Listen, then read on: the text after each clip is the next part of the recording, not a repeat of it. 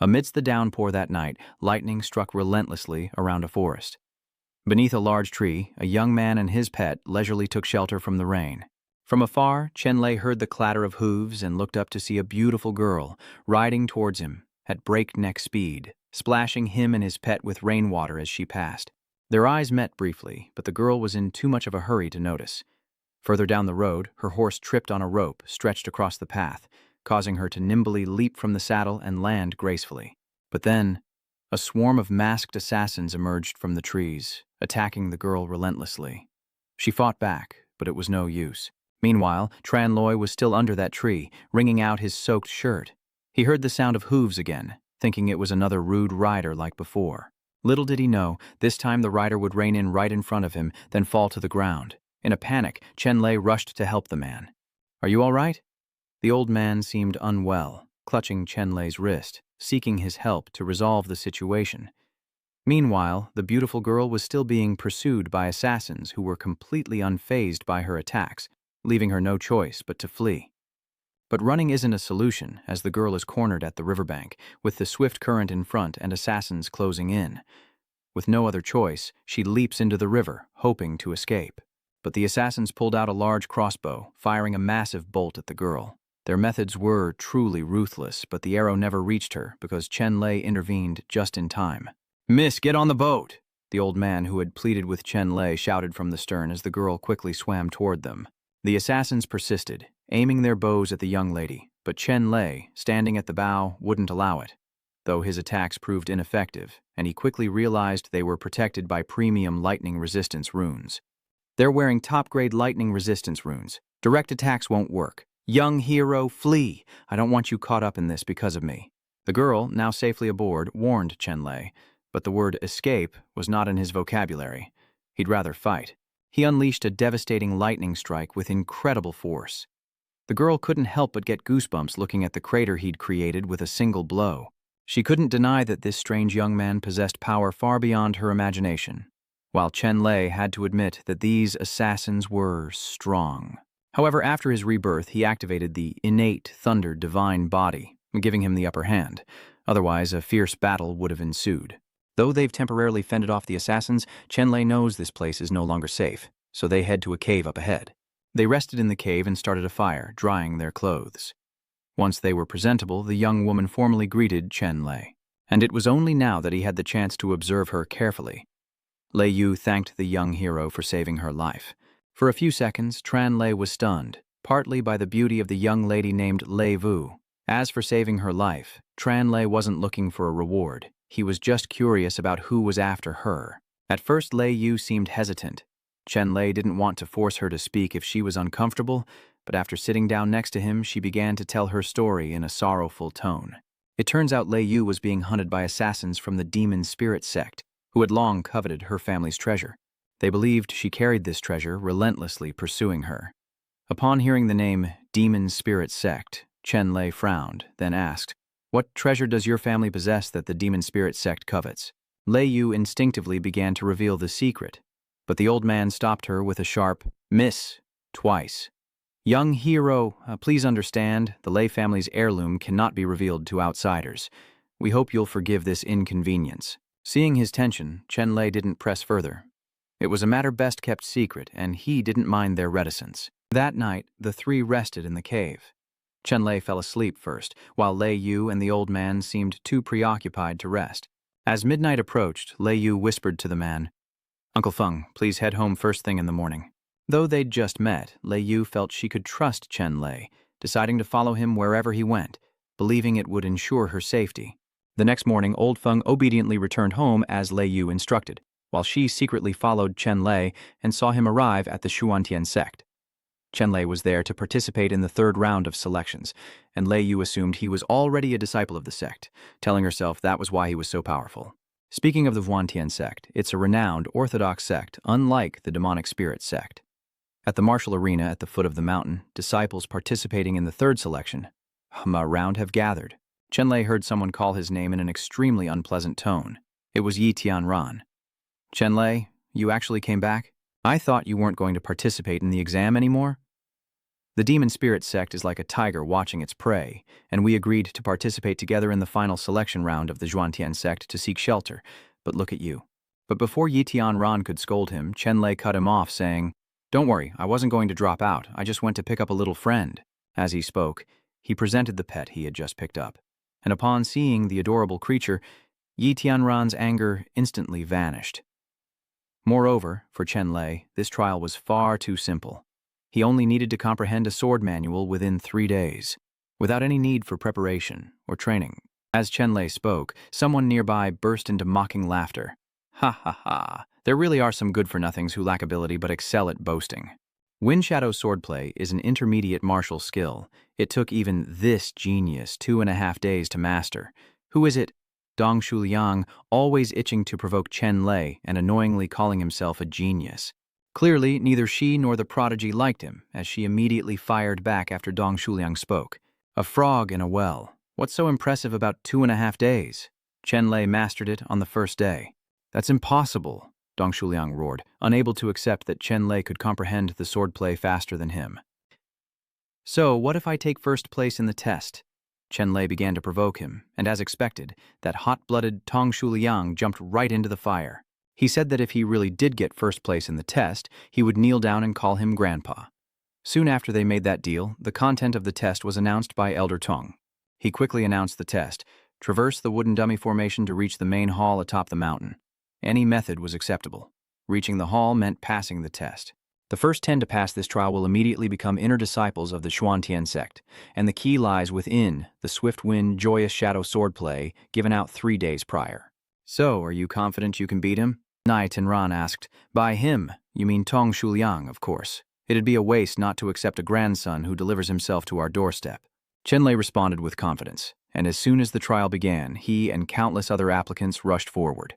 The wooden dummy formation may seem simple, but it's actually quite difficult to pass. After only a few steps, Chenlay already hears cries for help from many other disciples. He navigated the wooden dummies with ease, and while Nhat Thien Hien struggled a bit more, she didn't face too many difficulties, thanks to Tran Loi's guidance on the key points of the swordplay manual distributed 3 days prior.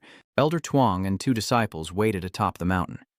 The 2 disciples behind him were anxious, predicting who would be the best this year. It's said that Dong Shuliang, Elder Dong Jinglin's grandson, is also participating in this trial. He's been intelligent since he was a child, and although he's a bit arrogant, his comprehension is considered exceptional. Elder Tuong replied, "So you think Dong Shuliang will be the one?" "It's too early to say for sure. Those who enter this trial are no simpletons, and the Xuantian sect has no need for the mediocre. Just as Elder Jiang said, Dong Shuliang is arrogant by nature and is eager to prove himself." He charged into the wooden dummy formation without a second glance, wildly swinging his sword and using his overwhelming power to suppress the dummies. But while Dong Shuliang was still struggling, Elder Jiang and his 2 disciples sensed that someone had already succeeded. They quickly rode the clouds toward the main hall, the 2 disciples surprised that Dong Shuliang wasn't the first to succeed. Before their very eyes, Chenlay confidently took his final steps to the main hall, then announced himself clearly, "Chenlay of the Chen clan from Chingyang greets the elder." Though Chenlay was an unfamiliar face, the elder couldn't help but look at him with satisfaction, thinking his extraordinary talent would only grow. Not long after Chenlay's success, Yi Qianran followed close behind, with Dong Shuliang trailing in a distant and disheveled third. Dong Shuliang opened his eyes to see Chenlay standing calmly before Elder Jiang, and his mind exploded. The fact that Yi Qianran had also surpassed him was an even greater blow. "How could you 2? Dong Shuliang roared at Elder Jiang. "How could they surpass this genius, me?" "They must have cheated," grumbled Ni Tianran, hands on her hips. "We got here fair and square and faster than you because you're useless and now you're blaming us. An elder like Chang is being questioned by a snot-nosed brat." And the self-proclaimed genius was furious as the elder coldly questioned Dong Shuliang, "Are you doubting my fairness?" When serious, Elder Jiang was incredibly imposing, immediately intimidating Dong Shuliang.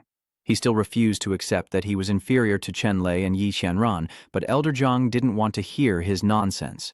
"I won't hold your family responsible, but the results are clear, so you should accept it." Dong Shuliang gnashed his teeth in anger, especially when Yi Hanran deliberately reminded him of their agreement at the foot of the mountain. If Chenlay took first place, he would kneel down and call him Grandpa. He set the terms himself, but now that he's lost, he doesn't want to follow through and feels like Chenlay is bullying him. Filled with shame and anger, Dong Shuliang finally chose to run away, but not before leaving a threat that was so weak. Chenlay and Yi Tianran couldn't help but laugh. This young master will not let you get away with this. That night, Chenlay returned to his family. His passing the final test and officially becoming an inner disciple of the Xuantian sect is a source of pride for the whole family. Now everyone is calling him and Yi Tianran the twin heroes of Chingyang, which brings great honor, but his father still seems worried. Lei, now that you've entered the Xuantian sect, what about the demon spirit sect? For now, the demon spirit sect won't dare touch him or Yi Tianran, and his family, like the Ni family in Chingyang town, will be a little safer. Then, Chenlay took out several cultivation manuals and gave them to his parents. He told them to take it and practice, so they could protect themselves in times of crisis. How can we do that? These are all high-level cultivation methods. What will you use if we take them? His father anxiously asked. I've had some lucky encounters lately, so I have plenty. Just focus on your training, Chenlay said, scratching his cheek. After all, he couldn't tell his parents that he had been reborn, or that he was the Thunder Emperor in his past life. These advanced cultivation methods were now nothing more than ordinary items to him. Seeing his family together, Chenlay felt a surge of happiness and determination. He would never let his parents and sister be harmed again. Remembering his past life, he watched helplessly as they fell before the demon spirit sect. This time, it would not happen. Leaving the inn where his parents and sister were, Chenlay returned to the Xuantian sect with Yi Tianran. Along the way, she chattered on about her exam results.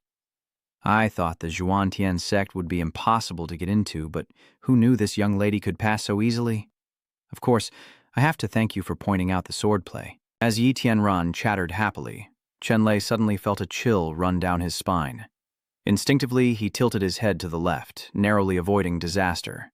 Who's there? Chenlay turned around, shouting. Unbeknownst to Yi Tianran, they had just been targeted in a sneak attack, and the culprits soon reveal themselves. Dong Shuliang, humiliated from his loss this morning, and Chen Zhuoquan. It seems Dong Shuliang is determined to get revenge on them and has hired someone to do it. Chenlay, you've ruined my plans time and again. Today, I'm taking your life. Chen Zhuoquan shouts a warning, and while it's unclear how Dong Shuliang connected with him, Chenlay reminds them that his father is the head of the Chen family. That traitor, Chen Zhuoquan, conspired with the demon spirit sect to usurp the family head position. Banishment from the Chen family is what he deserves. As for you, Dong Shuliang, I wonder when you'll finally call me Grandpa. Chenlay's words further fueled the rage of both Dong Shuliang and Chen Zhuoquan, and all the assassins they brought charged forward, determined to end Chenlay's life tonight. But as the main character, surrounded by a radiant aura, how could he be so easily defeated by these small fries? With a single move, Chenlay wiped out the useless assassins. Seeing his pawns were worthless, Chen Zhuoquan had to step up himself, with Dong Shuliang seriously backing him up. But just as they thought they had him, he vanished, replaced by a multitude of Tranloys, leaving them utterly bewildered.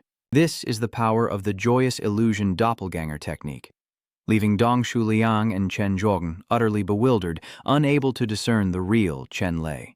Meanwhile, the real Chenlay effortlessly struck, sending both Dong Shuliang and Chen Zhuoquan crashing to the ground, a display that left Yi Tianran in awe. Wow, Chenlay, you're amazing, but you didn't even give this young lady a chance to act? Dong Shuliang was flattened on the ground, but his face clearly showed his unwillingness as he clenched his fist, grinding his teeth as he wondered how Chenlay could be so strong. Without hesitation, Chenlay kicked him, sending Dong Shuliang spitting blood, a pathetic and humiliating sight. What's the matter? Do you yield, little nephew? Are you satisfied? He asked. I yield. I yield, he quickly responded. Good, he said. Chenlay was about to continue when he heard Yi Tianran scream, remembering the bet from earlier. Chenlay, watch out. Dong Shuliang has ambushed you with the rainstorm pear blossom needles. This guy is the epitome of despicable, completely lacking in honor. Because the distance was too close, Chenlay couldn't dodge in time and took Dong Shuliang's full force of the violent rain pear blossom needles. The pain of the needles was excruciating, and Yi Tianran rushed to support him. But Chenlay was once the Thunder Emperor. How could he be defeated by mere needles? Seeing him hit, Dong Shuliang was overjoyed and struggled to his feet. You country bumpkin dared to embarrass me in front of so many people. This is the price you'll pay. After messing around with C, he turned to Nathian Nian, looking her up and down with lustful eyes. Little beauty, don't be impatient. You're next, but first this young master must enjoy himself. He could tolerate being hit, but Dong Shuliang dared to talk nonsense to Yi Tianran. That was unacceptable. And with that thought, he stood up. His pear blossom rainstorm technique used silver needles, a material that doesn't block electricity, allowing Chenlay to perfectly counterattack. Thinking quickly, he used his internal force to expel all the silver needles stuck deep in his body. Then, Chenlay channeled electricity into the needles, sending them all back at Dong Shuliang. The wretch, already severely injured, couldn't dodge and was impaled by the silver needles, many striking the parts that made him a man. I can't bear to let you see this. Chenlay covered Nie Tianran's eyes and began to use Dong Shuliang as a human lightning rod, but before he could torture him enough, someone else interrupted. Huh, who dares to harm my grandson?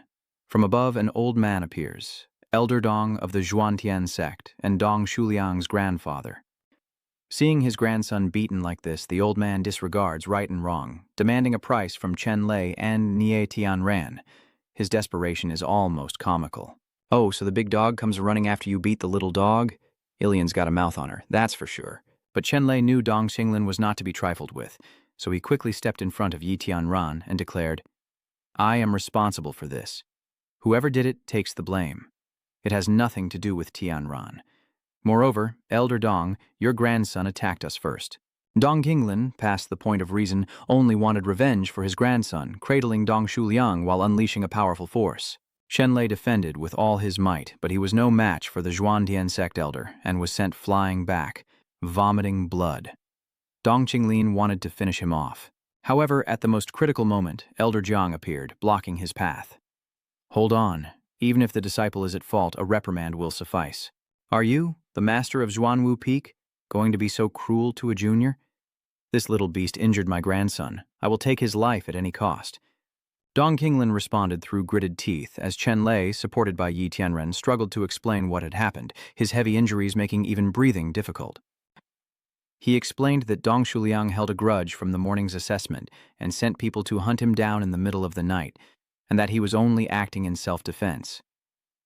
A story Dong Qinglin refused to believe. If Dong Shuliang hadn't begged to be taken back for treatment, Elder Dong would have pressed the issue further, but not before leaving Chenlay with a final warning. My grandson's health is more important. I'll let this go for now, but daring to oppose my Xuanwu Peak will not end well for you. With that, Dong Xinglin vanished like the wind, leaving behind Chenlay and Elder Jiang, who simply said, Too young and ignorant to know when to quit, you'll die young. You're on your own from now on. Ilcheon, frustrated, knew Dong Shuliang had started the trouble, yet Elder Jiang spoke as if Chenlay was at fault, leaving them with only those words before departing. Watching him leave, Yi Tianran was still fuming. Wait, why was he even here? Heh, Chenlay replied, pulling a token from his robes. When Dong Shuliang arrived, I used my disciple token to send a distress signal. Elder Tuang had been here for a while, but didn't want to offend Huyanvu Peak, so he stayed hidden. Their influence in the Huyan sect must be considerable. Today, Chenlay has offended the Dong family and the Xuanwu Peak in the Xuan sect. But so what? He's lived once already, and in his past life, he surpassed countless others to become the Thunder Emperor. Now reborn, Chenlay fears no one. Meanwhile, in the Huantian Grand Hall, a secret meeting unfolds between Headmaster Xuan Tianzi and the young lady Lei Yu. The reason being, this girl wants to become a disciple of the Xuan sect, which Xuan Tianzi finds incredibly puzzling. Your family has all kinds of cultivation methods and treasures, so why the sudden interest in joining my sect? Besides, will your father even agree to this? I have my own plans, and I hope the sect leader will see them through. Lei Yu stubbornly replied, and seeing her persistence, Xuan Tianzi could only sigh and agree. He agreed to let Lei Yu join the sect as an inner disciple without having to pass the tests. That should make things easier with old man Lei. Having achieved her goal of being near Chenlay, Lei Yu was overjoyed, smiling brightly as she respectfully thanked the Xuan sect leader. In the hall, all the elders sat in silence, the atmosphere tense. At that moment, the sect leader read the report in his hand, asking, Elder Jiang, were there any promising disciples in this trial? Jiangqi respectfully bowed his head, replying, Your Excellency, there is a disciple named Chenlay. Beside Qinglin, someone quickly spoke up. Headmaster, I was very impressed with Chenlay in this trial, and I'm determined to take him as my disciple. The headmaster seemed surprised. Huh? Just then, Chenlay and the others stepped forward to greet the sect leader and the elders. Jiangxi then introduced the disciples who had advanced this time, except for Tong Shuliang, who was unexpectedly injured and resting in bed. They were all here. Qinglin looked over at Chenlay, his face filled with bitterness. That wretch ruined my grandson. I'll make him wish he were dead. He caught the old man's murderous glare, but Chenlay was not afraid, returning the gaze. The sect leader looked down and asked, "Who is Chenlay?" He stepped forward respectfully, bowing his head. Chenlay of Chingyang greets the sect leader. The sect leader then said, "Join Elder Dong's Xuanwu Peak." Surprised, he asked, "May I ask, sect leader, why is that?" Xiangqi quickly explained, "The Xuanwu Peak is the leading peak, and Elder Tong's position as peak lord is second only to the sect leader. He values you. This is your good fortune." Chenlay was surprised, repeating, "Good fortune can also kill." After a pause, Chenlay stood before the crowd and declared, "I heard that talented disciples used to be fought over by the various peaks, and they could choose freely. If they could choose, then so can I." Having taken first place in the test, his bold words caused Elders Wu and Yun to exchange glances. Then, Elder Wu happily stood up. "Since he's the top of the test, then this old man—" But Qinglin interrupted sternly, "Who dares to compete with me?" Elder Wu dejectedly sat back down. Elder Yun tried to reassure him. "Forget it. His family holds power in the Xuantian sect. Why offend him?" The elder's face darkened, and he said coldly, "It's a pity. Among all the elders in this room, I was the only one who valued you." Worried, Thian Nian asks, "What now? No other elder will dare take you as a disciple. But if you join his sect—" Tran Loi calmly interrupts, "Don't worry." Than Lam then throws him a badge. "Of course, if you don't know your place, you can get out of the Xuantian sect right now." Chenlay said nothing, and didn't even bother to reach out and catch it. The golden card fell to the ground, and Xiangqi immediately turned to Tianzi, saying, "Sect leader, what do you think of this?" He smiled calmly and replied, "Youthful folly. A few bumps are nothing." Chenlay slowly picked up the golden card, smiling as he said, "I've overcome countless difficulties to get this far. If I give up now, wouldn't my opponent's loss have been in vain?" Qinglin was momentarily speechless. He then quickly stood before the elder, bowing respectfully. Disciple Tran Loi greets his master. But no one could see the calculating look and smile on Chenlay's face at that moment. The scene shifts to white clouds drifting across the sky. Tianran scoffed, saying that old Elder Tong only took him in to get revenge. Chenlay replied, "I came to the Xuantian sect for the sake of my family, and I can't give up at the first sign of trouble." He stared into the distance and said, "If he wants revenge, he'll have to prove he's capable." Just then, Chenlay sensed a strange aura and looked behind him. Lei Yu slowly appears. "It's been a while, Chenlay."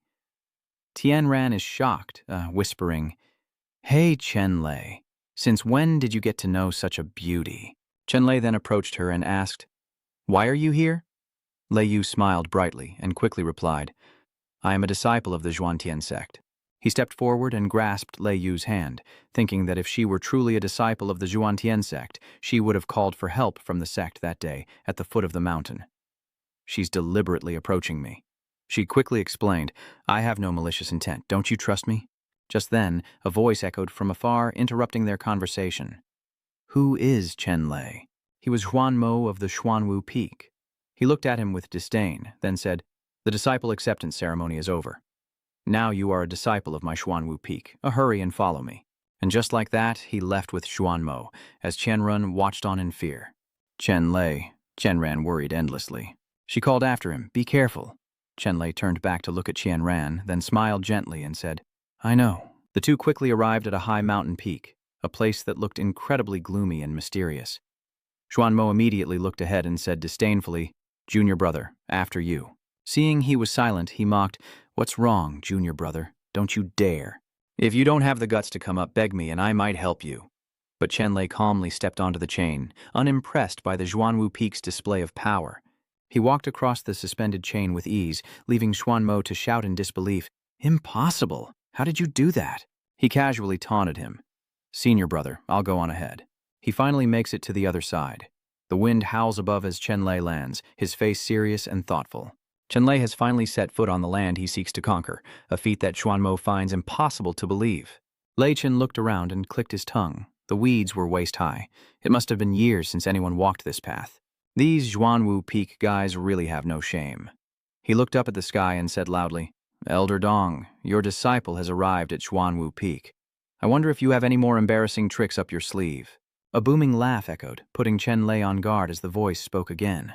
"You're a disciple of Dong Daifa?" Chenlay feigned surprise, stammering those 3 words. "Dong Daifa. That old man you mentioned, the useless peak lord of Xuanwu Peak." Chenlay said respectfully, "Although I am his disciple, he only took me in to get revenge on me." But the man laughed and said, "Then get your revenge." Then Chenlay's thoughts sparked. This person must have a grudge against Elder Dong, and the enemy of my enemy is my friend. But is there something wrong with his brain? The laughter still echoed in the air as he told himself, "I'd better go. It seems like Thu Luong is eager to take Tran Loi's life. Grandfather, we can't let that mongrel Chenlay get away with this." Qinglin reassured him. "Don't worry. He's now under my wing, nothing more than fodder for others to trample on." As soon as he finished speaking, a familiar figure walked in from outside. He respectfully looked at the elder and said, "Disciple Chenlay greets Elder Tong." But for some reason, Qinglin picked a fight with him, snarling, "Kneel! You shouldn't call me master now." Chenlay retorted, "You're not worthy. Besides, your grandson owes me an apology.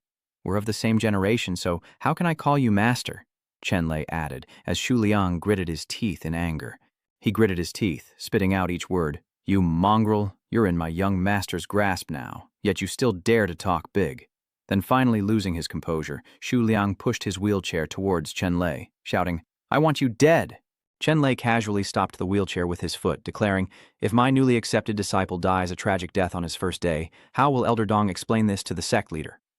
The elder then announced that Chenlay, for disrespecting his elders, would be confined to the deepest level of Sigu cliff. With a cold frown, Than Lam said, "I want you to wish you were never born." Then, by his order, Chenlay was quickly taken to Sigu cliff. Skulls and bones littered the ground as ferocious beasts snarled and clawed, their eyes fixed on him, chained but still terrifying. Tranlay calmly sat down, looking at them. To live is impossible. To die is a luxury. He thought they had some grand plan, but it's just childish intimidation. That big wolf keeps staring at him, lunging forward despite the chains digging into its legs. Chenlay casually asks, knowing they're cornered, yet still charging forward, "Is your brain broken?" The voice echoed again. "It's not just him. The monsters here are all brainless." Chenlay immediately recognized the familiar voice. "Senior, we meet again." The voice chuckled with amusement. Looks like Dong Dafa really hates you, throwing you here right after you joined." Chenlay retorted, "So you're stuck here too? Seems like your relationship with Dong Dafa isn't so great either." The man replied with amusement, "You've got quite the sharp tongue, kid." Chenlay lazily leaned his head against the rock wall behind him. "Time to sleep. Good night, senior." As soon as he lay down, mournful cries immediately echoed around him. Chenlay opened his eyes and casually asked the man, "Senior, is this amusing to you?" He then explained, "You've blamed the wrong person. These wandering souls are also one of the Pure Land's methods. Its purpose is to keep you from sleeping. No light, no people, no sleep, no hope." Then he asked Chenlay, "Do you know how many people have gone mad and died here?" But Chenlay didn't seem to care, asking instead, "Senior, you're trapped underground, aren't you?" He asked in surprise, "How do you know?" "That's not right. Why aren't you afraid?" Chenlay calmly replied, "Not only am I not afraid, but I also have a way to save you." The old man was surprised. "What kind of thing?" Chenlay didn't sleep anymore, quickly getting up. Xuanwu Peak is known for its extreme yang, yet this place is extremely yin and cold. Someone must have reversed the ley lines. The voice quickly responded, "You have some knowledge, but not nearly enough." He paused before the demonic beasts, a gathering of monsters, surely part of the formation. "Senior, just how many people have you offended?" Chenlay wondered, turning to see that the mountain path seemed to be part of the formation. Chenlay then sat down by a rock and continued, "And Crimson Iron is connected to the current sect leader's profound sky peak." The imprisoned man laughed mockingly. "Sect leader? He's not worthy. I spit on him." Chenlay quickly surmises, "Senior, were you framed by the current sect leader and Dong Daifa?" He pauses, then curiously asks, "Senior, could it be that you're the previous sect leader?" Suddenly, the ground beneath Chenlay cracked open, startling him. He plummeted into the depths below, and it seemed the man was finally ready to meet him. Below he was indeed imprisoned, his limbs bound by chains, a truly wretched sight. He looked at Lei Chen, then spoke, "How did you know? And who are you? Did that petty Dong Dai Fat send you?" Chenlay looked at him, startled. Senior. He thought to himself, I've seen this drama 1,000,000 times. Chenlay quickly stood up and bowed respectfully. Senior, what I just said was merely speculation. Huh, this man is Lei Fengzi. He looked at him, then sighed. Forget it. You're too weak. Risking your life to save me will only get you killed. Just go. Chenlay pointed to his face and asked, Which way do I go? Fengzi looked behind him. There's a tunnel behind me that leads straight to the Xuanwu Peak chains. Fengzi then tossed something, saying, I'm giving you this little gift since I like you. Now hurry and go. Chenlay respectfully replied, Thank you for your help. Rest assured, I will find a way to rescue you honorably. Outside, the space was eerily silent as a woman's footsteps echoed. Lei Yu looked around, thinking that this was the only unguarded path to Xuanwu Peak. Then she noticed something shifting atop the tower and was startled. Chenlay easily escaped from the chain slide, his eyes now burning with even more hatred for that old man. The wind picks up as Chenlay lands effortlessly beside Lei Yu. Chenlay was surprised to see her. Why was it her? Lei Yu replied with a wry smile. I was just about to look for you. So, what brings you to the Xuanwu Peak in the dead of night? Lei Yu answers honestly. I heard you had a falling out with Elder Dong, yet he took you in as a disciple, so I was concerned. Chenlay asked warily, Why do you care about me? Lei Yu blushed and turned away shyly, thinking, Isn't it normal to care when you see your savior in danger? Frustrated, he began to gather his inner strength, threatening, You don't want to tell me the truth, do you? He finally relented and withdrew his power. Forget it. I never force women. But you don't seem to care about her either. I have things I need to do, so don't get in my way. Meanwhile, someone is rushing over here. It's Tian Ran. She's so flustered that she bumps into Chenlay without realizing it, overjoyed to see him. Chenlay, you're back? Perfect timing. I have something urgent to tell you. Seeing Lei Yu behind him, she immediately asked, Am I interrupting something? Chenlay straightened her up, then gently said, Tell me what's so urgent. Tian Ran then anxiously said, After you left today, I was accepted into the Longsho Peak. Do you know who the top disciple of Longsho Peak is? Then, Chen Shun revealed that Xiaosong was actually a member of the Demon Spirit sect, a fact that shocked Chenlay. What? At that moment, Lei Yu stepped forward to respond. From what I know, Xiaosong was an orphan adopted by the sect elder long ago. How could he be involved with the Demon Spirit sect? Qianyan hesitated. She eyed him warily, asking, Chenlay, is this woman one of us? With unwavering resolve, Lei Yu said, This sister. I was once hunted by the spirit demon sect and hold a grudge against them, so please, speak freely. Tian Ran, equally generous, replied, Very well, I trust you. Immediately, Qian'er recalled the past, the night she stood by the cliffs of Dragonhead Peak. As she gazed thoughtfully at the mountains, a strange sound startled her, and she shouted, Who's there? The voice echoed, Junior sister. It's none other than Longshu Peak's top disciple. Xiaosong, she realized with surprise. Senior disciple. Xiaosong approached her, asking, Why are you still out so late? Tianran then said, On my first day I couldn't sleep, so I went for a walk. He then cheerfully added, I heard you're from Chingyang town. Though remote, it's a land of great talent. Surprised, Tianran asks, Senior brother has been to Chingyang town? Xiaosong gazes at the night sky as he begins to recount. When I was young, I traveled with my master and passed through there once. Tianran replied, I see. Then, Tianran suddenly broke out in a cold sweat. Wait, why does that profile look so familiar? Remembering that face, she was inwardly shocked and then certain it was him. According to her that night, Chen Zhuokun colluded with the demonic spirit sect to invade Chingyang town. I saw Xiaosong with the demonic sect. Those masked figures even knelt before him, calling him Young Wolf King. Tianran added that he didn't attack, but the leader showed him great respect and then asked, We came here to borrow the prestige of the Xuantian sect to protect Chingyang town, but if the Xuantian sect and the demon spirit sect are involved, what should we do? Chenlay looks at Lei Yu and asks, Lei girl, according to you, the people in the Xuantian sect don't know Xiaosong's true identity. She replies, On the surface, probably no one knows. Lei Yu grits her teeth, but the two of them just said, Xiaosong is the Little Wolf King. The Little Wolf King is the grandson of the demon spirit sect leader, and in recent years has led people to destroy many remote towns. Hearing this, Tianren couldn't help but exclaim, Oh my God. Chenlay quickly reassured her, Qian'er, don't panic. Then he continued, If Xiaosong's identity is still hidden, then the forces of the demon spirit sect within the Xuantian sect must also be concealed. Chingyang is just a small place. The demon spirit sect wouldn't risk exposing their ambush in the Xuantian sect just for that. Then he looked at Lei Yu. Miss Lei, please keep what you heard today to yourself. To avoid alarming them, you immediately agreed. Okay. With that, he grabbed Tianzhen's hand and left, saying, "We'll be going now." She was surprised, and just like that, the two quickly distanced themselves from Lei Yu. Once they were a distance away, Chenlay stopped and explained, "We don't know if that girl is friend or foe. Why would you say whatever comes to mind?" Hesitantly, Tianran said, "I thought you two were, you know?" Her face flushed as she spoke. "So you're not? That's great." Chenlay was surprised, then asked, "Why are you so happy?" Tianran held her burning cheeks. "That's none of your business." "Right. I heard you were locked in the purification chamber by Elder Dong. Why are you down the mountain in the middle of the night?" He casually replies, "I escaped." Tianran is shocked. "What?" He then said, "I can't let others see you for the time being. Do you have any objections?" Tianran immediately whispered, "I just joined the sect and don't know much about the Xuan sect. Why don't you hide at my place for a few days?" She paused, then pouted, "But you can't bully me, okay?" Then Chenren led him away, saying, "This is the only way I know to get to Dragonhead Peak." Qian Nian elaborates, adding that she heard all access to the peaks requires a teleportation array now. "Looks like the iron chains have been abandoned for a long time," he says. "It seems my time at Xuanwu Peak is going to be rough." With that, she happily retrieves a golden token. "Hopefully my token can bring people in. Let's try it first." Immediately after, the teleportation array suddenly shifted and reacted towards Chenlay. Seeing him pulled in, Tianran was startled.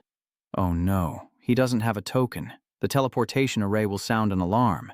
And with that, the two were quickly whisked away by the teleportation formation, and Tian couldn't help but worry. "Chenlay, where have you been teleported to?" But he quickly appeared, startling her. "Were you waiting for me?" Seeing that Tianran was about to scream, he immediately covered her mouth and whispered, "Shh, I have something important to tell you." Chenlay then said, "There were rumors that the demonic spirit sect was cultivated by the alien race, and it seems that it's true." He frowned and added, "Moreover, even the head of the Xuan sect has turned to the alien race, and he plans to offer new disciples like us to the Bloodfiend formation." Hearing this, Tianran was stunned, her eyes wide with disbelief. She anxiously grabbed Chenlay's hand and asked, "Chenlay, where were you teleported to? How could they be involved with the foreign races?" Tianran asked anxiously. "Rumor has it the alien race is extremely vicious, known for eating humans, but aren't they blocked outside the Fengtuyen continent?" A trace of sadness flashed across Chenlay's face as he thought, "In my previous life, I was just as naive, until I guarded the border town for 500 years and realized how weak that Fengtuyen had become." He immediately pulled Tianran up, saying, "The situation is dire. Hear me out first." After a moment, Chenlay recounted how he had been transported to a strange place. He looked around, surprised, wondering where and when he was. Seeing light and hearing voices from behind a door, Chenlay became alert. Driven by curiosity, he cautiously approached and peeked inside. The divine envoy sat high on the platform and asked, "We will initiate the demonic blood array next month. Are the sacrifices prepared?" Chenlay realized, this is the divine envoy of the alien race. Qinglin respectfully replied, "Your Excellency, we have recruited a large number of young disciples as planned." He smiled slyly. "Good. That way, even if we break through Fengziyan, you can say you were just training and couldn't stop us." The emperor flattered, "Rest assured, we'll do our best as insiders." Outside, Chenlay clenched his fists, cursing, "Damn it, these Xuan sect traitors sold themselves to the aliens. So they're the reason Fengziyan fell, and the continent was plunged into sorrow in my past life." At that moment, the divine envoy finally sensed his presence and immediately struck the door with a palm. "Who's out there?" His power immediately shattered the wall, unleashing a massive explosion. But no one was there. It seemed Chenlay had already left before he was discovered. Meanwhile, Chenlay returned to see Fengzi, who seemed pleased to see him. "Oh, you've been gone a while. Did you see everything you needed to see?" Chenlay asked immediately. "You intentionally let me go, then gave me the token so I could see the sect leader colluding with the alien race. Why did you do that?" Immediately, Fengzi approached him, saying, "It's because I value you.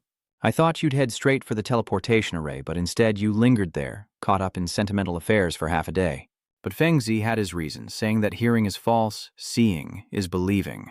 He lamented that the war between the alien races and humans had lasted for over 10,000 years, and the human race's Fengzi banquet was becoming increasingly unstable. Of course, there are always a few dogs who covet what others have. Then, A look of utter rage flashed in Fengzi's eyes. Back then, when I learned the truth, I wanted to tear those beasts apart, but I was outmaneuvered before I could investigate. Chenlay quickly recounted what he'd heard. They said they would use the newly accepted disciples as sacrifices to the alien race. If Dong Daifa hates me that much, then he will surely send me off as well. Fengzi frowned and replied, "That's right. That's why I'm telling you all this. With your exceptional talent and hatred for Dong Daifa, you're the best choice to stop this." Chenlay knelt before him. "Thank you, Senior." Fengzi was then slightly surprised. "Thank you. Aren't you afraid?" He then said, "If it weren't for you revealing the truth, the alien race's plot would have succeeded, leading to the destruction of Fengtuyen and untold suffering. The consequences are unimaginable." Fengzi was a little surprised. Even in such a dangerous situation, the first thing he thought of was the people, disregarding his own life. Thinking of this, Fengzi immediately instructed, "Time is running out. Prepare yourself well." Hearing this, Tianjin looked at him worriedly. "Chenlay, it's too difficult for just the two of us to stop the alien race from activating the demonic blood array." Chenlay then said, "It's just a temporary plan. We'll have to play it by ear." Then he took out a blue pill and said, "Take this qi stabilizing pill and try to break through to the mid-stage of true qi as soon as possible." Tianran was surprised and said, "A qi stabilizing pill? How did you get your hands on something so valuable?" Chenlay scratched his head and said, "Don't worry about it." Qian'er's eyes steeled as she declared, "Okay, I believe you." He then handed her a feather saying, "I'll be heading down the mountain soon to seek opportunities, striving to reach the fish origin realm before the Mad Peak feast." Tianran was shocked once again.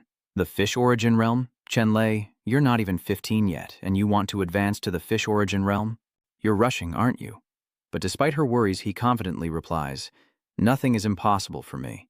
And with that, the scene shifts to the foot of Mount Xuantian in Qingduan Mountain. Inside a shop, Chenlay said, "I want to rent a pill refining room for 3 days and order a batch of herbs." The shopkeeper smiled.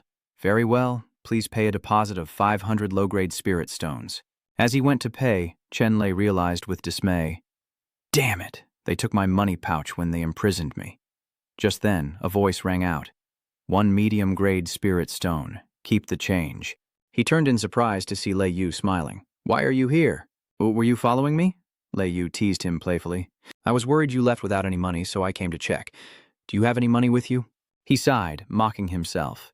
Even a hero can't resist the allure of spirit stones. The scene shifts to a deserted house, completely isolated from the world. As they stepped inside, Chenlay locked the door and turned to her, asking what her true intentions were. "Can you tell me now?" Lei Yu responds. "I admit that Xuantian sect and I are after you, but I assure you, I mean no harm." Lei Yu frowned, looking directly at him. "Then let me be blunt. Is Brother Chen a lightning holy body?" Chenlay calmly replied, "Lightning holy body? Isn't that something recorded in the Lightning Emperor scripture?" Lei Yu anxiously asked, "So you do know of the Thunder Emperor scripture?" She continued, "Legend says it's a divine-level technique left behind by the ancient Thunder Emperor, and the Thunder Holy Body is a prerequisite to master it. Lei Yu is honest with you. I'm also a thunderous divine body, but since the Thunder Emperor scripture has been lost for ages, I have the constitution, but can't use it." He replies, "So that's why you've been following me?" Chenlay now thought to himself that in his past life, he accidentally found half of the Thunder Emperor scripture, which activated his Thunder Divine Body. Unfortunately, he only found the first half, and ultimately failed to transcend the tribulation, losing everything. He then said, "Miss Lei Yu, we're not yet at the point where we can discuss such things." Lei Yu quickly replied, "I understand. I'll prove my sincerity to you." Lei Yu then handed him a bag, saying, "Thank you for answering my questions. Please accept these spirit stones as a token of my gratitude." As she spoke, she headed for the door, and Lei Yu excused herself. "Please, make yourself at home, Brother Chen." The door closed, and Lei Yu disappeared into the distance. Now alone, Chenlay considered that his rebirth had left him free of mental obstacles. To break through to the nascent soul realm, using elixirs was no problem. He just needed the herbs delivered so he could concoct a nascent pill and immediately break through. But just then, a loud banging echoed from the front door. Chenlay immediately went to the door and opened it, surprised. "Hey, I didn't take that many herbs." Qingqing said nothing and immediately kicked him. Suddenly, she brazenly demands, "I need this alchemy room. Get out." Chenlay retorts, "I've already paid the deposit to the manager. I have the right to use this room." "Manager, is this how you do business?" he replied, flustered. Young man, Miss Chu's midnight Huyan flower is a rare and difficult herb to find, and it's very difficult to preserve. If you haven't started refining yet, why not let her use it for a day first? He glanced at the white flower and asked, You want to make a purple Huyan pill? He covered his mouth and chuckled, Are you kidding me? Annoyed, Ching shouts, What are you implying? Chenlay replies, This alchemy room's fire-gathering array is only level 1, completely incapable of extracting the essence of the midnight amaranth. What a waste. Ching firmly replies, It's too urgent, I have to try. Chenlay says seriously, It seems you're in a hurry to save someone. I happen to have a perfect solution. Ching scoffs, You think you're capable of refining a violet moon pill? But Chenlay remains unperturbed. These are the conditions of the alchemy chamber. Do you trust me? Do you want to save them? It's up to you. Ching was a little speechless. She finally agreed. If you can extract the essence of the midnight dream flower, name your price. But if you fail, I'll take your life. Chenlay happily stepped aside, politely saying, Please come in, miss. But as she entered, Chenlay stopped her followers. The rest of you, leave the ingredients and go. You all seem uneasy. Miss Ching, she turned back and coldly ordered her men. Hearing him enter, Chenlay immediately locked the door. Prepare quickly, I'll assist you. Ching, still worried, asked again, Are you sure this will work? Without a word, he went straight to the alchemy furnace, thinking, In my past life, a grand alchemy master begged me to use my lightning power to refine the violet night profound flower. Believe it or not, seeing his silence, Ching quickly brought over the medicinal herbs and put them into the large furnace. Immediately after, Chenlay closed the furnace once Ching had finished adding the ingredients. The flames roared to life, and the small house grew hotter and hotter. Ching used her inner energy to control the fire, her focus unwavering. He watched, silently acknowledging her skill. Despite her arrogance, she was quite capable. After some time, Than finally opened the furnace and signaled for the attack, and Chenlay immediately rose to the occasion. At the same time, as he adjusted the temperature, a burst of light erupted. The once vibrant flower was instantly charred black, like a lump of coal. Sweating and wide-eyed, Ching demanded, What did you do? Unable to contain her anger, she charged forward. I worked so hard to get that midnight purple hibiscus. I'll kill you. Chenlay was shocked. Hey, don't you need the elixir anymore? Chenlay then pointed to the flower and said, Don't get excited. Look at that. Ching was astonished, recognizing the essence of the midnight dream flower. A purity even a level 7 fire-gathering formation might struggle to achieve. Feigning grievance, Chenlay asks, So, do you believe me now?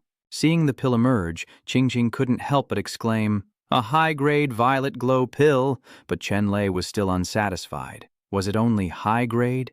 Looks like your technique isn't up to par. With this purity of essence, you should have produced a supreme-grade pill. Placing the pill in a box, Ching said, Speak, what do you want? If I can do it, I will agree. Hesitantly, Chenlay spoke frankly.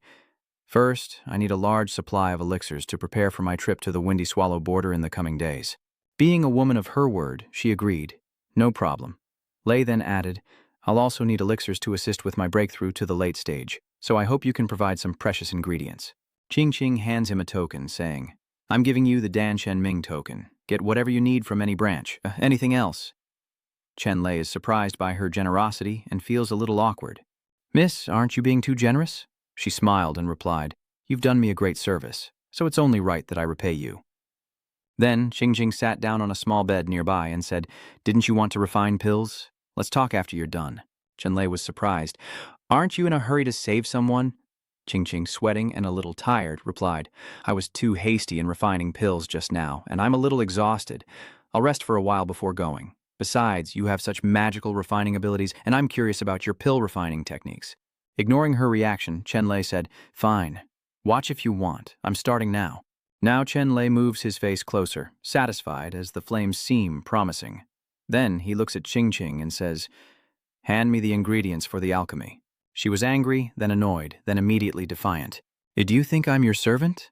Chenlay didn't argue. He just stared at her with a puzzled look, making Ching sweat. Finally, Ching relented, turning away and stammering, Fine, I'll get it for you, okay? Chenlay calmly takes the items, saying, All right, consider yourself lucky to be helping me. Ching retorted, Don't you have any shame? Then Chenlay just dumped everything into the furnace. All right, let's start refining. Ching was shocked and annoyed. Why are you being so careless? But he doesn't care. This is his way of refining pills. Do you have a problem with that? Chingyang retorts, your actions are a waste of materials and an insult to the art of alchemy. Now it's Chenlay's turn to be surprised. Then, focusing his inner strength, Chenlay tells Chingyang, watch closely. A light emanates from Chenlay's hand as he furrows his brow, focusing on the alchemy furnace. With his strength, that power flies straight into the massive furnace. Moments later, Chenlay conjured a blue pill in his hand, leaving Chingyang speechless with astonishment. She thought, a spirit origin pill, how could such a crude technique produce a real elixir? I, Xu Chingyang, daughter of the Alchemy God Alliance's leader, have seen countless alchemists since childhood, yet I never expected to find such a master in the common world. Then Chingyang changed her attitude, saying, Mr. Chen, I apologize for my behavior today. If you ever need anything, please contact the Dan God Alliance branch. I'll take my leave now. He didn't try to keep her, so she added, until next time. After receiving the pill, Chingyang quickly left, closing the door tightly behind her. Now undisturbed, Chenlay sighed. Finally, I can use the pill to break through. Immediately, he sat on the small bed and began to focus his inner energy. A large Bagua compass appeared beneath him, and Chenlay swallowed the pill he had just refined. As he absorbed the elixir, Chenlay thought, I'm already at the peak of the true Qi realm, just one step away from the fish origin realm. This is the perfect time to use its power. Beneath Chenlay's dantian, a sphere of purple energy had already formed, his eyes reflecting a newfound resolve. Chenlay immediately opened his eyes, swung his arms out, and unleashed a massive surge of power. Cut to night, where the wind howls ominously through the sky. Lei returned to Fengzi and said, Senior called me back so urgently. Is it because Tong Dafat has made a move? Fengzi was surprised that he understood so quickly. Indeed, it won't be long before someone comes looking for you at the Pure Abode. He turned to Lei Chen and asked, have you broken through to the fish origin realm? How can that be? How old are you? Chenlay quickly responded, I'll be 15 next month. Fengzi couldn't hide the delight in his eyes. A pre-celestial at barely 15. Excellent, you're even more impressive than I imagined. Looks like our plans might need a slight adjustment. With that, he waved the hand bound by the scarlet chains. Come here. Chenlay respectfully bowed and approached. Senior, is there anything else you wish to tell me? Fengzi looked him in the eye and asked frankly, do you want to be my disciple? Before Chenlay could answer, he continued, I've known you for so long, and I still don't know your name. He coldly told him, I've long forgotten my name, but people call me Lei Fengzi. Hearing this, Chenlay was slightly startled, thinking to himself that Lei Fengzi had also honestly told him that he had accidentally obtained half of an ancient cultivation technique called the Thunder Emperor Scripture, and learned the art of thunder manipulation. Lei Dijing, so it really is the Lei Dijing. In my past life, this ancient technique allowed me to become the Thunder Emperor. He then asked directly, may I ask which part of the Lei Dijing you possess, Senior? Without hiding the second half, he added that the technique was already extremely difficult to understand, and even harder to master with only half of it. Otherwise, how could I have been tricked by those two beasts? Chenlay was secretly startled. He failed to transcend his tribulation and was reborn because he didn't have the second half. If he could cultivate the complete Thunder Emperor Scripture, then Fengzi asked him, well, how about becoming my disciple and try learning the Thunder Emperor Sutra? Chenlay immediately knelt down. Master, please accept this disciple's respect. Fengzi couldn't have been more pleased. Okay. He reminds him that Tong Dafat will soon send him to the border, so he should seize the time to comprehend the Thunder Emperor Sutra. Chenlay quickly takes the manual. Master, I have a way to help you escape from here. Fengzi calmly said, we'll talk about my situation when you return from the border. Fengzi frowned, looking at him inquisitively. What, you don't have confidence? But Chenlay told him, now I'm 100 times more confident. Master, shift the scene to Qinglin's hall, now surrounded by thick, smoky bones. Chenlay asked in surprise, I haven't finished my repentance, so why is Senior Elder calling me out so urgently? He says this is an opportunity the sect leader is giving you. Though Tranloy already knew, he feigned surprise.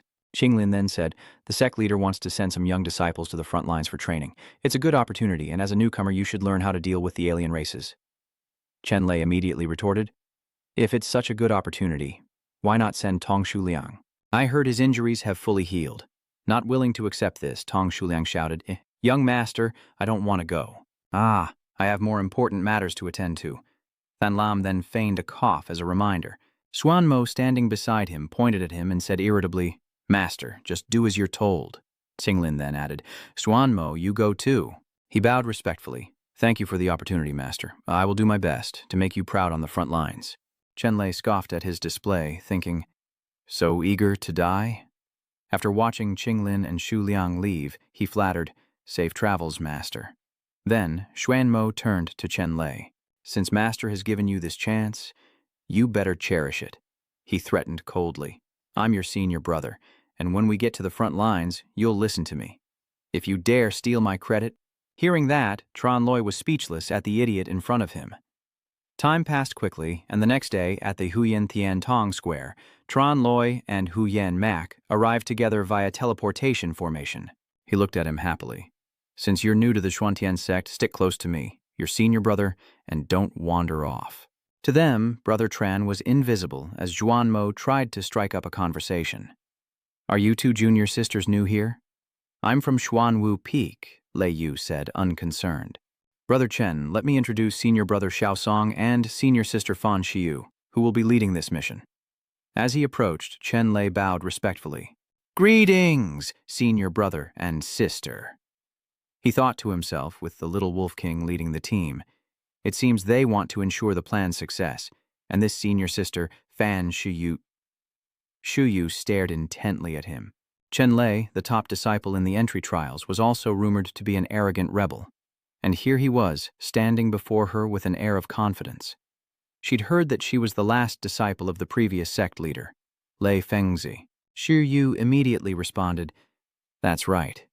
Yet he nonchalantly said, Looks like this Lei Fengzi's judgment wasn't all that great. Hearing this, Xiu couldn't help but get angry. How dare you insult my master? You? Then Chenlay retorted, Yes, I took first place, but those slanders are just the product of jealousy. He continued, I've heard that senior sister is straightforward and naive, making her easy to deceive. Xiu was momentarily speechless. You... Tianran quickly pulled his hand and whispered, You misspoke. This is senior aunt. Chenlay is surprised. Xiaosong walks up from behind. Senior, don't mind these ignorant juniors. It's time for us to depart. The Vu was actually blushing because of him. Seeing the two lovebirds, Chenlay lamented inwardly, Lei Fengzi, your little disciple has no eye for talent at all. At that moment, Xiaosong raised his token into the air, channeling his inner energy into it, and a large wooden ship appeared in the sky. Looking on, Tianran couldn't help but sigh in admiration. Wow, it's so beautiful. Standing high above, he called out, Brothers and sisters, quickly board the flying ship. Soon, everyone was aboard, and the ship set sail. Xiaosong announced from above, This time, we're headed to Hundred Battles City. It's quite far from the foreign clan's royal court, and most of the foreigners here are only at the Qi refining realm, so there's no need to worry. He announced the rewards. Each kill of a foreign race member would earn a merit point, which could be exchanged for rewards from the sect and the royal family. This caused an immediate stir among the crowd below. Standing beside him, Yenner whispered, Aren't you worried at all? He replied, I was a little, but now I have an incredibly powerful trump card. Chenlay was secretly pleased. In his past life, he defended the border for years with only the first half of the Thunder Emperor scripture, and now that he has the second half, he has nothing to fear. Then, the ship finally docked, and everyone prepared to disembark. Chenlay moved quickly, his feet kicking up small stones as Chenyan couldn't help but sigh. How tall... At that moment, a group of people entered, exuding an imposing aura. The elder of the Heavenly Demon Sect recognized him and said, Long time no see, Xiaosong. Have you brought new recruits for training? Xiaosong respectfully greeted the elder. Seonggu then looked at the young man vomiting from the sight of the alien corpses with disdain. So, these are the elite disciples of your Xuantian sect? Your sect's ranking should be lowered. At that moment, Wan Shuwu channeled her inner power and unleashed a massive fire attack, catching Chengkao completely off guard. Her power explodes outward, showing no mercy. Xiu points at him. My junior disciples are new here. It's understandable they haven't adapted yet. What's he acting so high and mighty for? Chengku fumed. Wan Xiu, don't think you can just because... Xiaosong stepped between them, trying to mediate. All right.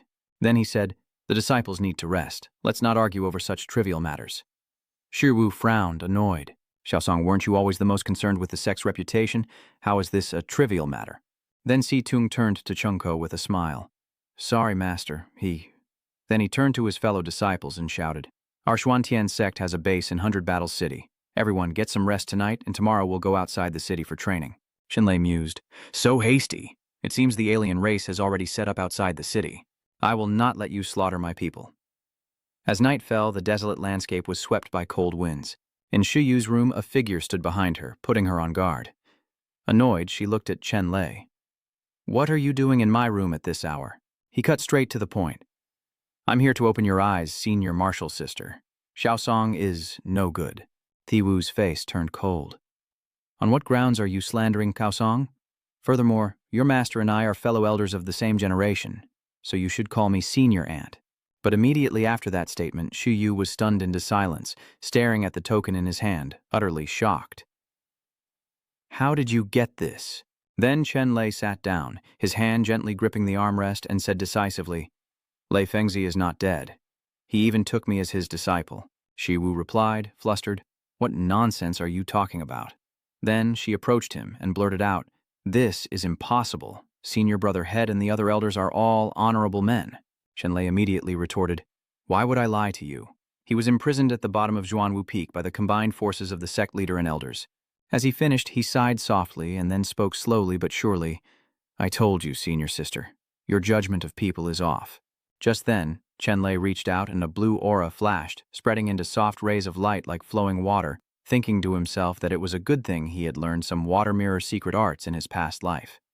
Suddenly, a circle of blue light like a water mirror appeared in the room, revealing a fiery image of a person bound in chains. Below was a magic circle, and beside it stood Xuyu, her eyes wide with shock. This is Master. Then within the water mirror, the image of Xiaosong kneeling in submission appears. Standing beside the alien god's altar, he spoke in a low but firm voice, as if to tear through all doubt. Senior, hearing isn't believing. Seeing is. Witnessing this, Xuyu was confused, and she hesitated. Xiaosong also at this moment, Chenlay quickly replied, Don't you think he's been very anxious today? Clearly, he doesn't want you creating variables and ruining the alien's plan. Hearing this, Shuyu's face hardened. A flame ignited in her palm, and she spoke with anger and determination. I thought they were all good people, but it turns out they were just deceiving me. Xiaosong, I won't forgive you. The flames grew, casting a crimson glow on the walls as Xuyu clenched her fist, intensifying the blaze. She cried out, We need to find the others and expose them. But he quickly grabbed her hand, stopping her. Then, he said warily, Wait, what if there are people planted by the sect leader among them? Alerting them will only make the sect leader wary and target our master. Then Chenlay added, Let's play dumb for now, senior sister, and leave the city tomorrow to improvise. Xuyu responded hesitantly. But suddenly, a blue light flashed, and lightning crackled around him, making her wonder about the fish origin realm. Then he said sternly, Senior, what should we do? Hours later, a desolate wasteland appeared before them, the wind howling and whipping up clouds of yellow sand. Jagged mountains rise under a heavy earthen sky, a pale light casting a harsh and dangerous landscape as a group snakes through the dust storm. Just then, Xiaosong, who was leading the group, turned back and shouted, Everyone, follow Sazia! At this, Xuyu turned to look at Chenlay. He said nothing, just shook his head slightly as the group continued to follow each other, struggling to move forward. Now, Tian ran, beside him, quietly asked Chenlay, What do we do now? He whispered instructions. Stall for time, find the blood formation, and destroy it. The wind howled, whipping up sand and painting the sky red. The group continued forward with determined steps when suddenly a strong and alert voice rang out. There are others ahead, Xiaosong immediately ordered. Defense! In the distance, a series of iron spiders appeared, their bodies covered in shiny black armor, their red eyes like glowing coals flashing in the sand, advancing step by step, emitting a creepy buzzing sound. The air crackled with tension as Xiaosong wondered, This is bad. Why are there so many of them? In this situation, he hurriedly turned back, raised his hand, and shouted, Everyone, follow me back east. Immediately, a resolute voice replied from behind, Wait! Then Chenlay added, We're all only at the true Qi realm. Even if the aliens in 100 Battles City aren't strong, it's still dangerous. We should head west. It's closer to the city, so we can easily call for reinforcements if we're in danger. Hearing this, Xiaosong retorted sharply, We just left 100 Battles City, and you already want to run back? Do you want the world to laugh at the Xuantian sect? Then, Chenlay raised his hand in agreement, shouting to the group, Senior brother is right. For the glory of the Xuantian sect, let's overcome all obstacles. As he said this, he glanced at Shi Yu, who returned a knowing look, and then they all charged forward, Lei Yu shouting as they ran.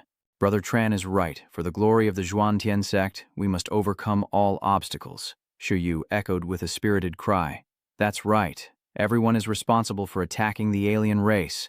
The ground trembled slightly under their hurried footsteps, leaving streaks of sand in their wake, leaving only Xiaosong standing still. Now, before he could react, overwhelmed by their swiftness, he stood frozen. Amidst the sea of iron spiders, Chenlay soared, summoning an energy orb, and with a thunderous roar he cried, "Die, you mixed-blood heretics!"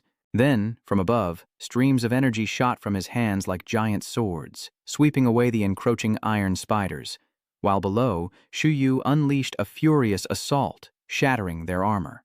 Wave after wave of iron spiders crash against them, and Chenlay and Shi Yu must face yet another onslaught.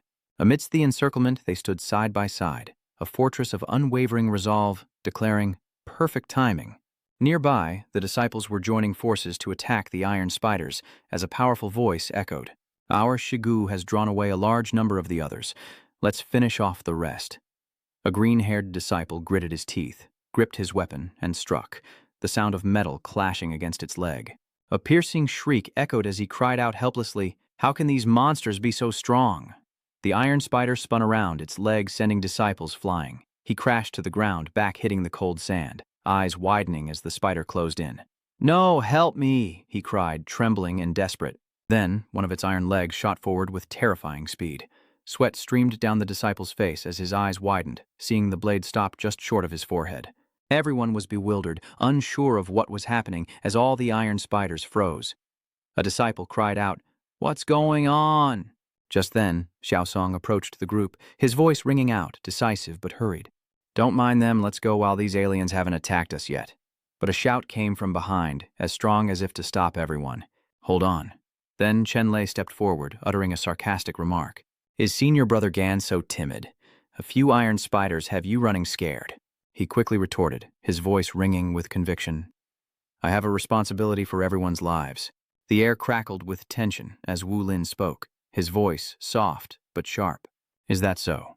But it seems you have other plans." At that moment, suspicion flickered in Zhao Song's eyes, and he growled, "He's thinking hard. Damn it, does he suspect me?" He gripped the red stone in his hand, thinking, "I have to get them to the blood formation quickly." Suddenly, a cold, urgent warning tore through the air. Something's not right. The others are on the move again. Just then, Xiaosong raised his hand and shouted, "The spiders are fewest over there. Follow me to break through." The group quickly followed him, while Chenlay used lightning to suppress the iron spiders. Seeing this, he calmly thought, so he's hurrying everyone east? It seems the blood formation is over there. The desert wind howls as the group presses on, one disciple's voice cracking, "Senior, I can't run anymore." Xiaosong turned back sharply, his eyes cold. He thought to himself that they were only half a day away from the blood array anyway. Then he said, "Everyone, rest for a moment." Suddenly, they all collapsed to the ground, the sounds of their bodies hitting the earth echoing around them. He was startled, and as the realization dawned, Xiaosong could only utter a hurried cry before collapsing unconscious. Now, Shi Yu, Lei Yu, and Qianran stood tall on the opposite side. She stated decisively, "It's done." Startled, Chenlay looked to the side, asking in surprise, "Lei Yu, how are you not affected by the sleeping gas?" She winked and replied softly, "It's a secret, Brother Chen. You'd even attack me? You really don't know how to cherish a flower." Then Chenlay knelt beside Xiaosong's motionless body, searching him. He said, "Let's take care of business first." Moments later, he held up a glowing red stone, his voice laced with relief. "The blood crystal. I found it." Then, as everyone gathered around Chenlay, who clutched the stone tightly, he said gravely, "The blood crystal is a fusion of the bloodline power of the alien races, and can be used to manipulate low-level aliens. It's also part of the blood array." As soon as he said that, he stood up and said decisively, "We can't delay any longer. Let's go to the blood array." Immediately, Shi Yu, Tianran, and Lei Yu shouted in unison, "I want to go too." Then, Shi Yu confidently declared, "I'm the most powerful. I can definitely help." Tianran quickly chimed in, full of enthusiasm, "Chenlay, we're childhood friends." The atmosphere crackled as Lei Yu chimed in, "Brother Chen, don't forget I have the lightning divine body." At that moment, Chenlay looked at Lei Yu and spoke decisively, like giving an order. "Follow me." he said, and she quickly agreed. Yes. Hours later, as night fell over the desert, a brilliant red light appeared in the sky. The two stood atop a mountain, and she said wearily that after walking so long they still hadn't seen even a shadow of the blood array. She was exhausted. Clutching the blood star, he slowly says, "The blood star senses that it's only about 3 hours away." The red light from the blood star shines brightly in the darkness. He studied it intently, then declared, "I have a way to reach the blood array in just 15 minutes. Lei Yu immediately replied, "Tell me." Then Chenlay turned to Lei Yu, declaring that by combining their lightning saintly bodies, they could activate the hidden lightning wings. She paused, her eyes widening in surprise. "You chose me because of this?" Suddenly he tore Lei Yu's shirt, apologizing. "Forgive me, Miss Lei Yu," she cried out in a fluster. "Hey, what are you doing?"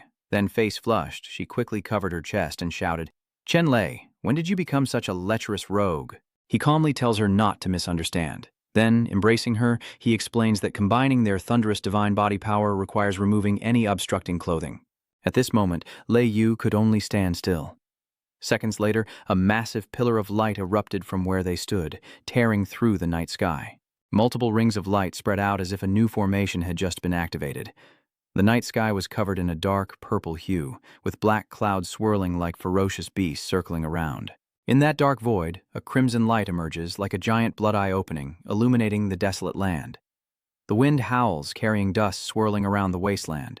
Upon the ground, an ancient magic circle appears, its strange patterns twisting together, with scattered figures standing within. Upon the cracked earth, hulking, muscular, clawed demons slowly advance toward the center, where their high priest stands amidst the circle, his dark blue skin reflecting the crimson light, his eyes burning like fiery pits, radiating a chilling aura. Then he spoke with wild arrogance. Everything was ready. All that remained was the blood of those lowly humans. Our clan's 10-million-year wish is finally about to come true.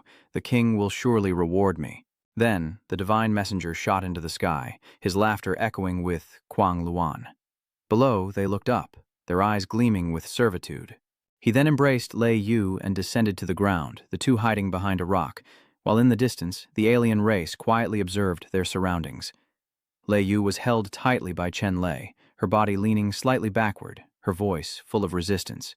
"Have you groped enough? Let me go." He didn't let go, his eyes firm, and he spoke decisively, "Answer one question for me first."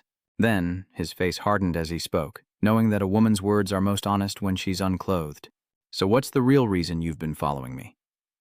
Immediately, Lei Yu blushed and pounded her fists against his chest.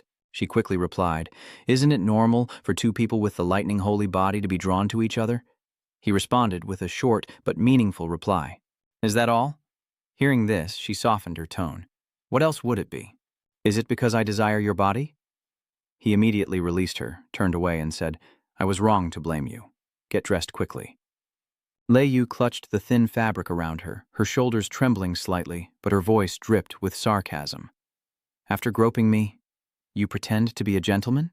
As she adjusted her clothes, an alien crept closer from behind a rock, its sharp teeth glinting in the moonlight. Suddenly, Lei Yu sensed its presence, her eyes widening, her body tense. Then it roared, and she screamed. He stood back to back with her, quickly reassuring her, "Don't panic, it can't see you." Just as Chenlay said, she calmly faced it, but it didn't seem to see anything at all. Then the alien turned and left. Lei Yu sighed in annoyance. "Could you give me a heads up next time?" Then she turned, her eyes darting around with a hint of worry. "Where's Brother Chenlay?" Nearby he knelt, his hand gently touching the earth, his eyes intently observing every detail. In his past life, when 100 Battles City was attacked, he was not yet famous. He only heard that the city gate suddenly exploded, leading to the invasion of the alien race. He wondered, a blood sacrifice filling these bloody grooves to destroy the city of 100 Battles Gate? Suddenly, Lei Yu's voice broke through, asking if he'd found anything. He explained that the blood array borrows power from the earth, transferring the accumulated energy to the city gate and detonating it. Lei Yu, sitting beside him, tilted her head, her voice soft but full of doubt. "That powerful?" he wondered, producing a glowing purple stone. He declared, "I will now make this blood array work my way." Seeing this, she watched intently and quickly asked, "Isn't that a mystic thunderstone, condensed from the power of lightning? Where did you get it?" Suddenly, the divine messenger descended from the sky with terrifying speed, roaring as Chenlay and Lei Yu looked up in shock. He warned that the alien divine messenger could see through the hidden thunder wings. "Hurry!" From within the night, the divine messenger's eyes glowed like fiery pits, piercing the darkness with an evil aura. He roared, "You dare come here? Perfect for tonight's dinner." Meanwhile, not far away, Chenlay held Lei Yu in his arms, surrounded by crackling electricity. He shouted, "Hold on tight!" Immediately, massive black wings erupted from his back, radiating a divine aura. Beneath a blood-red moon hanging like a watchful eye, he raced forward with Lei Yu in his arms, pursued by an unseen presence. Instantly, the divine messenger closed in like lightning, but Chenlay saw him coming. Moments later, Chenlay suddenly stopped, turning to face his pursuer, who asked, "Not running anymore?" He replied sharply, "This distance is enough." The divine messenger paused, his voice filled with doubt. "What distance?" he asked, his face hardening. "From this distance, those guarding the blood array won't know it was you." Hearing this, he burst into laughter, saying with disdain, "You, a mere weak human in the core formation realm? Do you even know what realm I'm in? Kill me." He then looked down, softly instructing Lei Yu to close her eyes, empty her mind, and trust him completely. She quickly agrees, and then streaks of blue and white lightning tear through the night, wrapping around his outstretched wings in a dazzling vortex of energy. Chenlay said powerfully, "Watch closely." Then, a blue-purple light spread throughout the space. With Lei Yu's eyes closed, her image fades away. Now, Chenlay stands tall, drawing back the string of the thundering bow with a radiant arrow, electricity coursing along its frame like veins about to burst. Whirlwinds howled with terrifying shrieks as he aimed the arrow directly at the divine envoy. In that moment, he froze, his voice cracking with disbelief, shattering his previous confidence. "What's happening? Why can't I move?" Immediately after, each arrow transformed into a massive pillar of light, hurtling towards the motionless apostle. Now his face is blinded by the light of the arrow, only his red eyes flash with astonishment as he cries out in panic, "How can this be? How could I be killed by a mere human?" As he spoke, he was engulfed in light, the earth-shattering impact like a thunderclap. Massive boulders were hurled into the air, shattering into 1,000 pieces. Now high above, eyes resolute and bow drawn tight, he declared with strength and defiance, "This is only the beginning. You are not the only alien I intend to kill." Meanwhile, in a city bathed in the crimson and violet hues of twilight, the last rays of the day cast an ominous glow upon its ancient rooftops. Above the city gates, hurried footsteps echoed as armored figures rushed by, their robes billowing with each frantic stride. From the watchtower, Chungko and Jingfeng, the city lord of Hundred Battles City, were stunned by the sight before them. A horde of otherworldly creatures. With bloodshot eyes, a soldier's voice suddenly rang out. "They've been secretly gathering under the city walls since last night, and now there are over 100,000 of them." Upon hearing the report, Chungku roared, his voice as cold as a blade. "An army of over 100,000 soldiers amassed right under our walls, and you're only discovering it now?" The soldier knelt, replying with worry, "The others arrived so strangely, our defenses couldn't detect them in time to warn us. Even stranger, they could have launched a sneak attack, but they haven't made a move." He wondered if the arrival of the Xuantian sect disciples and the movements of the foreign tribes were connected, then voiced his suspicion that they could have attacked, but didn't. What are these barbarians plotting? Meanwhile, in the desolate wilderness, the group continued their slow trek along the long, winding road. Now, Xiaosong raises his hand to his temple, a slow but thoughtful gesture, questioning himself. Last night's inexplicable unconsciousness. Could it be related to Chenlay? But as he finished speaking, he glanced around, his eyes sweeping over the stern face, and then continued to ponder. Everything seemed normal, or perhaps he was just overthinking things. He decided to let it go. The bloodbath was coming soon. Just then, Tianran touched Chenlay's shoulder, speaking softly but meaningfully. "Hey, I heard from Lei Yu that something happened between you two last night. What was that about? Tell me about it." He replied curtly, his confidence unmasked. "Just wait and see." The wind howls across the desolate landscape, swirling dust into the air under a hazy yellow-gray sky. Footsteps echo across the barren land as a long line of people march in unison, the sound of cloth and wind filling the air. A moment later, Jin Kai wipes the sweat from his brow, saying with uncertainty, "Senior Brother Xiao, is this really the way to the city?" "Why is it taking so long?" Xiaosong replied calmly, but with certainty. "Hurry? What's the rush? Aren't we here already?" Suddenly, the ground beneath them trembled violently, cracks snaked across the earth and a whirlwind of dust filled the air, revealing a massive magic circle. Everyone is gathered in the center of the circle, but now Xiaosong stands apart. He announced that this was the place. Then, puzzled, Tan Kai stepped forward and asked, "Senior brother, what do you mean?" Immediately, the ground began to shake. Crimson lights erupted, and a massive pillar of red energy shot into the sky, engulfing everyone. The blood array. Xiaosong stood outside, his voice trembling. "Oh heavens, what is that?" Then the ground trembles as a massive beast's foot with sharp claws touches down. At that moment, Xiaosong approached the dire wolf, smiling obsequiously as he said anxiously, "Great dire wolf, once the blood sacrifice of these humans is complete, we can activate the demonic blood array." The dire wolf laughed, saying with satisfaction, "Excellent, then I shall feast in the human world." Seeing the scene before him, Jin Kai, trapped within the blood array, cried out in shock, "Senior brother Xiao, how could you betray humanity?" Outside, Xiaosong grovels before the dire wolf, showering him with flattery, saying it's all thanks to the Wolf King's leadership. The Wolf King is wise and mighty. The dire wolf laughed, its voice echoing. Witnessing this, Shuyu felt disgusted, saying with disdain, "So arrogant in the sect, yet now a hunting dog for another race. Disgusting."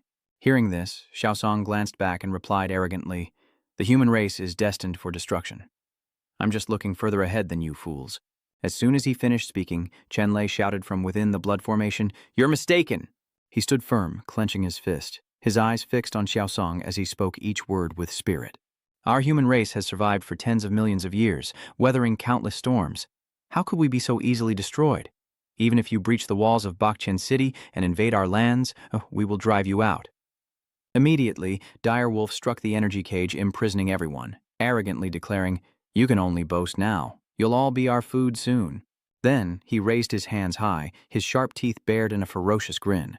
He roared the start of the attack, and at that moment a thunderous sound echoed through Bakchen City, shaking its very walls. Dust and stone fell from the cracks as everyone staggered, and Thuakao cried out, "They're attacking the city." Then, below the city walls, the barbarians began to scatter, forming a circle on the ground as Jing Feng exclaimed in confusion, "What are they doing?" Moments later, a massive red magic circle materialized in the sky, and he cried out, "Demons, it's the Blood Fiend formation." The sky is stained crimson by the demon blood formation, its light bathing the city walls in a bloody hue, as a voice cries out in alarm. If the blood array is successfully activated, 100 Battles City will be in grave danger. Then, the grotesque monsters of the alien race charge towards the city gates. They chant for the siege, while in the desolate lands, Shuwu senses unease as he hears the dire wolf howl. "What are they doing?" Chenlay asked anxiously. "This is a type of alien sacrifice." Immediately, the space within the blood formation was suddenly shrouded in a layer of crimson mist. Everyone inside was suffocating, and one voice gasped, "What is this?" Then, another voice echoed from outside, followed by a piercing laugh. "Something that will take your lives." Immediately screams erupt as they see Xiaosong thrashing outside. "You're a Zhuantian sect disciple, yet you murder your own kind. How can you face your master?" Hearing this, he stood still, his long hair obscuring half of his face, and he laughed, saying, "Profound heaven's sect." Then, Xiaosong turned sharply, speaking slowly, each word heavy with intent. "I was never a disciple of the Xuantian sect. Tong Daifa and the sect leader begged me to help them deal with Lei Fengzi, so I reluctantly pretended to be his disciple." With that, he approached the blood formation. Xiaosong's face was now illuminated by the red light, revealing a sinister, cruel, and triumphant smile as he stared at everyone with contempt. He spoke loudly, filled with arrogance. "Today, I'll let you die knowing the truth. The demonic spirit sect. Now, everyone is horrified, recognizing the traitor's identity and the evil source of the overwhelming power. One person exclaims, 'How could this be?' Another person hesitated. 'The demonic spirit sect.'" Just then, Chenlay spoke, his voice clear and weighty. Everyone heard it. The sect leader and elders colluded with the heretical demon spirit sect to deal with the previous sect leader, Lei Fengzi. Utterly shameless. I hope everyone bears witness. When we return to the Zhuantian sect, we must make the sect leader answer for this. Now, all eyes turned to him, listening intently. Outside, Xiaosong heard this and responded with words as sharp and resolute as a blade. "Return to the Yuantian sect. Everything will be utterly destroyed within the demonic blood formation. Even as a soul, you won't be going back.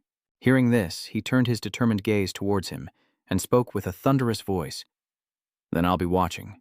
Then a giant vortex surrounded everyone, spinning rapidly. Outside, Xiaosong and Jilang reveled in delight, their laughter echoing as they enjoyed the moment. Now Tianran suddenly clutches his sleeve, her voice trembling with exhaustion. "Chenlay, I can't breathe anymore." Everyone coughed in unison as Lei Yu's worried voice cut through the scene.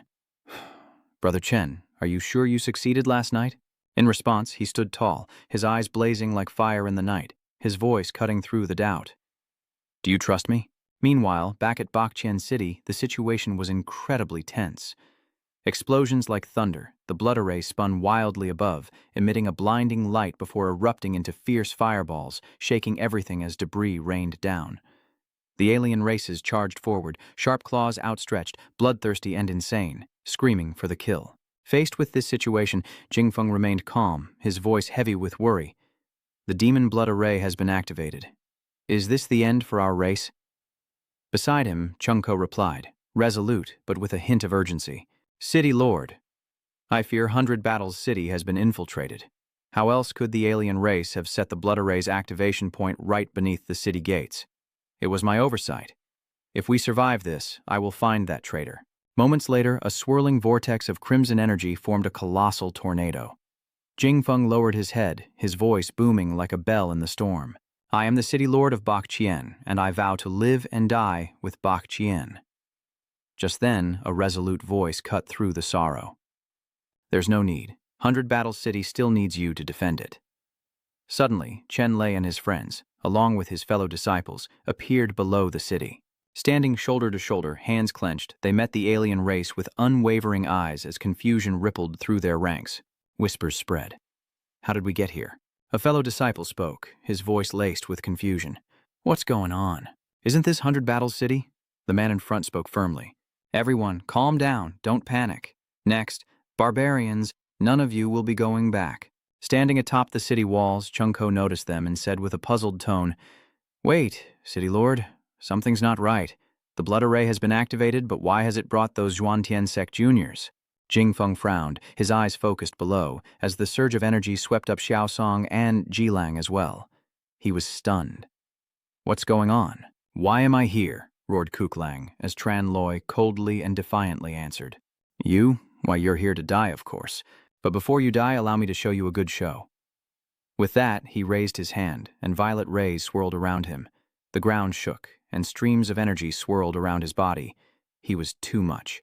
Immediately after, the sky is torn apart by a massive energy storm, as swirling vortexes of dark purple descend from above, emitting a space-shattering sound. A brilliant purple light erupted from the vortex's center, spreading into swirling bands of energy, and a massive beam of purple light shot straight down, connecting the earth and sky.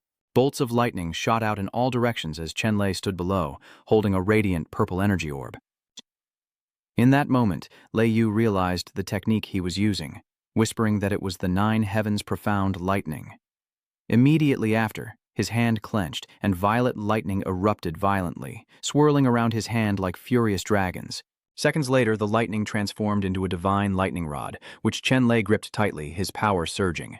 Purple lightning bolts erupted in all directions, tearing through the air like streaks of brilliant light. Then a blinding surge of purple and white energy shot towards the aliens with terrifying speed. They were thrown into the air, their bodies crushed and disintegrated in the blinding light. Everything in its path vanished without a trace. Witnessing what happened, Dire Wolf howled in disbelief. It can't be. Even if you changed the direction of the blood array, you shouldn't be alive. Without a sacrifice, how could the blood array be activated? Chenlay gripped the glowing sword, his tone mocking. Who said there were no sacrifices? 150 miles south of the Dimo blood array, isn't there a wolf clan base? The Dire Wolf froze, uttering, "You!" Consumed by rage, his sharp teeth bared, he lunged forward. "I'm going to kill you!" With no wasted movement, he flung his sword, piercing the Dire Wolf's chest as confusion set in.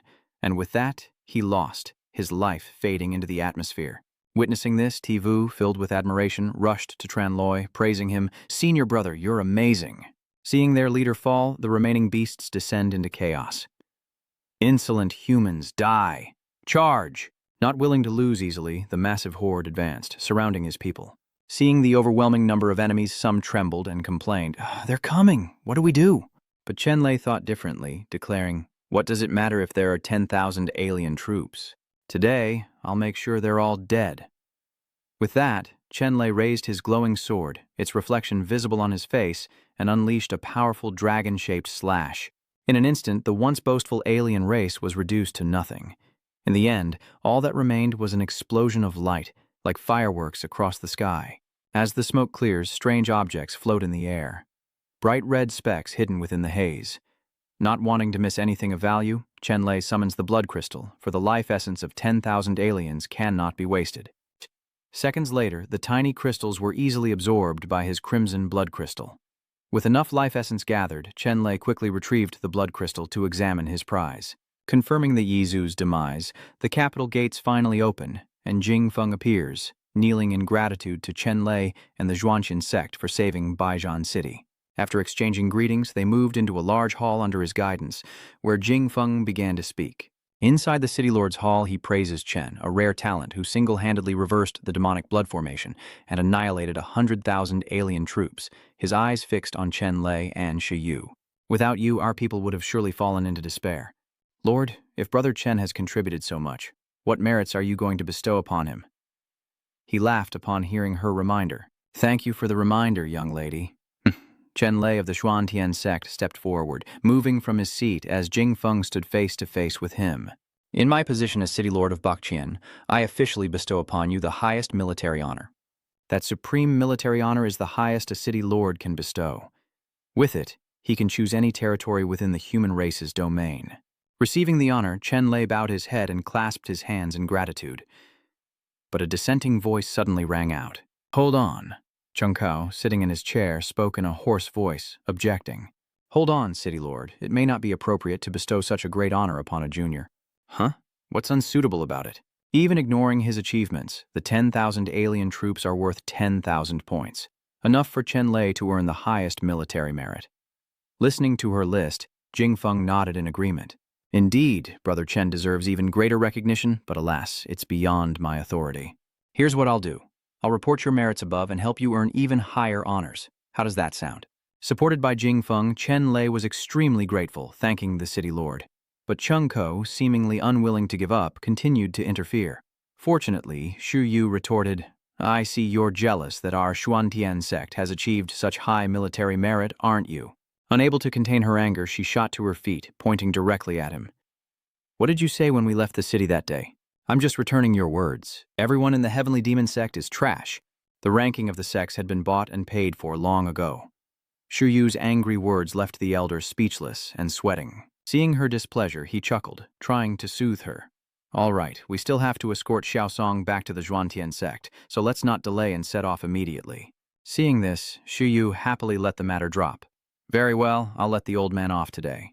Meanwhile, elsewhere, in a dark room, chains-bound Fengzi, who looked up, smiling as he spoke to the two figures before him. "What brings you two beasts here?" No sooner were the words out of his mouth than Qinglin delivered a devastating kick. "Damn you! You dared to deceive us." He wasn't being tortured, but Tianzi was furious, demanding, "Hand over the real initiation token. We never suspected you'd trick us with a fake one." Struck by the blow, Fengzi fell weakly to the ground, still smiling. "It took you 15 years to figure this out. You really are useless." Seeing his lack of cooperation, Qinglin frowned in anger. "You bastard, you think I wouldn't dare kill you?" The Xuantian sect is assembled and quickly ascends the steps. Seeing Xiaosong moving too slowly, Tianran impatiently shoved him aside, saying, "Get out of the way." Then, a message through the red card startled Chenlay. "My two treacherous disciples have come knocking. Hurry." Lei Fengzi, looking slightly surprised, tried to calmly convey to everyone below. "You all know about the scheme between the sect leader, the elders, and Xiaosong to harm the previous leader, Lei Fengzi. Now he's in danger. Will you join me to save him?" An unexpected event unfolded as all the disciples unanimously agreed with Chenlay. "We'll go with you, Chenlay. You saved our lives, and from today forward, we'll follow your lead." Seeing their solidarity, he was overjoyed, his eyes turning red. "Thank you all." Under his lead, they marched up the mountain together. But the path to Xuanwu Peak is blocked by Tong Shuliang. "You dare come back after running off to the countryside? Why didn't you just die in 100 Battles City?" Chenlay, annoyed by his insolence, repeats himself. Dong Shuliang was not one to back down. Not only did he refuse to move, but he pointed his spear, demanding to enter the Xuanwu sect, a demand that would have to go through the spear in his hand first. Before he could act, he was bound by ropes and tossed aside, next to Xiaosong. Lei Yu, pleased with the turn of events, clapped gleefully, eager to swallow them whole and sacrifice them to the heavens. Suddenly, a massive boulder hurtled down the steps towards them. "Everyone, be careful." Channeling his inner power, Chenlay shatters the boulder in an instant. As the rock exploded, a familiar figure emerged from behind, Qinglin, with a savage grin. "You dare kidnap my grandson, you ungrateful disciple?" His tough nature made him furious. "That title is only fit for you, I wouldn't dare presume." His words caused the elder to freeze. With no wasted movement, Chenlay slams Xiaosong to the ground, beginning his interrogation. "Dong Defat, this traitor Xiaosong has confessed everything. He and the sect leader colluded with the alien race to harm Senior Lei Fengzi. His crimes are numerous and the evidence is irrefutable." Hearing this, Qinglin was furious and retorted, "As the master of Xuanwu Peak, how could I allow you to slander me? Moreover, Xiaosong is an elite disciple of my Xuantian sect. How could he be a lackey of the alien race? Don't speak nonsense." With great power in his hands, Chenlay pondered for a long time. This is not nonsense. All the fellow disciples who went with me to 100 Battle City are witnesses." From behind, an elder speaks up. "That's right. He and the sect leader deliberately brought us there as sacrifices. If it weren't for Chenlay, we'd all be dead." His face darkened as he pointed, stammering, "Nonsense, you've all been bewitched by Chenlay." Standing beside Chenlay, Tianran immediately retorted, daring to suggest that such a grand feat was mere sorcery. "Doesn't he have any shame? Over here," Lei Yu bluntly makes a request of him. "Brother Chen, don't waste your breath. I doubt his alien master has told him the news." Holding up the badge, Chenlay announced, "Look closely, this is a badge for supreme military merit. Did I conjure this with magic too?" Standing a few steps away, Qinglin gaped. "Merit? Supreme merit? How could he be so direct? My father's 100,000 troops all died at his hands." Processing the information, he froze, lost in thought. "Damn it, if he messes this up, the master will punish me. I have to buy time for my senior to get the Sky Genesis token and redeem himself." Qinglin gritted his teeth, his face contorted. "If you know everything, then there's no other way." With that, his inner power explodes and spiritual energy radiates. "I will destroy this path, sending you all to an eternal abyss from which not even the gods can save you. Direct your anger at me alone. Don't involve innocent people in our feud. Let's duel to the death. If I lose, I'll release Dong Shuliang. If not, I'll take him down with me." Lei Yu was extremely worried by his intentions. "Brother Chen, you can't. He's already at the transformation realm while you've only just broken through to the chi condensation realm." Qinglin, on the other hand, was gloating, a wide smile spreading across his face. "I thought you had some kind of divine power, but you're just a puny core formation realm cultivator daring to act tough in front of me." "Very well. If you're so eager to die, I'll grant you your wish. I'll suppress my power to the core formation realm so no one can accuse me of bullying lest something happen to you, Chenlay. The natural law sect is in an uproar." Lei Yu tries to stop him. "Chenlay, no, even if he suppresses his cultivation, you can't face a transformation realm cultivator." But despite their pleas, Chenlay smiled reassuringly. "It's okay. Trust me." And so he agreed, following Qinglin up the mountain to a new arena, knowing a fight here could endanger innocent bystanders. Regardless of who wins or loses this deathmatch, let's hope he keeps his promise. After a moment, Chenlay and Qinglin arrive at the arena, at the very top of the mountain. With an air of confidence, he pointed directly at him. "Insolent whelp. I've suppressed my true energy to the chi condensation realm, so you can make the first move." Meanwhile, Chenlay stood silently, surrounded by strange lights as a spark ignited. Surprise flickers in his eyes, but without hesitation, Chenlay pulls his hands back and lunges at Qinglin. He's too fast. With profound inner strength, he mercilessly strikes at the old man's face. But Qinglin isn't fazed in the slightest, a smile spreading across his face. "Is that all you've got?" It seems he anticipated this, shielding his face. Speed is impressive, but the Ningyuan realm is still just the Ningyuan realm. Watching them face off, Tianran was stunned. What kind of technique was this? Luckily, Lei Yu was there to explain that it was a special method of communication between a transformation realm master and the spiritual energy of the world. Using the force against force, he thought I'd give up that easily? Chenlay gritted his teeth and roared. Unexpectedly, Qinglin's sturdy shield cracked, and Chenlay's fist landed squarely on his face. Clutching his bloodied face, Qinglin stumbles backward in disbelief. How could this be? How could a mere core formation cultivator break my transformation power? Seeing him lying there, Chenlay frowned and demanded that he get up. Enraged at being ordered around by a mere youth, Qinglin slammed his hand against the ground, then rose with a look of resentment, cursing the boy. "You little beast, I'll kill you!" But before he could react, Chenlay unleashed a flurry of kicks. "Dongdafat, I'm tired of hearing that." Again, Qinglin collapses helplessly to the ground. How could this be? Seeing his state, Lei Yu was incredibly excited, cheering wildly. "Go, Brother Chen! Is Dongdafat okay? Didn't you say you'd only give him one move? Why hasn't he counterattacked yet? Even though he's tightly restrained, he's still quite vocal." "Chenlay, you beast, I'll obliterate you!" Filled with humiliation, Qinglin rises, his body radiating spiritual energy. "You will all die." Seeing the situation spiral out of control, Lei Yu panics. This is bad. He's trying to break the suppression and return to his transformed state. Beside him, Qianer is stunned. That old geezer is a snake. Does he even know the meaning of shame? Channeling his energy, Qinglin flew towards Chenlay like a bird, unleashing the full force of his power. There was nowhere to run. But fate had other plans. As Chenlay turned the tables, kicking him in the gut and delivering a devastating blow that sent dust billowing behind Qinglin. Seeing him falter and clutch at his pants, Chenlay asks, "Plotting against the previous sect leader and colluding with other races. How should I let you die?" Sensing the impending danger, Qinglin shrinks back, tears welling up as he begs for mercy. "Death?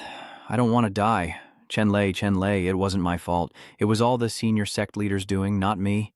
"You're so magnanimous, please spare me." Unmoved by his pleas, Chenlay angrily retorted, "You still want to live? Were the human compatriots he betrayed sold off and eaten alive by other races? Didn't they want to live? With so much blood on his hands, even death won't be enough to pay the price." From afar, Lei Yu frantically called out, "Brother Chen, be careful. That's Peacock spirit. Even a transformation realm expert can't withstand its poison." But it was too late. Qinglin had already stabbed the peacock spirit into his leg. "Die, you little beast!" Caught off guard, Chenlay recoiled, slamming his knee into Qinglin's chin. The force was so great that Qinglin's jaw shattered. Finally, Qinglin lost consciousness and fell backward to the ground. Scum like him only sullies the Xuan Tian sect's land. Not wanting to see his unsightly corpse, he turned his back and snapped his fingers, the body dissolving into the air. Seeing Chenlay's victory, Yu ran over to celebrate. "Well done, junior brother." Lei Yu grinned. "Big brother Chen, you're amazing. And finally, it's natural. Brother Chenlay, you're so handsome. There are no more obstacles in our way." Sweating, Chenlay suggested, "We should break the seal formation and rescue Senior Lei Fengzi as soon as possible." Under Chenlay's lead, they arrived at the mountain where Fengzi had been imprisoned for so long. At Repentance Cliff, an unexpected event unfolds as Fengzi kicks the Heavenly Emperor out from the depths of the stone. Enraged, he shouts, "You wretch, without the sealed formation, do you think you can threaten me?" Seeing Fengzi emerge, Chenlay and Yu were overjoyed, but Fengzi then stomped on Tianzi. "I always considered you a brother, so why did you betray me, even as you lie defeated on the ground?" He struggled to reply. "The unification of the continent by the alien races is inevitable. I was only trying to protect myself." Hearing Tianzi's answer, his face darkened immediately. "I spit on you. You want to trample on the flesh and blood of my people to fulfill your ambitions." With blood streaming from his mouth, the Emperor burst into laughter. "So what if I did? You're not doing it for yourself. May heaven and earth punish me. I've lost, but humanity will ultimately perish. You'll all die with me." Seeing his lack of remorse, Fengzi's patience reached its limit, and he unleashed a flying kick. "I won't let you die so easily." "So, where were we? I'll repay you for all the suffering you put me through." With one kick, he sent the Emperor flying towards the distant mountains. After a few seconds, the cloud of death dissipated, revealing human skeletons and red and green eyes in deep sockets, all fixed on the Emperor. As expected, the starving monsters swarmed him, tearing him apart before turning their attention to Fengzi. He was relieved to see him and Yu. "You two are worthy of being my disciples, and you truly succeeded in stopping this. We were fortunate you two were able to break the seal in time, otherwise things would have gone very badly." Without hesitation, he immediately introduced her as his master, saying everything was thanks to his junior brother. Realizing Chenlay's usefulness, Fengzi was overjoyed. Liar, well done. You've made a great contribution this time. That's right. Dong Dai Fafa didn't hide anything. He laughed and said, I killed him. Seeing Chenlay admit it, he burst out laughing. As your master, I was right about you. Below, all the disciples are kneeling, begging Lei, the sect leader, to return and take charge of the Xuan sect once more. Seeing their persistence, Fengzi relented. All right, Profound Heaven sect, I'm back. He steadied himself on Chenlay's shoulder, and they silently flew to the central platform. After a moment, stepping onto the platform, he asked, Master, the sect leader ceremony is about to begin. Why did you bring me here? Liar walked alongside him as Fengzi said, I was able to overcome this danger thanks to your half of the Thunder Emperor scripture. Searching through his memories, he confided in his master. Master, in truth, the half of the Thunder Emperor scripture you had also helped me greatly. Otherwise, I wouldn't have been able to avert this crisis. Standing before the vast purple pond, Fengzi introduced it. All right, no matter what, I must give you a great gift. The water in this thunder pool has been nurtured by the spiritual veins for thousands of years and has absorbed most of the power of the 9 heavens' profound thunder. It's yours now. Receiving such a generous gift, Chenlay was overjoyed. Master, you've just overcome a great tribulation. You should keep this pool to heal yourself. Seeing that he was still trying to refuse, Fengzi interrupted. No, only a Thunder Saint physique can absorb this thunder lead, so it belongs to you, and you have an even more important mission. Lei, do you know about the primordial mystic realm? A question that left Chenlay bewildered. The secret realm of Genesis. His curiosity piqued, he fell into deep thought. This realm opens every 20 years, and only geniuses under 20 at the core formation stage can enter. Though I became the Thunder Emperor in my past life, I started cultivating too late to participate. Through Fengzi's words, an image of the primordial mystic realm begins to form. The primordial mystic realm was created by ancient sages for future generations of geniuses, filled with countless treasures, opportunities, and unexpected fortunes. These 2 villains suddenly made things difficult because the foreign races wanted to seize the Sky Origin token from me and enter the Sky Origin mystic realm.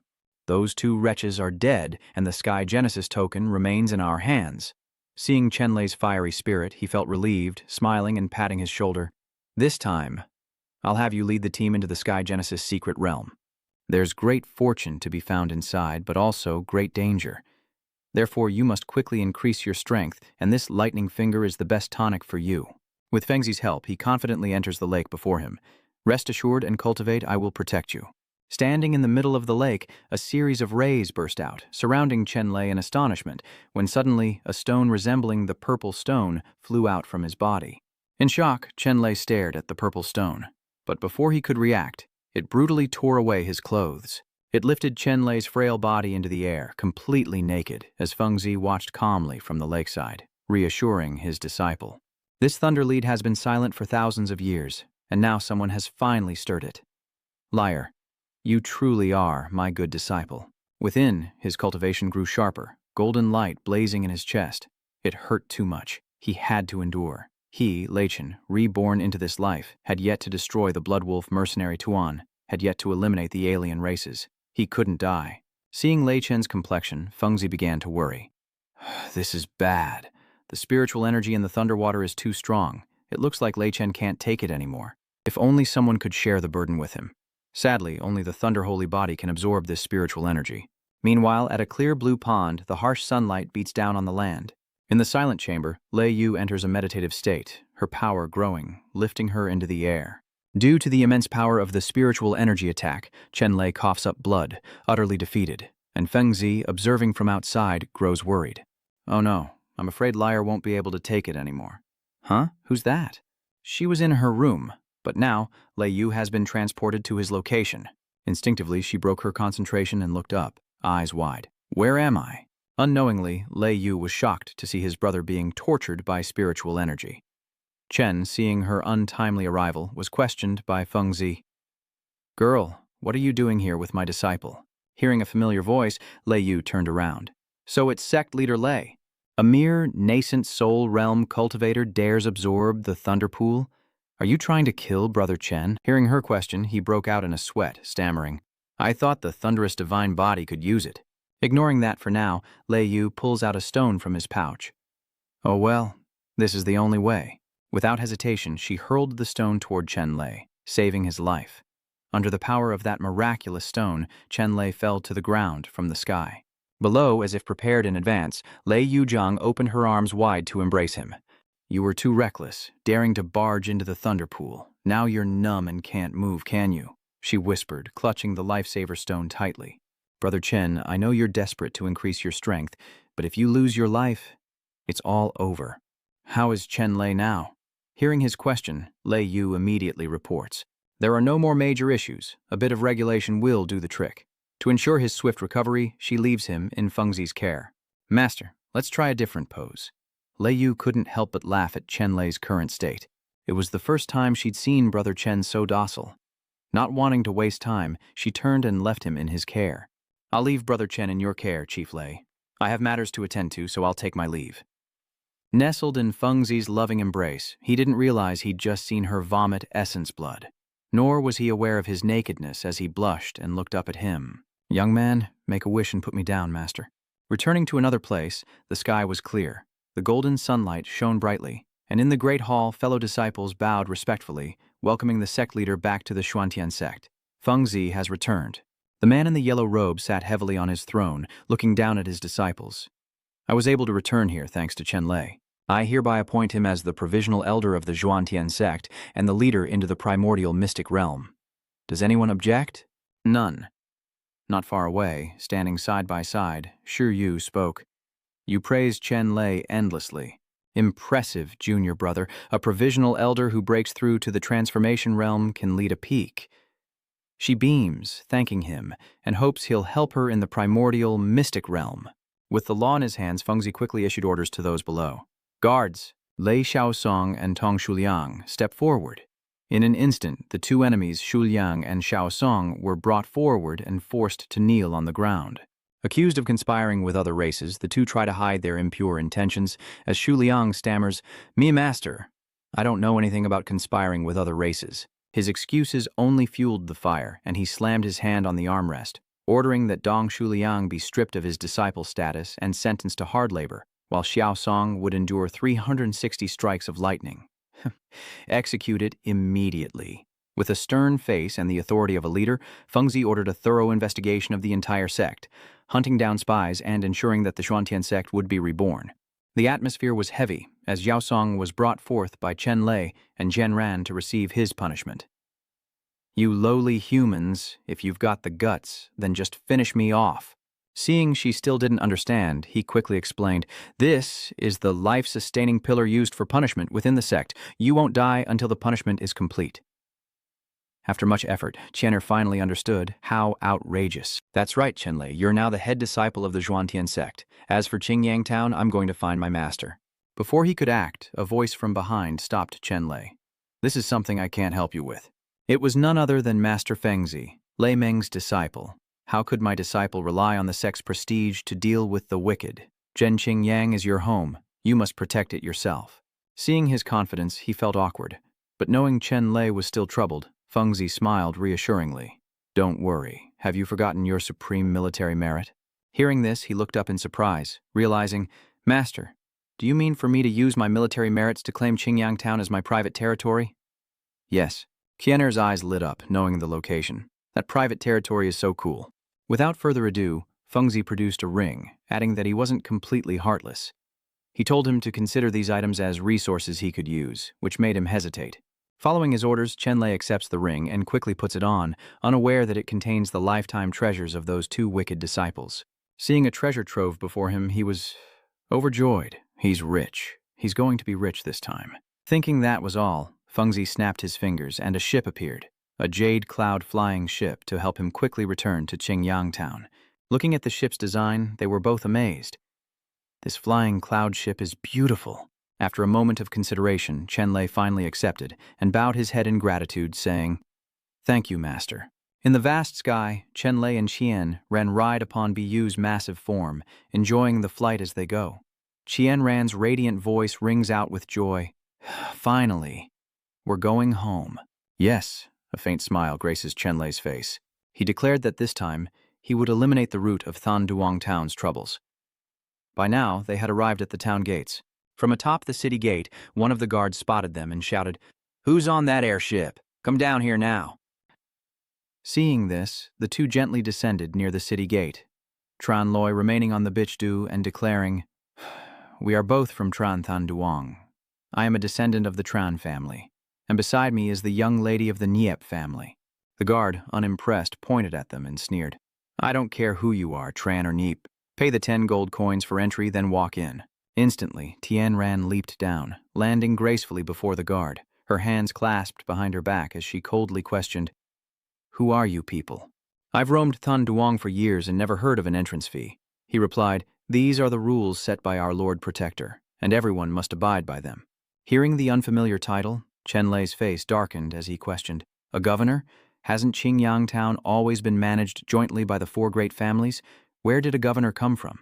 The guard, who was called Hai Min, proudly proclaimed, "Our warden Ning is the young master of the Ning family, a late-stage spirit observation realm expert."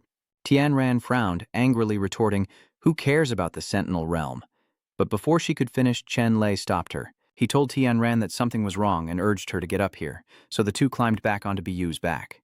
In a flash, it sped away, leaving a cloud of dust behind as the gate guard shouted, "You haven't paid your entrance fee. Get down here." They flew straight into the city, and in the vast sky they saw a raging fire and billowing smoke in the city center. Tianran cried out, "That fire! It's the Chen family!" Meanwhile, at the Chen residence, flames erupted everywhere as people scrambled to put out the fire. Xianda strains to maintain the defensive formation, shouting, "The defensive formation is about to fail. Everyone put out the fire." The subordinate obeys. From behind, Nie Qianran's father, Nie Shengguang, appears, looking tense with blood trickling from his mouth, and says, "Brother Chen, let me maintain the defensive formation for you. Take a rest." The woman supporting him is Nie Qianran's mother, a Yulan. Hienduk, drenched in sweat, turned back and said, "The Ni family has fallen. Their surviving descendants need your guidance. You should heal first." Tears welled in Yulan's eyes as she wiped them away, her voice filled with despair. The Bloodwolf bandits were already wary of Tianran and Chenlay joining the Xuantian sect, but now they have to deal with this new garrison commander, Ning Shan. Meanwhile, outside, a man lounges in a chair, watching a barrage of arrows assault the protective barrier around the Tran estate. He is the newly appointed garrison commander of Nin San Nai, a portly man with a devious face. He hugged Tiu Na, who was sitting neatly on his lap, and laughed, saying, "The Neep and Tran families are pretty stubborn. Dare to stand against me? Is that your defiant tone I hear? The great lord is a garrison commander, and all I asked was for them to offer up a few beauties. Yet they dare to resist." Sun Nai then raised his hand, ordering the soldiers behind him, "Where are they? Increase the firepower and eliminate the Tran family for me." Meanwhile, Hyundeok has weakened so much that he coughs up blood. But even so, he didn't give up, his face full of determination as he struggled to hold on. He said, "Damn it, there are just too many of them. Even though I've broken through to the Mid-Gyeongsal realm, I can't hold on for much longer." Shen Guang's eyes betrayed his anxiety as his voice lowered. "What am I going to do?" "The formation is about to be broken." Outside the manor, Shan Ya stood up, a smug grin on his face, and spoke with arrogance. "Like an ant trying to topple a tree, let me show you how it's done." He then channeled his inner power, conjuring a dark orb surrounded by golden energy that grew between his palms. Then, Shanya targeted the manor gates, shattering Xiande's defenses, prompting Xiao Ya to excitedly shout, "The master is too powerful." Inside the manor, Hien Duke is sent flying, blood gushing from his mouth as he crashes to the ground. "Brother Tran!" Shen Guang cries, rushing to his side. The three look up at the blood-red sky as arrows rain down on the manor, and a defeated Xiande collapses, saying, "It seems the Chen family will fall." Then a flash of light streaks past them, a hand slams onto the pillar, and its light flares, instantly restoring the defensive formation, stronger than before. It is Chenlay's hand. He's using his power to maintain the formation. A voice cries out, "Liar, Chenlay!" At that moment, Tianran appears. Her worried tone startled Shen Guang and Yulan, who turned around. "Father, Mother, what are you doing here?" "Where is the Nai family?" Yulan exclaimed, surprised to see her daughter. Xianren saw this, and everyone in the manor was overjoyed to see Chenlay. Especially in this moment of crisis, they exclaimed, "The young master has returned." Meanwhile, outside, Shanya embraces Xiaoya and says, "My lord, that's a disciple of the Huantian sect. Should we hold back?" He remains indifferent. He only joined the Huantian sect last year, probably just an outer disciple. Why should I fear him? Inside, Chenlay held his hand on the pillar and anxiously asked, "Father, what exactly is going on? How did Chingyang end up like this?" As Hyunduk sat on the ground, he calmly explained that a garrison commander had suddenly been dispatched to Chingyang a month prior. "That bastard Ning Shanya is a beast. He wants my sister as his concubine." "What? He wants Tian Tian to be his concubine? He's not worthy." Shengguang was also furious, adding that he also wanted Chen Ran's younger sister to be a maid in his mansion. "The Zhao and Sun families have already submitted, but we refused, so he sent troops to attack." Tears streaming down her face, Yulan embraced Qianren, lamenting, "Qianren, the Neo family is gone, destroyed by him."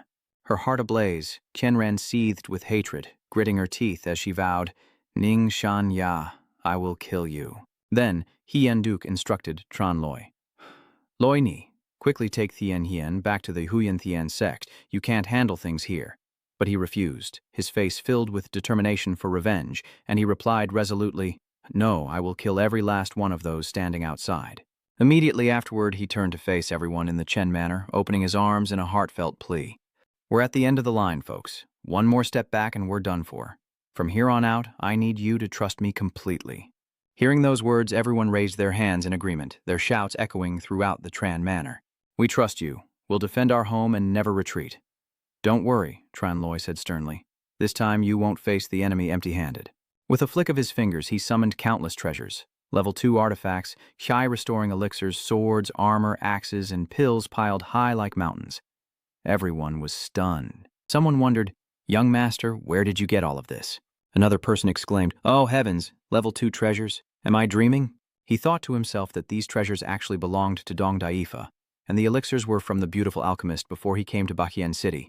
But Chenlay told everyone, "I am now a candidate elder of the Xuanqian sect, and these were rewarded to me by the sect."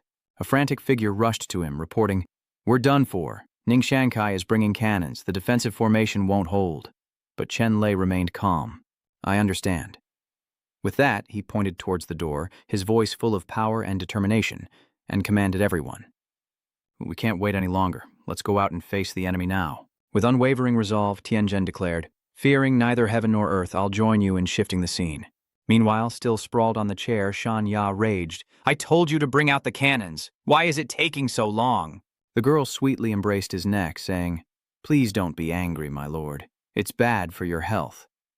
Suddenly, the doors to Tranfu creaked open, piquing his curiosity. Then, from behind that door, a mighty army appeared, led by Chenlay, confident and awe-inspiring, causing Shan Ya and Xiao Ya to fall from their seats in shock. Enraged, he roared, "Damn it! Kill these reckless fools!" And with that, a chaotic battle erupted, both sides charging forward, screaming for blood. A member of the Tran household wields the sword given to him by Chenlay. Every strike lands. He broke the enemy's sword and marveled at his high-end equipment, taking them down one by one. Amidst the chaos, a ray of light flashed through the crowd. Where would it lead? Death had arrived, and its name was Cheonyun. Shanya, staggering to his feet, still spoke with arrogance. "You dare treat me like this, you rabble?" He gritted his teeth, raising his hands to cast a spell, focusing to create a golden circle. He cursed, "Die, all of you!" Suddenly, a sharp arrow hurtled towards Shanya's face. Luckily, he managed to dodge it just in the nick of time. But Haha now looked like he was on his deathbed. He muttered, "Lucky I dodged that, or I'd be a goner. Who's the sneak attacker?" Chenlay calmly raised a hand full of arrows, saying, "Don't rush. I have plenty more, but I wonder if you'll be able to dodge them next time." Seeing this, Shan Ya was terrified, speechless, only able to utter one word. "You..." Then, without hesitation, he shouted, "Retreat to the garrison!" His soldiers immediately scattered and fled, and seeing this, Tianzhen gave chase, shouting, "Stop, don't run!" From behind, Chenlay stopped her, saying, "Don't bother chasing them. We barely managed to defeat them, so we should press our advantage." A confident smile spread across his face. Chenlay declared that the governor's mansion was no longer under Ning Shanya's control. Shanya and Xiaoya then entered the governor's mansion together. "Damn it all!" Shanhai spat out. Xiaoya scurried after him, calling, "My lord, wait for me." Suddenly, a white blur darts through the empty, expansive corridor, followed by the silent footstep of someone in black shoes with gold soles. Startled by the sound of approaching footsteps, little Lei, who was holding a token in its mouth, turned to look. It was Shanya, and suddenly a barrage of sharp arrows flew towards him. The arrows pierce his flesh, causing him to writhe in agony and cry out in despair.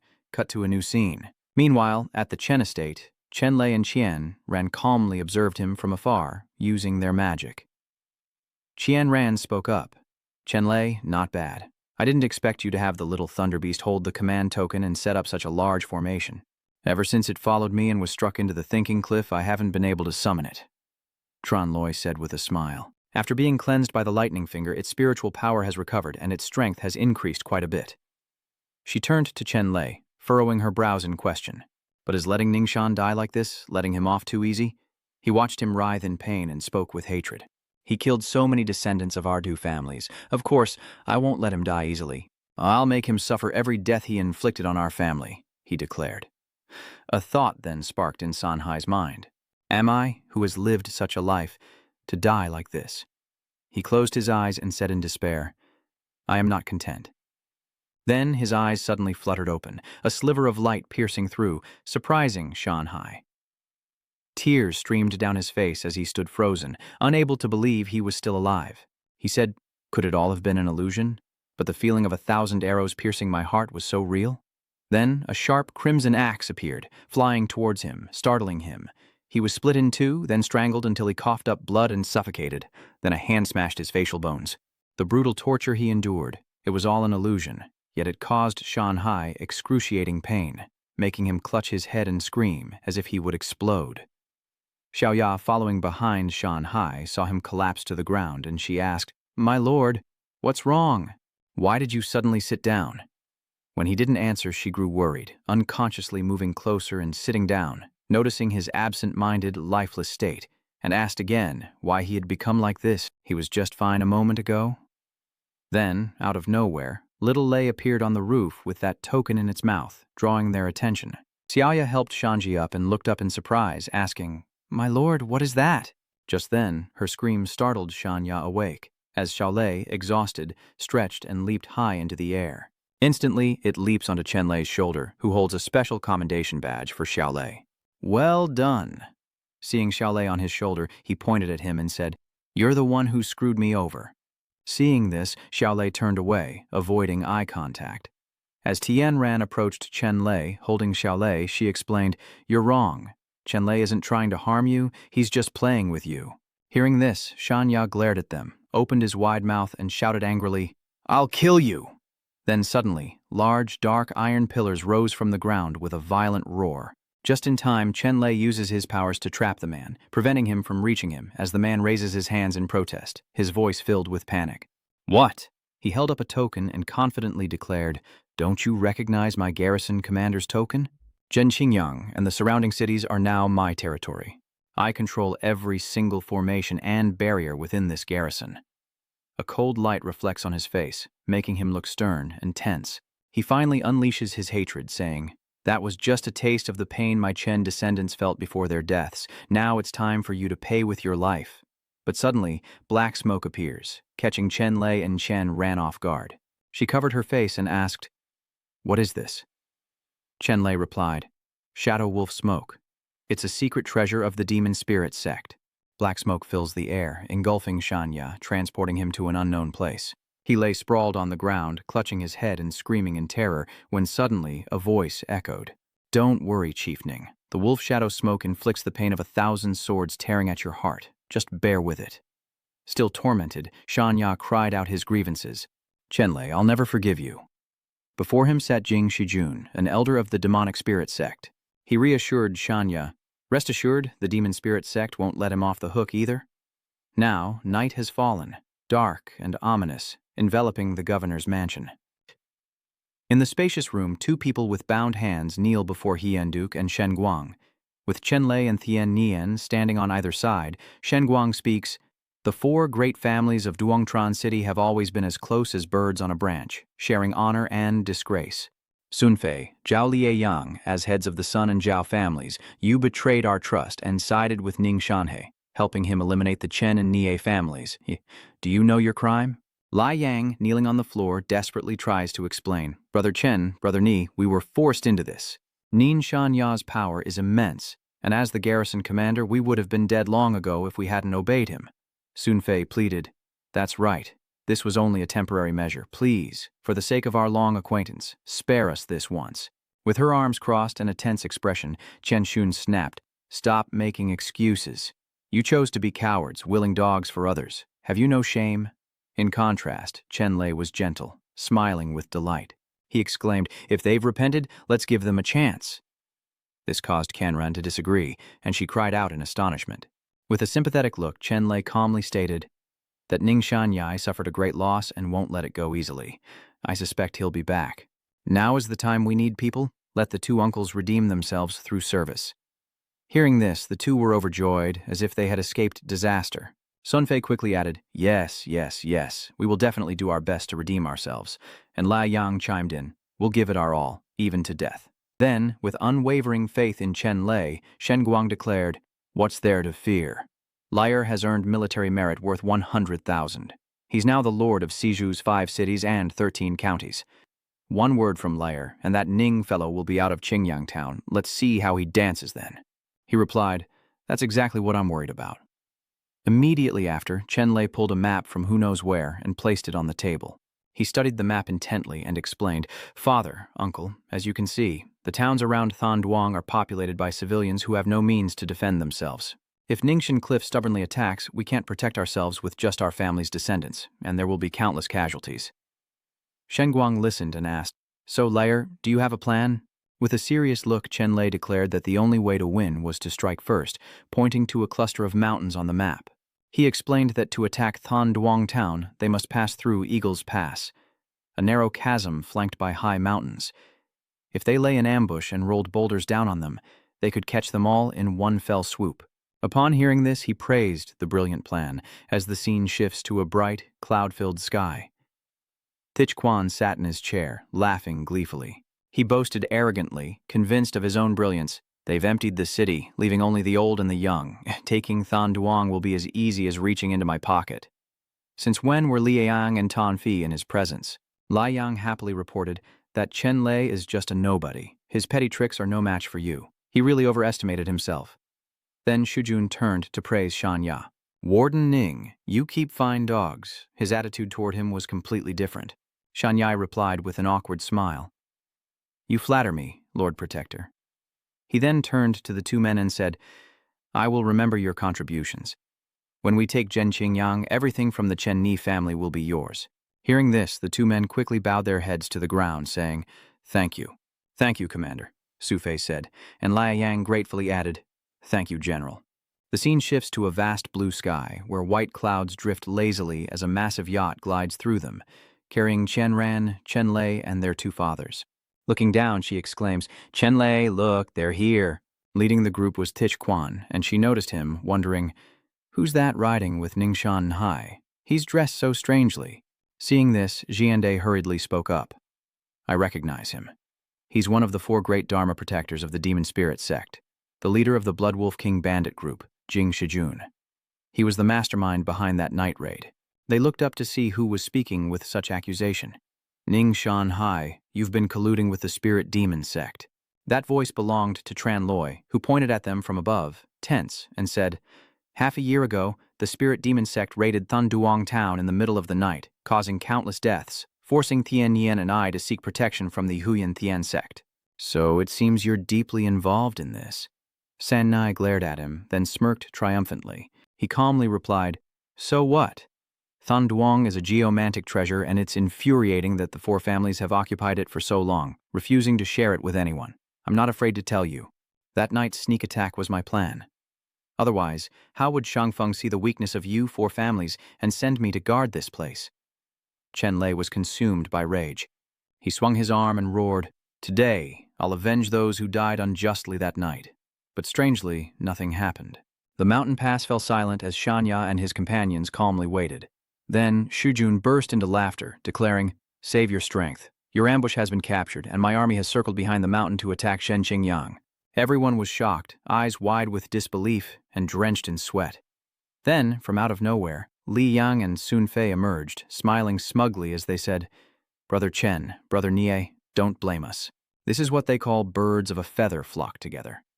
Blame yourselves for being so conservative and refusing to be loyal to the Demon Spirit sect and share the good fortune." Since we've known each other for so long, I'll find you a nice grave. Sun Fei turned on him, saying, Chenlay, let your uncle teach you a lesson. All warfare is deception.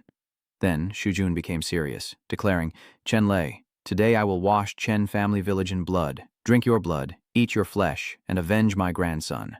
Hearing this, Chenlay was confused and asked, Grandson? Who's your grandson? Suddenly, his face darkened, looking gloomy. His eyes filled with murderous intent, and his voice deepened. Surely you haven't forgotten little Wolf King Xiaosong. Chenlay recognized the name, shrugged, and casually mocked. Oh, you mean him? That prissy, pretentious guy? One move and he was done for. I barely remember him. Hearing his nephew insulted sent him into a rage, and he ground his teeth, asking, Is that so? He flashed a smile, saying, Revenge is out of the question for you today, but I can send you down to meet him. Suddenly, hurried footsteps echoed through the mountain pass. A subordinate of Lord Tish Xuan, blood trickling from his mouth, rushed to his knees and reported, My lord, we've fallen into a trap. In Chingyang town, countless disciples lie in wait, forming the Mad Lightning Black Dragon formation, and our entire army has been wiped out. Hearing this, Qi was shocked. Impossible. The Mad Lightning Black Dragon formation is a 9th grade grand formation. Who could possibly set up such a formation? Chenlay stood proudly on the boat, his voice echoing, Here I am, right before your eyes. He was stunned. How could you? He smirks, replying, While I haven't reached that level of cultivation and can't create a 9th grade formation, a few modifications are enough to deal with you, a rabble. From atop the mountain, guards frantically report. King, we have a problem. All the Chingyang disciples who were captured have vanished. It was an illusion. Shujun angrily grits his teeth. So it was a feint? Chenlay shouts, Uncle Sun, Uncle Zhao, your mission is complete. Return now, and I will avenge the theft of your wives and daughters. What nonsense are you spouting? Serving you is a blessing for Xiaoling and Xiaoya. We do so willingly. Don't let that brat provoke you. Shan Ya, mounted on horseback, gritted his teeth in anger. You treacherous bastards pretended to surrender just to lure us into a trap. He swung his blade, cutting down those around him, leaving them bewildered in their final moments. Standing high above, Tianren gloats, serves them right for being traitors. Traitors always meet a bitter end. The man stepped forward and asked Lei, How did you know they would betray us? Chenlay explained, A man who would sell out his own wife and daughters for safety is not to be trusted. I simply exploited that weakness to play a counter-espionage trick. Chenlay, you are skilled indeed, but none of you will leave here alive today. He declares, Why would I need many men to deal with the likes of you?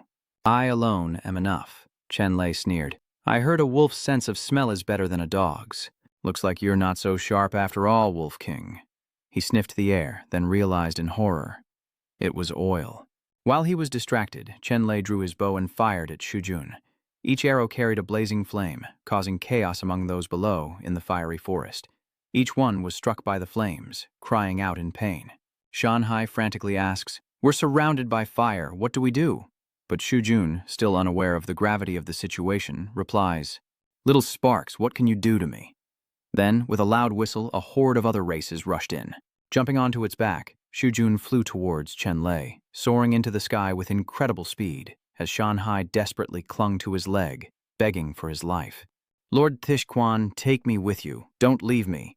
He ruthlessly kicked him away and coldly announced, You're no longer of any use. Shanhai plummeted into the fiery abyss below, his screams echoing through the air as Chenlay urgently announced, We're in trouble. They're trying to break the encirclement from above. Then, Tianren stepped forward. Uncle Chen, our father went to intercept them. The two of you are in agreement. Then, the three of them descended on the ship, quickly finishing off the insects following Shujun. Then, a barrage of arrows shot out like missiles. The subordinates and other races struck by the arrows fell from the sky, a tactic Chenlay employed. To defeat the general, first take down his horse. He gripped his bow, declaring he'd capture the leader, but when his arrow turned toward Shijun, he vanished without a trace, leaving him bewildered. Where did he go? Unexpectedly, a giant python pierces through Chenlay's body from behind. He's ambushed, causing blood to spurt from his mouth and chest wound. The python writhes and vanishes into Shujun's arms as he says, What a pity. Just a little short. The three below, busy with their own affairs, quickly take notice. Chenlay, they anxiously warn, Don't stop me, damn it. On the boat, Qijun slowly approaches and asks, What's wrong?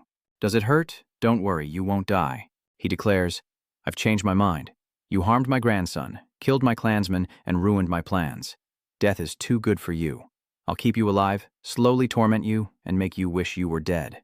Xuan proudly introduces his sword, the soul-devouring blood serpent sword, saying that anyone, no matter how powerful, will be enslaved by its master for eternity if it pierces their heart. "You will never be reborn. I will turn you into my puppet, so you can destroy the Tran family estate with your own hands and ease my hatred." The crimson serpent dances wildly, engulfing the space.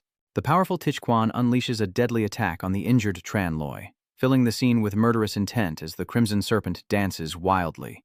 Despite his wounds, Tranloy desperately dodges the terrifying pursuit of the roaring scarlet serpent. In a moment of life or death, Chenlay dodges the giant blood serpent's head-on strike, sending rocks flying. Shijun grits his teeth. "You won't escape." Chenlay, exhausted and breathless, felt a growing sense of dread. This is it.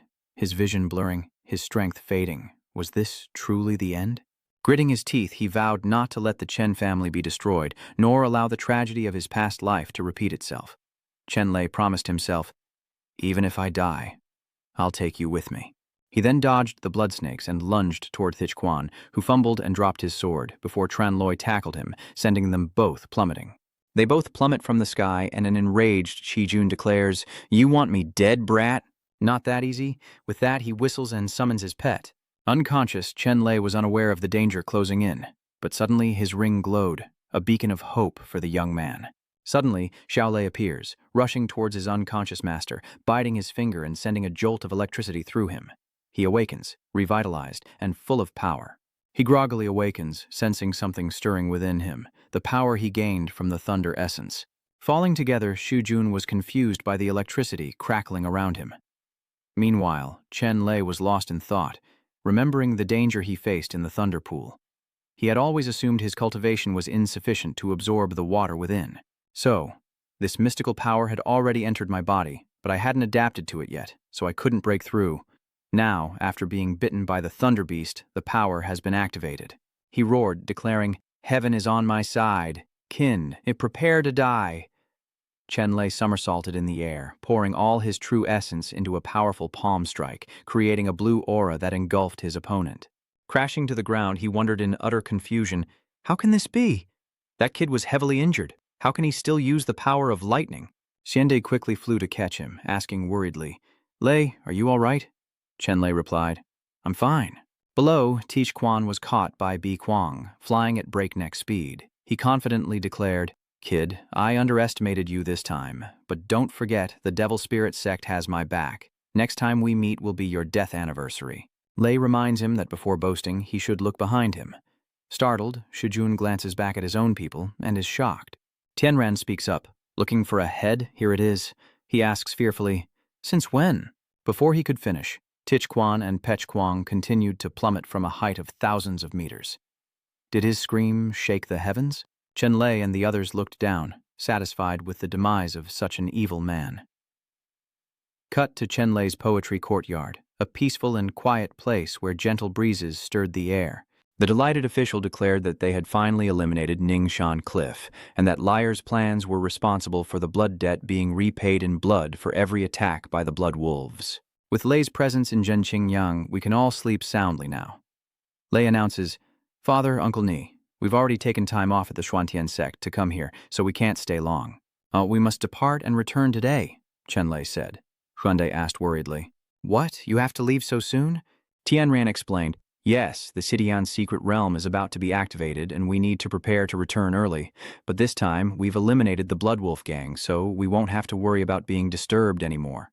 Chenlay added, "Although the threat of the Blood Wolf gang is gone, internal and external troubles will be even greater than before."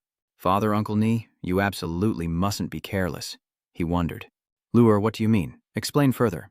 Chingyang wasn't large before, but with the 4 great families managing it together, it was relatively peaceful. Now that the Chen family has absorbed all 5 cities and 13 surrounding counties, and with the loss of the Sun and Zhao families, our strength has diminished. Such a tempting prize will surely attract the attention of other sects. Therefore, we must quickly devise a plan to avoid becoming everyone's common enemy. Shen Guang asked, "But what about the Mad Lightning Black Dragon formation you set up before? It was extremely powerful." "Protecting ourselves with formations isn't a long-term solution," Chenlay replied, hopefully. If other sects unite to devour us, we won't stand a chance. Hyundeok asked, so what do you suggest we do? He replied resolutely, I think we should establish a sect. The two were shocked to hear this. A sect? Chenlay explained. That's right. Only by establishing a sect, recruiting disciples, and building power can we truly control this territory. Hyundeok agreed. Lay, you're absolutely right. I always thought that as long as we were law-abiding and didn't offend others, we could protect Chingyang in peace, but who knew we couldn't avoid the misfortune of being attacked that year? I'm determined. I understand now that only by becoming strong can we avoid humiliation. Father will establish the sect immediately. Shen Guang agreed. Brother Chen, Lair, I'll follow your lead. The Ni family will pledge their full allegiance, Henduk happily declare. Lei, why don't you name our sect? How about we call it the Than Duong sect, since we originated from there? Thus, the Than Duong sect was established, to everyone's delight. That's a great name, Chenjin then urged. Chenlay, we should head back. The sect leader called our names. Xiandu instructed. Liar, Tianran, return without worry. When you come back next time, Father will show you a completely new Yang. The two children smiled and replied, yes. Meanwhile, back at the Xuantian sect's main hall, everyone gathers for an important meeting. Fengzi asks Chenlay, Xianran, how did you resolve your family affairs? He bowed and replied, Master, it's all been taken care of. He announced with satisfaction. Good, so you two have no more worries. The secret realm of Genesis will open in 10 days, when all the great sects will gather. Fengzi carefully reminded them, I have chosen you to represent the Xuantian sect in the mystic realm, so prepare yourselves well in the coming days. Chenlay bowed his head in acknowledgement. Keelan stepped forward, confidently stating, Rest assured, sect leader, we will spare no effort to demonstrate the strength of our Wantian sect before the world. Chenlay turned to look at him, and Keelan returned a provocative gaze. As the lesson ends, everyone steps outside and exclaims in surprise, The Azure Dragon War Chariot is so beautiful. I want to see it too. Upon seeing Xilin's luxurious carriage, everyone marveled. Airships may be comfortable, but they can't compare to the prestige of a war chariot. Senior Brother Hu, you're amazing. Can we ride with you? Chenlay wondered, Senior, who are those disciples? I've never seen them before. Shu replies, That's Hu Qilin, son of the Xuanyang Peak Elder. The two young ladies are Chu Betian and Q Hongluan, also prominent disciples of our Xuantian sect. The three are Ku Hongluan, Chu Betian, and Hu Qilin, who were taken to Yuntian Holy Land a year ago to cultivate due to their high aptitude. They just returned yesterday. It's normal you haven't met them since you haven't been here long. Qianren scoffed. Isn't it just a dragon-drawn chariot? What's so great about them? Besides, Chenlay is the team leader for the Secret Realm trip, so why did he rush to answer? Lei Yu added, If they've joined the Holy Land of Yuntian, they shouldn't be disciples of our Xuantian sect anymore, so why are they representing us? Shiyu reminded them, You don't understand. Although the secret realm of Qitian is managed by the 7 great sects, the opportunities within are coveted by all forces, and they're always looking for ways to sneak their people in. Although our Xuantian sect is a great sect, we can't afford to offend the Yuntian Holy Land, especially since they originated from our sect, so we had no choice but to agree. Chenlay sneered. Indeed, they're the kind who always want what they don't have. Qilin then approached them to greet them. Senior Sister Wan, how have you been this past year? Shiryu replied warmly, I heard that this dragon carriage is a treasure of the Yuntian Holy Land. Junior Brother Hu has only been a disciple for a year and already possesses such a treasure. It seems he is highly regarded. He replied with a smile. Senior Sister Wan is joking. The Yuntian Holy Land and the Xuantian sect have always had a harmonious relationship.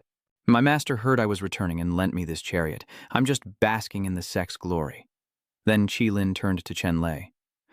Ah, this must be Junior Brother Chen? Although we're outsiders, your deeds have echoed far and wide.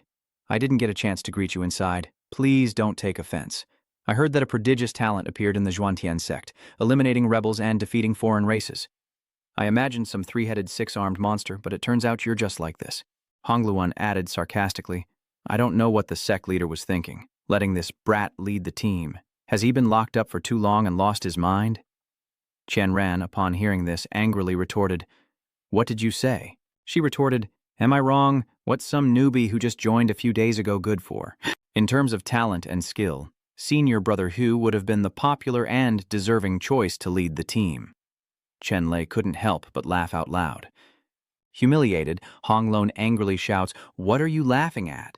He calmly replies, I laugh at you for being an outsider, only able to weasel your way into this opportunity. You have no right to speak, and instead of being grateful, you're shouting and pointing fingers at us direct disciples. What's so special about 3 heads and 6 arms? Your skin is the truly impressive thing here. Tianran was pleased with the answer and praised, Well said! She gritted her teeth in anger, but could do nothing. You wretch, what makes you say we're outsiders? Qilin finally chimed in to mediate. Junior brother Chen, the 3 of us have been in the Huantian sect since birth. You're going too far. Apologize now, or don't blame me for being impolite. Chenlay retorts, Every country has its laws and every sect has its rules. If you've joined the Yuntian Holy Hall, becoming their disciples and calling them master, why are you taking our spots? He retorted sharply, Or do you want to play both sides? Struck where it hurt, Qilin could only stammer. Then he stepped forward to explain, Fine, I can't win against your sophistry. Originally, the sect leader wanted you to lead the team, and I had no intention of competing. But since you mentioned the sect rules, according to Xuantian sect's rules, the disciple with the greatest strength is always the one to lead the team. Qilin is challenging you. Do you dare fight me? Shu reminded him, Junior brother Hu, everyone knows of your incredible talent. Now that you've trained at the Yuntian Holy Land for a year, your strength is immeasurable. Why bicker with a junior disciple over such a small grudge? If word gets out, you'll lose face. Fight him and show him the might of our Xuantian sect, Lei Yu added. Brother Chen, I support you. Why are you hesitating? Qilin smiled inwardly, seeing Chenlay's expression. I am the #1 young talent of the Xuantian sect. How could I let you take the lead? If you dare to fight, I'll make you pay. But contrary to his expectations, Chenlay simply said coldly, No fight. You think I'm an idiot? That leadership position is already mine. Why would I risk anything to fight you? Unless you put up something of equal value, Qilin asks. What are the stakes? Chenlay said, pointing to his massive vehicle. If you win, I'll give up the team leader position. If I win, that dragon chariot is mine. What do you say? Honglone speaks up, What? Do you even know how much this chariot is worth? Not to mention the black dragon pulling it is the king of dragons. Just one piece of the spirit jade that makes up the chariot's body is priceless. You couldn't buy it even if you had the money. Baixin also warned, You're aiming way too high, but Qilin nonchalantly agreed. No matter, do as you said. This caused the 2 women behind him to anxiously call out to him. He boldly declares, Don't worry, this kid is no match for me. I'll have him begging for mercy in 3 moves. Chenlay respectfully replies, Then please, senior brother, enlighten me. Losing patience, Qilin charges forward, unleashing a devastating blow.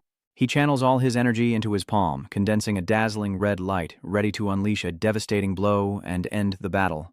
The 2 powerhouses, Tranloy and Kai Lam, clash fiercely with punches and palm strikes, creating a terrifying sound and violent energy tremors. Lei Yu watches the fight, puzzled. Senior brother Hu's moves are strange. There's a layer of light in his fist. What kind of technique is that? Shu Yu replies, That's not one of our sect's moves. It must be a technique from the Vanthine Holy Hall. I've never seen it before. Honglone smugly declares, You frogs in a well, putting on airs. This is our radiant moonflight art from the blessed heaven Holy Land. Because it requires a special physique to cultivate, you can usually only cultivate 3 parts, but senior brother Ho is a once-in-a-century blood moon spirit body, capable of unleashing its greatest power. Baichan explained that their master took Hu in as a disciple, and taught him the technique because of his unique physique, not wanting to waste such talent. Now that Hu has mastered the technique, Tran's life is hanging by a thread. If you don't want him seriously injured, you should advise him to beg for mercy soon. This silenced the 3 people on Chenlay's side. No one could retort. Meanwhile, Qilin's heroic spirit declared, You disrespectful, arrogant brat, today I will teach you a lesson in place of the sect leader. Chenlay smiled, replying, A married daughter is like water under the bridge.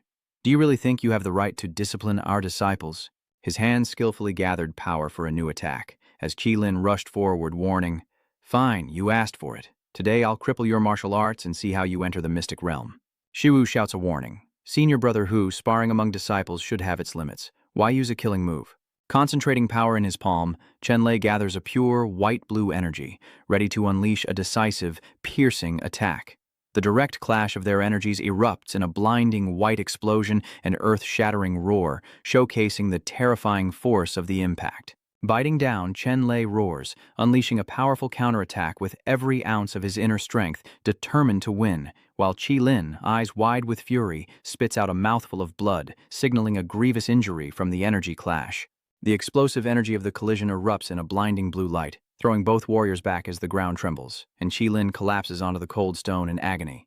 The sound of his body breaking down echoed his overexertion. Honglone rushed over, shouting, "Senior brother!" The two asked anxiously, "Senior brother, how are you? Are you all right?" He muttered in disbelief, "How can this be?" Hongluan shamelessly turned to accuse him. "Chenlay, how dare you? Senior brother only wanted to spar, but you attacked with such malice, trying to kill a fellow disciple."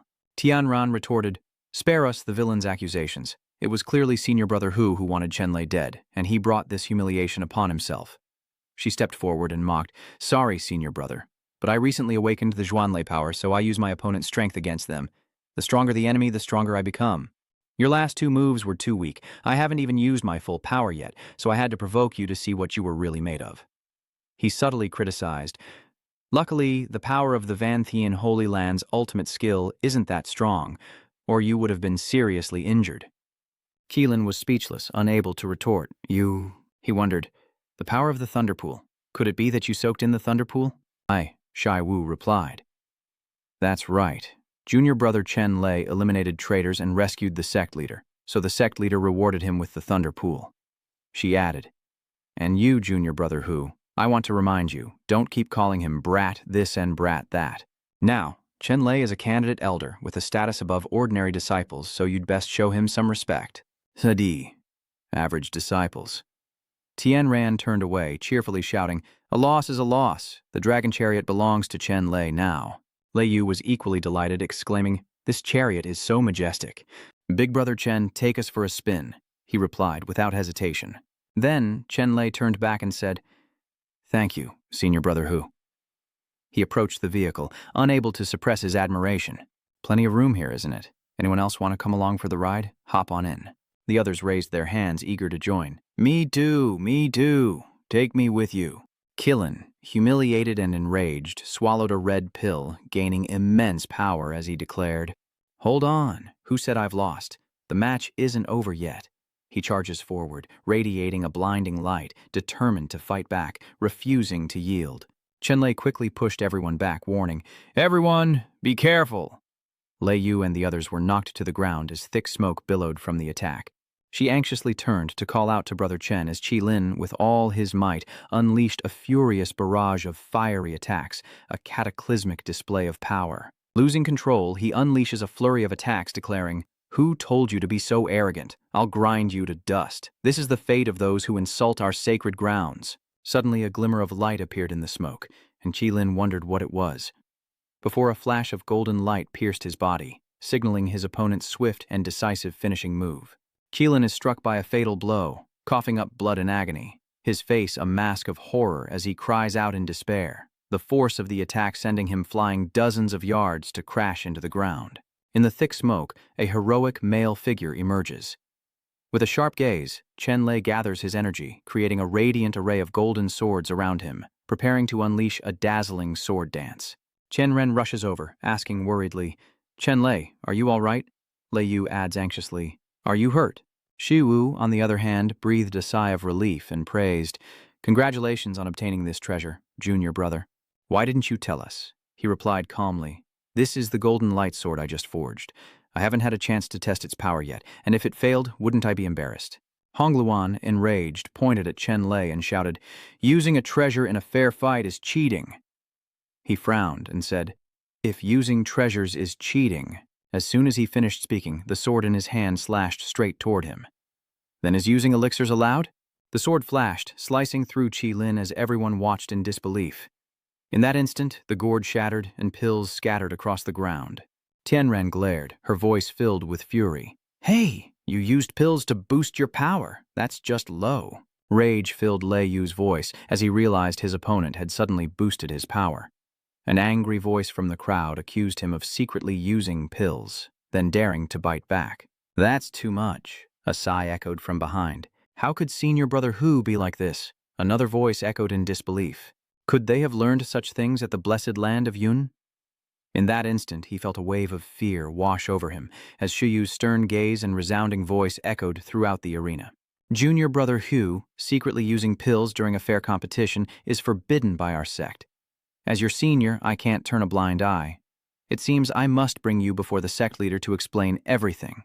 Senior brother, we can't let this go too far, or we'll be in trouble if the sect leader revokes our qualifications. I know I was wrong. I've had a cold these past few days and didn't know my own strength, and I was so eager to win that I made a mistake. I'm willing to gift the Flood Dragon Chariot to Junior Brother Chen as an apology. It's best we don't alarm the sect leader. With a cold glare, Tianran's voice rang out with fury. How laughable! This war chariot was won by Chenlay. He doesn't need your charity. Enough! Hongloa hissed through gritted teeth. Don't push your luck. To which Tianran scoffed, only realizing you're wrong now? Who told you to swallow the medicine? Seeing the tension, Chenlay quickly tried to smooth things over. Come now, Xuan Tian's sect and Yun Tian Holy Land have a long-standing relationship. We must show them some respect. He smiled, his voice calm and skillful. Just have Senior Brother Hu shout, Junior Brother Chen, I admire you 3 times, and we'll call it even. He roared, his voice full of anger. You. With a calm look in his eyes, Chenlay said softly, if you don't want to, then forget it. I've never liked forcing people. Bichan quickly stepped forward and whispered, Senior brother, think of the big picture. Regaining his composure, he took a deep breath and shouted, Junior Brother Chen, I submit to you. Junior Brother Chen, I submit to you. Junior Brother Chen, I yield. The onlookers enjoying the show covered their mouths and snickered with glee. Chenlay chuckled softly, his gentle voice echoing, Thank you, thank you. Then, turning his back, Chenlay said as he walked, Who wanted to go for a breeze? Let's go. Once everyone was aboard the Black Dragon, its eyes flashed, and it roared. Amidst the whistling wind, the 3 remained below, their eyes burning with anger as they watched them leave. Qilin clenched his fist, gritting his teeth as he spoke.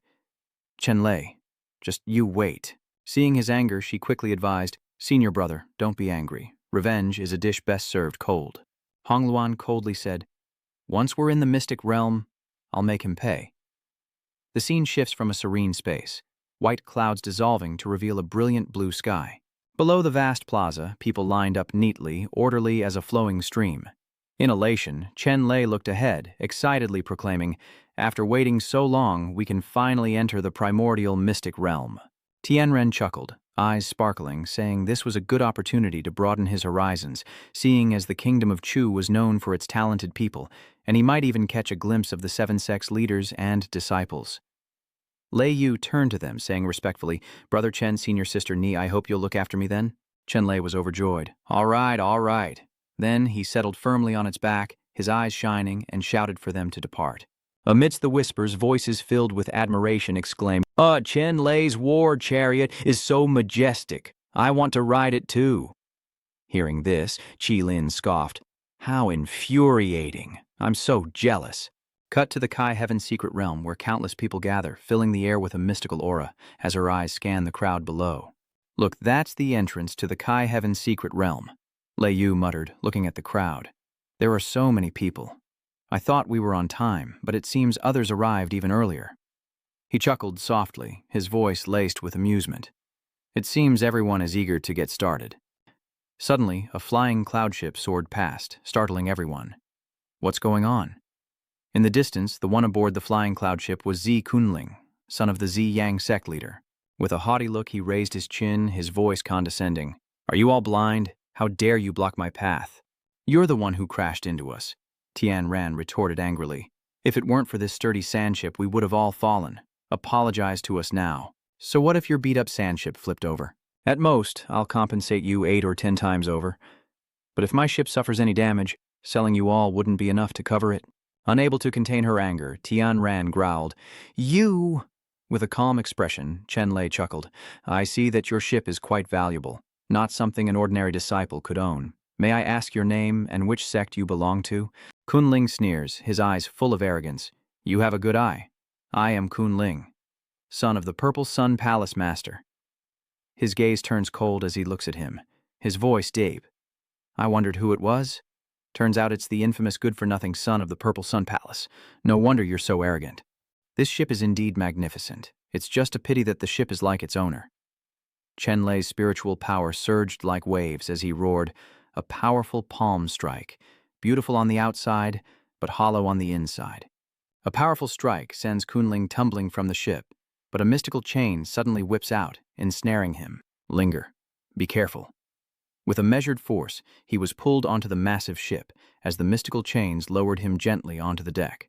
The one who appeared was none other than Xuan, the master of the Purple Sun Palace. In pain, Guling gritted his teeth and said resentfully, "Father, he destroyed my ship. Teach him a lesson for me." With eyes blazing red, Xuan roared, "You impudent brat! How dare you hurt my Linger?" He bellowed, his fierce palm strike hurtling towards the boy's carriage. "Pay with your life." Just as the palm strike was about to land, a figure flew in front of the carriage, declaring, "Who dares to harm my beloved disciple?" Recognizing the figure, Chenlay cried out in joy, while Xuan gritted his teeth, his voice cold and filled with murderous intent. "Lei Fengzi, you want to protect him?" Fengzi stepped forward, his voice mocking.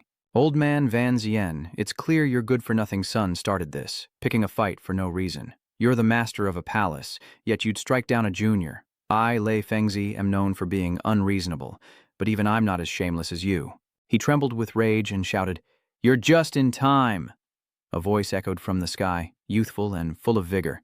"Why must you two be so angry?"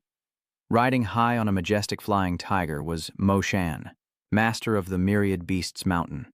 Standing on that leaf is Bang Van Thach, the master of Bakluyan Pavilion, and he's all smiles. "I've waited for this day, all for the secret realm. Instead of fighting here, why not wager on whose disciples will reap the greater rewards?" He smiled in response, and Lei Fengzi happily accepted. Xuan gritted his teeth and scoffed. "For your sakes, I'll let this debt slide for now. We'll settle everything in the mystic realm." The scene shifts to a distant, endless blue sky, dotted with drifting white clouds. Within the mysterious secret realm, mist hangs heavy, and the murmur of voices echoes all around. From afar, an eerie aura spreads as Ning Tianshan, the master of the heavenly demon sect, arrives. He smiles faintly and says, "Sect Master Lei, long time no see." He nodded in response. "Sect Leader Ning, it has been a while." The moment Tianshan's eyes landed on him, he said, "So, Chenlay has come as well? I heard you won a glorious victory in 100 Battles City. Congratulations on having such a talented disciple, Sect Leader Lei." A voice echoed from behind, and if not for his disciple, they continued, Sect Leader Lei would still be locked away. Reflecting on his mistakes, it was none other than Yin Tiank, the Blood Cloud Tower Master, who spoke, followed by a chuckle from someone nearby. "Don't air your dirty laundry in public, Yin. Aren't you just slapping Lei Zongzhu in the face? And this is Hong Shutian, the leader of the Divine Dragon Sect." Sensing the heavy atmosphere, Tianshan interjected, "Let bygones be bygones." Xuan stepped forward, his eyes sharp, his words like knives. "Why shouldn't we mention it? We can't forget the mistakes of the past. As I see it, this not only needs to be mentioned but also broadcast across the 4 seas as a lesson to all sects." He scoffed, his voice full of vigor. "After all, one person's safety is small, but if an entire sect like the Zhuantian sect is sent into servitude, wouldn't the 7 great sects lose face? Do you need to smear your face with more black? The 7 great sects should unite and help each other, but I heard that while we were fighting on the front lines, the Purple Sun Palace was feasting. Marrying a concubine for you, perhaps." Fengzi grew angrier, adding, "And the Blood Cloud Tower and the Divine Dragon Sect, who knew but colluded to sit idle, hoping to profit?" As he mocked them, Xuan gritted his teeth, eyes blazing, fists clenched, and finally roared in fury. And Xuan glared at Fengzi, eyes sparking, a murderous aura spreading. Enraged, Xuan pointed at Fengzi. "Lei Fengzi, stop with the nonsense. Whether or not I take a wife is none of your concern."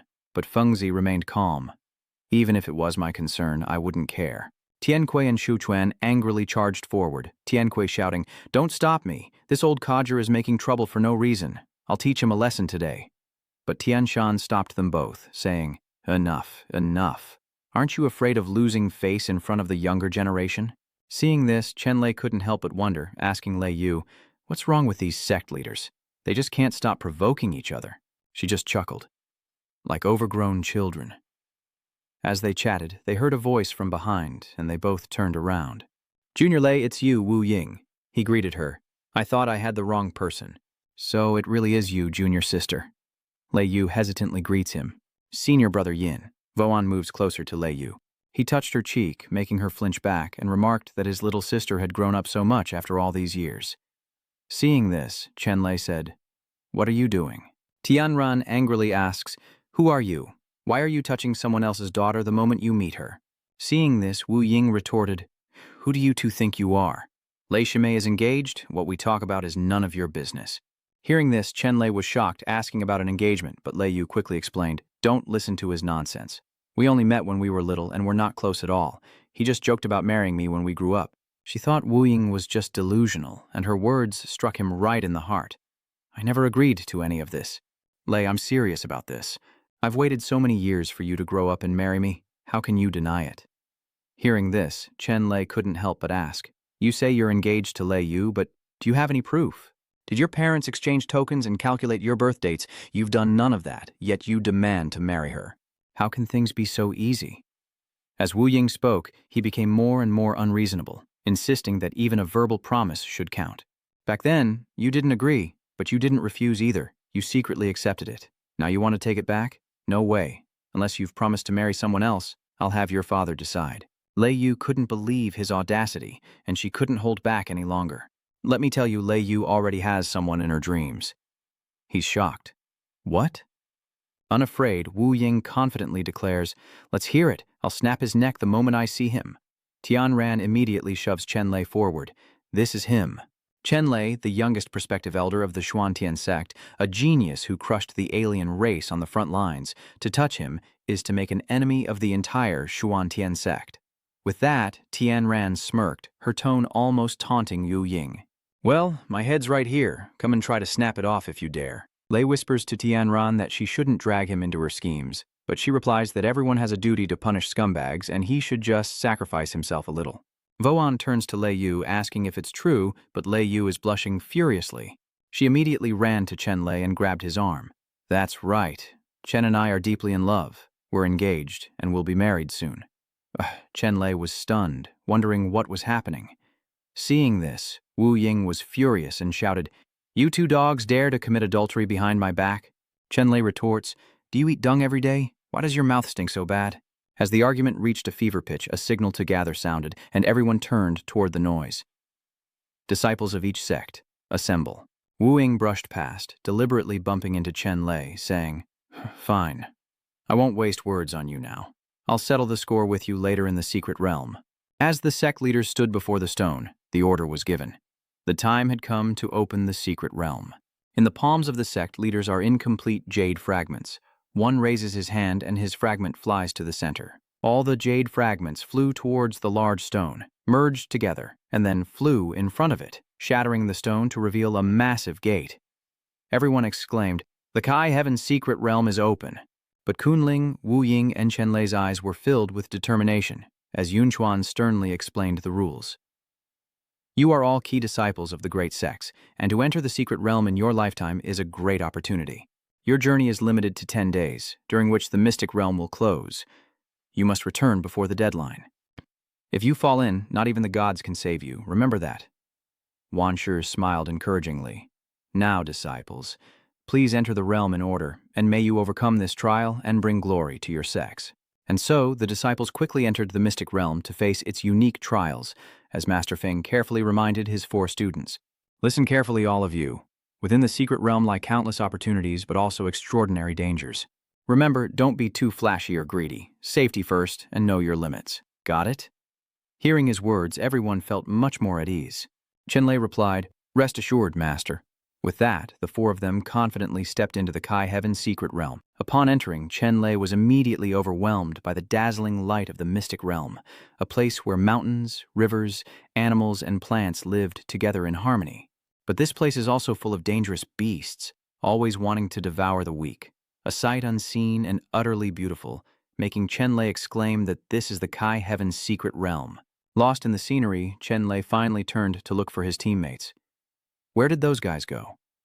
"Here," Chenlay said, resting his chin in his hand. It seems that the light gate was a spatial transportation formation, sending people to different locations randomly. I hope they don't run into any danger. Lost in thought, Chenlay overheard an argument. Get out of here. These scarlet herbs are ours.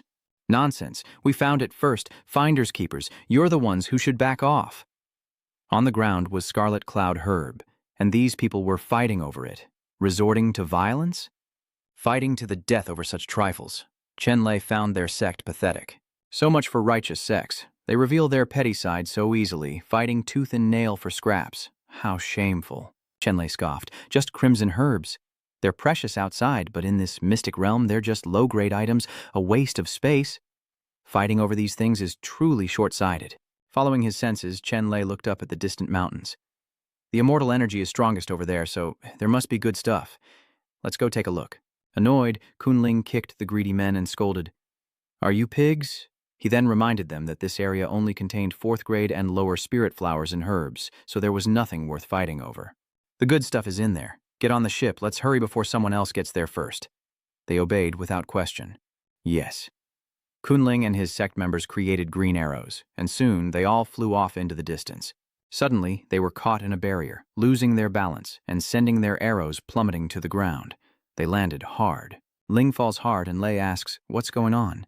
One of them replies, "Senior, there seems to be an aerial restriction here. We can't fly." Before the team could recover, a cloud of dust suddenly rushed towards them, leaving Gu Ling and his men gasping for air. What the hell? It seems that smoke is coming from the vehicle that Chenlay is riding in. He smiles and waves. "Farewell, brothers. I'll be taking my leave now." "Farewell."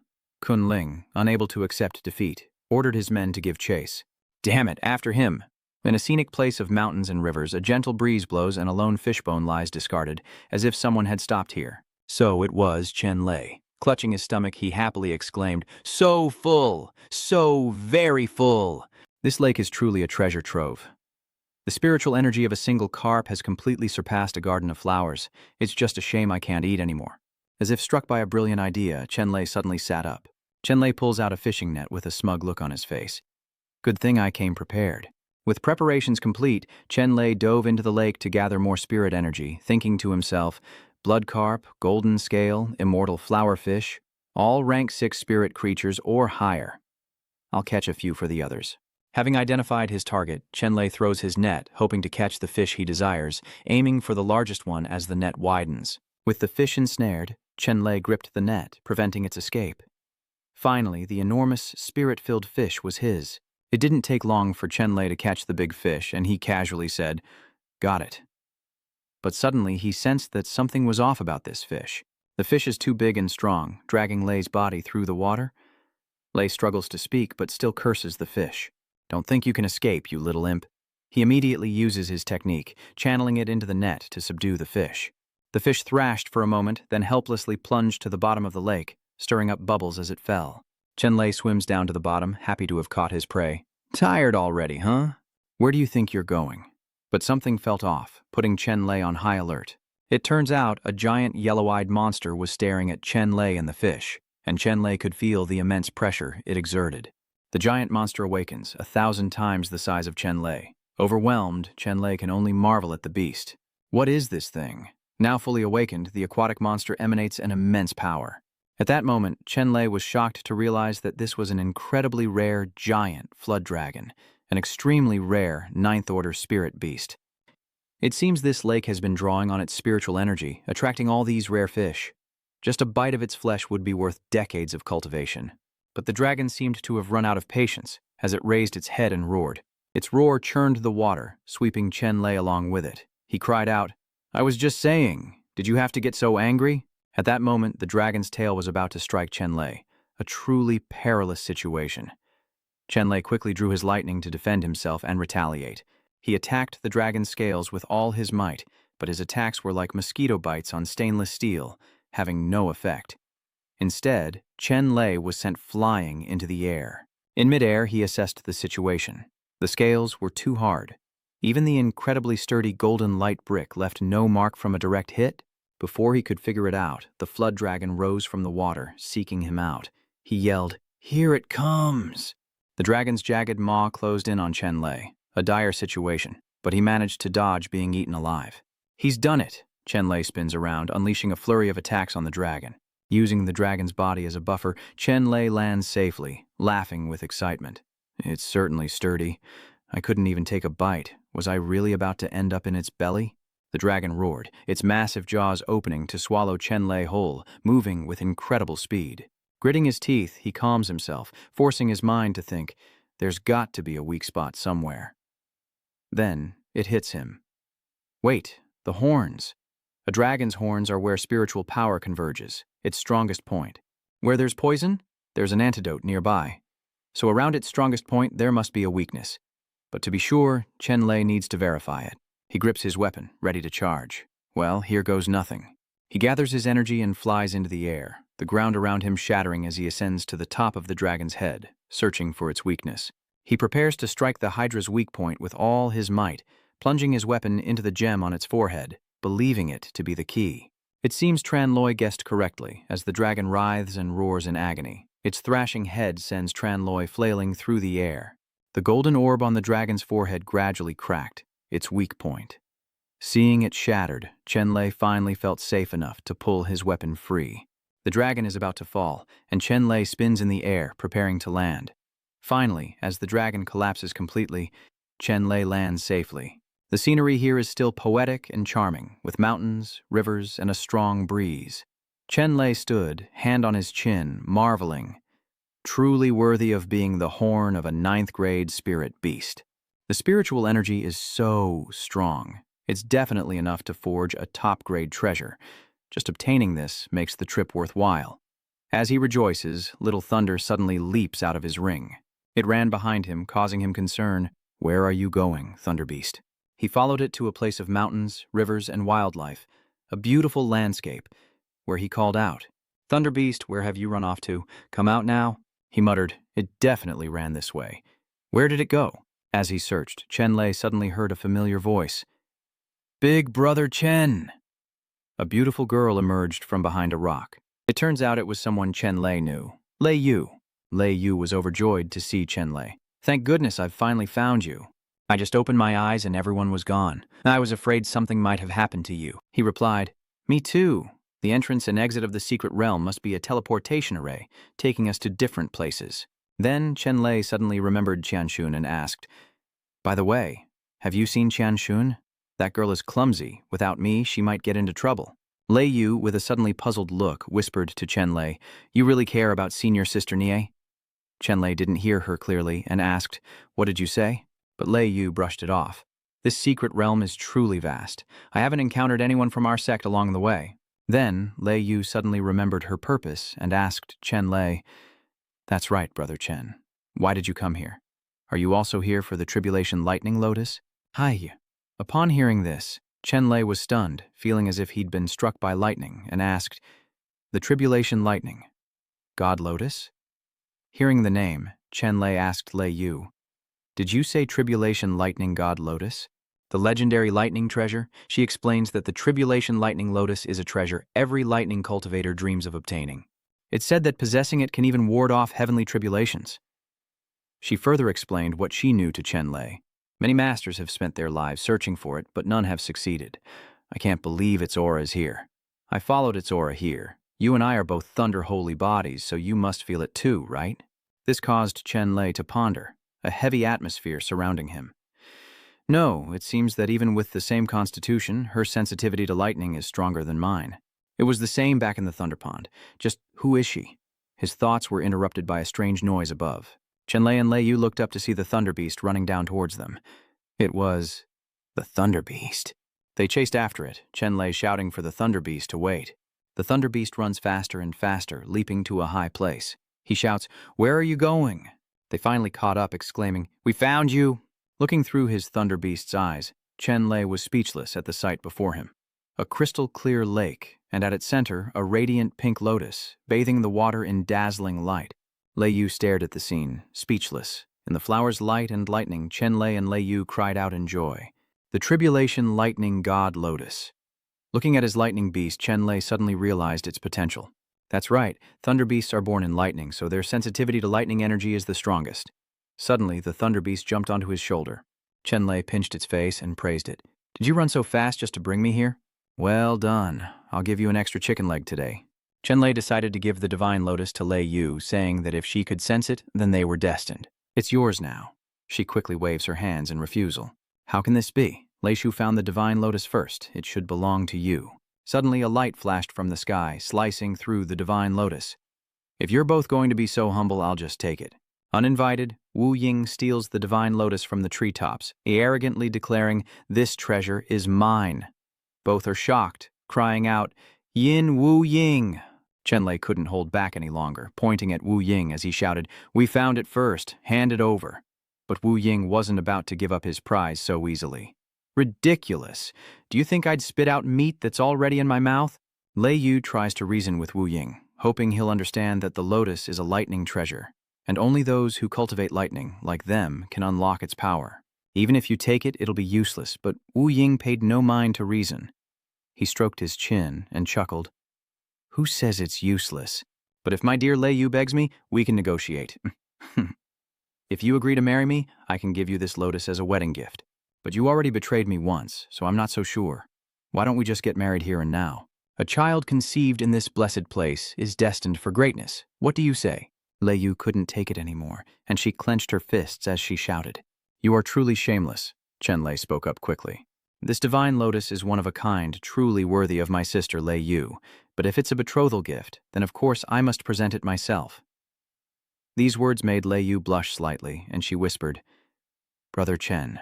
Without hesitation, Chenlay struck directly at Wu Ying, the force of the blow exploding the ground where he stood, sending dust and debris flying. As the smoke clears, the scene before Chenlay fills him with disbelief and confusion. How can this be? Uninjured, Void emerges from the dust, leaving Chenlay bewildered. He took a direct hit from me and he's unharmed? His face darkened, a strange, unsettling smile twisting his lips.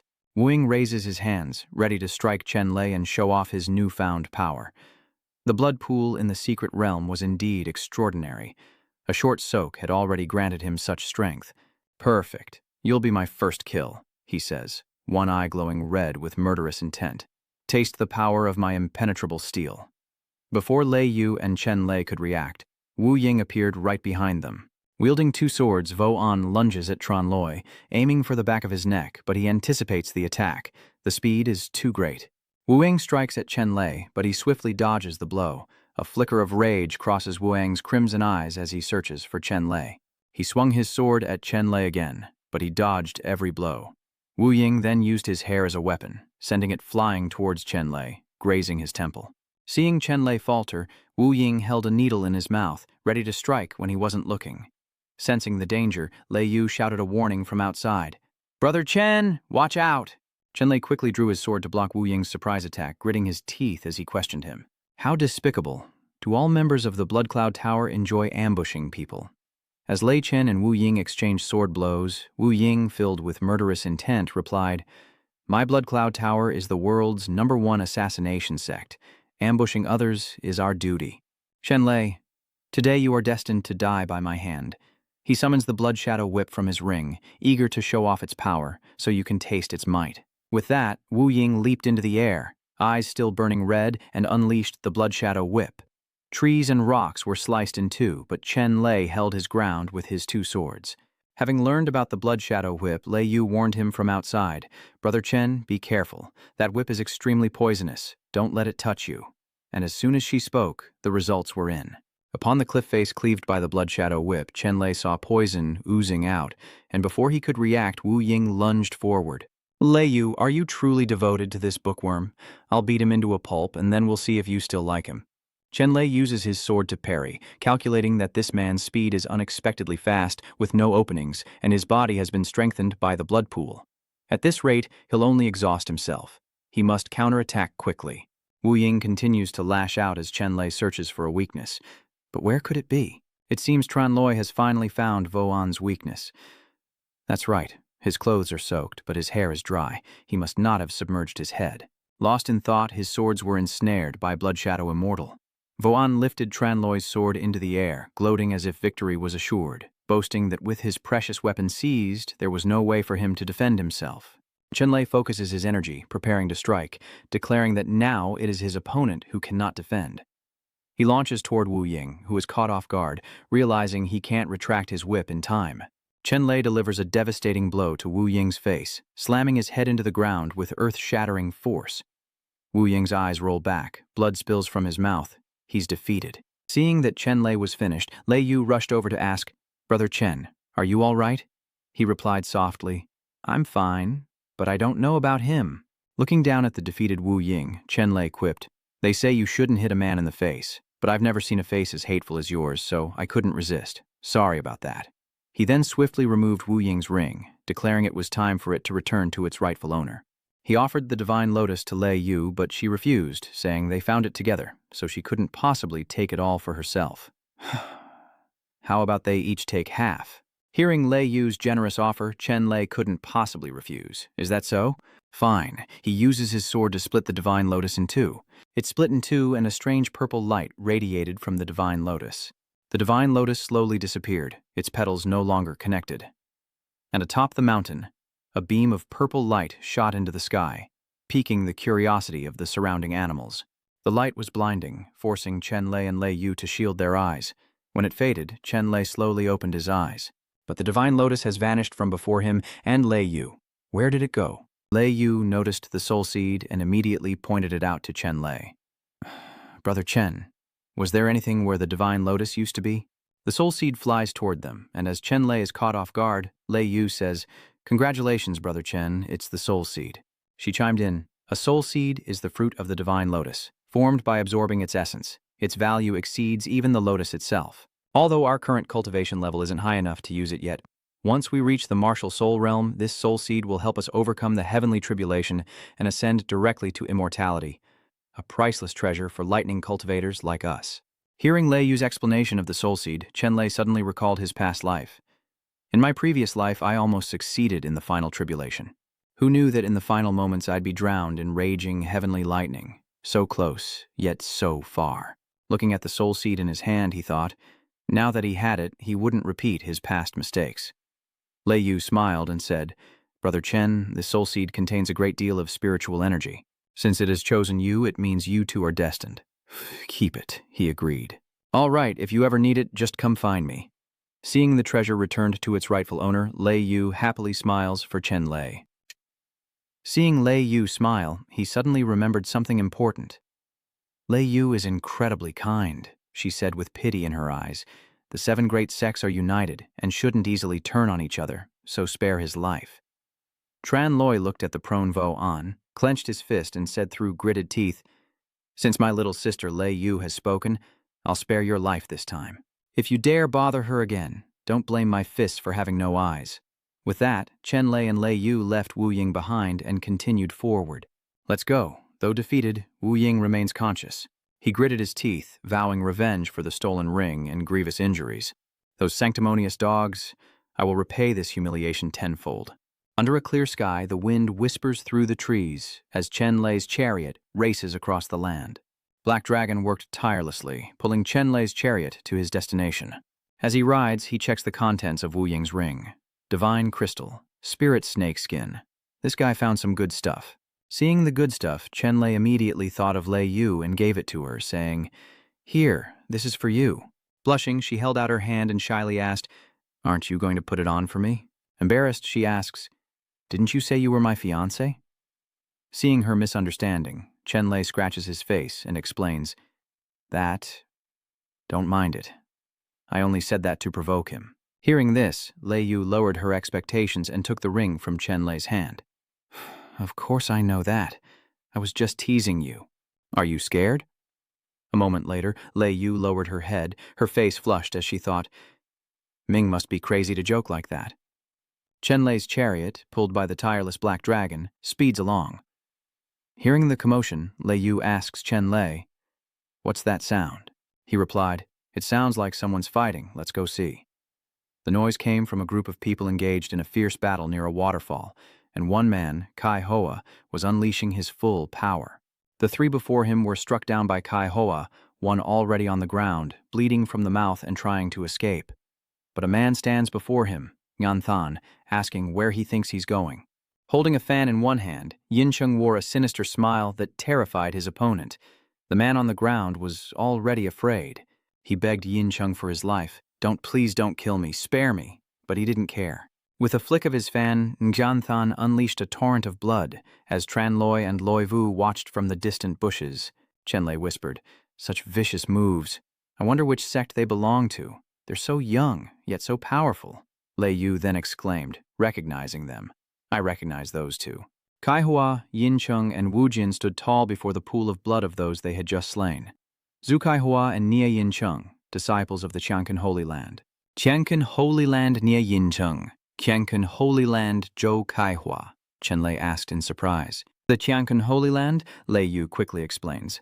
The Yankun and Yuntian Holy Lands are both overseas powers, much like Hu Qilin, replacing certain sects to enter this place. Chenlay keenly realized their strength. No wonder they were far stronger than Zi Kun, Ling Yin, and Wu Ying. But why would they kill people? Kai Hua suddenly turned around, shouting vigilantly, "Who's there? Stop sneaking around and show yourself." Hiding in the bushes, Chenlay and Lei Yu are stunned. Have they been discovered? From beyond the waterfall, a red light flies toward the three of them. A woman descends, radiating a red aura. Lei Yu instantly recognizes her as Senior Hongluan Q. Honglon arrives with imposing grandeur, wreathed in swirling flames, and Kai Hoa eyes her warily, calling her name. Hongluan glanced at the unfortunate souls on the ground and sternly asked, "Zhou Kaihua, Nia Yin Chung, what grudge do you have against the 100 Refinements Pavilion that you would assassinate these disciples?" Yin Chung, still holding his fan, smiled as if he and his companion were innocent. "We have no quarrel with them. They simply came to the wrong place." Sensing an unusual presence, Honglon turns her gaze. Then without hesitation, she flew straight into the raging waterfall, pausing mid-air to part the water with her hand. Slowly, a massive, mysterious city appeared before her, and Hongluo couldn't help but stare in amazement. This is the Azure Palace, and on the other side, Chenlay is just as astonished. The Azure Palace is said to be the cultivation ground of the Azure Emperor, and Chenlay imagines the legends surrounding it. Legend says that before his ascension, the Azure Fall Emperor stumbled upon a mystical abode filled with rare elixirs, scriptures, and treasures. Legend says the great emperor ascended thanks to these treasures and in gratitude took the name Azure Fall. But no descendant has ever found that legendary place. So, it was hidden in a secret realm. Kai Hua watched Bixia Palace, his eyes betraying his resentment as Hongluan prepared to enter. This Azure Vault is a treasure trove left behind by the Azure Emperor, said to contain the secrets to ascension. Do these sect disciples even deserve to enter? Hongluan looks down at Wu Jin, arms crossed, questioning why he too isn't a member of the Divine Dragon sect. "Why did you kill him?" Votan laughed with glee, waving his hands as he explained, "For years, our Divine Dragon sect has been dedicated to the Qiankan Holy Land, helping it expand its influence in the country. We were the first to discover the Azure Palace. I informed my two senior brothers, but how could I compete with them? We should be content just to broaden our horizons," she sneered, mocking Wu Jin. "So, you really are a good dog." Hearing this, Wu Jin gritted his teeth in anger, only managing to sputter, "You're asking for it." Hongluan pointed at the three and reasoned, "The 7 great sects and overseas sacred grounds have benefited from years of friendship, and disciples should compete fairly in the secret realm. Aren't you afraid of ruining the relationship and damaging the reputation of the sacred ground by resorting to such cruel means to seize treasures?" From afar, Chenlay witnessed everything, deeply grateful for Hongluan's kindness. To speak such words, it seems this Hongluan, though sharp-tongued, has a very upright heart. Kaihua gathered his energy, closed his eyes, and continued. "To be clear, our Qiankan Holy Land isn't like your Yuntian Holy Land, obsessed with empty reputations. We only care about results, not the process." Kaihua and Yin Chung rushed to take Honglon's life, their eyes full of murderous intent, but if she's seen through them, they can't keep her alive. "Today will be your death. Don't blame us for being ruthless, Honglon."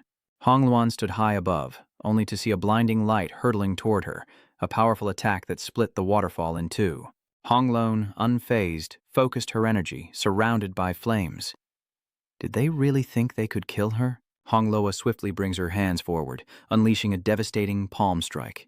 Honglon subtly gathers her energy, unleashing a torrent of inner power that radiates outwards. Chenlay watches her intently, muttering, "Incredible. Her inner strength surpasses Hu Qilin's, so why does she idolize him so much? They speak of him as the luckiest man alive?" Hearing this, Lei Yu blushed slightly and replied, I guess only us girls understand. Meanwhile, Wu Jin spun his staff and shouted, Let me lend you a hand, brothers. He channeled his inner power, summoning countless ghostly skulls to swirl around him. As the dark energy swirls, demonic skulls attack Hong Luan.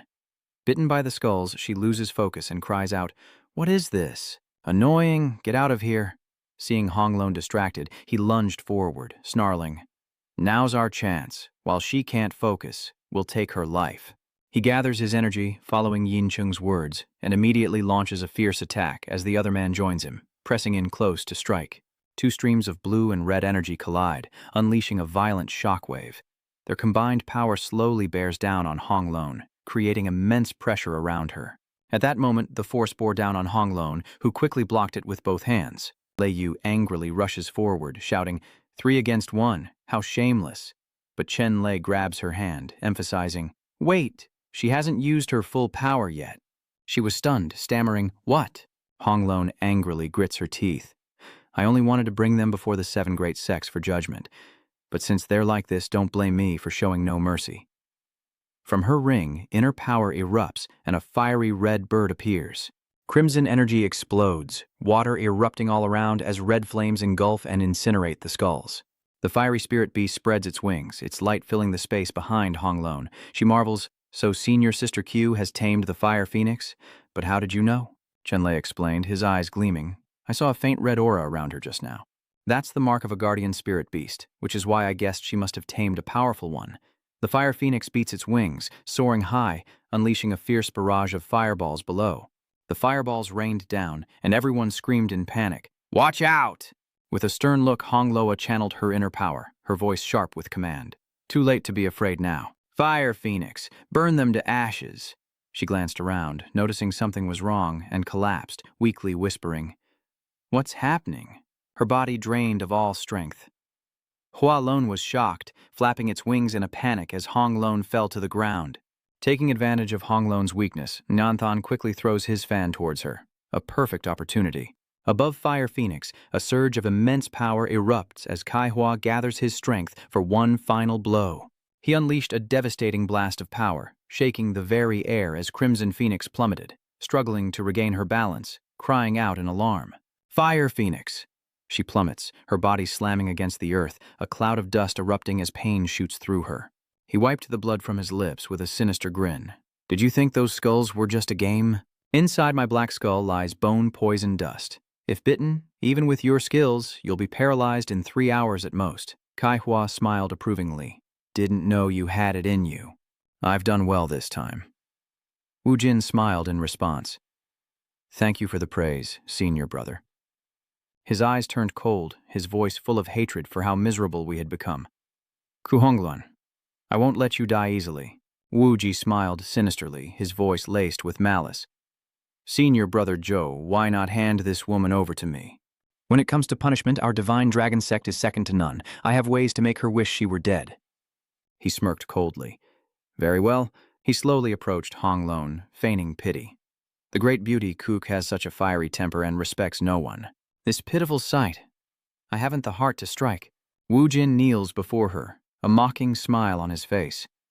Weren't you so powerful just a moment ago? Still calling me a dog? Now you're just a lump of mud, lying motionless on the ground. Hong Luan struggles to lift her head, her voice hoarse but full of resentment. A hunting dog like you will never meet a good end. The smile fades, replaced by a cold, cruel look. He sneers, Still so arrogant? Fine, I'll pull out all your teeth and see if you can still talk so tough. Wu Ji coldly raised his skull staff, ready to strike. Hong Luan lay helpless, resigned to her fate, and closed her eyes, awaiting the blow. But a brilliant light streaked from afar, piercing the morning sun, as Chenlay, with a bamboo sword in hand, charged ferociously toward their attacker. Before he could react, he was struck, blood splattering everywhere. Lei Yu rushed to her side, catching her and asking anxiously, Senior Sister Kook, are you all right? Hong Luan struggled to sit up, her voice weak. It's you. She frowned, her voice full of confusion. Why are you helping me? With a stern look and cold eyes, Chenlay stated, Don't overthink it. I simply couldn't stand seeing 3 men bullying a woman. Kai Hua angrily points at him, shouting, Who are you? How dare you attack someone from Jiangkan Holy Land? With a cold smirk, Chenlay replied, I am a disciple of the Xuan sect. Chenlay. Hearing Lay's reply, he immediately charged forward, his voice filled with murderous intent.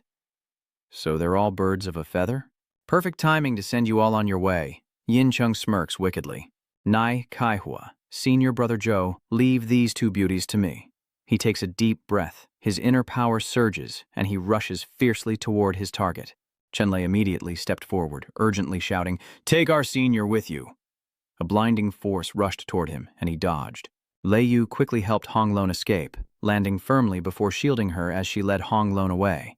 Under a clear sky, the two flew like the wind, their footsteps echoing through the forest. Hong Lon leaned against him, struggling to speak. I still have no strength at all. Lei Yu solemnly explained, The antidote will take a while to work. Don't worry, I'll protect you. As they advanced, they saw Yin Cheng leaning against a tree, smiling as he said, Beautiful ladies, where do you think you're going? He smirked, his voice dripping with sarcasm. Beauties are like great generals. They should never be seen with white hair. Such lovely sisters. Wouldn't it be a shame to let time wither you? With a terrifying grin, Yin Cheng swung his iron fan at the two, saying, Let me help your beauty last forever. A fan attack of incredible power hurtles towards the two women, and Hong Lon cries out in alarm. Junior Sister Lei, be careful. Lei Yu focused, a brilliant golden light array blocking the fierce green fan, lightning flashing.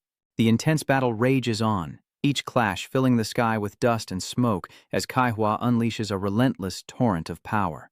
Chenlay stood firm, using his bamboo sword to block each fierce attack. Kaihua smirked, his eyes a mix of surprise and contempt, saying, Kid, you can actually withstand my pressure. You must be one of the more outstanding figures from the Huantian sect, huh? But that's all you are. His inner power explodes, and a brilliant blue light manifests the spirit beast dragon. He roars, Die! The blue dragon roars, unleashing a torrent of power. Chenlay grips his sword staff, his body overflowing with strength, ready for the clash. Suddenly, the bamboo sword transformed into a swirling spirit beast in his hand, leaving him in shock. Then it became golden claws, wrapping around his arm and merging with his body. Chenlay stared at it, thinking, This must be from the dragon horn. The dragon horn is a convergence of the dragon's spiritual energy. Has it sensed the white dragon's power? He clenched his fist, his eyes firm, and said, Let's see if Yuan Meng's fist is stronger, or my thunder dragon is more domineering. Focusing his inner energy, he strikes the ground, roaring, Dragon emerges from the sea. The sky darkens, and a swirling vortex of electricity appears, like a colossal storm. From beneath the earth, a strange object rises, crackling with intense lightning. As the electric vortex swirled around him, the white dragon coiled, unleashing its immense power. Chenlay focused all his strength, aimed his fist, and roared, Great, desolate dragon, subduing fist. The two azure dragons grappled, claws clashing, thunder exploding through the space, as the enraged spirit beasts channeled their power, claws and horns colliding. They clashed, tearing flesh with sharp fangs and slashing with fierce claws. Then Chenlay channeled a different power, his eyes blazing as he roared, Thunder Spirit Guard! His spirit beast lunged, its claws locking onto its opponent, refusing to let go. It bites down hard on its opponent, causing the beast to cry out in pain, before Kaihua's spirit beast suddenly vanishes, falling freely to the ground. As the dust settled, he instantly lost all strength, trembling as if he could no longer resist. Chenlay took a deep breath, slowly drawing his inner strength back into his body, his blood surging powerfully. He smiled, his eyes shining, and said happily, What a great treasure. He spat out a mouthful of blood, stood up, and hoarsely asked, You actually broke through to the Sentinel realm? We're not friends. Yet you've given me two great gifts at once. I'm almost embarrassed. Kai Hoa strained to speak, his voice full of anger. Stop being arrogant. You're just a nobody from the Xuan sect, yet you dare to humiliate a Chankan disciple like this? He lunged at him, swinging a murderous fist. I'll tear you to pieces! But before he could land a blow, Kai Hua froze, his eyes blank. Watching him fall, he sighed slowly. Your organs are all ruptured, so don't get angry, or you could have lived a little longer.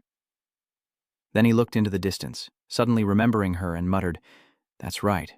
There was someone else just now. Lei Yu and the others are in danger. The fierce battle explodes with power, uprooting trees on both sides. Lei Yu strains to endure, sweat pouring down, while Hong Luan retreats, glancing at the sky where a violent vortex of electricity forms, and she cries out, Brother Chen! Yin Chung sneers, his eyes cold and contemptuous. Little beauties, don't get your hopes up. Your big brother is no match for senior brother Joe. He's probably turned to dust by now. He grips his fan, his eyes flashing as he waves it towards them. I'll send you to join him. A violent force explodes forward with a powerful gust of wind. Lei Yu pants, exhausted, desperately waiting for him, and weakly says, I can't hold on any longer.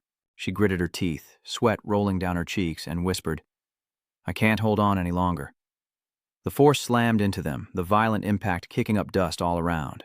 Yin Chung frowned, a hint of regret in his eyes, and sighed, I can't take back the power. What a pity. What a pity. Just then, a flash of light startled him, and he asked in a panic, What's going on? As swirling flames engulfed the space, cracks appeared on its surface. Hong Luan held her in her arms, her voice warm. Lei Shimei, you've done well. Leave the rest to me. With blood still on her lips, Lei Yu asked in delight, Senior Sister Ku, have you regained your power?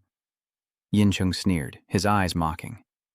A passionate Yuri couple. He then swung his fan towards them, a fierce glint in his eyes, shouting, I especially love being cruel to women. Hong Luan took her to safety, saying gently, Rest here, I'll be right back. Lei Yu, with a worried look, solemnly warns, Senior Sister Ku, be careful. She frowned, her eyes sharp and cold as she said, I don't like dealing with men in skirts, but you've managed to anger me. A crimson sword flashed in Hong Lon's hand as she declared, Crimson Abyss. Hong Lon retaliates with a powerful kick, channeling her inner strength into a spinning aerial assault, landing gracefully, ready for her next move. Hong Luan borrowed strength from the ground and shot towards him with incredible speed, her crimson sword clashing against his fan in a fiery collision. A sharp sound echoes as she shatters the barrier before her, charging towards Nganthan without slowing down. But Hong Lon realized that even with all her strength, the sword couldn't touch him. Yin Chung smirked, his eyes full of confidence, and said coldly, It's no use. He channeled his powerful spirit energy, and with a tearing sound his upper garment was instantly ripped apart.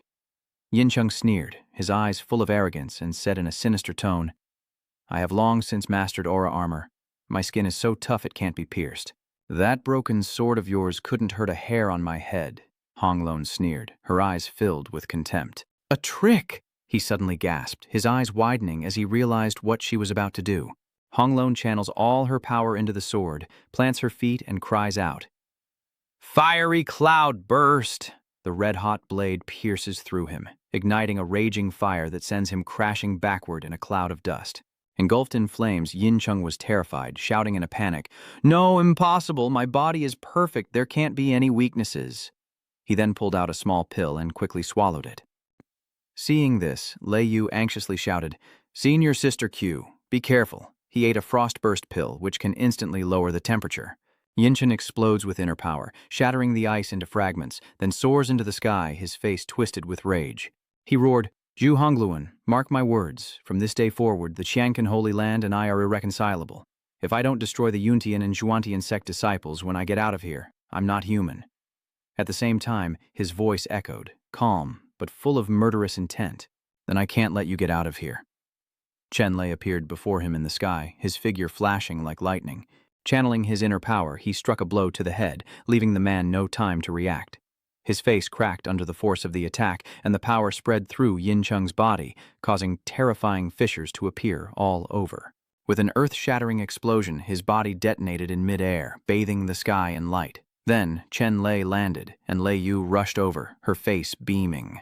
Brother Chen, she happily exclaimed. Congratulations on breaking through to the Sentinel realm. Without arrogance, he simply smiled and replied, It's all thanks to my opponent. Hong Luan crossed her arms, grumbling in annoyance about using pills in secret after losing. What's this all about? Chenlay chuckled, teasing. I didn't see you this angry when Hu Qilin was chomping down pills, senior sister. She calmly retorted, That was senior brother Hugh's strategy. How can you compare it to that despicable villain?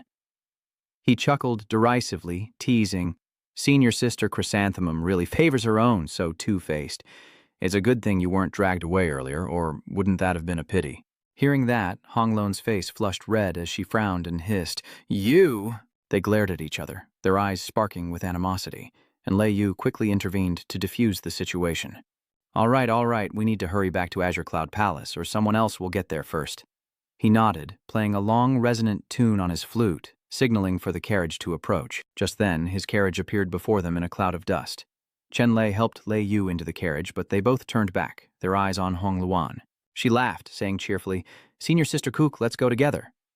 Hong Lon waved her hand, sighing, "No need. I can walk myself." Lei Yu leaned forward, urging her with concern. "Senior Sister Q, the toxins in your body haven't been completely purged, and you just fought Nia Yin Cheng, which must have drained your energy. Why don't you ride with us?" Before she could react, he suddenly picked Hong Luan up, much to her surprise, and said seriously, "Stop showing off." As he carried her, Chenlay chuckled. "I won this Dragon War X from Hu Qilin, so you're not the one losing face. Just relax." Hong Luan struggled, her face flushed with embarrassment. "Let me go!" The car sped away as she gritted her teeth and screamed. "Chenlay, I will never forgive you." Meanwhile, at the building, a refreshing waterfall cascades down, creating a peaceful yet majestic scene. Hong Luan knelt down sadly, her heart heavy as she touched the scattered fragments on the ground. She raises her head, her eyes filled with sorrow, yet unwavering. Fire phoenixes are immortal partners. Even if their physical form is destroyed, they can be revived if their spiritual source remains. Hong Lon lowered her head and said in a warm voice, "If you died for me, then I am willing to use half of my cultivation to help you restore your spiritual source." Then she poured all of her inner strength into her body, emitting a powerful aura that enveloped everything around her. The debris around her was swept up by Hong Luan's inner energy, floating in the air, then slowly swirling and merging into the blazing fireball in her hand. She then channels all of her power, launching it skyward in a dazzling blaze, a fierce fire erupting and soaring into the heavens, illuminating the entire space. From the heart of the flames, a crimson bird is reborn, a phoenix rising from the ashes. It shrinks down, happily perching on Hong Lon's arm, its eyes sparkling with life. Seeing her laugh, Chenlay asks, slightly bewildered, "What are you laughing at?" Lei Yu smiled, his eyes full of admiration. "I'm smiling because Senior Sister Ku, though she seems harsh, loves her spirit beast so much that she's willing to sacrifice half of her cultivation for it. A true tsundere." He nodded slightly, his eyes deep. "Just don't place your affections in the wrong place," Hong Lon retorts angrily. "Why should you care? Anyone I choose is bound to be stronger than you." Standing before the tower that ceaselessly emits inner energy, Hong Lon is taken aback, clutching her injured arm as she realizes it's a barrier. At that moment, Tran Loi appeared and said, "The great Emperor Bichlak is a major figure. His palace is invaluable. How could we let anyone in?" Hong Lon looked at him. "That makes sense. Even I can't break this barrier." Could he have a way? Immediately, Chenlay appeared before the massive gate. He carefully observed everything. Then Chenlay's hands quickly formed a seal with practiced movements. Unsure what Chenlay was doing, they watched as he roared as if trying to break the barrier, and a massive bagua formation appeared in the sky, blocking the entrance. As the bagua appeared, the massive door swung open, and Lei Yu was overjoyed. The Great Emperor Bichlak cultivated water-based techniques, which clash with Senior Sister Kook's fire-based techniques, but are similar to our lightning-based techniques, so Senior Brother Tran was able to open it easily. As Tran Loi walked in, he said, "Senior Sister Cook has always been very ambitious. She will absolutely not enter a barrier that she didn't open herself. Let's go, Lei Yu." Seeing no response, he turned with an affectionate smile. Hong Luan was angry, seemingly not expecting Chenlay to open the door. Though a little subdued, she muttered as she walked, only a fool wouldn't go in. Inside, the space was bright, ancient, and eerily silent, littered with weapons, gold, and secret manuals. Hong Lon surveyed the scene, saying, "Whoever renovated this palace is well versed in the arts, not to mention the elixirs and treasures. Even the walls and stones are made of top-grade materials for forging formations. A small piece is worth a city." Then, she excitedly said, "You two take your time looking around. I'm going to start collecting." Hong Luan, quick as lightning, dashed off as if afraid someone would take everything first, leaving Lei Yu surprised. "Brother Chen, shouldn't we take something?" Chenlay chuckled. "What a silly woman. The best treasures are never in plain sight. We've finally reached this legendary palace, so, of course, we'll explore it first." "Wait, did you hear something?" Chenlay turned back immediately. "There's the sound of running water," Lei Yu quickly replied. "No, I didn't hear anything."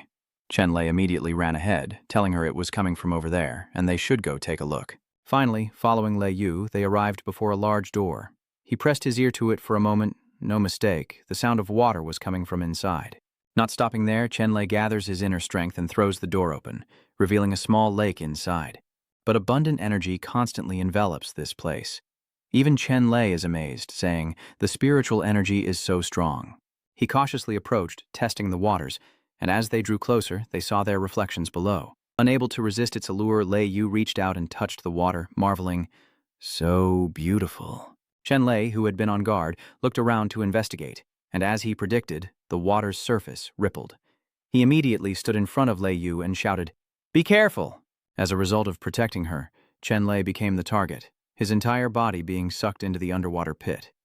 Before sinking, he saw Lei Yu on the shore, worried about him. But now, Chenlay's body is completely powerless as the water pulls him down. Soon, he's taken somewhere unknown, leaving him bewildered.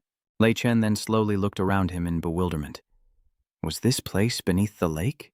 Little did he know there was such a vast space here. Wait, where did that giant golden bell suddenly come from? He was now speechless with astonishment. The great treasure bell, so this is where all the spiritual energy converges. Etched on the bell were the words, "Nine Heavens Azure Fall Bell," leaving Chenlay in stunned silence. Suddenly, the golden bell reacted violently, emitting a dazzling light. Then, as if cut loose, the bell crashed down, trapping Chenlay inside. Then, though untouched, the bell began to ring loudly from within. The noise was deafening, and Chenlay screamed as if his ears were about to burst. But it didn't stop there. The space inside continued to shrink. Chenlay tried to push back with all his might, but the bell wouldn't budge. He felt like he couldn't breathe. Any moment now, Chenlay would be crushed into paste. But luckily for him, the jade crucible inexplicably shrunk, freeing Chenlay from danger, leaving him to wonder, what's going on? At that moment, a voice echoed from above.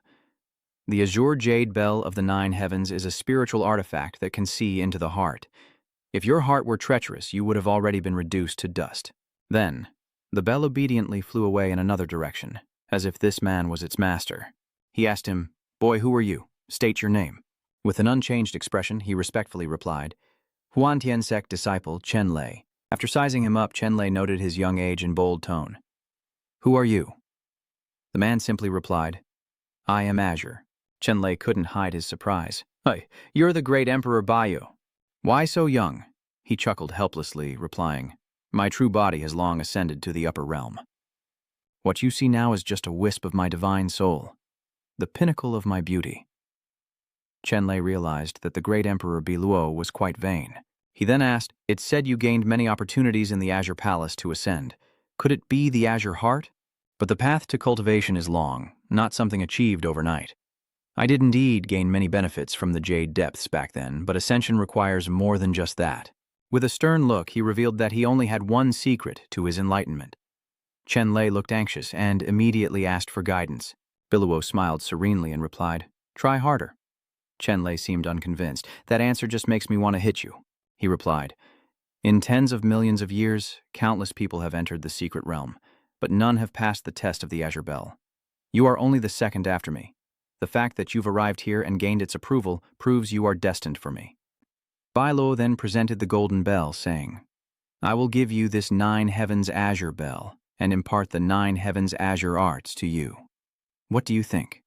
Chenlay smiled. "You don't mind revealing your hand? There's no such thing as a free lunch. Surely there's a catch to the great emperor offering me so much." Bailo immediately praised him. "Smart, since you've benefited from me, you must do something for me in return." Chenlay looked at him and said, "Tell me what it is. If I can't do it, I won't promise." Biluo continued, "Heaven and man are different. I have left this realm and am no longer Wangwen Hongchen. I simply have one unfulfilled wish, my descendants. That is why I left a divine soul here waiting for someone with fate. All you need to do is look after them for me." Chenlay was surprised. "Is that all?" he asked so casually. "What did you think it was?" With a sincere expression, Bilak Hien Hoa said, "After all, I'm not some kind of demon. Why would I make things difficult for a junior like you?" Tran Loi broke out in a sweat. "That's not right. You've ascended for so many years, you must have tens of millions of descendants.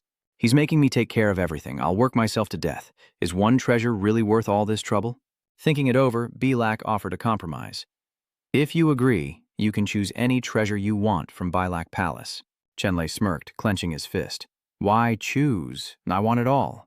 Bilbo looked at him with satisfaction, laughing heartily.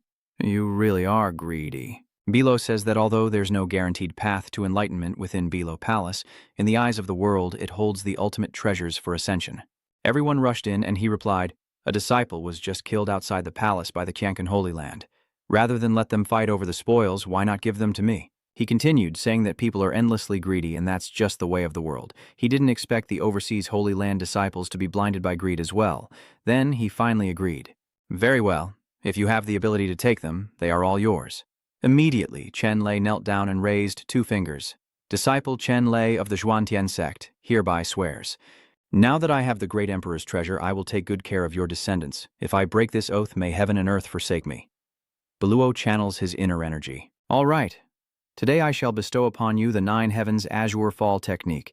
You must use it for good and never cause harm, or your soul will be destroyed. As he spoke, ancient words materialized into a closed circle.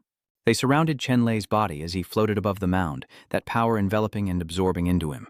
Opening his eyes again, Chenlay felt even more determined. Finally, after a sky-filled light show, it was over. Then the jade pendant flew towards Chenlay, who quickly reached out and took it, the artifact now having chosen its master. Above, Lei Yu cries out his name in anguish. Brother Chen, Brother Chen! She helplessly cries into the lake. I'm sorry, Brother Chen, it's all my fault. At that moment, his voice echoed, Silly girl, why are you crying? Then, a powerful force erupted from beneath the water. Lei Yu was stunned for a moment, then overjoyed to see him. Brother Chen, I'm so glad you're okay. You scared me so much just now. Chenlay then said with amusement, You didn't harm me. I should be thanking you. If it weren't for you, I wouldn't have met the Azure Fall Emperor. She was astonished. You met the Azure Fall Emperor? Chenlay quickly helped her up, saying they could talk later. Let's go pick out some treasures, or Ku Honglun will snatch them all up. Lei Yu was overjoyed. Yes, the waterfall continues to flow into the river below. After Lei Yu was done gathering her items, she emerged, much to Honglun's surprise. Junior Lei, this palace is full of treasures, and you only took some elixirs and a sword? Lei Yu smiled. My cultivation is limited, so I can't use high-level treasures. Only this cyan lightning sword suits me. Besides, magical items can be upgraded and developed along with their owner. This is all I need, Chenlay declared. Are you two finished choosing? Then the rest is mine. Hongluan stored the items in her ring, then said to him, There are so many treasures, it would take 3 days and nights to move them all. You want to take it all? Why don't you just move the whole palace? Chenlay looked up to the sky, thinking this was a good idea. This palace was a superior material for refining artifacts. It could even be used as a city wall for the Than Duong sect. He then turned and said, You two wait for me on the shore. It's going to get dangerous here. Hongluan was surprised. With that, Chenlay slammed the door shut, leaving the 2 women outside, and with a mighty roar channeled his inner power to lift the pagoda. The tower was now surrounded by his powerful inner energy, and then, unbelievably, Chenlay lifted it from the ground. Honglo, witnessing this, exclaimed that he must be insane, then immediately flew up to Lei Yu, saying, It's too dangerous here. Let's go. The tower continues to spin, scattering rocks and debris, as Chenlay unexpectedly stores the entire treasure pagoda within his ring. He shouted, Revenge! Lei Yu was stunned, impressed by his power. Hongluan couldn't help but blurt out, Is that even possible? Is this for real? Seeing him land, Lei Yu hurried over, shouting, Big Brother Chen, as she anxiously cautioned him. Brother Chen, you just broke through to the Sentinel realm. Don't overdo it, you'll damage your life force. Chenlay replied, Don't worry, I know my limits. I've already taken the core of Azure Palace, where all the spiritual energy gathers, and the restrictions are lifted. So all that's left is the manual labor. He then looked at Hongluan. Senior Sister Ku, although today was a bit noisy, my tongue is still in good shape. She pretended not to care, ignoring him. The madman Chenlay then said, Although the secret realm of Qitian has countless treasures, very few can compare to this Biluo Palace. This harvest alone makes the trip worthwhile. Now we can take our time and enjoy the scenery. Where should we go next? Lei Yu turned to his teammate and asked, Senior Sister Q, what are your intentions? Hongluan paused, then said, After Chenlay looks at this... He smiled kindly, yet meaningfully, then said loudly, Senior Sister Q must have a plan, so traveling with us might be inconvenient. Lei, let's not make things difficult for her. Annoyed, Hongluan retorted, Stop being sarcastic, I'm not that petty. She handed him the item, saying casually, "Here." As Chenlay opened it, she continued, "I, Ku Hongluan, never owe anyone. Consider your help earlier repaid with this." The two asked in surprise, "This is a map of the Kai Heaven Secret Realm. How do you have this?" She explained, "The Kai Heaven Secret Realm opens every 20 years, and the predecessors who entered the secret realm of the Heavens Mandate Holy Land recorded everything. Although this map isn't complete, it provides us descendants with a lot of information." Then Honglone pointed into the distance. "Not far from here is the Golden Plains. Beyond the Golden Plains lies the Thunder Swamp, which should be beneficial to lightning cultivators like you." "All right, let's head there." And so the three quickly followed the map. In this place, bluebirds soar through the sky as their wheels roll across the golden grass. The scenery here is truly mystical, the plants seemingly glowing and sparkling. Lei Yu peeked out of the carriage. "Brother Chen, look, even the trees and grass are gold here." He explains, "That's because the soil here is rich in metallic spiritual energy, nourishing the plants and giving them this golden hue. The purer the gold, the richer the spiritual energy." Hongluan added, "I see you know a thing or two. But the most precious thing here is the Golden Beast King," Lei Yu asks in surprise. "Golden beasts?" Honglone then explained. "These are the mystical beasts that live here, nourished for generations by spiritual plants and water. Over the years, they accumulate golden essence within their bodies." The carriage continues down the road, surrounded by a herd of deer running alongside. They're also golden, with eyes as blue as sapphires, and Lei Yu can't help but reach out to touch them. How beautiful these spirit beasts are. But then a wolf lunges from behind, biting into a deer's neck, silencing its cry as it collapses. With a single bite, it ended its prey's life in the wilderness of Huangshan. But it wasn't alone. They came as a pack, sweeping away the herd of deer. Honglo looks out the window and quickly recognizes the golden wolf. Inside, Chenlay rises up with a flourish, saying, "Perfect timing. I was starting to feel bad for those seemingly harmless spirit beasts. If they're savage beasts, Senior Sister Q, you don't need to hold back." Hong Loa looked behind him and said coldly, "Do I need you to tell me that?" "You drive, I'll handle them," Chenlay is surprised. With that, she skillfully leaned out the window, her arms tensing with strength. Honglone swiftly leaped onto the roof of the carriage, displaying surprising strength, while Chenlay quickly drove as she instructed. Then she shouted, and Honglone sent a golden wolf flying, startling the others. Standing high above, she shouts, "You beasts, I'm right here!" And with that, they give chase, making her their primary target. The massive wolves simultaneously lunged toward Honglone, and Lei Yu watched in terror. "Senior Cook, be careful." But Honglone remained calm, channeling her inner strength and shouting, "Flame Moon Art!" Honglone's power incinerates the wolves, who can only howl in agony as they fall like burning embers. These golden wolves are no match for her. With the task complete, Honglone quickly descended to the ground, where Tran Loi happily approached. Ku Shijai's fire techniques are perfectly suited to deal with the golden beast, saving effort in refining them, killing two birds with one stone. "I'm impressed." Hongluan then said, "After knowing you for so long, you've finally said something sensible." Lei Yu picked it up, struggling to move. "This gold essence is so heavy." Chenlay was also impressed. "This fist-sized ore weighs hundreds of pounds and is incredibly pure." Hongluan then asks, "There are 7 pieces here. How do we divide them between the 3 of us?" Lei Yu then added, "Senior Sister Q eliminated all the golden wolves, so she naturally deserves the lion's share." Tran Loi agreed with her, concurring. At that moment, a voice called out, drawing her attention. "Junior Apprentice Coots, so that young man is Chudak of the Vanthian Holy Temple." Honglone seemed happy as she ran over, saying, "Senior Brother Chu, Chu Duo, Junior Sister Q, it really is you. I saw a fiery aura here and wondered if it was you. I was right." Then he looked at the two, asking, "And who are these two?" Honglone then introduced them. "These are my fellow Zhuantian sect disciples, Chenlay and Lei Yu." Then, pointing to Zhuoda, "This is Zhuoda, a senior brother from Yuntian Holy Land, who entered the secret realm using Ziyang Palace's quota." Upon hearing this, he frowned, displeased. "So this is Chenlay?" Seeing this, he looked at Zhuodan calmly and asked, "Do you know me?" He laughed heartily. "The youngest prospective elder of the Zhuantian sect. Your reputation precedes you. Who wouldn't know you?" Honglun continued, "Senior Brother Zhou, it's so good to see you. Have you met any of the other disciples?" He teased, "You want to ask about Junior Brother Hu, don't you?" She immediately blushed, saying, "What?" Chudu then recounted, "I met Junior Brother Hu not long after entering, and we've been working together ever since. He's not far from here." Hearing this, Honglun was genuinely happy, asking, "Really?" Hongluo quickly urged him, "Then let's go meet him." But Chenlay immediately said, "If senior sister Q has found her companions, we won't bother you any longer. Farewell." Hong Luan chimed in. "Now that you mention it, even though I'm from the Yuntian Holy Hall, the Xuantian sect is still my original sect, so why draw such a clear line? The Xuantian sect and the Yuntian Holy Hall have been allies for so long, we're all on the same side. Why don't you two join us? It'll be easier to support each other along the way." But Chenlay quickly declined, saying, "No need. I doubt senior brother Hu wants to see me." "Farewell," Lei Yu added, "Senior Cooch, until we meet again." But as soon as they left, Zhuodu called after them, "Please, wait." He then said coldly, "If we're all family here, I'll be frank. This is Chu Zhuo's story. Not long ago, I and junior brother Hu's group were chased by a golden giant crocodile. Falling down the cliff, we discovered a mysterious cave. We guessed there must be treasures inside, but there was a restriction on the outside that required 7 people to activate. We're still short 3 people, so I've come to ask for your help. Would you two be willing to join us in opening the cave?" Chenlay immediately replied, "So that's what's going on.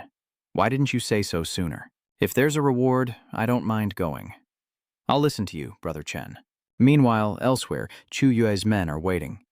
Saint Thorn sits impatiently on a rock. "Why is senior brother Chu taking so long?" Qilin replies, wondering if he's met any fellow disciples, and if not, wouldn't they have to share with him? Beichin is now worried, wondering where senior sister Cook is, hoping to meet her soon. At that moment, Chu Yue's voice rang out. "Look who I've brought back." Upon seeing them, she couldn't contain her joy, and Hu, senior sister, So Bich Thien and Kai Lam were also delighted. "Senior apprentice Cook, junior apprentice Cook." She immediately ran to their side and asked Han, "Senior apprentice, are you all right?" At that moment, Qilin's eyes met Chenlay's, causing him to be taken aback, before Qilin's face darkened and he glared at him coldly. "Is that you?" Zhuodu feigned a kind smile. "Allow me to introduce you. These two are esteemed disciples of the Xuantian sect, junior brother Chenlay and junior sister Lei Yu." He glances at the youngest youth. "This is our little junior brother, Sheng Chang. He's the disciple with the highest innate talent, a 13-year-old prodigy who has already broken through the fish origin realm." Qilin frowned, displeased. "Junior sister Ku, why are you with him?" Hong Luan recounts, "I was ambushed by the people of Qiankan Holy Land, but luckily I met them." Hong Luan immediately explained, "Senior brother Hu, now that we're all fellow disciples, let's just forget what happened before." Zhuodu also revealed a cunning look. "Indeed, opening this cave requires our combined efforts." Qilin, understanding his angle, replies, "Very well, I'm not one to hold a grudge." He then extended his hand with a smile, saying, "Chenlay, let's just call what happened before a misunderstanding and shake hands to make peace." But Chenlay didn't hesitate to expose him, saying, "Spare me the pleasantries. I'm only interested in this cave. I'll help you open it, but we need to discuss how the treasure inside will be divided. Everything is just speculation for now, so I can't promise anything. If there are treasures inside, we'll leave it to fate. Whoever gets it, keeps it. How does that sound?" He began to consider it and then felt a little satisfied, as it seemed fair enough. Holy Spear gritted his teeth. "That arrogant brat doesn't even acknowledge us disciples of the Holy Land." Qilin was equally annoyed. "I'm going to kill him." At that moment, Zhuodu smirked. "What's the rush? Once we're inside, I'll be sure to help you vent your anger." Meanwhile, Hong Luan irritably chides him, "Chenlay, senior brother Hu shook your hand. What was with that attitude?" Chenlay casually replies, "I'll do as I please. What's it to you?" Just then, Zhuodu walks over and says, "This is the 7-star formation, with 7 key points. Only the combined power of 7 people can open the gate." Chenlay, seemingly impatient, nonchalantly says, "Let's skip the chatter and get started." With that, Chenlay quickly gathers internal energy in his hand. He stares intently ahead as Lei Yu and Hong Luang's group assist, combining their strength to strike the door head-on.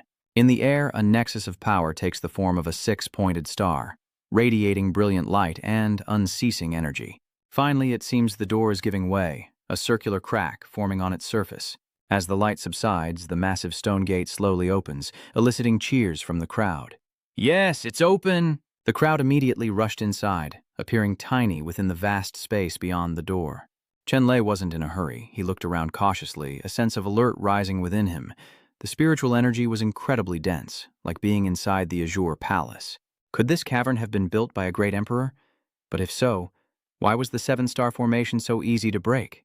Lei Yu was curious, wondering why he was spacing out. "Brother Chen, what are you thinking about?" she whispered. "Something's not right here. Stay close and don't wander off." Just then, Qilin spotted a glimmering light in the distance and excitedly ran forward, convinced the treasure was just ahead. Qilin continued on, oblivious to the danger that awaited him.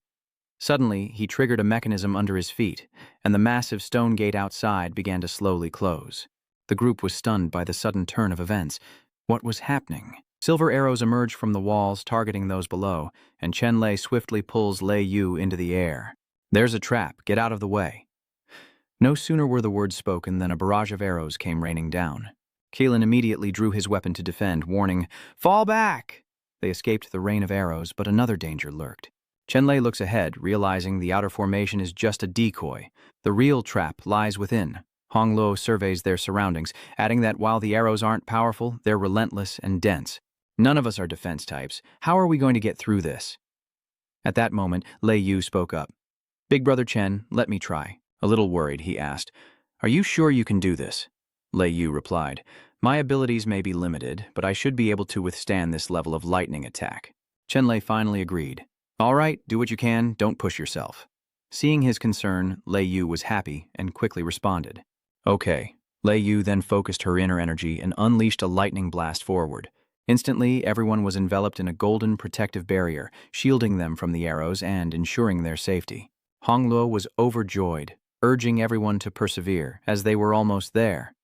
Meanwhile, Saint Lance, who was behind Chenlay, had been watching him intently. At that moment, a sinister smile crept across Saint Lance's face as he shoved Chenlay from behind. Caught off guard, he couldn't brace himself, and as he was pushed, the arrows flew. Just as Lei Yu turned back, she saw this and cried out, "Brother Chen!" Lei Yu couldn't just stand by and watch Chenlay get thrown out like that, so she quickly reached out to pull him back. Jodu then revealed his true colors, urging, "Let's go!" And with that, Hongluo's group flew away, leaving him and Lei Yu in danger. At the same moment, Chenlay quickly retrieved a weapon from the ring on his hand, then pulled Lei Yu close to protect her. Instantly, Chenlay soared into the air, his sword slicing through the arrows, ensuring his safety. He then landed back in a safe zone, free from the arrows' pursuit. Now his eyes dart to the Holy Lance, the kid who ambushed him. And he has no shame. "Senior Brother Chen, couldn't you be more careful? You almost became a hedgehog." But now, a deep resentment fills his eyes. Qilin quickly steps forward. "What do you want?" Jodu also gives a forced smile. "Junior brother is still young. It must have been an accident. Thankfully, no one was hurt. Let's not hold it against him." Chenlay gritted his teeth. "That's exactly why he's so dangerous. I have no grudge against you, yet you attacked me, in secret. If I hadn't reacted quickly, I would have died in that arrow formation with Lei Yu." Then, channeling his inner power, he thought, "So young, yet so cruel. He'll surely bring disaster when he's older. I can't let him live." But Hongluo rushed forward, shouting, "Junior Brother Chen, spare him." She grabbed his hand. What happened was indeed Holy Spear's fault, but he is, after all, a member of the Yuntian Holy Land. If you take matters into your own hands, it will surely cause conflict between the Holy Land and the Xuan sect. Spare his life, and I will report to my master, who will give you a clear answer." But behind Qilin, that ignorant Holy Spear kid smirked deviously, and Chenlay, unable to contain his anger, slashed at him. The Holy Spear stood dumbfounded, his face slashed. Recovering, he clutched his face in shock. "My face." He lunged forward, screaming, "Damn you, you dare wound me?" Judo restrains him, saying, "Junior brother, calm down." Chenlay coldly warned, "I don't care who you are, but if you dare to attack someone with hidden arrows again, tell your master to come and collect the body." The Holy Spear was going crazy, constantly screaming, "Let me go so I can kill him." At that moment, the cave entrance suddenly shook violently and rocks fell from above. Chenlay looked up reflexively, surprised to see a halo. At that moment, a head emerged from the rubble, stunning the onlookers. What is that? It looks like an Iron Man, and he's staring intently at Chenlay and the others. No sooner has he appeared than he's already swinging his axe in attack. His strike carried immense destructive force, shattering the earth below. Everyone panicked, leaping into the air to evade the blow. Hongluo stared intently, warning, "We can't go forward. It's the arrow rain formation." And now, the Iron Man charges forward with a deafening cadence. Chenlay takes the initiative, unleashing a sword strike infused with lightning as the snake spirit within surges forth. Instantly, the beast soul lunged at the Iron Man, biting hard into his shoulder, and the white snake coiled tightly around his entire body. The man then reached out and squeezed the snake's body, unleashing a massive surge of inner power. Chenlay quickly shielded his eyes from the thick smoke, unable to see. When the dust settled, he could barely make out the Iron Man, unscathed, leaping toward him. Lei Chen was astonished. Lightning had no effect on this guy. Now face to face, the axe swings down in a fatal blow. Chenlay is startled, quickly raising his twin staffs to block, gritting his teeth as he channels his inner power.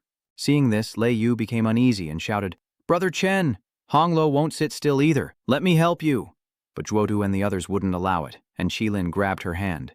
"Junior sister, be careful not to get hurt." Meanwhile, Zhuo held Lei Yu back, saying she'd only distract Chen and that he could handle it. Hongloa was surprised by their reaction. But senior brother, Chenlay is still fighting that giant Iron Man over there. He throws a punch and Chenlay returns one, but neither gains the upper hand. And that guy? He's tireless, huge, and his attacks are fierce. His massive axe cleaves the ground where Chenlay stands, and he struggles to hold his ground. Chenlay's sword struggled to restrain his opponent, but he was the one in trouble. Now, giving it his all, Chenlay lowered himself, roared, and finally managed to push the iron-skinned man away. He crashed to the ground, his heavy body creating a thunderous boom. But looking at him, Chenlay couldn't help but mutter, "What immense power." As he gritted his teeth, sweat poured from his brow. From within the dust, the brute rose again, his eyes now filled with malice. Not stopping there, the Iron Man charged forward like a moth to a flame. Looking at him, Chenlay sneered, "Too bad he's just a brainless fool." He then lay down, sliding past the large man's body, and slowly rose to his feet once he was where he wanted to be. The soldier, now unbalanced, drops to his knees. Seeing his weakness, Chenlay raises his fist and delivers a powerful blow. Now Chenlay's fist is like a raging dragon as he roars and stares down his opponent, while Lei Yu finally breaks free of Zhuoduo's control and rushes forward in worry. "Brother Tran, she's relieved to see you safe. Are you all right?" Lei Chen replies, "I'm fine." Then glancing at their opponent, Lei Yu is surprised to see that he's made of mud. "Brother Chen, how did you know?" Chenlay replied, "I guessed it from the fact that he could avoid lightning. Although fearsome, anything made of mud is only strong enough to withstand one blow." Zhuoda feigned admiration with a laugh. "Junior brother Chen is both brave and wise, truly living up to his reputation. He defeated that giant in just a few moves." Chenlay retorted with disdain, "Well, I can't compare to the masters of Van Dien Thundia, who can sit still and reap the rewards, winning without ever drawing their swords." Xilin chimed in, "We were just thinking of the big picture. This linked formation is so powerful, and the opponents are already so strong. Who knows what difficulties lie ahead? Of course, we have to conserve our strength."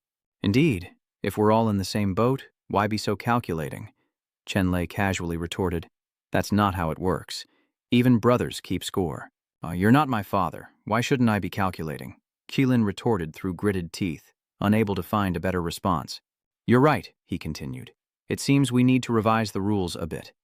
No matter how many difficult trials lie ahead, after finding the treasure, it must be divided according to each person's contribution. Lei Yu and I have each broken a formation, so we get priority. As for those who stood by and watched, don't even think about asking for a share later." Lei Yu agreed, saying that's fair and prevents anyone from reaping the rewards without effort. Qilin was about to protest, but Zhuodu interrupted. "Senior brother Chen makes a good point. Let's do as he says." Chenlay and Lei Yu ignored them and walked on, Chenlay saying to her, "Let's go." Behind them, Qilin and Zhuodu exchanged a look, both wearing sly smiles. Smiles that Hongluo caught, leaving her stunned. The group then followed behind Chenlay, while Hongluo lowered her head, lost in thought. Beach Tian then asked her, "Senior Kooks, what's wrong? You've seemed unhappy since a while ago." Honglone confessed, "Junior sister, so don't you think the senior brothers are different from before?" "Not really," Honglon replied, "but pushing others into danger while hiding behind them is just not honorable." Baishan replied, "Are you talking about what happened earlier? Didn't senior brother Hu say it already? That's to preserve our strength." Then she smiled, saying they could choose treasures first, like Chenlay said, so don't overthink it. The most important thing now is to focus on breaking the formation. Bitch Tian then looked around, saying, "But senior sister, don't you feel like it's getting hotter and hotter here?" As soon as she finished speaking, strange blue spots of fire appeared above the cave. Not just one, but a long string of them all around, looking incredibly magical. From the sky, a skull with a sinister grin suddenly appears. This bony figure is incredibly bizarre, like something out of a horror movie, even holding a scepter. Chenlay looked at him, then chuckled. It seems they've reached the third trial. Who among you will go? Responding to Chenlay, Hongluan stepped forward, her voice resolute. I will. She looked at Chenlay with unwavering eyes. I will prove to you that the disciples of the Holy Land are not cowards. Meanwhile, Blackbone charged forward with a ferocious look, surrounded by blue flames, creating nearly a dozen orbs of fire. Those flames shot forward, encircling Hongluan. Undaunted, she lowered her hand, preparing to unleash her power. At her call, her spirit beast, the fire phoenix, appears in a blaze of red. Hongluan points forward, commanding, Now! Instantly, the fire phoenix unleashes a torrent of scorching flames. The crimson flames raced toward Blackbone, engulfing him before he could react. The inferno blazed, and the fire phoenix soared, a majestic and powerful sight. Hongluan achieved her goal, and with a confident smile she said, Play with fire against me, will you? You're still too green. From behind, Zhuodu and Shengcheng watched the battle from beginning to end, admiringly exclaiming, Junior Sister Ju is amazing. When did Senior Sister get this spirit beast? I didn't even know. Let me borrow it sometime. Qilin then turned to remind Chenlay, who was standing next to him. Chenlay, don't forget what you said. Divide the treasure according to everyone's contribution, and don't go back on your word. Chenlay, still looking ahead, calmly replied, You're celebrating a little too early. Suddenly, the dissipated blue flames seemed to be drawn back together, forming a massive, rapidly spinning vortex. Incredibly, Blackbone reappears unscathed, opening its maw and brandishing its staff, ready for battle. Then, with a mighty swing of its staff, a spirit beast suddenly appears. A creature of blue fire with glowing red spots on its head. Spreading its wings, it commanded an attack, and the Crimson Phoenix, unafraid, pointed forward and declared, I burned you once, and I can burn you again. Following its master's command, the Fire Phoenix spread its wings and flew straight towards the blue spirit beast. The two creatures collided, splitting the space into contrasting red and blue. The power of both was immense, and the heat and fire gradually spread everywhere, advancing towards Chenlay and the others. Lei Yu uses her power to try and hold on, but the situation isn't any better for the Yuntian Holy Land group. Zhuodu, while blocking the flames, shouted, Junior Sister, we need to finish this quickly, or we won't be able to hold on. Seeing this, Chenlay's expression turned serious, his brows furrowing as he thought, just because this violent woman isn't afraid of the heat doesn't mean others can withstand it. Lei Yu struggled against the flames, but they only grew stronger. And just as she was about to be engulfed, Chenlay sprouted wings. He quickly scooped up Lei Yu, flying them both high above the flames, which suddenly surged, forcing Tranloy to ascend even higher. From above, he could clearly see the glowing staff behind the spirit beast, emitting a blinding, intense blue light. Seeing this, Chenlay shouted to Hongluan below, telling her that the formation's eye wasn't the skeleton, but the staff. Hongluan realized what was happening, smiled, and confidently said, So that's how it is. Then she gripped her sword, ablaze with red flames. In the next moment, Fire Phoenix and she spiraled high above Blackbone, Hongluan gaining momentum to strike with her sword. Without hesitation, she pierced Blackbone with her fiery blade. The monster erupted in flames, its screams echoing as it was incinerated into nothingness. Hongluan lowered her sword and turned back to the others, leaving the blazing fire behind her. As the fire died down, Chenlay descended to the ground with Lei Yu in his arms. Zhuodu and Xilin, relieved the battle was over, breathed a sigh of relief, while Bi-chan rushed over to Hongluan, worried, Senior Hongluan, any later, and we would have been roasted alive. Hongluan forces a smile.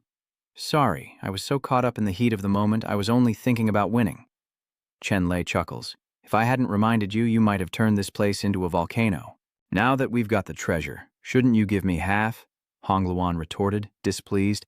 Look at you being so stingy. Do you have to haggle like that? Zhuduo and the others from the Holy Land of Yuntian rushed over to remind them. All right. Time is limited in this secret realm, and we've been in here for quite a while now.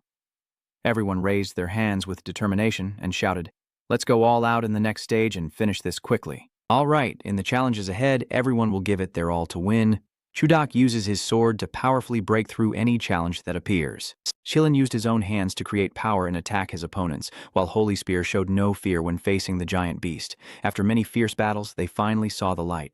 Saint Spear excitedly pointed forward, shouting, Senior brothers, look! Having escaped the cave, they were greeted by a massive tower, and everyone breathed a sigh of relief, finally out. Zhuodu looked at the tower, Long Fenqi, and smiled, surmising that there must be treasure here. Chenlay gently reminded Lei Yu, Lei Yu, don't be so polite this time like you were in the Jade Fall Palace, or the treasures will be taken by others. Hearing this, Hongluan turned and asked, Are you talking about me? Suddenly, a sword was held to Chenlay's neck from behind, accompanied by a hostile voice. Brother Chen, if you want to live, don't cause trouble. So that sword was wielded by Zhuodu. Beside them, Holy Spear and Kirin grinned, enjoying the show. Seeing this, Honglun turned back, a panicked look on her face, and asked, What are you doing? With the sword to his throat, Chenlay remained unfazed, sneering, Finally showing your true colors? Zhuodu threatened Chenlay with the blade. Tranlay, while we may not be your match one-on-one, take a good look around. We have you outnumbered. You can't possibly win against 5 of us. Hand over your spatial ring and all your treasures, and I might spare your life. Still facing away, Chenlay retorted, Do you take me for a fool? With your character, surrendering would only hasten my demise. Contrary to their calm arrogance, Shengchang impatiently raised his blade, shouting, Why waste words? He dared ruin my face. I'll tear him apart. Just as his blade was about to strike Chenlay, a fiery sword suddenly intervened. Hongluan used her sword to knock Shengchang's weapon to the ground. Seeing his attack foiled, he glared at Honglun, warning, Senior Sister Kook, stop meddling. Honglun stood firm before Chenlay, declaring, I'm definitely meddling in this. The Yuntian Holy Land is a righteous sect. How can you act so petty? While I'm here, you won't lay a hand on him. Chenlay glanced at Hongluan and smiled, praising her. It seemed not everyone in the Yuntian Holy Land was a beast. At least one person had a conscience. Hongluan immediately retorted, Chenlay, let's keep things separate. I won't allow you to insult my sect. Seeing this, Qilin stepped forward to mediate. Junior Sister Kook is right. We all came from the Xuan sect. No matter what misunderstandings we had before, we can't kill our fellow disciples. Hearing Qilin's words, Zhuodu hurriedly reminded him, Junior Brother Hu, think carefully. This brat can't be left alive. Saintess Thuong cried out, Senior Brother Ho. Honglun trusted Kai Lam, unaware of the power he was secretly gathering in his hand. She happily says, I knew Senior Brother Hu was just momentarily angry. You definitely wouldn't. Before she could finish, Qilin lunged forward with a devastating blow. He attacked Honglun without mercy or regard for the Jade Flower sect, sending her flying forward, coughing up blood. In the blink of an eye, Honglun is sent flying, and someone cries out, Senior Kook! Just as she's about to fall, Tranlay rushes forward like lightning. He caught Honglun just in time, landing gently on the ground, his sharp eyes fixed on Qilin. Honglun was badly injured, tears streaming down her face, blood still on her lips, her voice trembling. Senior Brother Hu. With a sinister look, Qilin showed no remorse, saying, Don't blame me, Junior Sister Q. Blame your stubbornness. Rest assured, I didn't use my full strength. I just needed to stop you from interfering. While everyone was focused on Hongluan, Zhuodu seized the opportunity to grab Lei Yu's hand and pull her back. He immediately held a sword to her neck, threatening, Chenlay, if you don't want your precious junior sister to die, hand over the ring. Lei Yu, upon hearing this, cried out, Brother Chen, don't. Chenlay turns to see Lei Yu in Zhuodu's grasp and clenches his teeth in anger. After a moment's thought, he decides to remove the ring, saying as he does so, Okay. After removing the ring, Chenlay unhesitatingly threw it towards Zhuoduo's group. The Holy Lance quickly snatched the ring, sinisterly saying, Let's see what you can do without your treasure. Having obtained the ring, Qilin confidently advanced toward him, no longer afraid. Chenlay, I'll make you pay tenfold for the humiliation you've caused me. But Chenlay remained unfazed, a sardonic smile playing on his lips. Don't count your chickens before they hatch. You haven't even reached the other side, yet you're already trying to kill me? Aren't you afraid you'll need my help later? But Qilin was still confident, and he didn't want to waste words. The treasure is already in our grasp. What could possibly go wrong? With that, he unleashed his power, aiming it at Chenlay, and shouted, Die! Within striking distance, Qilin unhesitatingly prepares to unleash a magical attack on the two before him. But unexpectedly, at the crucial moment, his hand is suddenly stopped by a desperate cry. Wait! Qilin turned his head to look at the person behind him, clearly annoyed. Senior Brother Zhu. While controlling the thunderstorm, Zhu Te responded, his words making some sense. The cave was full of strange and unpredictable magic formations, so it was best to keep him around just in case. The Holy Spear stood beside him, unconvinced. Senior brother, don't let him deceive you. He's just trying to struggle in his dying moments. All right, I'll listen to you, senior brother. He's already a fish in a barrel anyway, so it makes no difference. Let's get the treasure first, then we'll slowly torture him to death to vent my hatred. There's no other way. Hearing this, St. Lance could only helplessly agree. Very well. As soon as the group made their decision, Judo pushed Lei Yu forward, causing her to cry out, "Ah!" In less than 2 seconds, Lei Yu lost her balance and fell before Chenlay. Meanwhile, Juta summoned talismans etched with dark magic, instantly encircling Chenlay's group and forming a cage. Pausing for a moment, Jutu warned, "The poison on these thorny chains is lethal upon contact with blood. Those afflicted won't even have a chance to circulate their energy before dying on the spot. I advise you not to act rashly, and instead use this time to say your goodbyes." With that, he offered a few parting words. "Junior brother Hu, junior sister Su, watch over them. My junior brother and I will scout ahead and return to relieve you later." With that, Juta and Xiangchang turned and headed towards the treasure pagoda, while Qi Lin, standing behind, began to think to himself that with so many protective formations outside the treasure pagoda, there must be peerless treasures hidden inside. Wouldn't going in first give them an advantage? What if they hide the good stuff? Wouldn't he be at a disadvantage? With that thought, he quickly turned and instructed the person behind him. "Junior sister Chu, we don't know what's inside the tower, so it's best if I follow them in. You stay here and keep an eye on them. If they do anything suspicious, take action immediately." Bi-chan shouted in a panic, "Senior brother, wait for me. Let me go with you, senior brother He." Meanwhile, inside the prison, Lei Yu anxiously asked Chenlay, "Brother Chen, what do we do? Are we really just going to sit here and wait to die?" Meanwhile, Hong Lon was trying to persuade the person outside. "Junior sister Su, they've all gone mad. You can't aid evildoers. It's not too late to let us out now," he says, as Bi-chan replies with a troubled voice. "Senior, please don't make this difficult. I have to listen to our senior." Suddenly, Chenlay smiled knowingly. "Your dear senior is about to die. If you don't release us now, you'll regret it later." With just those words, Bichtian's expression immediately turned fearful. "What do you mean?"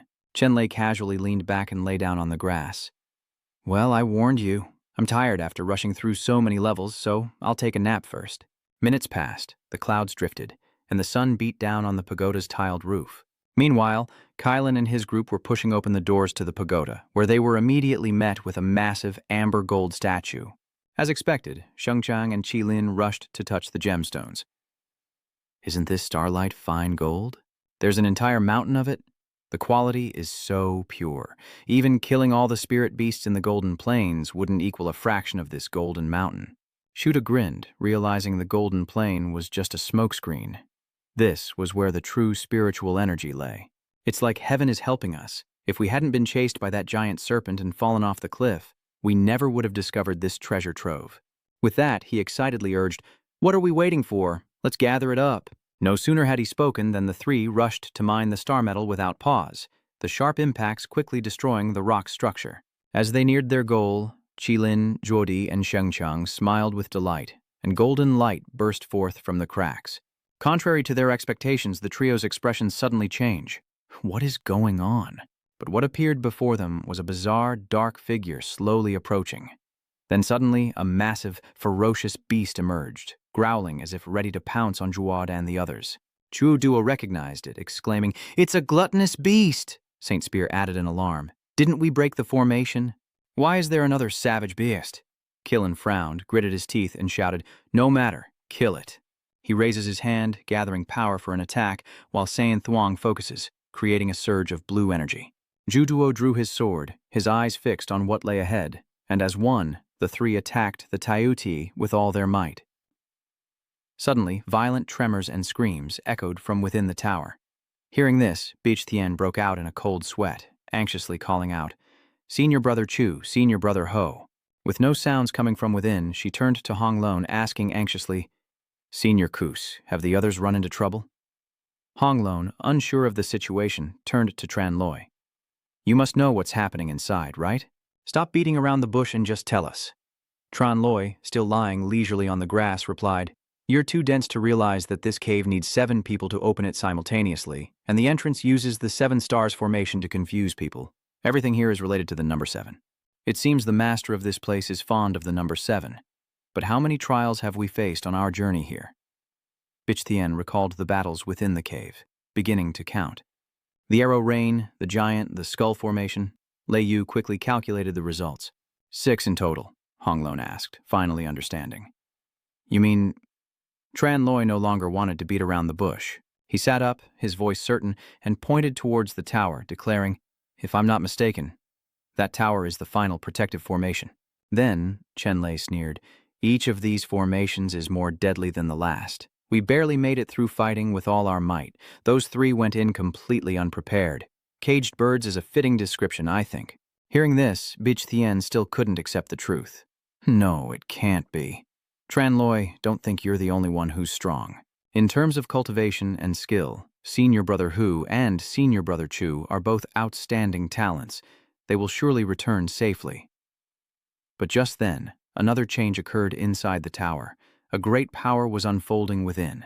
In an instant, Qilin and Zhou Duo were thrown out, landing on the grass as the Taodi flew out of the tower, soaring high into the sky. Zhou Duo and Qilin scrambled on the ground, quickly trying to get up and run. But the holy spear was already in its mouth, as it struggled and screamed, Senior Brother, save me! In a flash, the Taodi clamped down on him with its sharp teeth. In the next moment, a torrent of blood gushed from its mouth, drenching the grass below, as Bichan and Hong Luan screamed in terror at the sight. Junior Brother! Zhou Duo, now frightened, retreated towards Chenlay, pleading, Chenlay, Junior Brother Chen, we were wrong. We were blinded by ambition. Please be generous and forgive us. In this treasure pagoda, there's a mountain of top-grade gold essence. If you save us this time, we won't take anything and give it all to you. Hearing this, Chenlay narrowed his eyes, looking at him suspiciously. That good? Then he suddenly smiled wickedly and said in a deep voice, But if you die, the treasures will naturally be mine. Why should I waste my effort? Seeing his plan fail, Qilin changed his tone, angrily shouting, Don't get cocky, Tran. Don't forget whose hands your life is in. Tran Loi nonchalantly replied, I was just taking a break from fighting so much, but now I'm rested. And just like that, the vine cage was shattered to pieces. He scoffed. Did you really think these raggedy vines could hold me? Seeing Chenlay break free, Qilin was furious and frightened, gnashing his teeth as he said, You! Immediately, Chenlay whistled to summon his spirit beast. In less than a second, Xiaolei appeared from the ring, carrying a stream of green light. It quickly snatched the ring in its mouth, gazing at Chenlay with sparkling eyes, then leaped away from Zhuodu, who lay beneath the claws of the Tao Tie. With that done, little Lei rushed back into Chenlay's arms, who gently stroked it and praised, Good job! Still enraged, the Tao Ti, eyes bloodshot, raised its foot, ready to crush him. Chudu panicked, seeing it approach, and screamed, No, stop! Immediately, the Taoti's foot slammed down with incredible force, crushing him. With Zhuodu dealt with, it turned its attention to Qilin, who was trying to escape. Bichan immediately rushes forward, ready to unleash her power. Senior, I'm here to help. She uses her power to directly attack the roaring, ferocious beast. She thought Qilin would help, but he just ran past her, not even looking back. Caught off guard, Bichan stammered, but Yu's only response was his back as he fled without a second glance. It was then that Bichan remembered and turned her attention back to the Taoti. The Taoti was now upon her, its razor-sharp teeth bared, ready to devour her whole. But as its jaws snapped shut, a flash of red light streaked past. So Honglun came to Bij Thien's rescue, she asks. Are you all right, junior sister? Bichan could only cry out in fear, Senior sister. As for Qilin, he ran straight to Chenlay, shouting, Chenlay! As he attacked, he shouted, It's all your fault, Chenlay. Even if I die here today, I'm taking you with me. Chenlay stood tall, protecting Lei Yu, and said calmly, How is this my fault? You're the ones who awakened the savage beast. He then reached out, summoning his power, and said, Blaming others so easily, your character is cheap. The powers of Chenlay and the Qilin collided, creating a blinding light, and Chenlay's superior strength sent the Qilin flying. From afar, Taoti saw this and immediately charged forward, lunging at the falling Qilin with its sharp teeth. From afar, Bichan witnessed this and cried out in despair, her senior apprentice unable to accept the truth. She sobbed uncontrollably as Honglun embraced her, offering comfort. But the beast, Thao Thiet, was relentless, turning its gaze and charging towards Tran Loi, marking him as its next target. Seeing the approaching Taoti, Lei Yu shouts, Brother Chen, watch out! It immediately lunged, but luckily Tran Loi was one step ahead, flying into the air. He stretched out his hands, using all his energy to create a stream of blue light. The light pierced its jaws, striking straight into the beast's mouth as Chenlay declared, You like to eat so much? Then eat your fill. Then his eyes glowed with a blue light as he crossed his hands, raised a leg, and created numerous orbs of light around him. Then he unleashed all the orbs toward the gluttonous beast, who roared and retaliated with its own power. Seeing the situation, Lei Yu approached, ready to unleash his power. "Brother Chen, let me help you." A bird in flames streak across the sky with a great cry, and we move out. Hong Luan and Beach Hien stand side by side, combining their power. All the power converged into the gaping maw of the Tao Ti, and absorbing so much energy at once caused its belly to swell, then crack. Finally, the beast and its belly exploded in a burst of light. Mission complete. Chenlay, Lei Yu, Hongluan, and Bijian land, withdrawing their powers, and Lei Yu is filled with surprise and joy. So, this ferocious beast actually ate itself to death. Chenlay explained that the Tao Tie is a greedy creature with insatiable desires and will never be satisfied, eating endlessly if fed. He continued his deduction. It must have absorbed a lot of their energy, so when it kept eating our power, the energies within it couldn't harmonize, but instead increased rapidly until it couldn't take it anymore and exploded. Hearing this, Hong Lon sighed. Like human greed, once it's out of control, it leads to one's own demise. Bitch Thien sadly added, if Senior Brother Ho and the others had known when to stop, perhaps things wouldn't have ended this way. Just then, a light appeared in the distance. Lei Yu noticed it and pointed, exclaiming, "Look, golden fragments are falling from the shattered remains of the Taudi, scattering everywhere." Everyone looked closely and exclaimed in surprise, "This is golden essence fluid." Hong Lon explained, golden essence fluid is a supreme treasure for body refinement, formed from the accumulation of metal-based spiritual energy over countless years. Integrating it into the body can transform one's very being, with effects 100 times stronger than gold essence. At that moment, Chenlay seemed to understand, his eyes fixed on the treasure as he spoke. So all of that was just a smokescreen. This is the real treasure within the cave. He then suggests dividing the treasure, saying that if it's just the four of them, they should split the pool of golden liquid. I find this a bit strange, and Hongluan immediately refuses, saying, I don't need it either. Lei Yu smiled, saying, my cultivation focuses on support and defense, so too much power wouldn't be good. Seeing no one else would take it, Chenlay chuckled, if you're all going to be so polite, I won't hold back. With that, he used his power to turn and fly towards the golden pool, and immediately began absorbing the golden treasure as soon as he jumped in. Chenlay stands amidst the golden vortex, arms outstretched, eyes closed, absorbing the power. Energy flows into him, starting from his arms and spreading throughout his body. Lost in the surge of power, Chenlay marveled, the golden lightning's spiritual energy has permeated my body. This feeling is incredible. Watching from the outside, Bi-chan grew worried. Has junior brother Chen absorbed too much? Honglone, sensing danger, warns, this golden lightning is too strong. Absorption must match physical ability. Too much, and he'll be consumed and explode like the Taudi. Lei Yu, alarmed, rushes forward, shouting, Brother Chen, that's enough. Get out of there. But Chenlay was still happily enjoying the power from the golden lightning. I feel my body being filled. Every muscle is bursting with strength. How can I stop with such a treasure? Suddenly, a surge of power went straight into Lei Chen's chest. He gulped it down, but something felt wrong, and he grimaced. The next second, Chenlay felt like he was burning alive, the searing heat spreading throughout his body, causing him to scream in agony. The power of the lightning essence was immense, creating a vortex in the sky. Then the light grew, and white smoke and fierce winds swept out, threatening to blow everything away. After a moment, everything returned to normal. The wind and power subsided, and Lei Yu, Hongluan, and Bi-chan slowly opened their eyes. In the misty distance, Chenlay appears, surrounded by a radiant aura. Seeing him safe and sound, Lei Yu smiles with joy, calling out, Brother Chen! Bi-chan covers her mouth in disbelief. How is this possible? He absorbed all that golden lightning? Hongluan marvels at Lei's potential, which has surpassed the limits of his physical body. Calming her, Chenlay said, Silly girl. I have the lightning spirit holy body protecting me. How could anything happen? Then he added, even though the lightning is gone, I won't let you suffer. When we get to the Thunder Swamp, I'll find you a powerful magic treasure. Lei Yu smiled happily. Thank you, Brother Chen. With that, Chenlay turned to Bi-chan and heartily invited, Senior Sister Sua, what do you say? Would you like to join us? Hearing this, Bi-chan was still hesitant, closing her eyes in thought.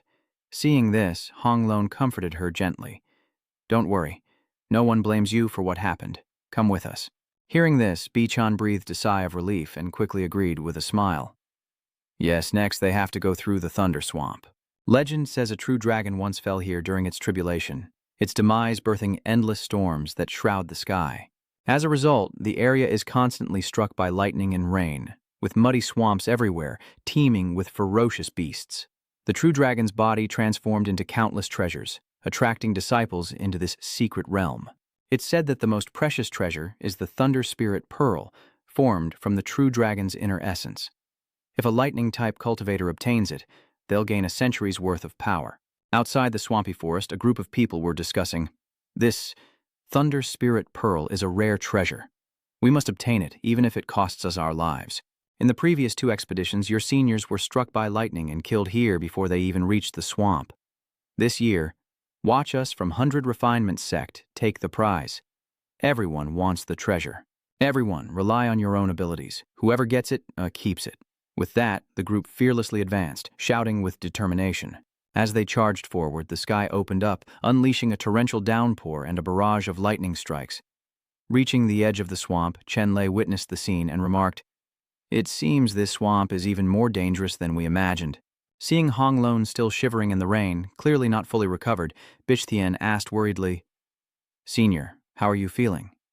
Loivu suddenly realized, saying, "Senior Cooch cultivates fire-based techniques, which are inherently opposed to the lightning element, so she must be affected by the lightning here, which is impacting her earlier wounds." Hearing this, Bichan turned to Chenlay and said, "Junior Chen, Junior Lay, the swamp is thick with lightning, and our sister will not be able to withstand it. We will not enter. Please be careful." Chenlay quickly agreed.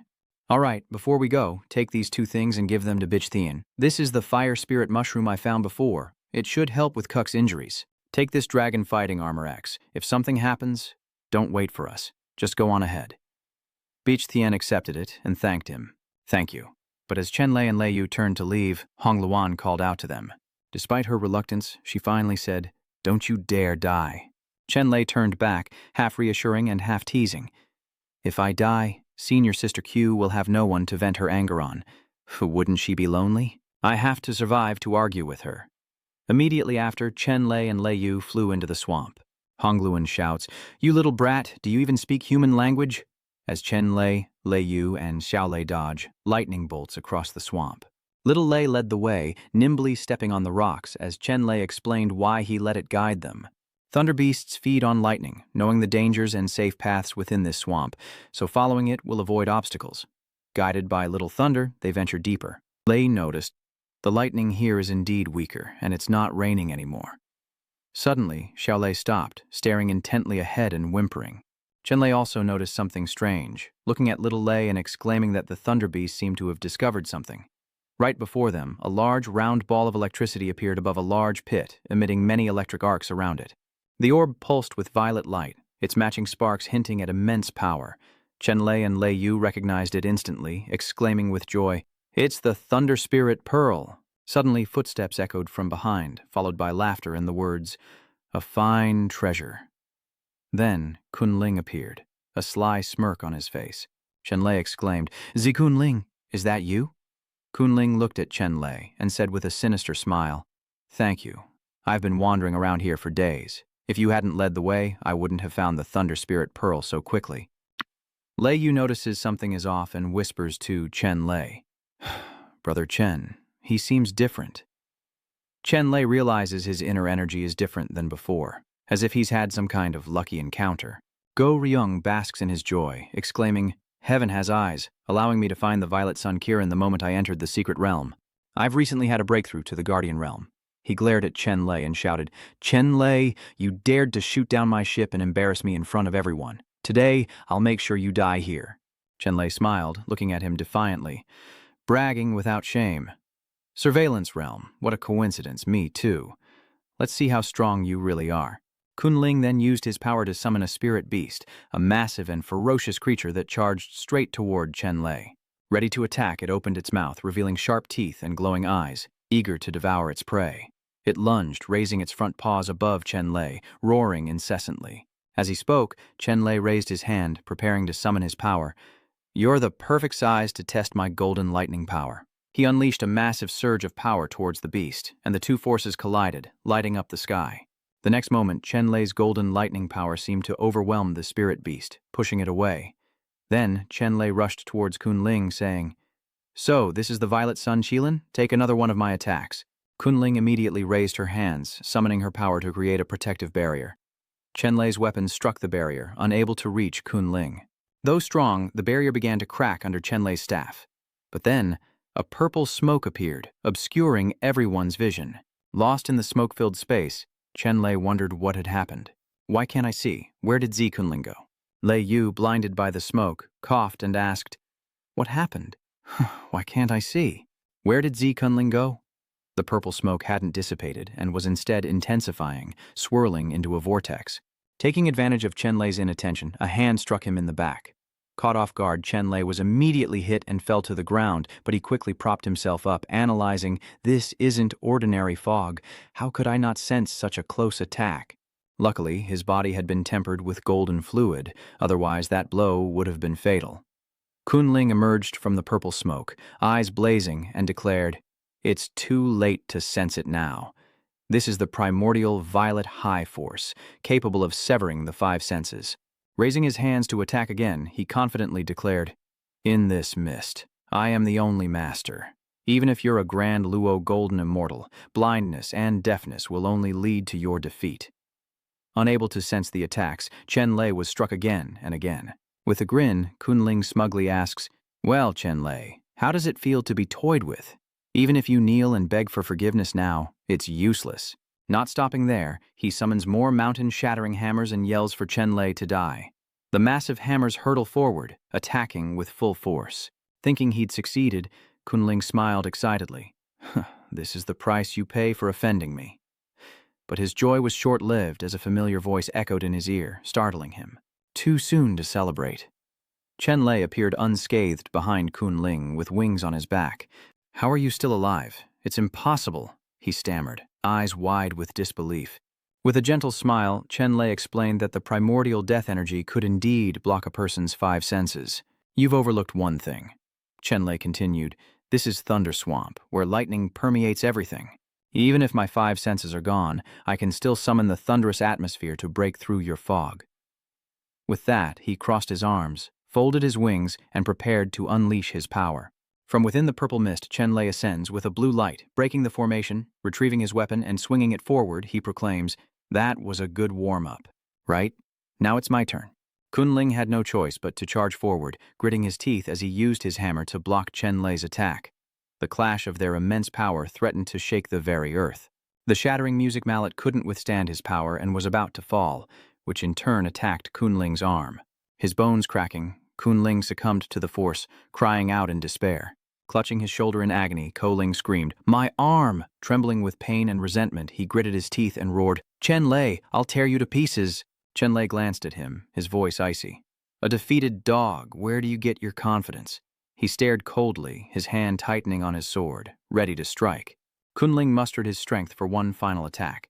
A blinding light erupted, forcing Chenlay to shield his eyes. As the blinding light fades, he slowly opens his eyes and looks around, only to find a thick fog and no sign of Kunling. Frowning, he angrily says, "A blunder. This guy knows spatial magic." Lei Yu worriedly advises, "Brother Chen, you've severed one of his arms. If he returns to the Purple Sun Palace, he'll surely seek revenge." Chenlay calmly smiled. "Then so be it. That Xuan has always been at odds with our Xuan Tian sect. If we can use this opportunity to settle things, it wouldn't be bad." She paused, hardly believing her ears. "You mean—" He turned to Lei Yu with a light smile. "Let's not talk about this anymore." Then he looked up at the sky, watching it flash with brilliant light. This thunder pearl is indeed worthy of being a true dragon transformation, absorbing so much thunderous power. Obtaining it is a great boon. Chenlay spread his wings and shot into the sky, heading straight for the thunder pearl. Channeling his inner power, he swung his sword down, creating a light that tore through the air. The thunder pearl, bearing the brunt of the blow, cracked loudly. The thunder pearl shattered, releasing a majestic dragon, and a smirk crept across his face. Trying to escape, from Chenlay's hand a blazing red cord shoots towards its target. The crimson cord shot out, expanding and tightening, ensnaring the true dragon within. It struggled fiercely, jaws wide, trying to break free of the red bonds. The dragon roars, its body ablaze, as blinding light fills the space. The crimson cord tightens, forcing it to coil in resistance, until finally it shrinks into the palm of his hand. Chenlay unwinds the crimson cord, gazing down at the tiny azure dragon. Is this fearsome beast really so small? He smiled softly, his voice gentle. Don't be afraid, little friend, I won't hurt you. You must have been lonely here all these years, haven't you? Come, I'll take you to a new home. Then, Chenlay landed next to Lei Yu, who was waiting silently below. She looked at the little creature in his hand and said delightedly, "This is the incarnation of the azure dragon. So adorable." Lei Yu then smiled brightly. "Congratulations, Brother Chen. With this, your cultivation will surely advance by leaps and bounds." Chenlay presented it to her, saying it was a gift. Lei Yu was surprised. "Huh?" He smiled, saying, "Didn't I promise you a powerful magic treasure? You've helped me so much along the way, how could I let you come out short?" Hearing this, Lei Yu blushed, her eyes wide with surprise, and she shyly nodded in agreement, her voice barely audible. A dragon flies over, landing gently on Lei Yu's shoulder, bringing a radiant smile to her face, which in turn brings a smile to Chenlay's. They stood there, laughing and talking, seemingly forgetting all their worries. Suddenly, the sky lit up, and they both looked up. The once dark sky clears, becoming brilliantly blue. As Chenlay says calmly, "The lightning around us is drawn to the lightning pearl. Now that the clouds are gone, outsiders will rush in." He turned to Lei Yu and said, "Now that we have the most valuable thing, there's no reason to stay here. Let's go meet up with Senior Sister Q." She nodded slightly, answering softly, "Yes." Across the clear blue sky, the last of the clouds began to dissipate, as a loud shout echoed from within the carriage. "What? Chenlay severely injured Zikun Ling?" She quickly explained that he had been stalking them, intent on killing Brother Chen, and that Brother Chen had only acted in self-defense. Zikun Lang is Zi Yunxiao's son. The Ziyang sect won't let this go. It seems we'll be in trouble once we leave. Suddenly, she pointed into the distance. "Look, disciples of the heavenly demon sect." Honglun sighed softly. "The secret realm is closing soon, and everyone is heading for the exit." She added sadly, "Although entering the secret realm is important for the 7 great sects, fighting and slaughter are inevitable in the scramble for treasures. It seems many disciples won't be making it out this time." The carriage immediately sped towards the gate of the secret realm, without slowing down. The scene shifts to a wide, clear sky where clouds drift lazily. Below, in a dense, dark green forest, 2 armies face each other in tense confrontation. Tianran angrily shouts, "The secret realm is about to close. What do you mean by blocking our path?" Blocking their path is Yin Hao, a disciple of Bloodcloud Tower. He smirked. "No particular reason, but I see you all are in high spirits, so you must have gained a lot, right? We're all disciples of the sect, so we should share the good fortune. Anyone who wants to pass must hand over half their treasures," Yin Sha shouted as Tianran fumed. "What?" The people behind Hong Luan were also furious. "Are you robbing us in broad daylight?" Shu Yu said grimly. "Bloodcloud Tower has always been a den of thieves, so it's not surprising they do this. But now they've joined forces with the Divine Dragon sect, and they have the numbers, which isn't good for us." Hearing this, everyone grew more upset. Were they really going to have to hand over half their treasures? They protested. "How could we ever do that?" "I won't stand for this." Enraged by their defiance, he roared, "Don't make us force your hand. We outnumber you, so hand over the treasures or face the consequences." Just then, a figure stepped forward from the crowd, the imposing Wan Shou-shan disciple, Kim Lang. He boomed, "Listen up, everyone. We risked our lives to obtain these treasures, and we absolutely cannot hand them over. They may outnumber us, but we've all grown stronger through our trials in the secret realm. If we fight with all our might, we still have a chance to win." Seeing this, Yin Hao roars in anger. "Kim Lang, do you have a death wish? Fine, I'll show you the power of the Bloodcloud Tower." He then channeled his inner energy, unleashing a powerful aura that enveloped his entire being. A surge of raw force aimed directly at Kim Lang. Kim Lang, unfazed, took a step forward and roared, "Do you think I fear you?" His spirit energy exploded, revealing his spirit beast, the Azure Wall Bear. The celestial azure roars as it lunges forward, unleashing a ferocious attack on Yin Hao, raising its sharp claws, ready to strike. Tianbi roared ferociously, launching a relentless assault, but Yin Hao just scoffed. "I thought you'd gotten some amazing treasure to be so cocky, but it's just a Tianbi demon bear." With that, he shot forward, his voice even more arrogant. "What can a mere level 5 beast do to me?" A massive explosion echoes through the forest, shaking the very ground, and Tianran immediately mobilizes, his voice urgent but resolute. "Everyone, charge forward and follow Senior Brother Kim," Shirvu shouted, rushing ahead with great enthusiasm. The two groups immediately clashed, engaging in a fierce, no-holds-barred battle. Seeing the chaotic situation unfold, Yinsha paled and anxiously asked, "Third brother, what do we do?" "These people are desperate for riches," Yinhao said coolly. "They're nothing but a disorganized rabble. Let's take out their leader first." He surged with inner power, immediately launching an attack without hesitation. Yinhao used the force to leap high, preparing to strike a powerful blow. He unleashes a powerful surge, creating a fierce offensive. The mighty blow severs Heaven's Wall's arms, causing it to scream in agony. Yinhao focuses his inner strength into his arm, preparing to unleash a devastating blow, then strikes, piercing through the heavenly wall and hurtling towards Chenlay. Struck by Yinhao's powerful blow, he was immediately injured and coughed up blood, sending everyone into a panic. "Senior brother Kim." He glanced at them, his eyes full of contempt. "Anyone else want to try something? That's what happens to fools." Yinhao stepped forward, his voice even more cruel. "You weren't willing to give us 5 portions earlier, but now, unless you hand over 8, none of you will leave this place." Yinhao laughed heartily as he saw his opponent fall, his delight evident. From afar, a green dart suddenly shot through the air, heading straight for him.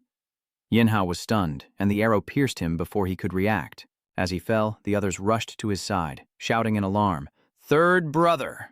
At the same moment, they all looked towards the source of the arrow. Seeing him standing there, having shot down each target, they cheered. "It's Chenlay!" A carriage raced towards them, stopping before Qianren and Shu Yu as Lei Yu stepped out, calling out cheerfully, "Senior Sister Nia, Senior Sister Xuan, I've finally found you." She chuckled. "I thought you guys had already left." But upon seeing the two she disliked, Qianren immediately asked uncomfortably, "But why are you with those two?" Hongluan calmly stepped forward, her voice soft but sharp. "We meet here." "Is that not allowed?" Chenlay stepped up behind her, saying calmly, "It's a long story. I'll tell you when I have time." The others were flustered. "What should we do now?" Yinsha asked through gritted teeth. "Our third brother has become like this. We're no match for him." He couldn't contain his anger and immediately shouted, "Retreat!"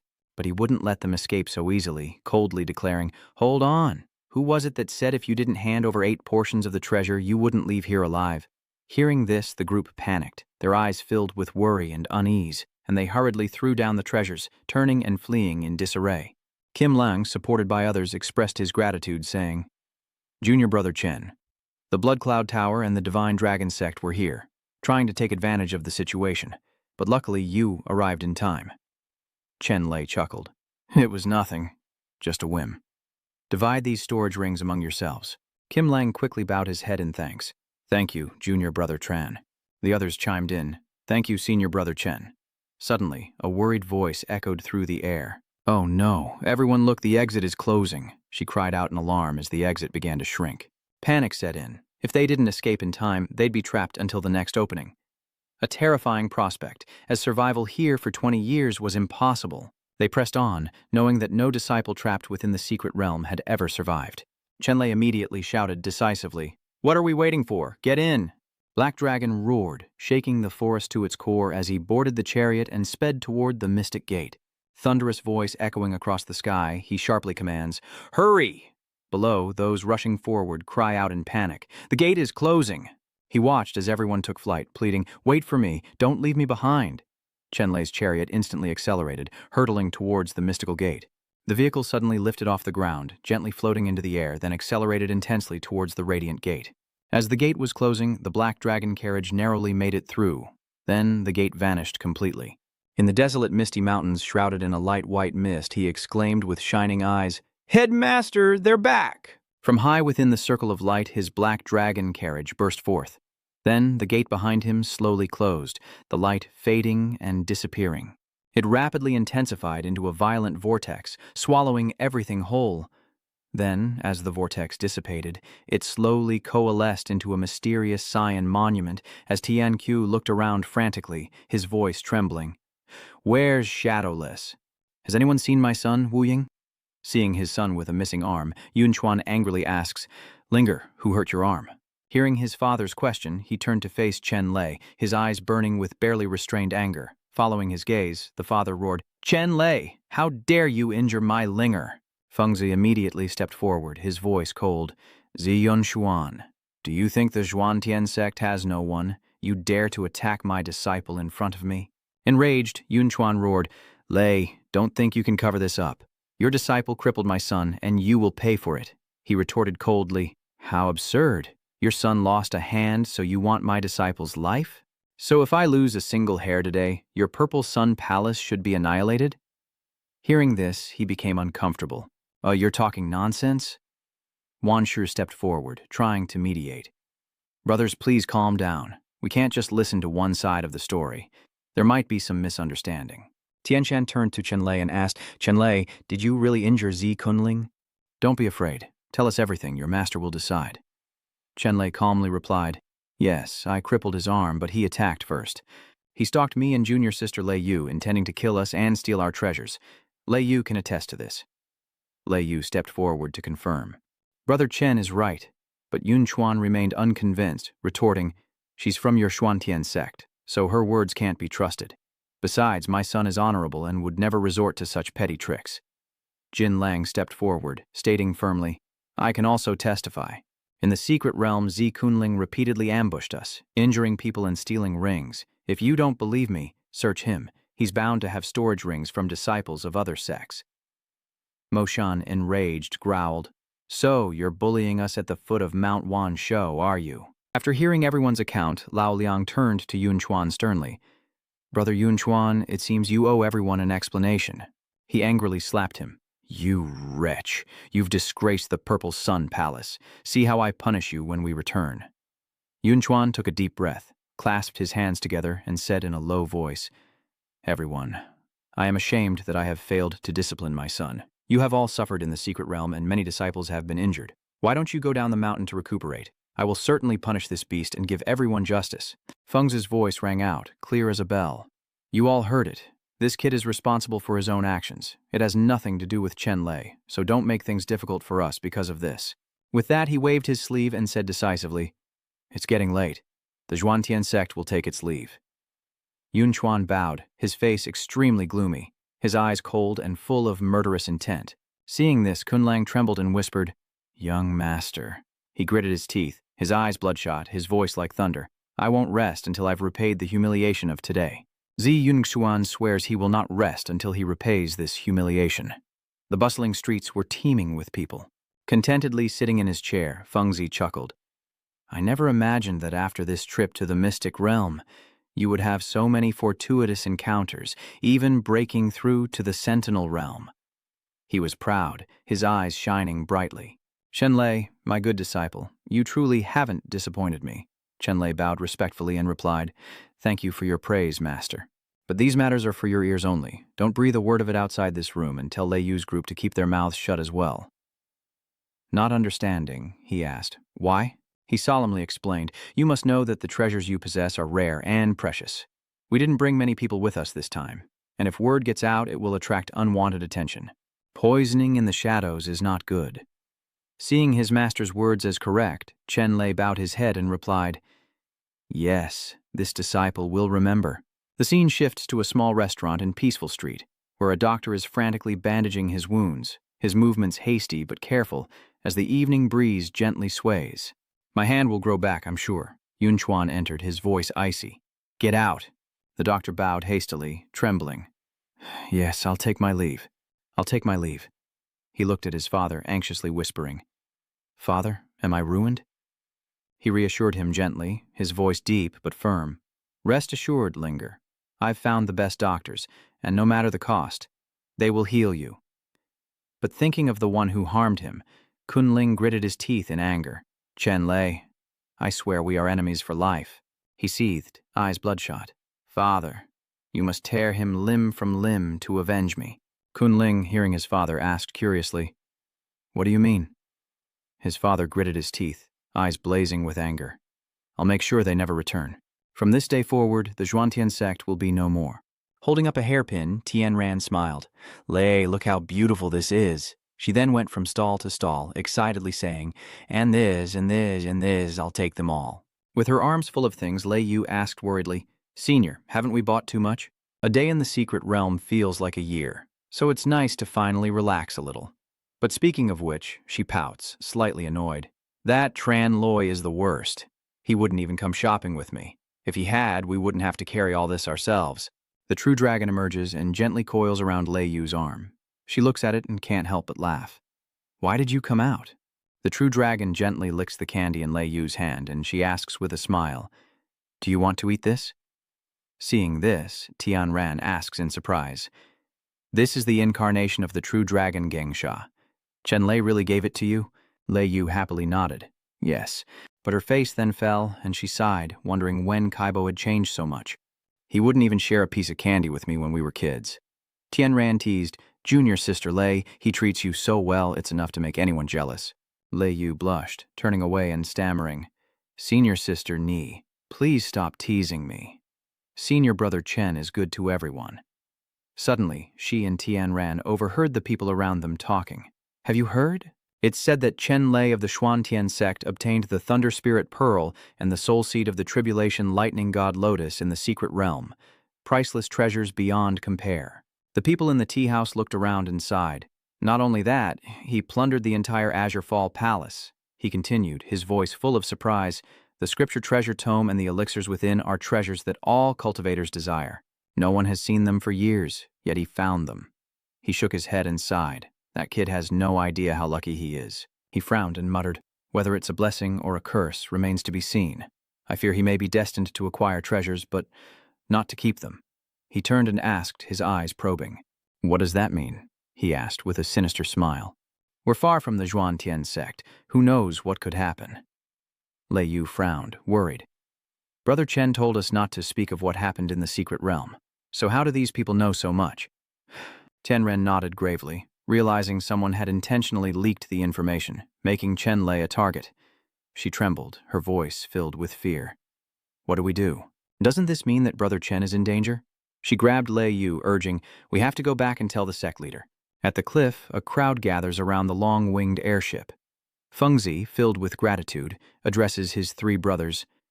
No need to see me off, my friends. With a hint of sadness, Tianshan asked, It's rare for all 7 sects to gather like this. Why are you in such a hurry to leave, Brother Lei? Why not stay a few more days and have a few drinks together? He smiled and explained, The Xuan sect has a lot to deal with lately, so I can't stay away for long. I'll be sure to invite you all to get together when I have time. Seeing he couldn't be persuaded, he reluctantly bid farewell. Very well, Brother Zhu Lei. May your journey be safe. Seeing that the time had come, Bichan looked at Chenlay and Lei Yu. Qu Shijai and I must return to the Holy Land to report to our master, so we can no longer accompany you. Junior brother Chen, junior sister Lei, safe travels. With a bright smile. Take care, sister. Without a second thought, Hong Luan, her face flushed, pressed something into his hand. This is for you. Chenlay hesitantly reached out his hand. What is this? Seeing his continued bewilderment, she huffed, This is a fire phoenix pill to strengthen your body. Consider it repayment for your past kindness. Then, Bichan chimed in, revealing a detail that embarrassed Hong Lone. This fire phoenix pill took her 5 years to make, and she usually treasures it, never showing it to anyone, proving its value to her. Lei Chen smiles, eyes closed, and quickly promises, It's rare to see senior sister Q so sincere, so I won't refuse. As someone who always knows what to say, he widened his eyes and added that the 2 senior sisters were there to learn, not to marry. You should come back to the Wantian sect when you have time. With a blush of embarrassment, Hong Lone turned and hurried away. No need to worry about me. Suddenly, her steps slowed until she stopped completely. Trying to remain calm, Hong Luan turned back and reminded Chenlay, Hey, there are a lot of rumors about you in the city lately, so be careful on your way. With his head held high, Chenlay replied, Thank you for the reminder, senior sister. Fengzi's ship has set sail and is slowly soaring into the sky. Observing from a nearby cliff, Xuan boldly declared, Yin, look, I told you I was right, didn't I? If he had nothing to hide, why would he rush to leave? He said calmly from behind them. The heavenly pivot appeared. Was my son really killed by Chenlay? Kunling asked, his eyes wide with certainty. That's right. I saw it with my own eyes. Brother Wu Ying wanted to give the Lightning Tribulation Divine Lotus to Lei Yu as a betrothal gift, but who knew they were already having an affair and working together to secretly murder him? Brother Wu Ying died on the spot. It was truly heartbreaking. Feigning grief for his brother, he sought solace in his father's arms. Yunchuan continued, He murdered Wu Ying for treasure and severely wounded my son. Who knows how many disciples he's murdered in the mystic realm? His cruelty and wickedness are infuriating, yet Lei Fengzi always protects him, spewing venom, twisting right and wrong, and turning on Linger. The more he spoke, the angrier he became, his voice growing louder and more resonant. To let such a person lead a sect would be like a worm in the apple, with dire consequences for the 7 great sects. Seeing the evidence from both Xuan and his son, Tianchu gritted his teeth in anger. The grudge for killing my son is irreconcilable. Today I must personally kill the enemy. If Lei Fengzi dares to protect him, I will kill him too. As soon as he finished speaking, he flew into the sky with all his resentment and the pain of losing his son. Looking up from below, Kunling grinned, impressed. Father is so clever. First he spread the news, attracting martial artists to hunt down Chenlay, then he stirred up the Blood Cloud Tower so the 2 sects would slaughter each other. Even if the other sects object, they'll only blame Yin Tianjia, not us. Seeing his son's joy, he deviously revealed the next part of their plan. Once Lei Fengzi is dead, the profound Sky Sect will be headless and we can take it over under the guise of paying our respects. Then, our Purple Sun Palace will become the #1 sect, unmatched by any of the 7 great sects, and so the 2 gleefully burst into laughter, startling the birds in the forest. Back in the clear sky, gentle breezes brushed past the clouds as Fengzi's massive ship sailed swiftly forward. Suddenly, a group of people used their power to chase after the ship, determined to catch up. Each was armed and equipped with a flying board, constantly discussing their plans. Chenlay is on that airship and the Xuanqian sect isn't with the other sects. They're traveling alone. Fate is on our side. How will we divide the treasure once we get it? Divide what? Whoever gets it, keeps it. The Blood Cloud Tower disciples exchanged questioning glances. But where are they going? This path doesn't seem to lead back to the Xuantian sect. Another name interferes, but whatever. They've already left the territory of the Chu dynasty. Even if they wanted to ask other sects for help, it's too late. This is the perfect opportunity to strike. No matter where Fengzi's ship is headed, they use flying boards to rush forward, then take momentum and jump neatly into the ship. It looks quite professional, but why is no one there? As they floundered, a voice echoed, "Are you looking for me?" Chenlay appears with True Dragon above the heads of the ambushers. They've fallen for their trap. From inside the small boat, Lei Yu whispered in admiration. Brother Chen was right. They really did ambush us on the road. Beside her, Chen Ran smiled smugly. Good thing we prepared to leave early. This is what you call getting a taste of your own medicine. Meanwhile, suspended in the air, Fengzi angrily demands, "You dare target my Xuantian sect, you whelps? Who told you about us?" One of the Xuanyun Tower subordinates gritted his teeth, hesitantly revealing their motive. The news of Chenlay obtaining a supreme treasure in the secret realm had already spread throughout the Jianghu, and a large number of people were on their way, so they wouldn't escape. Chipeng should hand over the treasure now. Maybe then he'd survive. Seeing his defiance, Chenlay wasted no more words, cracking his knuckles as he spoke. Good point. Then I'll send you on your way. His threatening words did little to scare the subordinate, who sneered in contempt. To instill fear, Chenlay pointed forward, decisively ordering their departure to the western heaven. As soon as he finished speaking, the boat capsized and everyone lost their balance, falling freely. The remaining observers were wide-eyed with fear. I'm afraid everyone will run. Another gritted his teeth, his tone reassuring. Everyone, regain your composure. They're only a group of 20 or 30. No matter how strong they are, they can't possibly be a match for us. Whoever kills Chenlay gets half the magic treasure. Hearing such a generous reward, they lost all fear and rushed forward. That's right, everyone charge. They're ready for battle, wings spread wide with confidence, as Chenlay and Wide Wings Chai leap from the head of the true dragon below. Very well, I'll play along. He starts a game of cat and mouse, speeding higher and forcing them to give chase. Forget the others, our target is Chenlay. In mere seconds, Chenlay lured the group far above the clouds, away from Fengzi. Sect leader, shouldn't we help him? Seeing Qianren's worry, he reassured her, no need, he can handle it alone. Just as he predicted, Chenlay alone used his wings to soar through the sky, with a mob of people eager to take his life in pursuit. Deeper into a realm of mountains and dense spiritual energy, he smirks, taunting, "Come on, chase me. There are treasures galore here if you dare to take them." Provoked by Chenlay's taunts, they grit their teeth, vowing, "Once we catch you, you'll learn the meaning of death." The chase continues as Chenlay plunges into the mountains, soaring upwards, leaving his pursuers stunned as they race after him. Losing momentum, two of them crashed straight into the cliff face and met their end. Seeing some of his pursuers eliminated, Chenlay smugly celebrated his victory in midair. Pausing in midair, he crossed his arms and looked down. Why is no one there? Is that all it takes? Sensing something, Chenlay's eyes suddenly snap open. From above, a fiery red stone plummets down at breakneck speed, like a meteor. It slams into the earth, leaving a gaping hole. The smoke from the impact begins to dissipate, eventually vanishing completely. Suddenly, the stone undergoes a dramatic change, cracks spreading across its surface. Sensing danger, Chenlay takes up his weapon and soars into the sky.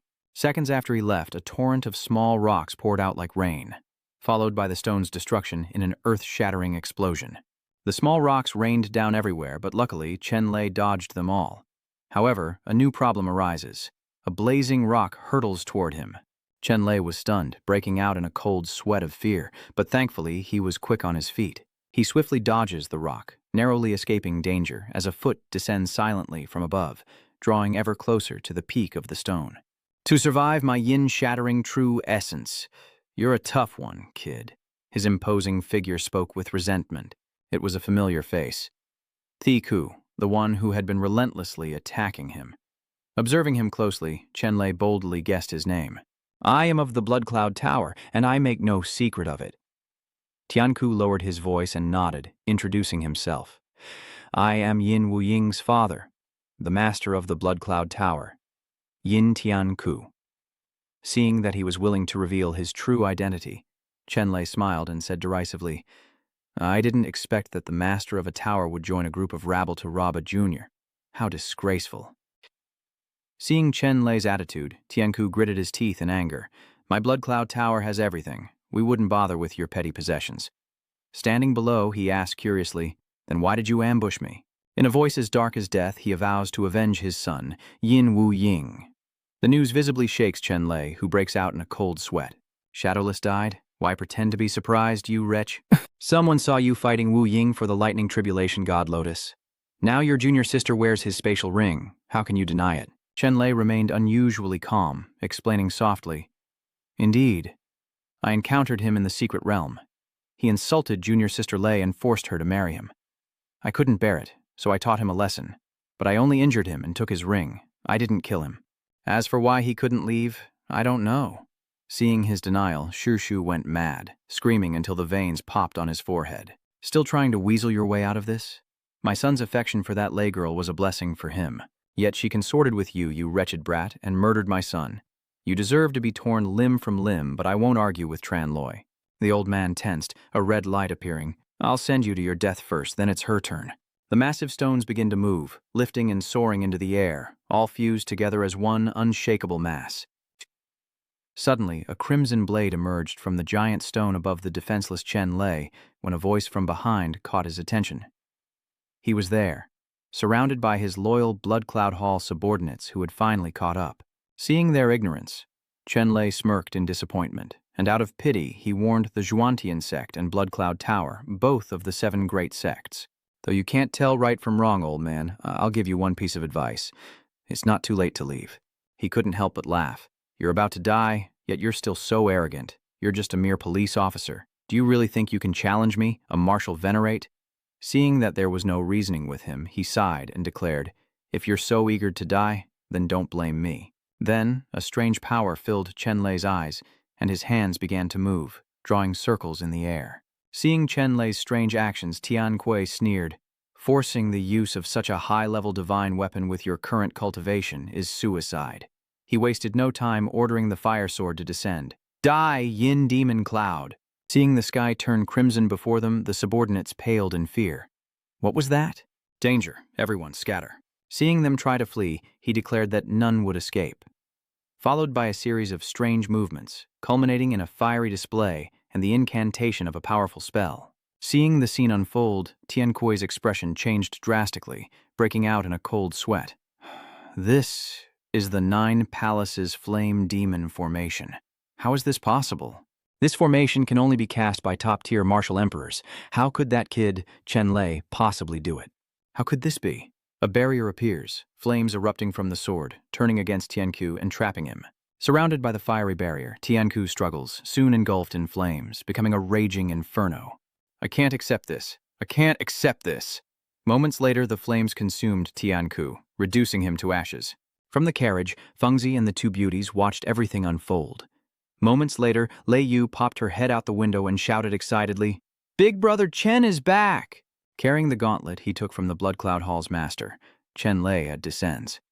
"Master, you seem quite pleased to see your disciple return safely, constantly asking after me. The Nine Palaces Inferno formation is indeed extraordinary. Liar, is your body all right?" Seeing Fengzi's concern, he respectfully bowed in return. "Thank you for your concern, Master. I read an ancient tale on a scroll in the Azure Palace, learning this was once a relic set up by the Fiend Lord, so I spent all night restoring it. Though it can't compare to its original power, it's enough to deal with them." They were talking smoothly, but then Chenlay hesitated, confusing the man beside him. But what? Burdened with worry, he lowered his head, as Yin Tiang believed he had killed his son, Yin Wuying. He had blocked your path, but the formation had already been activated, so seeing Chenlay like that, Fengzi looked up, his eyes on the flames. Yin Tiang is a sect leader, but his hot temper shows a lack of understanding and strategy, making him easily manipulated. Someone must be provoking him from behind. You can't be blamed. To ease his worries, he smiled and declared that if the Blood Cloud Hall came seeking answers, he would vouch for him. "Thank you, Master. Let's not waste any time." He looks at his subordinates and orders, "Let's depart." As if remembering something, Chenlay's eyes widened as he asked, "That's right, Master. Could I ask for 2 days of leave? I want to return to Thanduang town for a bit." Seeing his request for more time off, Fengzi asked curiously, "Didn't you just get back a few days ago? You're going back again? Got a lover waiting back home?" His question made Chenlay break out in a cold sweat. "No, not at all." He opened his palm, gazing at the 2 rings as he spoke. "Chingyang has just experienced a great battle, and its vitality has been greatly damaged. There are many things that need to be rebuilt, and I want to give them these treasures. Seeing your good intentions very well, I accept. Everyone thinks you've returned to the Xuantian sect, which is safe, but be careful in all things." With his master's permission, Chenlay was overjoyed and gratefully smiled. Yes, wasting no time, he immediately spread his wings and left Lei Yu and Tianran behind. "Wait for me, Brother Chen. I'm coming too." Annoyed by the 2 beauties, Fengzi coughed and reminded him, "As disciples of Xuantian sect, cultivation should be our top priority. You two aren't focused on improving yourselves. What kind of example are you setting by following your senior brother around all day? Come with me now." And just like that, they were obedient again. Yes, in a new location, the sky is now at midday, the sun intensely hot. Below Chingyang town, the road is bustling with people coming and going. Not far away, atop the high buildings representing famous eateries, was a tea house stop. Chenlay quietly sat down at a table where a few men were already talking. "Have you heard? On this trip to the Mystic Realm, Chenlay of the Xuantian sect gained the most, breaking through to the Gengsha realm and acquiring the most treasures. A group of petty Jianghu figures tried to ambush him, but he wiped them out single-handedly. Now he's famous, and no one dares provoke him." The 2 men exchanged glances and continued to chatter. Rumor has it that the Blood Cloud Tower's Yin Heaven District Master was among them. The Blood Cloud Tower wants revenge and has issued an assassination order, promising a great reward to whoever can take Chenlay's head, but no assassin in the world dares accept. Even their leader was reduced to dust, so who would dare seek death? Seeing them like this, he didn't care much and quickly picked up the tea jar in front of him. From the water's surface, a figure emerges, falling into Chenlay's sights. Without a word, he grabs some coins, pays, and leaves. "Boss, the bill, please. It's pretty sunny." Chenlay quickly strides forward, unaware of the suspicious footsteps behind him. Someone is following him. Sensing the presence of his pursuer, Tranloy sped up, leaving him in the dust. The man, now realizing he'd been outmaneuvered, frantically looked around for Lei, only to be ambushed from above. "You've been following me for quite some time. What is it you want?" The stalker said, face to face with Chenlay. "I was originally going to let you die painlessly and without knowing. Since you've discovered me, I'll let you die knowing why." He smiled and began to reveal his origins. "I'm Wang Ping, an assassin sent by the Blood Cloud Pavilion to take your life. I have no quarrel with you, so blame your valuable head and my need for money." Hearing his story, he sighed in frustration. So this guy really is an assassin, and he talks this much before killing someone. Lu Lai recalls his past life, and Chenlay suddenly remembers. "But Wang Ping, I remember this guy from my past life. Rumor has it, he loves money more than life itself, and he's famous for his squad of child assassins. Cold-blooded, ruthless kids who exploit people's trust to take their lives. Could this be him?" Ready for battle, Wang Ping raised his hand, signaling, "Today, you are destined to die by my hand. Speak your last wishes, and I shall fulfill them." Seeing this, Chenlay got to work, clasping Gu Shuo's hand, persuading him, "To be honest, I am the only son in my family, a single line for 18 generations. I'm not married yet, and I don't even have a child. If I die, the Chen family line will end." With wide eyes, he softly made one last request of Wang Ping. "Could you wait until I've married and had children before you kill me?" Hearing his plea about family, Wang Ping softened, stroking his chin in thought. To end a bloodline was a grim fate indeed. After a moment, he raised a finger, deciding on a length of time. "Fine, I'll give you 1 year. After that, I'm coming for your life." "But 1 year isn't enough." Chenlay touched his face and smiled, asking for more time. "1 year isn't enough. I'm picky, especially when it comes to choosing a wife. Besides, there's no guarantee our first child will be a son. I need at least 10 years. Seeing how picky he is, he loses interest. Swinging his weapon, he shouts, "Are you mocking me?" He unleashed a flurry of blows, but the boy effortlessly dodged each attack. Chenlay frowned, assessing his opponent. So his strength wasn't even at the chi condensation realm, yet he dared to come for the prize? So desperate for money, he's willing to risk his life. "I don't want to play around with Wang Ping." Chenlay focuses his inner strength into a punch straight to Wang Ping's chest, sending him crashing into a nearby wall. Seeing him like this, Chenlay crossed his arms and said, "Now it's your turn to say your last words." Wang Ping, his mouth full of blood from his injuries, painfully said, "I'm no match for you, and I have no regrets about dying, but I only ask you one thing." His voice grew softer as he spoke his last wish. "I've taken in many orphans who rely on me to survive. If I die, they'll have no way to survive. I beg you, let me see them one last time, so they won't be left waiting forever." Not easily fooled, Tran Loy refused with a smile. "Orphans? You mean the little assassins you trained? You want to lure me there and have them ambush me, don't you?" Wang Ping asked, looking bewildered by the information. "Little assassins? You mean those kids?" He struggled to break free and clear his name with Chenlay. "How could this be? I risked everything to save them from the Shadow Pavilion, so they could escape this life and live as normal people. How could I let them become killers?" Intrigued by the strange name, he asks, "What is the House of Shadows?" Wang Ping, his face contorted with anger and resentment as he recalls that place, explains that it's an assassin organization that kidnaps children with extraordinary talent and trains them to become top-tier killers. His past resurfaces as he recalls fighting vicious wolves as a child, enduring inhumane training from a young age. They would lock us in with wolves and force us to kill each other for a single bun. Every day there was hell. Thanks to his relentless efforts, Wang Ping left that place with the children. I barely managed to escape afterwards and even rescued some of the kids. But for money, they once again teetered on the brink. Once outside, they realized survival demanded money. It was easy enough for him alone, but with so many children, he couldn't let them starve. Without lying, he admits that killing is his only skill, and he happened to see the assassination order. But the more Wang Ping thinks about it, the more frustrated he becomes, never expecting his first target to be a strong surveillance realm cultivator. His luck is truly terrible. Seeing his demeanor and hearing his story, Chenlay was a bit skeptical. He didn't seem like a cruel person. Could the rumors from his past life be false? With his hands on his hips, he looked at Wang Ping. "Is everything you've said true?" With a sincere tone, he replied, "The children are in a village outside the city. I can take you there if you don't believe me." Clenching his fists and cracking his knuckles, Chenlay made his decision. "All right, if you're lying, I'll kill you all." Soon they stood in a vast meadow, and Wang Ping pointed, saying, "It's over there." Still anxious, he looked at Chenlay and said, "I'm the one you want to kill. They're just innocent children who've done nothing wrong. Please don't hurt them." Seeing Wang Ping's concern, he firmly assured him, "I always separate favors from grudges. If what you say is true, then I certainly won't make things difficult for the children." "That's good." As they walked, he sadly instructed Chenlay, "Also, when you kill me later, could you do it somewhere else? I don't want to scare the children." Leaning on his hip, he nods in agreement. "Understood. I'll find a geomantically favorable burial ground for you." Having received a satisfactory answer, Wang Ping smiled softly and said, "Then I can rest easy." Out of nowhere, he made another request. "They have no one but me. After I die, could you take care of them for me?" Seeing Wang Ping's constant request, Chenlay was furious. "Stop calculating. If you waste any more words, I'll kill you right here and now." Seeing his expression, Wang Ping was scared into running. I understand. Watching Wang Ping leave, he sighed wearily. Could there be a more talkative assassin? Is he trying to kill me with words?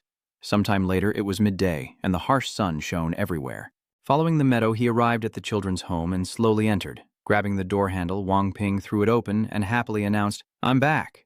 An unexpected attack leaves him wide-eyed and panicked as a volley of spears hurtles towards him at blinding speed. With his keen skills, Wang Ping calmly slipped away from danger as bandits descended from above, weapons raised. Already armed, Wang Ping crossed his hands, summoning a sharp blade. He unleashed warning strikes, sending each attacker flying. Suddenly, a blow struck Wang Ping's back, stunning him. Struck by an unseen force, Wang Ping is sent flying, crashing to the ground as his previous attackers regain consciousness and seize him. Wang Ping struggled to lift his head, looking at the leader sitting in the chair. "Wang Ping, long time no see." It was none other than the ruthless Blood Vo Tin, looking rather smug. "How did you find this place?" Ignoring his own peril, Vuong Bin roared, demanding to know where the children were. "Where are the children?" With no reply, Wu Qing raised his hand and snapped his fingers, signaling the nearby door to open, revealing the bound children. "Brother Wang, save us!" Seeing the children in danger, he pleaded desperately. "I acted alone in betraying the organization. Those children are innocent." Resting his head on his hand, he looked indifferent, as if he didn't care. "You know the rules of the Dark Shadow Pavilion. You should have known this day would come when you helped them escape. You want to save those little devils that badly? Today, I'll let you witness their deaths before your very eyes." Without hesitation, he hurled the torch to the ground at the urging of the merciless voice, and in an instant, the space behind him was dyed crimson red with cries of anguish. The children were engulfed in flames, crying and begging for mercy. "Spare us! Save us!" Seeing the children like that, Wang Ping collapsed to the ground, tears streaming down his face. No. Amidst the raging fire, the children's innocent voices cried out for Wang Ping. "Brother Wang Ping." Annoyed by the children's cries, he coldly shouted, "Little devils, remember this in the afterlife. I'm the one who killed you." Seeing his inhumanity, Wang Ping swore an oath. "Blood mercenary, even as a ghost, I will never forgive you." Suddenly, an explosion of blue light erupted. Extinguishing the blaze, a transparent orb ascends into the sky, swiftly departing the ruins. It moved parallel, appearing beside someone's feet, hunting them to the bitter end, sparing not even children. A true professional assassin. So, that orb was protecting the children. Chenlay boldly declares that no one will die today. His timely arrival brought Wang Ping to tears, as Chenlay casually rose from his seat, probing Chenlay with a question. "Chenlay, could it be that you're the wanted disciple of the Xuan sect?" With such a prize delivered to his doorstep, he couldn't help but grin. "It seems I've saved myself some trouble. I was going to deal with this traitor and then come looking for you, but since you've delivered yourself to my doorstep, please accept this bounty that haunts us." Seeing that apathetic reaction, Chenlay shook his head at Wang Ping in frustration. "You really are a useless teammate, making me feel awkward and apologetic." Not wanting to waste any more time, he pointed directly at him and ruthlessly ordered, "Brothers, attack and kill Chenlay, and half the reward is yours." Immediately, a horde of subordinates covered their faces, weapons in hand, and rushed in to kill. Raising his head, Chenlay wearily challenged, "You want to kill me? Let's see if you have the ability." Seeing the kids a bit scared, he smiled gently and requested, "Close your eyes, kids. I'm about to do some things that children shouldn't see. Too much blood." The kids, quite obedient thanks to Wang Pingyuan, immediately squeezed their eyes shut and complied. Standing in front, Chenlay raised his arm, gathering spiritual energy. Unwilling to prolong the fight, he unleashed a powerful blast, striking his subordinates. The impact caused an explosion, with a force many times greater than normal. Watching from the side, his eyes widened in shock as he stammered for a few seconds. With the troublesome bunch dealt with, Chenlay turned his head, his tone casually merciless. "There's one more fish that slipped through the net." Seeing the situation, he trembled, stammering that it was all a misunderstanding, that he didn't realize who he was dealing with, and that he was sorry for the trouble. Now, with only one option left, he turned and ran. Seeing him try to escape, Wang Ping, fueled by rage, charged forward, shouting, "You think you can run?" Fueled by hatred for the children, he struck a mighty blow into Wu Qing's back, sending him crashing to the ground, mouth filled with blood as he begged for mercy. Don't kill me. Let Wang Ping spare me." Wu Qing desperately tries to reason with him. "Wang Ping, you and I are both members of the Dark Shadow Pavilion. If you spare me, I'll give you all the money I've earned over the years." Seeing his state, Wang Ping smirked and questioned him through gritted teeth. "Now you beg for mercy? Did you ever think of sparing us when you set that fire? Not wanting to argue with a beast like him, he hurled his spear straight through his head. "You're all right now." The children ran crying to Brother Wang Ping, and Chenlay approached from a distance. "Now that these men are dead, you don't have to run and hide anymore. What are your plans for the future?" Still worried, Wang Ping looked up and confided, "You don't understand. Shui Wu King was the leader of the Dark Shadow sect. Before, I was just a traitor, not worth their attention, but now that I've killed him, I've truly become enemies with the Dark Shadow sect. They will stop at nothing to hunt me down." After a moment of consideration, he lowered his head slightly, making his final decision. "Rather than waiting for death, I'd rather fight. I'm going back to the Dark Shadow Pavilion for a final showdown. If I'm lucky, maybe I can save a few more kids." Looking at the children with affection, Wang Ping confided, "My life wouldn't be enough to atone for my sins, but I can't risk taking them with me. Brother Chen, could I ask you to take care of them for me?" Hearing that he was about to leave, the children burst into tears and clung to Wang Ping's legs, crying, "Brother Wang Ping, we won't let you go. Don't abandon us." Seeing his pessimistic attitude, Chenlay sighed in frustration. "You sure know how to pass the buck." Folding his arms, he feigned a change of subject. "Forget it. It's come to this anyway. I might as well go all the way and accompany you on this trip." Hearing this, Wang Ping was stunned, his eyes shining brightly. Chenlay, unable to hide his emotions, rushed over and hugged him tightly, saying, "I didn't expect you to be so kind. From today on, you are my best brother. From now on, just say the word, and Wang Ping will go through hell and high water for you." Outwardly, he tried to refuse, but inwardly, he was overjoyed, telling him to get lost. Elsewhere, at the gates of his home, Chenlay returns to visit his family, rushing inside and calling out, "Father, mother, little sister, I'm home." Standing in the hallway, a young woman's voice echoed from afar, asking after him, "Big brother." A girl suddenly runs and embraces Chenlay. "Brother, you're okay, that's great. We were all so worried about you." Nestling against him, she confided sadly, "You don't know. Ever since you became famous in the secret realm, many people in the martial world have been watching you. And the Blood Cloud Tower has even issued an assassination order to take your life. Her parents were worried sick and were going to find you at the Xuan Tian sect, but heard you hadn't returned yet." Leaning into Chenlay, she complained, "We all missed you so much." Chenlay then remembered that she was Tian. Grasping her shoulders, Chenlay's eyes widened as he asked Tian how she'd grown so much in such a short time, almost unrecognizable. Hearing this, her face flushed with embarrassment. "Isn't it all because of you?" That stopped him in his tracks. The elixir Tian mentioned. His father had collected the elixirs he'd left behind and discovered the legendary divine beauty pill within. After consuming the elixir, Thukan transformed from middle-aged to youthful, and their mother was rejuvenated, instantly appearing 10 years younger. Honest by nature, she confided everything to Chenlay, admitting that she couldn't resist her curiosity and secretly ate one, never expecting this outcome. As she finishes speaking, Tian suddenly starts hitting him. "Brother, I'm going to beat you to death." Dodging the blows, Chenlay was dumbfounded. She ate it herself, so how could she blame him? Then a thought struck him, and he looked at his sister inquisitively, asking, "But where did Mom and Dad go?" Tianni gazes into the distance, recalling where their mother went, to the mountains to pray for her brother's well-being, while their father is meeting with Uncle Nui, seemingly to discuss matters concerning the Azure Sun sect. Chenlay overheard and quickly asked, "What about the Azure Sun sect? What's going on?" She tried to recall any information, but came up empty. But each time his father would return with a heavy brow, seemingly burdened with worry. A flood of information that left him stunned, his face filled with emotion. In a grand hall, a crowd stood in silence, their faces etched with anger, as Zheng He roared, "The Xiang family has gone too far, recruiting disciples on our territory. This is blatant poaching."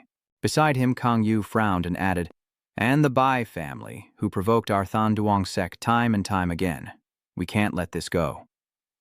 Seeing their fervor, Hyenduk quickly cautioned, "But with our current strength, we have no way to resist them.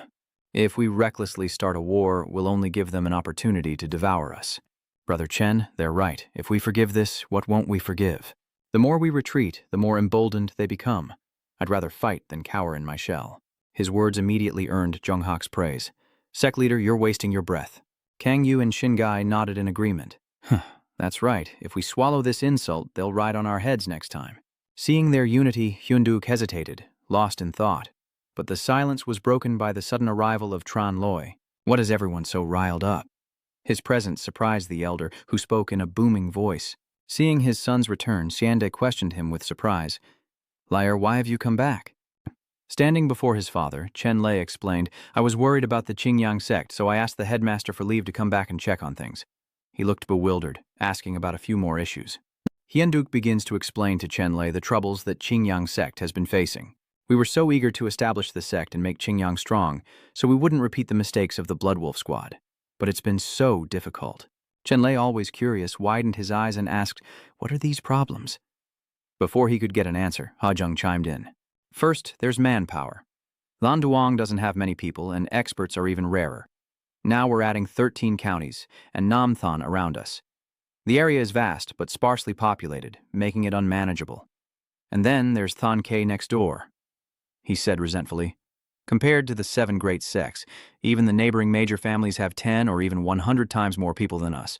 We'd have little chance of winning if outsiders invaded. Turning to look at the 3 of them, Chenlay reassured them. It's okay if we don't have enough people right now. You can go out and recruit disciples and train them into useful talents. Seeing that he was getting to the heart of the matter, Shenguang chimed in with his hands on his hips.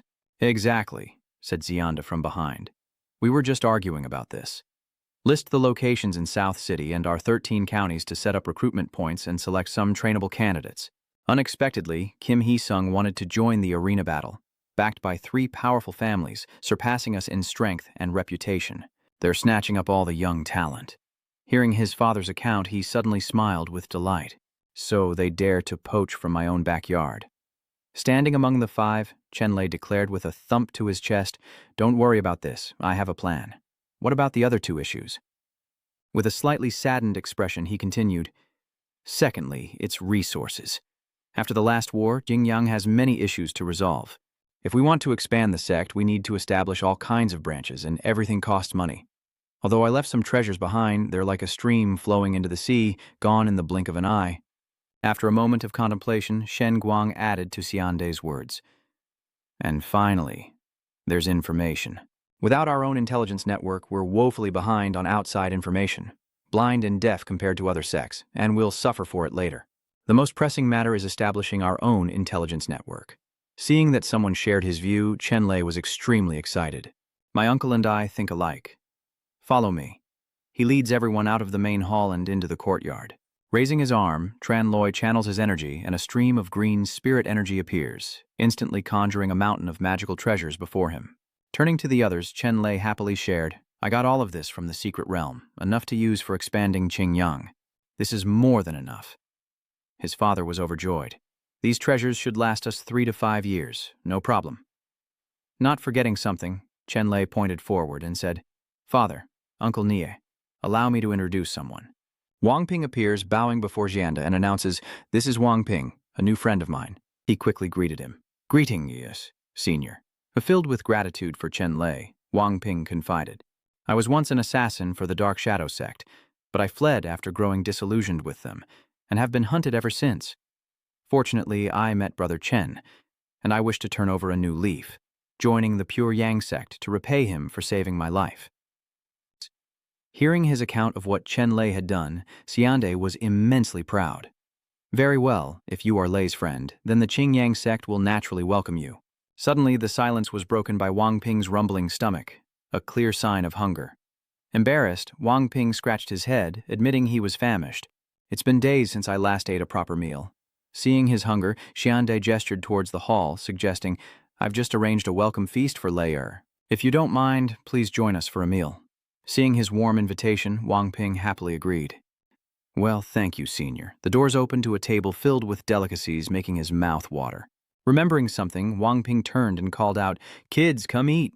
From outside, a group of small children scurried toward him, looking quite happy. Not just a few, but a long line passing by the 5 of them.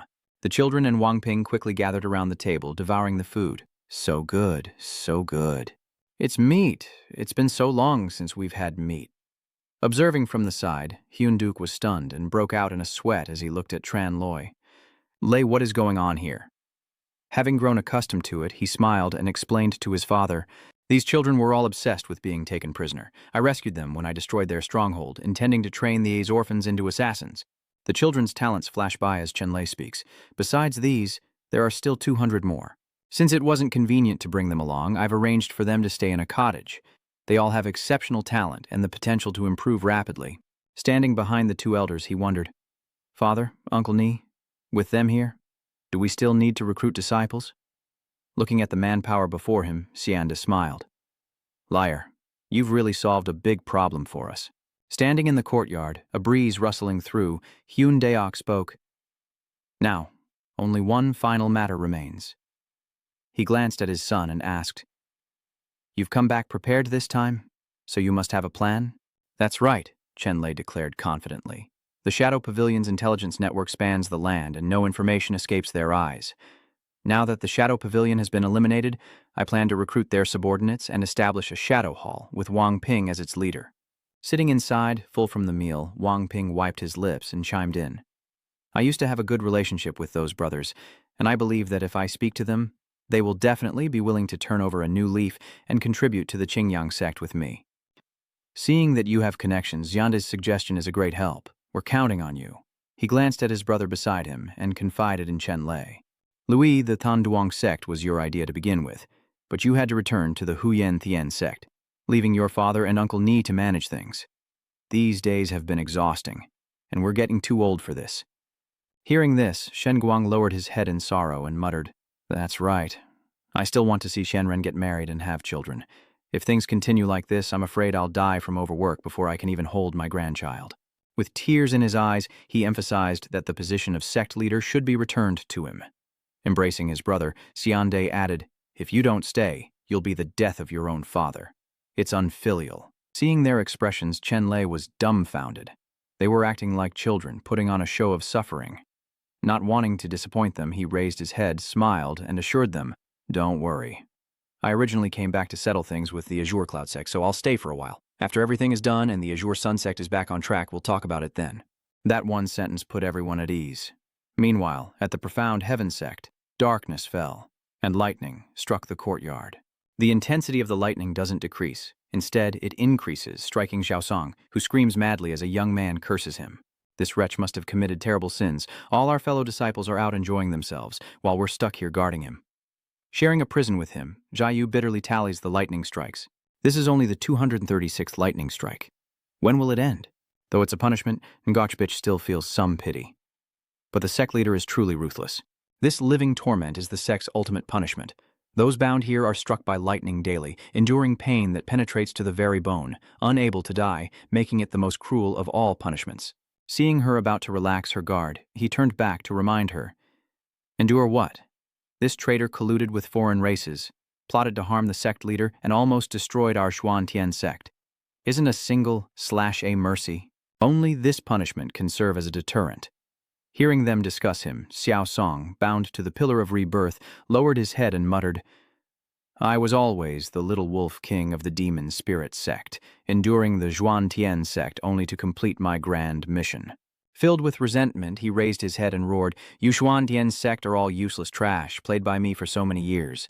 This time, success turned to failure because of that Chenlay who appeared out of nowhere. Otherwise, it would be that old man Lei tied up here right now." No sooner were the words out of his mouth than Xiaosong was struck by another bolt of lightning as a warning.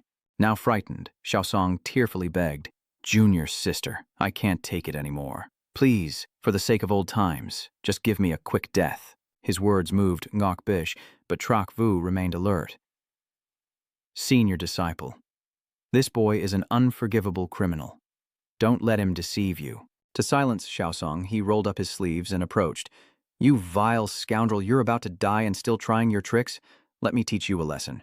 Jiayu clenches his fist, ready to teach him a lesson, but Xiaosong's eyes change, widening with a dark expression as if he's prepared a plan. He opens his mouth wide and bites Jiayu's arm, blood spurting everywhere. At the same moment, lightning strikes the life column, hitting them both. He was struck unconscious by the lightning, black smoke billowing from his mouth, showing no signs of waking. Seeing Jiayu fall to the ground, Yubi was stunned as Xiaosong sneered, "If you like this pillar so much, then stay here and enjoy it." Seeing him free from the pillar, she recoiled in fear, choosing to flee, only to be ambushed by Xiaosong. "Guards, where are the guards? Come here." His spiritual energy alone was enough to knock Ngok Beach unconscious, blood trickling from her mouth.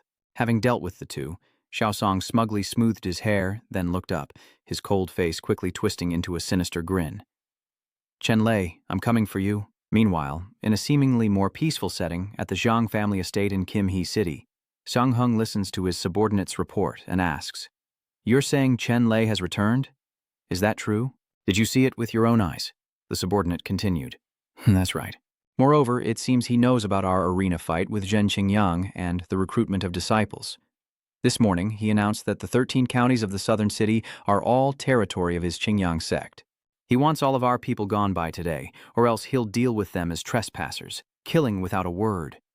Enraged, Xiangxiang cursed, "Damn it, how dare that brat talk so arrogantly? He clearly doesn't take golden rhinos seriously." Hearing this, Lu Qing reminded them, "Xianghong, Brother Bai, I think we should assess the situation and make arrangements. And I heard that Chenlay has extraordinary talent and is ruthless. We shouldn't make an enemy of him." Hang Hung questioned Lu Qing, "Why are you boosting the enemy's morale and diminishing our own?" Agreeing with Xiangxiang, Bai Lian said, "I don't believe it. Are you saying that the 3 great families combined are afraid of that little beast?" Liu Jing reluctantly said, "It's not that I'm willing to give in, but that in one night, that kid killed all the Jianghu people who were eyeing him. Even the Blood Cloud Hall's Yin Heaven district fell by his hand, so we can't underestimate him. A direct confrontation is out of the question." Suddenly, a booming voice echoed through the hall. "So, the 3 great families of Goldwind City, renowned far and wide, are just a bunch of cowards, bullying the weak and fearing the strong." Raising his hand, Xianghong warily asked, "Who goes there?"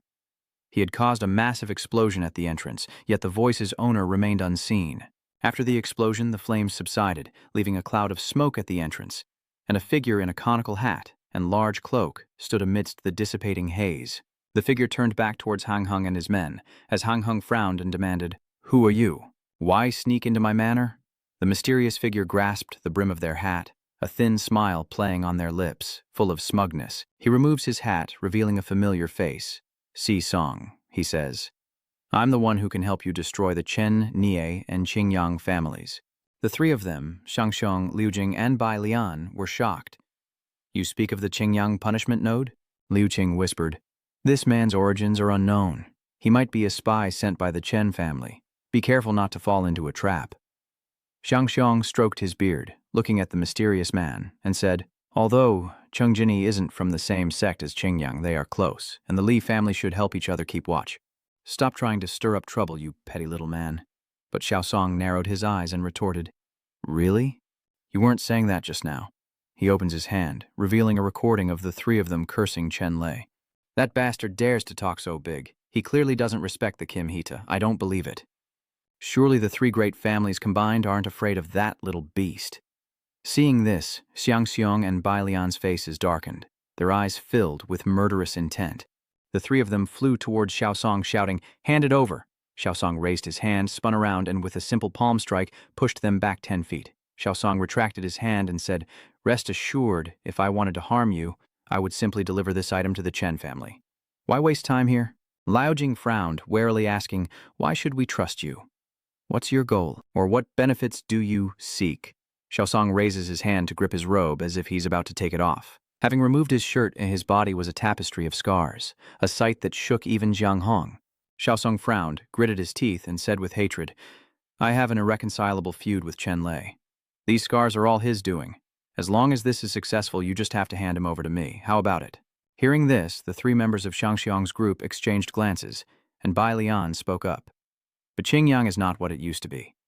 With Chenlay guarding it and the raging lightning Xuan Long formation protecting it, how can we devour it so easily?" Xiaosong calmly put his clothes back on and said, "Not long ago, Chingyang town was just a small, unremarkable town. It only expanded to this extent in a short period of time, thanks to Chenlay alone. If we get rid of him, it'll all fall apart. As for the Xuanlong lightning formation, I have my own way of dealing with it, and the 2 old fogies Chen Nie are even less of a threat." With determination in his eyes, he said, "If we can lure Chenlay out, Chingyang town will be ours for the taking." In a bustling market, people busily traded with one another. Thian Ni cheerfully says, "Hurry up, Dad, Mom, Big Brother." Hyunduk watches his daughter run ahead and says gently, "Thian Ni has really taken a liking to alchemy lately. She comes here every day to buy ingredients. She's about to buy out the whole street." Yawning, Chenlay replies, "Did you really have to wake me up so early? Besides, this place is full of beginner-level stuff. Aren't the rare herbs I brought back from the secret realm better?" Tiani, displeased, retorted, Alchemy starts with selecting ingredients and doing it yourself. You've been away so long, can't you even humor me? With a flattering smile, Chenlay says, how could I refuse? Tian'er, buy as much as you like. I'll pay for everything today. Hearing that, Tianhe was satisfied and said, now you're talking. The merchants in the market, upon seeing Tianhe, quickly spread the word. It's Tianhe. Little Miss Tianhe. They quickly brought their wares. Little Tian, this purple spirit herb is a treasure passed down from my ancestors. There's only one Chingyang plant in all of Chingyang. Why would I want some common Zixing grass? This heavenly lotus only blooms once every 10 years. I had to argue until I was blue in the face to get it. What's so special about that? My sea stone bristle is truly one of a kind. Tian'er looked at the items and said, I've had these for ages. Do you have anything new? The merchant then asked, then what does little Tian'er want? Tianhe said, shivering, I'm currently refining the wind-dispelling pill, and a crucial ingredient is the threefold wind-stopping herb. Can any of you get it for me? One of the merchants frowned, saying, 3-leaf wind-breath grass. I've heard it only grows in harsh climates. The high mountain peaks are dangerous, and the cliffs are steep, making it extremely risky to harvest. But another says, don't worry, little sister. If you want it, we'll buy it for you, no matter the cost. The others were even more determined. I heard someone saw it at North Mountain. I'll spend a fortune to have someone pick it. Tianhe crossed her arms, scoffing, what's the point of buying it with money? It's the thought that counts. You have to pick it yourself. And with that, the group ran off, eager to please her. Okay, we'll go right now. Chenlay was confused by the scene. When did Tian'er become so popular? Xiande smiled. She takes after her mother. Back then, your mother was a renowned beauty, and it took me a lot of effort to win her over. He continued, ever since your mother consumed the divine beauty pill on the road, people have said they look like sisters. And your Uncle Ni has been endlessly admiring her. Xuan took her husband's arm, scolding him shyly, oh, stop it, saying such things in front of our son. Duke then said seriously to everyone, but Tian'er is grown. It's time to find her a husband. Tian'er, hearing that she was about to be married, pointed at Chenlay and said, what? I'm still young, and besides, shouldn't my older brother get married first? Chenlay said helplessly, why are you pushing this on me? Suddenly, a pair of hurried feet came rushing in as Tranfei, carrying firewood, ran by, panting heavily. As he ran, Chenfei shouted at the children to move, but a mischievous foot tripped him, sending him sprawling into the street. The firewood scatters, and the mischievous children laugh at Chenfei's fall. Four Eyes Mud-Eater. Hearing the commotion, Tianhe turned to see it was none other than brother Chenfei. Tianhe clenches her fist, scolding them, picking on people when you're so young. If you dare do it again, I'll spank you till your bottoms bloom. The children immediately run away. Tianhe sees Chenfei struggling to find his glasses, so she picks them up and hands them to him. With his glasses found, he gathers the scattered firewood. Seeing this, Tianhe said, Brother Chenfei, let me help you. Chenfei politely replied, it's okay, it's okay. Chenfei quickly gathered his things and hurried away, prompting Tianhe to frown and say, what was that about?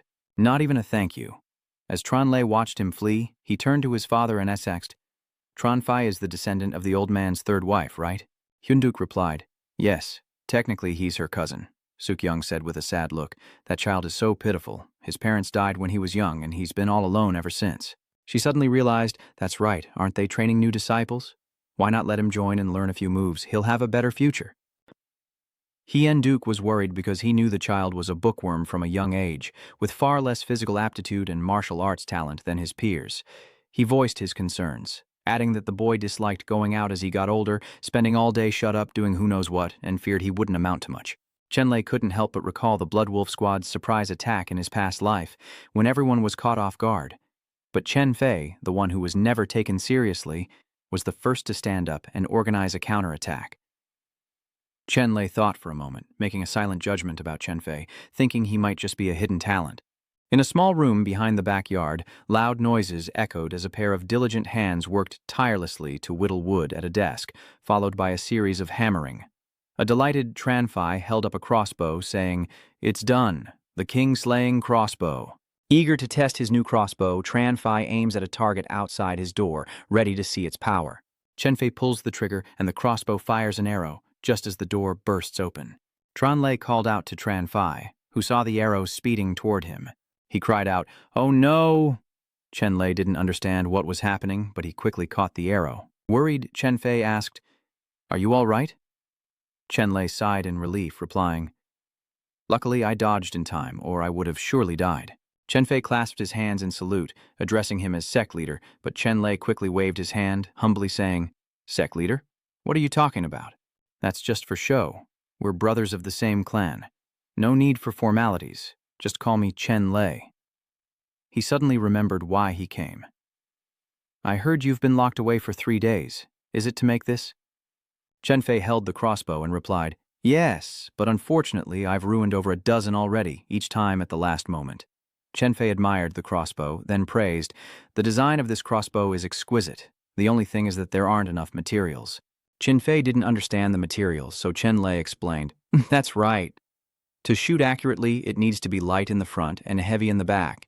Each of your bolts is made from mid-grade starstone, but the crossbow body is made of ordinary wood. After just one shot, the body will hardly be able to control the spiritual power contained within the bolt, leading to cracks. If enhanced with gold essence, its power will surely increase 100-fold. With that, Tran Loy began using his power to rebuild Tranfai's crossbow. Once completed, he took the crossbow and slowly raised it. Aiming at the door, the crossbow in his hand now felt stronger. Chenlay fired, and the arrow pierced the door, continuing its flight forward. Overjoyed, Chenfei exclaimed, "So, that's it. No wonder my experiments kept failing. I had the order all wrong. Luckily, you saw the light, sect leader. I remember you preferring books to battle. Brother Chenfei. I never thought you'd study weapons," Chenfei said sadly. "Since the Blood Wolf Gang's attack, I've been thinking about how to improve Chingyang's combat power, to avoid being humiliated again. Although you, sect leader, understand the disciples' sentiments and expanded the numbers, martial arts cultivation isn't something that happens overnight," and he analyzed it further. "Studying weaponry is a faster solution. Infuse high-grade materials into crossbows so even the elderly, women, and children without martial arts can injure or even kill a martial artist." After explaining his reasoning, Chenfei said, "That's why I thought of creating these crossbows, so everyone can carry one, just in case something happens. That way we won't be sitting ducks." Chenlay clapped his hands and said, "That's right. Why didn't I think of that?" Chenlay said to him, "Brother Chenfei, since it was your idea, how about you take care of it?" He held up the ring in his hand. "I appoint you as the master of the martial arts hall. The materials for refining weapons in this ring were all brought back from the secret realm. Use them as you see fit." Chenfei was worried. How could I possibly do this?" But Chenlay grabbed his shoulders and said, "Why not? You're intelligent, courageous, and most importantly, you have a heart that always worries about our Chingyang. You are the talent needed to build Chingyang." Filled with confidence, Chenfei replied, "All right, if you think so highly of me, I certainly won't fail this mission." Cut to a sun-drenched forest under a clear sky, where Tianni wanders alone. "What's this? My parents aren't with me, and my brothers disappeared. And those people who promised to find the 3-leaf wind-snatching grass for me, not a single one kept their word. Annoyed, she says, 'Men are so unreliable, I'll find it myself.' Just then, she spots a small plant, the very thing she's been searching for, the 3-leaf windrest herb. Excited, Tian'er quickly plucks the 3-leaf wind-resting grass, saying, 'I'm so lucky.' Suddenly, a voice echoes, 'Little sister, is this gift I prepared to your liking?'" Xiaosong stood behind Tian'er, a smug smile spreading across his face as he watched her excitement. Cut to a sunny training ground, bustling with people. Chenfei is training the soldiers how to use the crossbows and practice shooting, shouting instructions before decisively ordering them to fire. A loud explosion echoes as the small crossbows unleash devastating power, earning Sheng Guang's wholehearted praise. Excellent, such power from such a small crossbow. And so light, even children could use it. He turned to Chenlay and said, "Liar, why didn't you bring out such a treasure sooner? We must train everyone to use it. It will be Chingyang's right hand." After finishing the training, Chenfei reported, "Sect leader, the Flying Eagle Assassins have completed their training." Chenlay seized the opportunity to introduce, "This is the Flying Eagle Assassin crossbow, designed by Chenfei. I only provided a little assistance." He showered Chenfei with praise, marveling at how he'd crafted so many crossbows in such a short time and trained everyone so well. "Thank you for your hard work." Humbly, Tranfai replied, "With the sect leader's trust, I must give my all." Hyenduke added regretfully, "Fai, I didn't realize your talent. Please assist Loy from now on." Chenfei clasped his hands in acceptance. "Yes, sir." Suddenly, a red object hurtled toward the group. Chenlay's sharp eyes quickly recognized the danger. With one hand, he caught the incoming object. Chenlay and Xiande looked at it, and Chenlay exclaimed, "This! Xiande, it's Tianhe's shoe." Inside, a letter demanded her sister's rescue. Come alone to North Mountain within the hour, or Tran Thien Nhi would meet a gruesome end. Chenlay clutches the letter in Shu, exclaiming, Tian has been kidnapped. Just then, a panicked figure bursts in, shouting, Sect leader! Chenlay asked Wang Ping what was wrong, and Wang Ping, catching his breath, said, This is bad. He frantically said, I went to great lengths to find my old friends in the Shadow Sect. At first, they weren't interested when they heard you wanted to recruit them to establish an intelligence network. It's because the Chingyang sect is newly established and has no reputation, but fortunately, I managed to persuade them with my final words. They all agreed. Chenlay, losing patience with Wang Ping's rambling, demanded the bottom line, and Wang Ping replied, On the way back, I saw people from Golden Haze City heading towards Green Sun Sect. Wang Ping anxiously continued, They looked very fierce, so I rushed here to report. Shen Guang wondered, The Bailu family and the others, what are they doing here? Hyun Diok was worried about Chunhee, saying that saving her was the priority. Chenlay frowned and said seriously, Chunhee has never had any enemies, so why was she suddenly kidnapped? But just then, people from Gold Sun City arrived. Clutching Tianer's shoe, he said, This must be the tiger leaving the mountain gambit, using Tianer to lure me out and make it easier to deal with Chingyang. Hien Duke was still worried, but the letter clearly stated the time to arrive at North Mountain, or his sister would. Then Tranfai spoke up, The important thing now is to save our sister Thien Nhi. Thanduong Town has a protective magic circle and the crossbow training squad is already up to scale. I believe they can cope. Wang Ping agreed, adding that the Shadow Clan would arrive soon to help, but Chenlay frowned, still unresponsive, before deciding to run ahead. All right, I'm leaving this place in your hands. You must stall for time until I return. Everyone agreed. At another mountain estate, a guard stands before the main gate, secretly watching the vehicles in the sky from behind a wall. The three members of the Zhang family stood on their ship, looking down, confident in their plan, as a subordinate rushed to report that Chenlay had left Chingyang town and was heading to North Mountain. The Hanghung smiled smugly. Baklian was pleased that their plan had worked. With Chenlay gone, Chingyang town is ours. The townspeople looked to the sky, seeing countless ships approaching. They were terrified and confused as countless soldiers descended from the ships. Standing atop the city, Hien Duke said, Hangbach Lu and esteemed brothers, the Thanduong sect and Kim Hee City have always kept to themselves. Why have you brought so many people to our Thanduong territory today? With murderous intent, Xiang Hung said, Old man Chen, you dared to kill so many of our disciples. Today blood debts must be paid in blood. Hurry up and accept your death. Shen Guang, enraged, points at the three men and retorts, Your disciples are the ones poaching our students within Chingyang's borders. We've only driven them away, not harmed them. If you claim we've killed someone, show us the proof, or admit you're just looking for a fight. Liu Jing calmly stated, Words are wasted on you. Chenlay is gone, and your Chingyang sect is like a forest without a master. No match for the three of us. I advise you not to stubbornly resist. Bai Lian then threatened them, saying that if they surrendered quickly, they might just save their lives, prompting Xianda to wonder how they knew Lei had left. He didn't need an answer. He already understood, so it was them who kidnapped Tianer. Hyun Daok is furious, saying that for three well-known figures to stoop so low as to kidnap a girl is utterly shameless. Shim Kwang chimes in, Despicable villains, do you not fear the eyes of heaven? Bai Lian evilly smiles. History is written by the victors, and today, as long as we kill you all, who will dare say anything? Xiang, unable to wait any longer, orders, Enough talk, kill them all. The ships, packed with men, began to unfurl their sails, revealing massive, dragon-headed cannons that began to charge. Once ready, the cannons unleashed massive projectiles, barraging the city with countless rounds. Sandu can't just sit and wait to die. He retaliates, You want to destroy our Chingyang? Dream on. The Azure Lightning Profound Dragon Formation is activated. The raging Lightning Azure Dragon conjures a massive blue shield, enveloping the city. The Great Azure Dragon is creating a defensive barrier, blocking attacks on the city. Hyun Diok meditates, struggling to maintain the Azure Dragon formation. Shang Xiong smirks triumphantly, his voice dripping with disdain. I knew you'd resort to this. You think the Xuanlong formation can save you? Hoping to end things quickly, Xiang Hong orders his men to break the formation. They plant flags all around. Is this a formation to break the Gale Lightning formation? After the flags are planted, a red circle is created. The three White Willow members are inside, chanting to break the formation. Red smoke coalesces, slowly gathering together, and a crimson demon emerges, unleashing a ferocious roar upon them all. Then the red demon punched the shield, shattering it with its power. Seriously wounded, Hien Duke knew it was over. The Huyan Long formation had been breached, and Tom Kwang ordered the archer brigade to attack.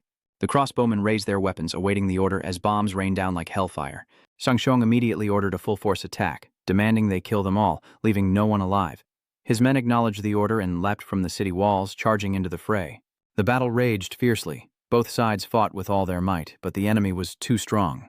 It seemed Chiang Hong's forces were gaining the upper hand. Outnumbered, they gained the upper hand, and now our forces are in full retreat. Run! Shangshong, Bailian, and Laojing descend from their ship, and Shangshong laughs, declaring, Chingyang is ours.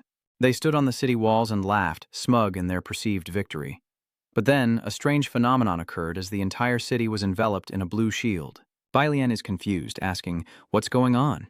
Lu Jing wonders, wasn't the Xuan Long formation already destroyed? Chenlay's voice echoed from above. Who told you that the Than Duong sect only has one formation?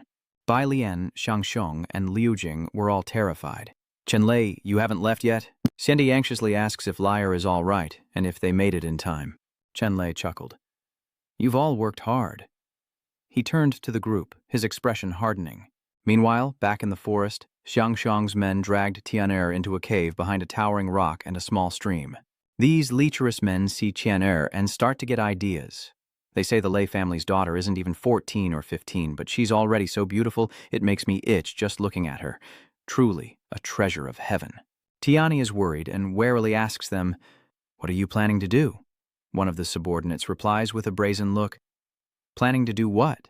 To make love, of course. Tianya was terrified and threatened them. Do you even know who my brother is? My brother is Chenlay, the young genius of the Zhuantian sect. If you dare touch me, my brother won't forgive you. But they were fearless and lunged at her. Don't speak anymore. After today, even the name Chingyang will be erased. Who would come seeking revenge? While she's still alive, let us have a taste. This scene terrifies Tian'er, and she screams in despair, her cries echoing through the cave, filling it with hopelessness. Suddenly, Chen Fei, riding the dragon blade, shouted for them to stop. He descended, knocked 2 crossbows, and decisively fired at the 2 men. Both shots hit their mark, felling the henchmen in seconds, leaving them no time to react.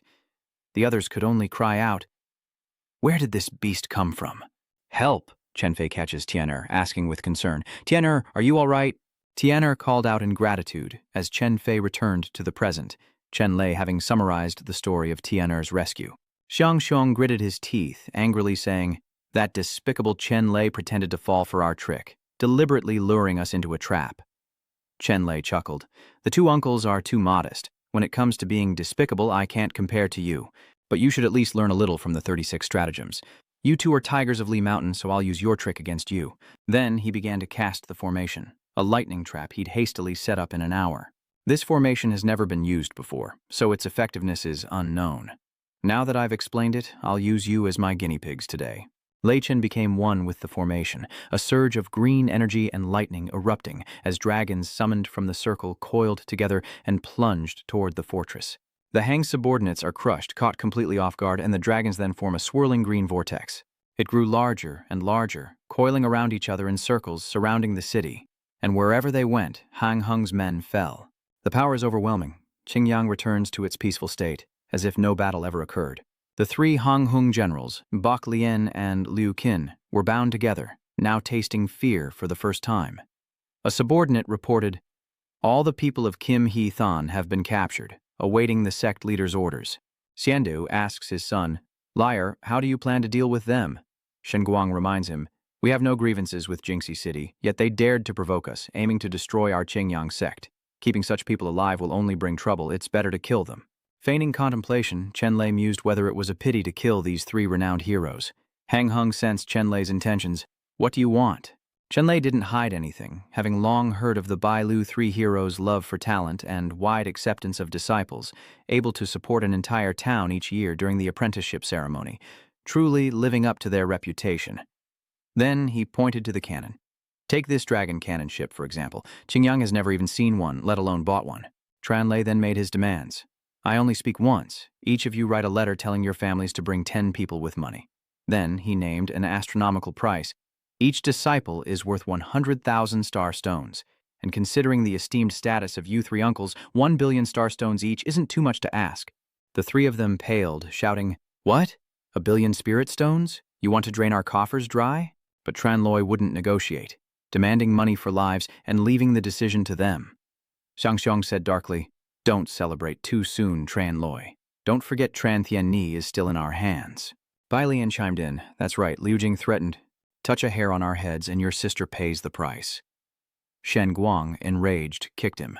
"You're about to die and you're still running your mouths?" Hyun Deok asked. "But Lei, is it all right to let Chen Fei rescue Tian'er alone?" Chenlay reassured him. "Don't worry, father. The carriage I sent Chen Fei in is a top-grade dragon spirit beast from the Diaotian Holy Land. The cowards will be breathless just seeing it." The henchmen began to beg for mercy. "We were only following orders. Please spare us, sect leader Tran. We swear allegiance to Than Duong until death." But Hang Heng remained defiant. "Chenlay, do you think we're the only ones who want you dead? You've offended so many people, surely there's someone powerful among them." Chenlay was taken aback, as if realizing something. Chenlay realized that although the Jingxi City group was large, their quality was average, and they had no formation experts. How could they have broken the Xuanlong formation? He grabbed Yang Xiong's collar and demanded, "Who taught you to break the formation?" He said, "Scared now, huh? You don't want your sister dying in a ditch, so hurry up and let us go." Chenlay raised his hand, threatening, "Looks like you haven't had your fill of water yet." Terrified, Xiangxiong relented. "Don't, I'll talk. He continued, "I don't know his name, but he said he was some kind of little wolf king." Upon hearing this, Chenlay immediately thought of the name Xiao Song. Meanwhile, inside the cave, the entrance was covered in blood. Tian'er asked Chen Fei how he got there, and Chen Fei replied, "The sect leader told me to come save you." Chen Fei immediately pulled Tianhe away, saying they couldn't stay here long and would talk on the move. Suddenly, strange rays of light appeared, flying towards them. Xiaosong appears, blocking Chen Fei and Tianhe, asking, "In such a hurry, where do you think you're going?" Hiding behind Chen Fei, Tian'er says, "Brother Chen Fei, he's the one who captured me." Chen Fei raises his crossbows and says sternly, "Tian'er, get back." Chen Fei fires both crossbows at once, unleashing a torrent of flames towards Xiaosong, who remains unfazed. Xiaosong raises his hand, deflecting the crossbow's damage with a single move. His sphere completely nullifies Chen Fei's fire, a truly terrifying power. Xiaosong looked at Chen Fei and said, "Besides Chenlay, I'm not interested in anyone else, but since you've come to die, I don't mind sending you on your way." Chen Fei secretly assessed him, each one made of dragon marrow iron, yet this person can easily. He's no simple foe. He then turned to Tian'er and said, "Tian'er, little sister, let me think of a way to stop him." "You run quickly." But she refused. "No, if we go together." Chen Fei made his decision, saying, "Go back and tell the sect leader to come save me. Black Dragon, let's go." Immediately, Chen Fei climbed onto Black Dragon, who was now facing Xiaosong head-on. Using its massive size and strength, Black Dragon slammed into Xiaosong, sending him flying. Taking advantage of the opportunity, Chen Fei decisively gave the order. The Black Dragon bit at him, its massive jaws snapping towards Xiaosong. But Xiaosong, fearless, clenches his fist and says, "You ferocious beast, can you kill me?" He gathers his strength and punches the Black Dragon's jaw. Chen Fei uses his strength to push the Black Dragon away from Xiaosong, then jumps down and embraces Xiaosong tightly. Taking this chance, he said, "Tian'er, run!" Tian'er frowned, looking worried at the dire situation. Though reluctant for the greater good, Tian'er bit her lip and fled the cave alone. Xiaosong, held tightly and unable to move, angrily cursed, "Get off me!" But Chen Fei, heedless of the danger, held on, declaring, "I'll fight you to the death." Annoyed, Xiaosong gathers his energy, unleashing a roar that sends Chen Fei flying back several meters. Unable to withstand the force, Chen Fei crashes to the ground in agony. Meanwhile, Tianni was running for her life, gasping for breath, but she didn't dare stop, because Tranfai was waiting for her to bring help. Tianni grits her teeth. "Brother Chen Fei, hang in there. I'm getting help. Don't let anything happen to you." But Xiaosong quickly catches up, sneering, "I was going to use you to understand Chenlay, but he ruined that. You're worthless now." Xiaosong used all his strength to fly towards Tian'er. "I might as well deal with you now. Take your head and put it in front of him, and enjoy his pained expression." He struck her, hitting her in the back, and defenseless, she coughed up blood. Xiaosong looked at Tian'er on the ground, smiling with satisfaction, as if looking at prey he had just hunted. Tian'er turned to look, tears streaming down her face from the pain. Xiaosong showed no mercy, laughing as he said, "Don't blame me. If you have hatred, blame Chenlay, who told you to be his sister." Immediately, Xiaosong gathered his energy again, striking another blow toward Tian'er. But suddenly, a bolt of blue lightning flashed through the air, and Chenlay managed to grab Tian'er, saving her from the fatal blow.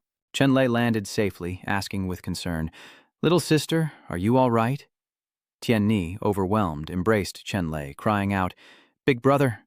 Xiaosong sees Chenlay, satisfied that his true opponent has finally appeared. "Chenlay, we finally meet." Gritting his teeth, Chenlay angrily retorted, "Xiaosong, it seems the life imprisonment was too light for you. A person like you doesn't deserve to live." He declared with fiery resolve, "Today, I will eliminate the threat you pose to the Xuan sect." But Xiaosong, unfazed, retorts, "Big talk, but you'll be disappointed." He roars, and his shirt tears apart. "I'm not the Xiaosong you knew anymore."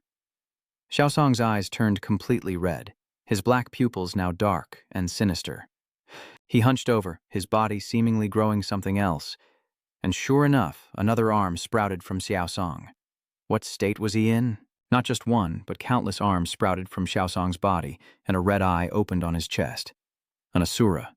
Chenlay looks at Xiaosong, unable to believe what he's seeing, and asks, "You've become a demon?" Xiaosong's eyes are blood red, with long ears and a horn on his head. He replied to Chenlay, "Unexpected, isn't it?" Regarding the lightning at the lifegate pillar, Xiaosong continued, "Not only did it not kill me, but it also unlocked the potential within my body." Xiaotong touches the eye on his chest and says, "I have to thank you. If I didn't hate you so much, I wouldn't have obtained this perfect demonic body." Then, without waiting for Chenlay to respond, he immediately raises his hand toward him. "Let me crush you as repayment." Chenlay quickly struck at Tianni, shouting, "Get out of the way!" Just as Tianyi dodged away, Xiaosong slammed his massive arm down where Chenlay had been standing, creating a huge hole in the ground. Chenlay might be in danger, and Tianyi, unable to find him, cries out, "Big brother!"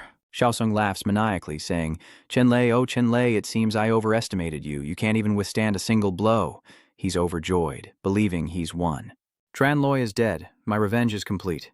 But then Tranloy's voice rings out, "What are you looking at?" Chenlay is doing his best to withstand Xiaosong's giant hand, his brow furrowed, but he remains confident. "I was just getting started." Immediately, Xiaosong's giant hand slammed down, and blood splattered everywhere. But at that moment, Chenlay flew out of there with his two swords, escaping Xiaosong's grasp. His hand was stabbed with pain, so that's where the blood came from. Xiaosong roared in anger. Xiaosong roared in fury. "How is this possible? How could you withstand my power?" Chenlay calmly replies, "I can only say that some efforts are destined to go nowhere. A lot has happened while you were being punished." He then explained that in the Kai Heaven secret realm, he not only obtained the golden body treasure liquid to transform his body, but also absorbed countless natural treasures, breaking through to the Gangsha realm, and declared, "The Chenlay you know is no longer the Ningyuan realm youth he once was." Xiaosong roared furiously, "I don't believe it. I don't believe it. Why did I have to endure endless torture on the life-death pillar to obtain a demon body? While you broke through so easily, fueled by hatred, he charges forward. Whether you're a fierce killer or a martial king, I'll make sure you die here today." In an instant, Xiaosong's massive hands descended upon Chenlay. But alas, with such a vast difference in skill, Xiaosong could only watch helplessly as Chenlay effortlessly dodged the attack. Unlike his opponent's clumsy movements, Chenlay smirked. "Why be an octopus when you can be human? Let me trim those tentacles for you." With that, he firmly gripped his sword as if performing a dance in the name of justice, and without hesitation, Chenlay slashed at the massive tentacles. And with that, Chenlay landed gracefully, as the sharp cut sent severed tentacles flying in under 2 seconds. With that, his ferocious face began to scream in agony, as if a part of his life force had been completely consumed. Xiaosong slowly returned to his human form, allowing himself to become crippled. He tried to clench his teeth. "Chenlay, you are indeed the bane of my existence. I, with both literary and martial prowess, had the entire Xuan sect in my grasp. Why have I repeatedly failed at your hands?" Xiaosong repeated, "I am not content. I am not content." In his final moments, he cursed, "Even as a ghost, I won't forgive you." Chenlay glanced at him and said, "Then speak when you become a ghost." With a single word, he decisively swung his sword. In mere seconds, Xiaosong's worthless life was extinguished. Witnessing this, Tian'er anxiously ran to embrace Chenlay. "Big brother," he gently stroked her head. "It's all right now." Sometime later, in a building where a ray of hope shines, Hyundeok slowly takes Chenfei's pulse, while Chiener anxiously asks about his condition outside. Father, how is brother Chenfei? Hyanda lowered his head somberly. Fire's injuries are severe. His internal organs are damaged. Hearing this, Tianer gasped in shock. She paused, then anxiously pleaded with her brother. Chenfei was injured by that villain while saving me. Father, brother, you have to save him. Calmly, Chenlay replied, If you knew this, why were you so fierce with him before? Tianer stubbornly retorted, When was I fierce? I helped him pick up his things. Shouldn't he have thanked me? After a moment, her voice softens. All right, as long as brother Chenfei is okay, I promise to be nice to him from now on. Chenlay happily held the medicine bottle up to Tianer. Look at you, you're about to cry. I was just teasing you. This life renewal pill I obtained from the Azure Depths Palace has miraculous healing and life-sustaining properties. Even if all his tendons were severed, they could be restored. He just needs rest and care, or it could leave lasting damage. Without hesitation, she rushes the medicine to his bedside, ready to care for Chenfei. A special feeling flickers in her eyes as Tianer gazes tenderly at the man in the bed. Chenfei, you must get well soon. Time passes swiftly in a peaceful mountain estate. 1 month later, Chenlay sits alone in his room. He's training to increase his power, and as he spins his hand, a great energy emanates from him. In his hands, he conjures a sphere. As he chants, a great change comes over him, and suddenly, the window bursts open, blown out by the force within. Beaming, Chenlay looks at his hands and says, I've broken through. I've finally reached the 9th level of the adamantine body. The quiet corridor is empty, bathed in sunlight. Overjoyed, Chenlay rushed to his parents' room, exclaiming, Father, Mother, I've broken through. But the scene inside was awash in pink. Hien Duke adorns Thukan with a hairpin, asking, My dear, isn't this hairpin beautiful? I picked it out for you myself. Thukan shyly replied, This is for girls of 18 or 20. How could I wear it? Xianda lays on the charm, telling her she'll always be 18 in his eyes, to which Xu Ying playfully scolds him. Looking outside, Chenlay saw Tianer carrying tea somewhere and waved. Little sister, tell me. But Tien Ni refused to listen. I'm busy, brother. Let's talk later. Seeing Chenfei outside, she worried, Why are you out here? His wounds have barely healed. What if he catches a cold? Chenfei insists, I feel much better, and want to see how the crossbow squad is doing. Tien Ni scolded, You won't listen to me, will you? Then I'll just ignore you from now on. Chenfei chuckled. Don't be angry, I'll go back to my room, okay? Looking at the lovebirds before him, Chenlay could only sigh. Is this a case of valuing romance over family? A massive black dragon slithers down the rooftop, roars, and looks at Chenlay, who says, Your wounds have healed. It seems it's time for you to leave. Meanwhile, Chenlay walks alone through the crowded streets, his destination unknown, as scarred men stare intently as he passes. Suddenly, down a peaceful street, a group of swordsmen chase after a portly man. Don't kill me! Help! Robbers brazenly strike in broad daylight, slashing at their target, instantly killing the fat man on the spot. The robber snatches a jade pendant, saying, This 5-spirit jade pendant is mine now. This is Thunderclap City, a border town where the great Chu dynasty meets the East Sea. A melting pot of people, complex factions, overseas alliances, the 7 great sects, territories of great holy lands and families, and a weak local government. Robberies and murder happen daily. It's known as the chaotic city. As Chenlay walked, he pondered, Although I've made some progress in cultivating the Thunder Sutra to achieve further success, I must find the Thunder Emperor's soul and open the Thunder Emperor's palace, which was discovered in Thunder City. He looked back, and Chenlay secretly resolved, There's less than a year until the Thunder Emperor's palace opens. I must seize the time.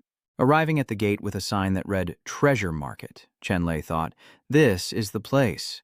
Perhaps I can find a clue to the Thunder Emperor's spirit here. The vendors were enthusiastically greeting customers. Don't miss out. You'll regret it. Everywhere he went, people were shouting about their wares. 2 Stardust gems, you'll regret it if you don't buy them. Genuine Azure Dragon Hand and Phoenix Branch, guaranteed authentic or 10x your money back. Someone even grabbed Chenlay's hand, insisting, Friend, my treasures are the most complete in Thunder City. You'll regret it for life if you miss them. He reluctantly turned around, and the first thing that caught his eye was a red frog that piqued his curiosity. Nulang picked up the frog and began advertising it. You have a good eye, friend. This is a crimson blood toad, a once-in-10,000-year find. Meeting you is fate. What price are you asking? Chenlay asked, pointing at the toad. Crimson blood toad, does it taste good too? This surprised and embarrassed Oxford. Huh? It was then that he pointed to the pot of boiling frogs in the corner, exposing the truth. Isn't that a whole pot of them boiling? Then Chenlay grabbed New Lang by the collar, questioning him about the red-dyed toad. Trying to fool me with a fake divine beast? He was sweating bullets with fear. Spare me, fellow cultivator. Life has forced my hand. My wife and kids are waiting for me to cook dinner. But as you grab him by the collar, the ring on your hand suddenly vibrates. This made Chenlay wary, thinking, the azure jade ring is reacting. He turned to hear the commotion. A group of thugs chasing a boy, shouting, "Stop right there, kid!" The fleeing youth bumps into Chenlay, triggering his curiosity as the ring reacts to the boy. Unless he's connected to the Azure Sky Emperor. Despite the hustle and bustle of fake merchants and troublemakers, the sun still shines upon the world. Man ran into a dead end and was cornered. "Little brat, where do you think you're going?" Maman, now terrified, said, "I've already paid you. What more do you want?" Huangba, twice Maman's size, approached and said, "You think it's easy to borrow money from the Black Scorpion gang? The money you paid barely covers the interest." Man trembled. "That's all I have in the world." Man shrinks back, clutching her hands together, revealing a ring identical to Chenlay's. Huangbai spots the ring and says, "That ring looks like it's worth a few coins. If you don't have money, I'll just take it." Man recoiled. "No, I can't give it to you. It's the only thing my grandmother left me." He wouldn't let it go. "If you won't give it, don't blame me for taking it." In broad daylight, the thugs brazenly tear at her, and Man cries out in fear, "No!" They brazenly tore at Man's upper garment, the ripped fabric revealing a well-hidden secret. Seeing this, they paused, saying, "Boss, it's a woman." Seeing her crying on the ground, he licked his lips and said perversely, "I wondered why a man would wear so much makeup, but you're actually quite pretty. Let me have a taste." As Huangba was about to touch her, she could only scream in fear. Just then, a pot full of red frogs landed squarely on Huangba's head, stunning him with pain, forcing him to squat down and shout angrily, "Who dares to attack me?" Just then, Chenlay suddenly appeared, laughing. "Sorry, my hand slipped. The taste of bullfrog stew is pretty good, isn't it?" Huangbo immediately charged forward, wanting to confront him. "Where did this kid come from? You dare defy the Black Scorpion gang? Get him!" Immediately, the whole group rushed towards him, knives in hand, but Chenlay simply grabbed the wrists of the two closest attackers. Then, he gently and intimately twisted their wrists, and the two hulking men instantly became helpless, completely under his control. Chenlay then delivers a powerful kick to each of them, causing them to cough up blood as they watch their comrades fall at their feet. "You're dead meat." And with that, he leaped onto the roof and fled, abandoning his comrades as he shouted, "Just you wait." Lay then approached Man, asking, "Are you all right?" But given the awkward situation, she quickly shouted, "Don't come any closer." Chenlay immediately waved his hands in protest. "Don't be afraid, I'm not a bad guy." He then quickly grabbed a corpse, intending to take its clothes. Chenlay turns away, tossing her the dead man's clothes, telling her to cover herself. Seeing this, she was touched by the sight of Chenlay's back in front of her as the scene shifted to a small house, the sun still shining intensely. Inside the house, before a smoky altar, a woman offers tea. "Please, have some tea, Brother Chen." Now dressed in beautiful women's clothing, Man, grateful and apologetic, says, "Thank you for saving me. But I have no money left and only a few belongings. Please, take whatever you like." Chenlay glances around and replies softly, "I don't think I need any of this." Hearing this, she immediately blushed and said, "Don't get me wrong, that's not what I meant." Then she began to list every item in her house. "This chair may be old, but it's practical, and this cabinet is broken, but it still keeps out the rain." She continued, "There's also this iron claw, great for stir-fries. Chenlay is right, I don't really need it. I'm often out, so I don't use these things." Hearing this, she exclaimed, "I don't need this, I don't need that. What is it that you want?" "You saved me. I just wanted to repay you." He chuckled. "I've seen people demand debts, but never force gifts. Still, a claw, chair, and cabinet aren't enough to show sincerity. In this situation, a maiden should offer herself as repayment. She immediately raises her claws in defense. "I thought you were different from those black bloods with your outstanding appearance. Turns out all men are the same. You just want to hurt me." Chenlay sighed helplessly. "Can you please not jump to conclusions? I simply intervened when I saw injustice. I don't need anything in return." Man was surprised and disbelieving. "I don't need anything." Then she immediately replied, "How could that be?" Lei Mingcheng is a cold and heartless place. Everyone has their own agenda. No one helps others out of kindness. It's too hard to be a good person.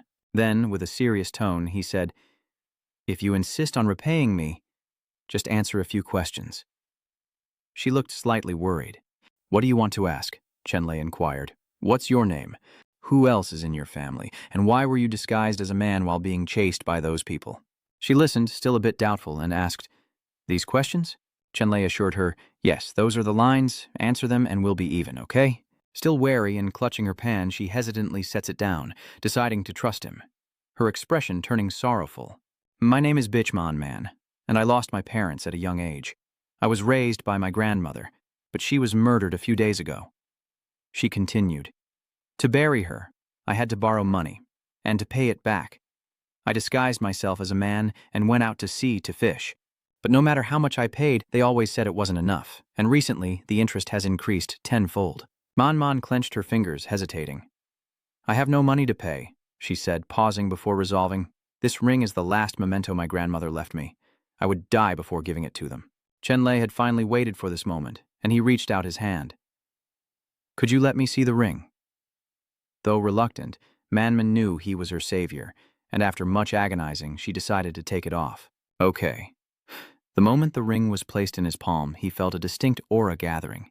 Chenlay thought to himself, no doubt, the azure fall bell's resonance just now was due to the ring's spiritual energy. He then surmised that since this young woman's surname was Bitch, she must be related to the Azure Fall Emperor, perhaps even a descendant.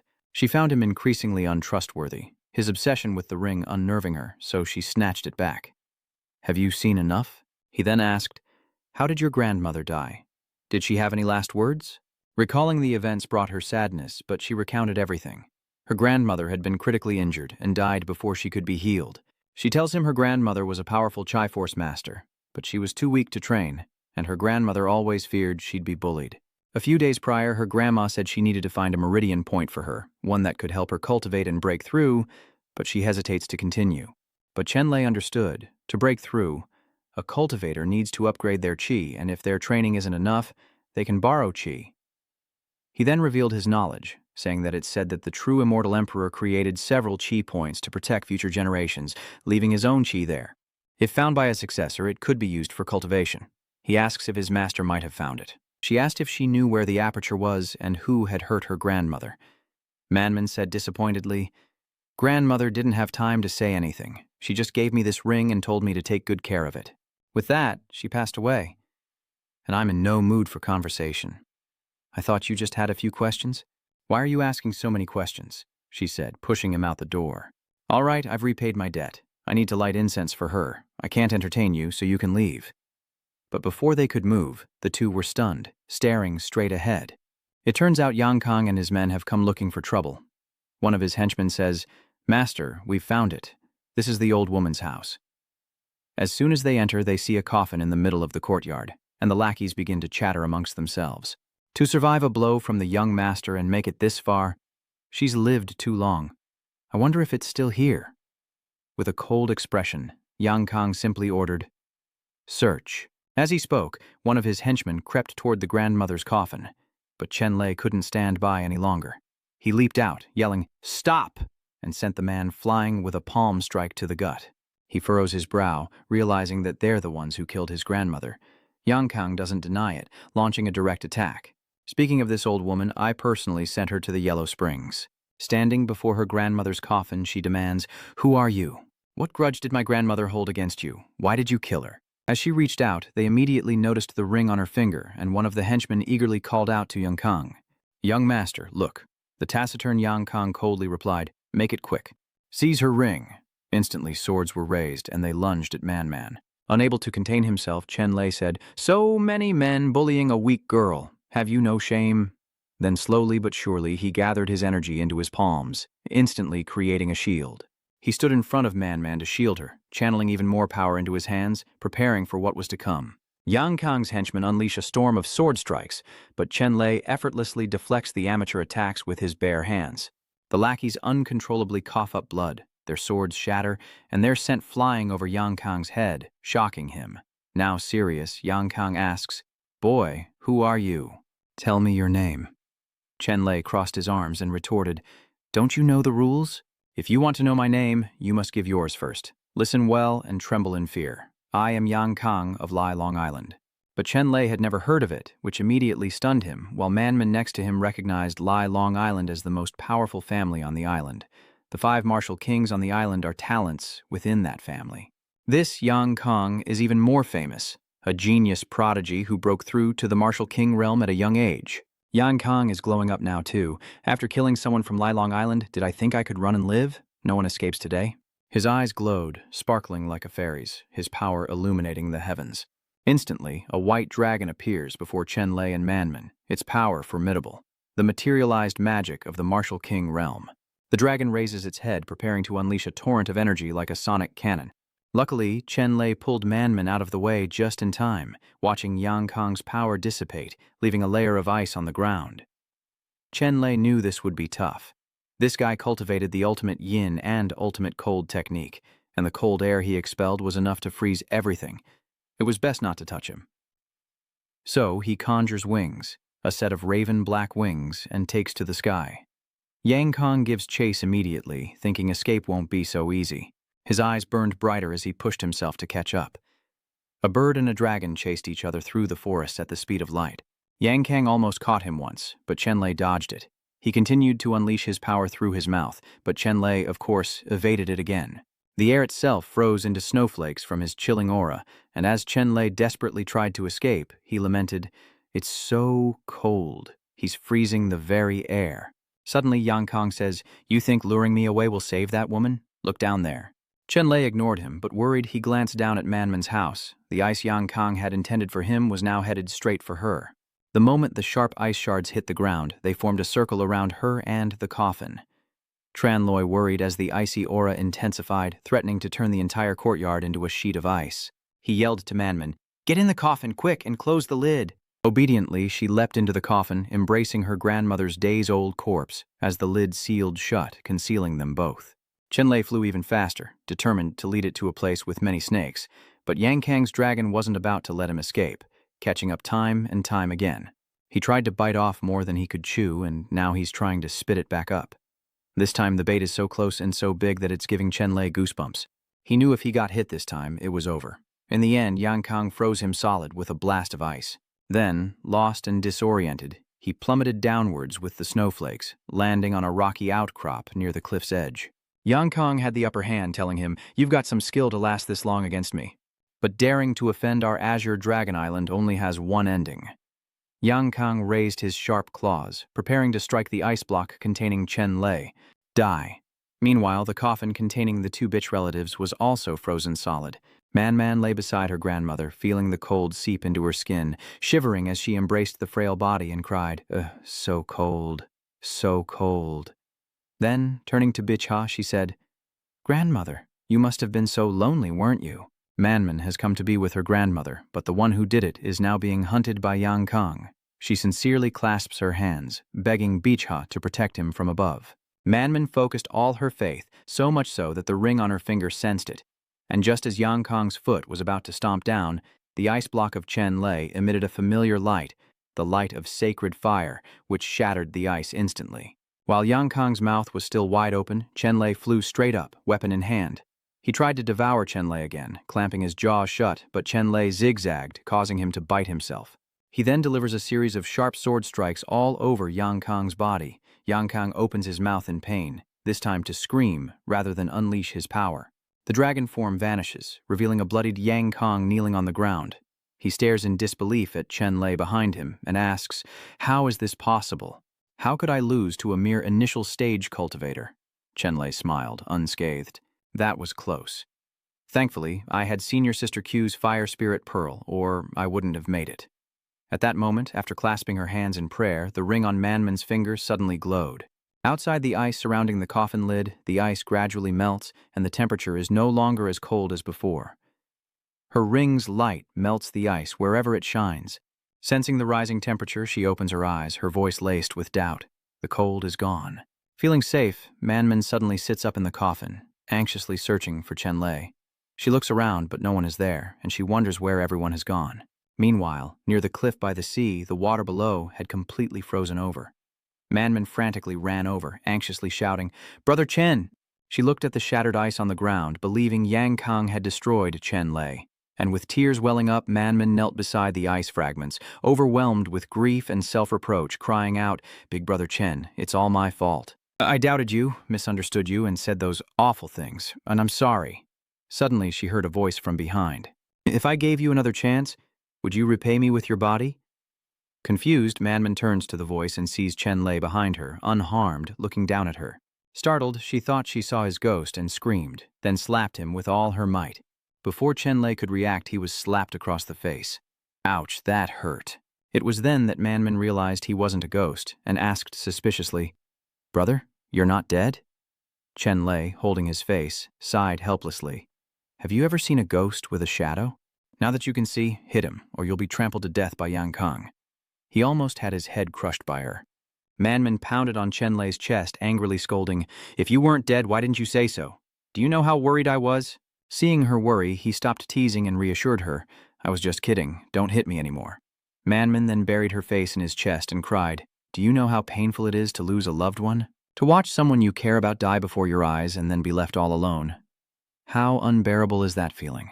Do you understand? Is that something to joke about?" Seeing her reaction, Chenlay knew he'd gone too far, and he looked at Manman with concern. Chenlay soothed her. "Okay, I know I was wrong. I shouldn't have teased you." He held her shoulders, looking at her with a serious and sincere attitude, promising, "If you agree, I will take care of you in place of Grandma until you grow up and become a strong person." Hearing this, Manman was flustered, and with tearful eyes she asked, "Brother, why are you so good to me?" Chenlay thought to himself. The main reason, of course, was because of his promise to the great Emperor Beluo. But for now, he wasn't sure if she was really a descendant of the Azure Sea, so he decided to hide it to avoid disappointing her. On the surface, he smiled and said, "Because I made you cry, just think of it as punishment." Hearing his clumsy explanation, Manman retorted, "Punishment? Am I that awful? Is being with me a punishment?" She sulks, blurting out, "Being with someone like you is toxic. You're always sticking your nose where it doesn't belong, not knowing your own limits, scaring me half to death, and probably dragging me into it too." Seeing her tough exterior but soft heart, Chenlay teased her, saying not to force herself if she didn't want to. Hearing this, Manman quickly linked her pinky with his, replying, "Don't you dare regret it." She looked at him expectantly, offering only one condition. No matter what happens, he can't lose her, or abandon her like before. Looking directly at Manman, Chenlay gave a gentle, confident smile and replied, "Okay." He stood up, stretched, and walked toward her, saying, "Let's get down to business now." Seeing him approach, Manman blushed, clutched her chest, and asked in a fluster, "Business?" Seeing her so wary, Chenlay sighed, wondering what she was thinking about all day. Meanwhile, Chenlay finally has time to deal with Yang Kang. On the grass, he kicked him to the ground. Chenlay asked about his motives, saying, "Why did you want to take the ring, and how did you hurt the old woman?" Even prone on the ground, Yang Kang stubbornly sneered, "You have no right to interrogate me." Blood trickles from his mouth, yet he threatens with arrogance. "Don't say I didn't warn you. The people of Dragon Island are right here. If anything happens to me, they have 1,000 ways to make you wish you were dead."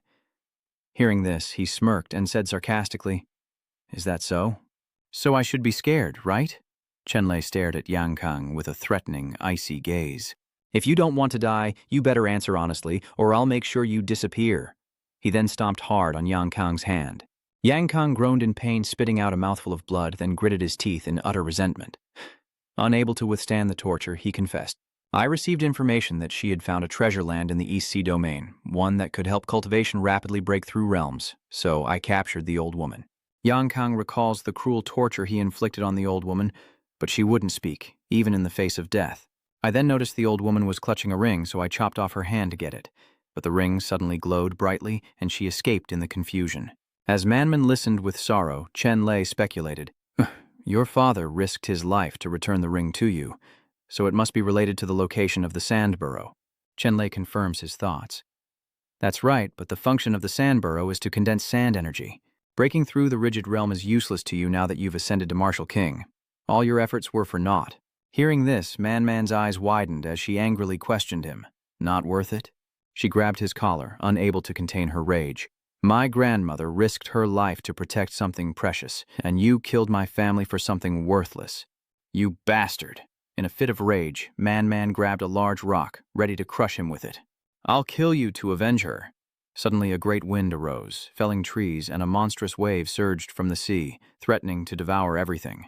Chenlay rushes forward, shouting, "Watch out!" He grabs Manman, embracing her as they fly into the air. From above, they saw a massive shark riding the wave, its eyes bloodshot, carrying Yang on its back, the area awash in water. Seeing his injury, it asked, "Young master, how bad is your wound?" Yang clutched his arm weakly. "My life force is severely damaged. My tendons are nearly severed." Hearing this, the shark glared at Chenlay and asked, "Boy, what is your name?" Undaunted, he looked it in the eye and replied, "My name is Chenlay, and I stand by it." Enraged, Yang and Manhwa pointed at Chenlay, shouting, "He's the one who hurt me. Kill him." The shark assessed the situation and said, "Her injuries are more urgent." Then it glared at him and left a threat. "Chenlay, I will have my revenge for this day." Then, with a warning roar, the shark turned and swam away. Then, with Yang on its back, it swam into the deep sea, while Chenlay landed heavily on the ground. By now, the tide had gone out, and she exclaimed in frustration and regret, "Damn it, he got away." He reassured her, "Don't worry. Yang is practically a cripple now. Letting him live would only prolong his suffering. The most important thing now is to find the distant cave the old woman mentioned." Man looked worriedly at Chenlay, saying, but the old woman didn't have time to finish her words. "Where do we even start?" he said confidently. "At least we know to head northeast. As long as we search in that direction, I believe the ring will guide us." Despite his words, he worried inwardly. Encountering 2 martial kings in a single day suggested the Eastern Sea was full of hidden masters, perhaps even surpassing the 7 great sects, and he would need to tread carefully. Above the sea, flocks of seagulls soared. Chenlay took Manman sightseeing on the Jade, and she leaned against the railing, beaming. Seeing her so happy, the Jade sailed even faster, and Manman exclaimed, "I've been in Thunder Serenity City for so long, but I've never been out to sea like this. It's so refreshing." She turned and asked Chenlay, "Brother Chen, have you been to sea before?" He smiled from behind and replied, "Of course, I've been to places far wider than this." Then he fell into thought again, but that was all in the past, now like a distant memory. As they spoke, Manman's stomach suddenly rumbled and the air fell silent. Before Chenlay could speak, she turned to Qingming, embarrassed. They'd been flying for 3 days, eating dry rations and drinking cold water. It was only natural for someone's stomach to be upset. He chuckled awkwardly in agreement. Right, it was my oversight." Suddenly Chenlay pointed ahead and said, "There seems to be an island up ahead. Let's go there and get some food." The Jade slowed, allowing them to land on the small island below, when suddenly a massive creature emerged from beneath, its gaping maw and thrashing tentacles attacking the ship. Chenlay maneuvered BU, dodging the monster's attacks, and shouted a warning. Having narrowly escaped danger, Manman asks in shock, "What kind of monster was that?" Chenlay replies, "It's a giant octopus." He stood up, stretched his limbs, and smiled confidently. "Perfect timing. Manman, how about some grilled octopus?" She excitedly agrees. Then Chenlay focused his power into his palm, ready to strike the octopus, when suddenly the mountain below began to stir, rising as if it were alive. The sound of rushing water. From beneath the island, the head of a massive monster emerges. It opened its massive jaws and swallowed the octopus whole, leaving the 2 stunned by the terrifying sight. Once the monster fully surfaced, its form became clear. An enormous turtle. Sated, the beast slowly sank, leaving only its shell visible, like an island luring prey to its doom. Chenlay exclaimed, "That was close! That turtle is a millennia-old monster. We would have been its meal if we had fallen in." Manman added worriedly, "This sea is dangerous inside and out. I'm so scared." Suddenly they heard someone shouting in the distance and turned to look. Behind them, 3 junk ships were speeding towards them. The sailors urged, "Faster, with all your might." The old man on the ship saw something chasing them and frantically ordered the helmsman to go full speed ahead. No matter what, they couldn't let it catch up. It was a demonic beast with strange, jade-green eyes and many horns on its head. A swordfish rapidly closing in on the fleet. It leaps, crashing into the middle, creating massive waves that rock the boats violently. Not stopping there, the monster turns and slams its tail into a boat, splitting it in 2. The sailors were thrown into the sea, and now it turns to devour another ship with its razor-sharp teeth. The people on the ship were terrified by the massive creature before them. Chenlay, his eyes serious, couldn't help but shout, "A demonic beast! How terrifying!" With wings sprouting from his back, Liang rushed towards the stricken ship. Chenlay drew his sword, his eyes cold and murderous as he faced the Leviathan's massive head.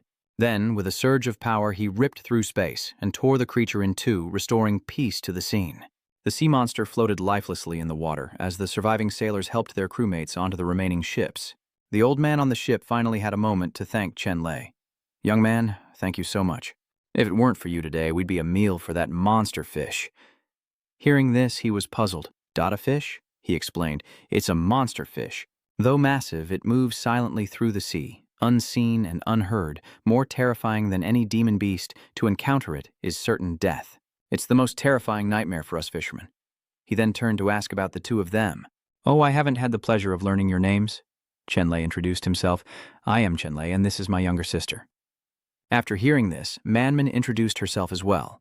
It turned out that the Chen siblings were talking to old Dude, a member of the Sea Soul gang, who then anxiously told Chenlay about the situation on the sea. "Forgive me for being blunt, but traveling the seas like this is not advisable.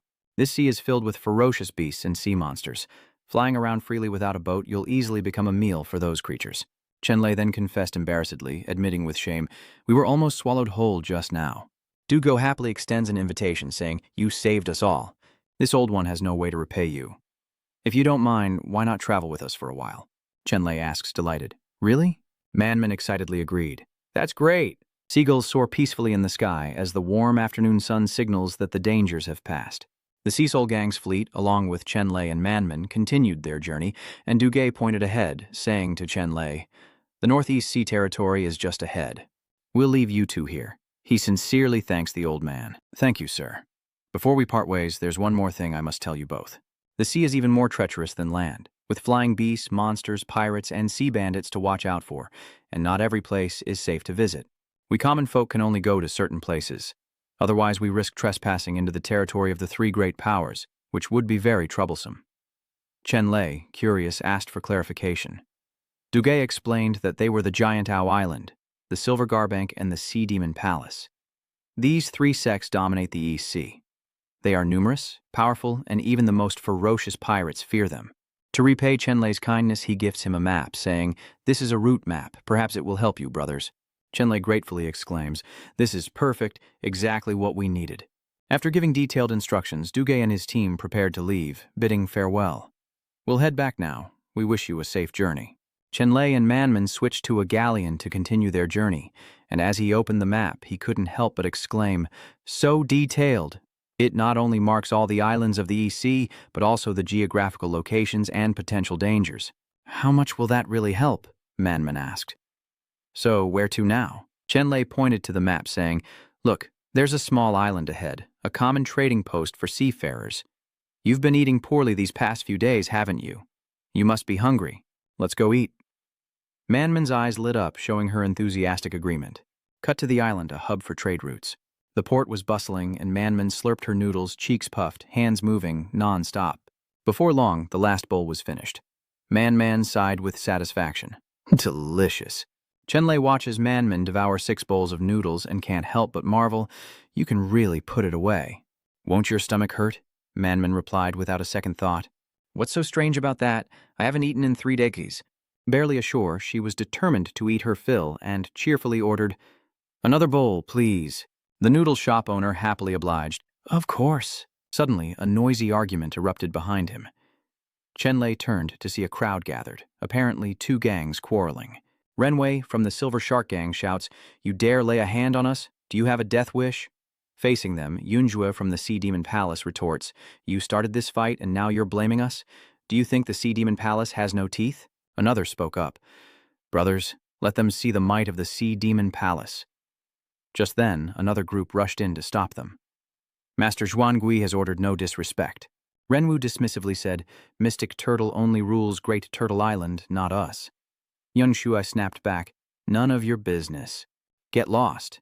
Enraged, the disciples of the Great Tortoise charged in. "How dare you disrespect our Great Tortoise Island? We'll teach you a lesson."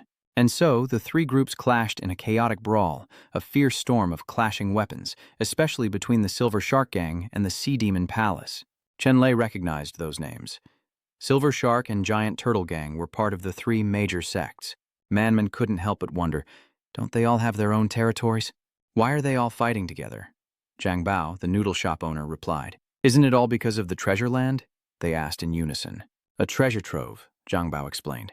A few days prior, Ngan Sang discovered a treasure trove at sea, hoping to keep it secret, but someone leaked the information.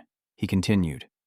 Now, not only the three great sects, but also the surrounding clans and even some demons are rushing here to stake their claim, making our little island a bustling battlefield.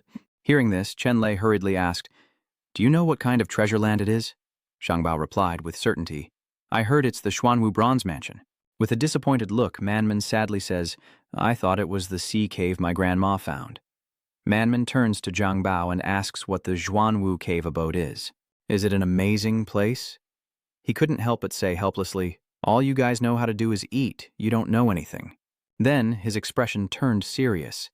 The Xuanwu Cavern is the dwelling place of the Xuanwu divine beasts, a place of supreme creation, storing countless rare objects. For cultivators, obtaining just one or two would instantly transform them into masters. That's why these people are like vultures, Zhang Bao continued, and I heard they injured countless people a few days ago. With no clear victor, the leaders of the three main sects ordered a ceasefire to allow their disciples to rest on the island. Remaining still, listening to the story, Manman suddenly noticed a strange man passing by.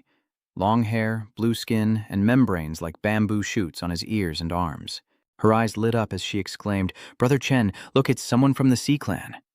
Zhang Bao, seeing a customer, went forward to serve them. Young sir, you're a Sea Clan member. What would you like to eat? Manman said excitedly, They usually live in the deep sea and rarely come ashore, let alone interact with humans. This is the first time I've ever seen someone from the sea race, Chenlay said. Even they've shown up. It seems the allure of the Black Tortoise Grotto is quite significant. This sea creature is a night spirit. He told Zhang Bao he wanted a bowl of noodles, and this was his payment, placing a handful of seashells on the table. Zhang Bao awkwardly replied, Young man, you're joking. These seashells can't be used as money. Seeing this, Chenlay generously said, Just put it on my tab, boss. Zhang Bao quickly replied, All right. Jia Ling refused, saying, How can I let you do that? We don't know each other, so why would you pay for me? Seeing his sincerity, Chenlay smiled and said, It's fate that brought us together. Let's just be friends. Jia Ling added frankly, If we're friends, I won't let you lose out. He pulled out a handful of colorful gems and handed them to Chenlay, saying, These are just trinkets I play with to pass the time. I understand your human customs. Take whatever you think is worth something. Jia Ling thought for a moment. Wouldn't that be a bit stingy? So he pushed them all towards Chenlay, saying generously, Here, have them all. Chenlay quickly waved his hand, smiling. No need. These star pistols are all rare treasures, priceless beyond measure. A bowl of noodles isn't worth that much. Jia Ling insisted he take them, saying seriously, No, our Sea Clan doesn't owe anyone anything. If you don't take them, I won't eat the noodles. Seeing this, Manman sighed. There are so many rich fools. It's a good thing they live deep in the sea, or they'd be swindled out of everything. Chenlay didn't know what to do. This young sea creature was quite stubborn. Finally, Chenlay relented. Okay, I'll take this piece of aquamarine. Manman whispered, Are you stupid? Aquamarine is everywhere. It's worthless. Suddenly, a voice echoed from behind. He turned to see a group approaching, led by Pang Xiang, a disciple of the Pang family. Leading them is Pang Kongyu, the direct descendant of the Pang family of Phoenix Feather. Pang Xiang speaks up, We need those nebula core stones.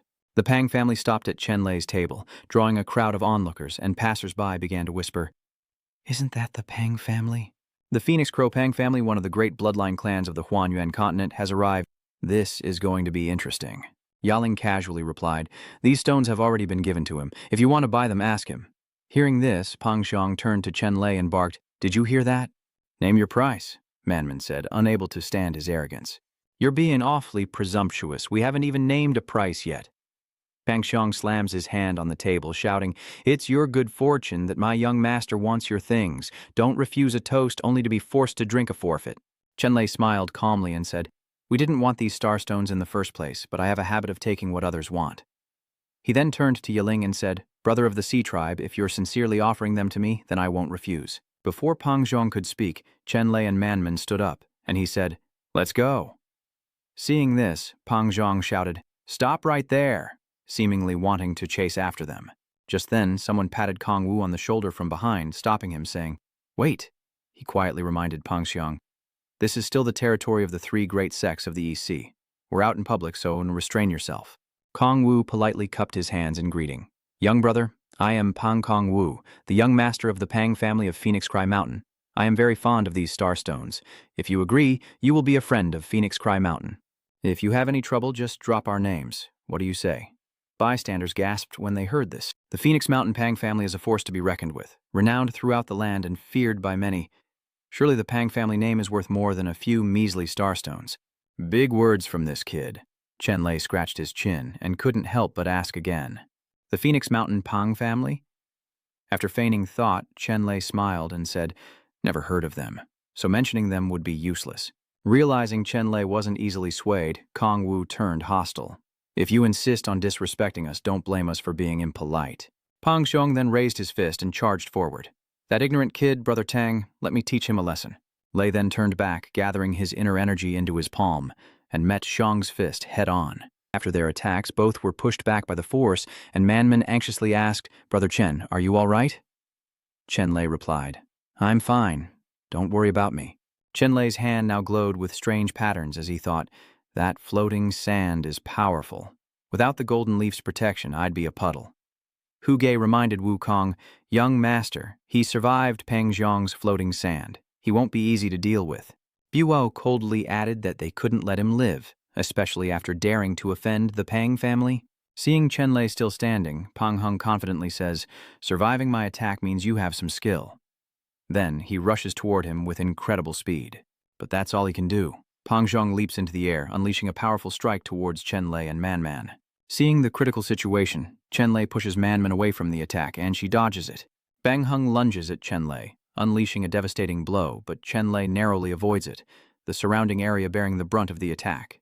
The black sand left by Pang Zhong clung to the nearby walls, and those around, sensing the danger, scattered to save their lives. Sensing danger, Tran Loi remained calm, analyzing his opponent. His murderous aura is terrifying. Staying here would be a death sentence. Then, as if struck by an idea, Chenlay summons his wings. Then, Chenlay brazenly soared into the sky, flying behind Pang Xiong, who gritted his teeth and said, Little brat, you won't escape. In response, Chenlay turned back with a calm look. Who's running? I don't like this cramped space. If you've got the guts, face me at sea. Chenlay deliberately flew to a place by the sea, away from buildings and people, while Pang Zhong confidently laughed and turned towards Chenlay. Wherever you go, you're going to die. With that, Pang Hung summoned a bird of his own. He leaps onto the bird, preparing to fly to their battleground as Pang Hung soars over the bustling city, leaving onlookers in awe. Seeing Pang Hung and Tran Loi leave, Kong Vu ordered his men to follow, while Dimanman worried about Tran Loi. She ran after Chenlay, calling out to him as onlookers gathered, eager for some drama. Everyone heads to the shore, and we follow. At the beach, gentle waves lap against the shore, and the sea is a clear jade green. Not far above the water, Pang Hung rides his bird while Chenlay flies on his own. Pang Xiong confidently soared through the air on his bird, asking Chenlay, Can you even run? Accept your fate. But in an instant, Chenlay vanished before Pang Xiong's eyes. He was completely caught off guard and wondered, where did he go? As he looked forward, Pang Xiong heard a familiar voice right behind him. Aren't I right behind you? Chenlay struck Pang Xiong in the head with his knee. Pang Hung managed to block the blow, but unfortunately the force of the kick sent him plummeting into the sea as onlookers gathered, while Chenlay remained in the air, smirking. So much for the Phoenix Pang clan.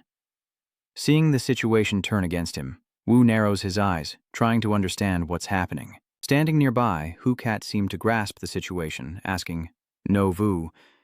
Young master, should I intervene? He replied, No need.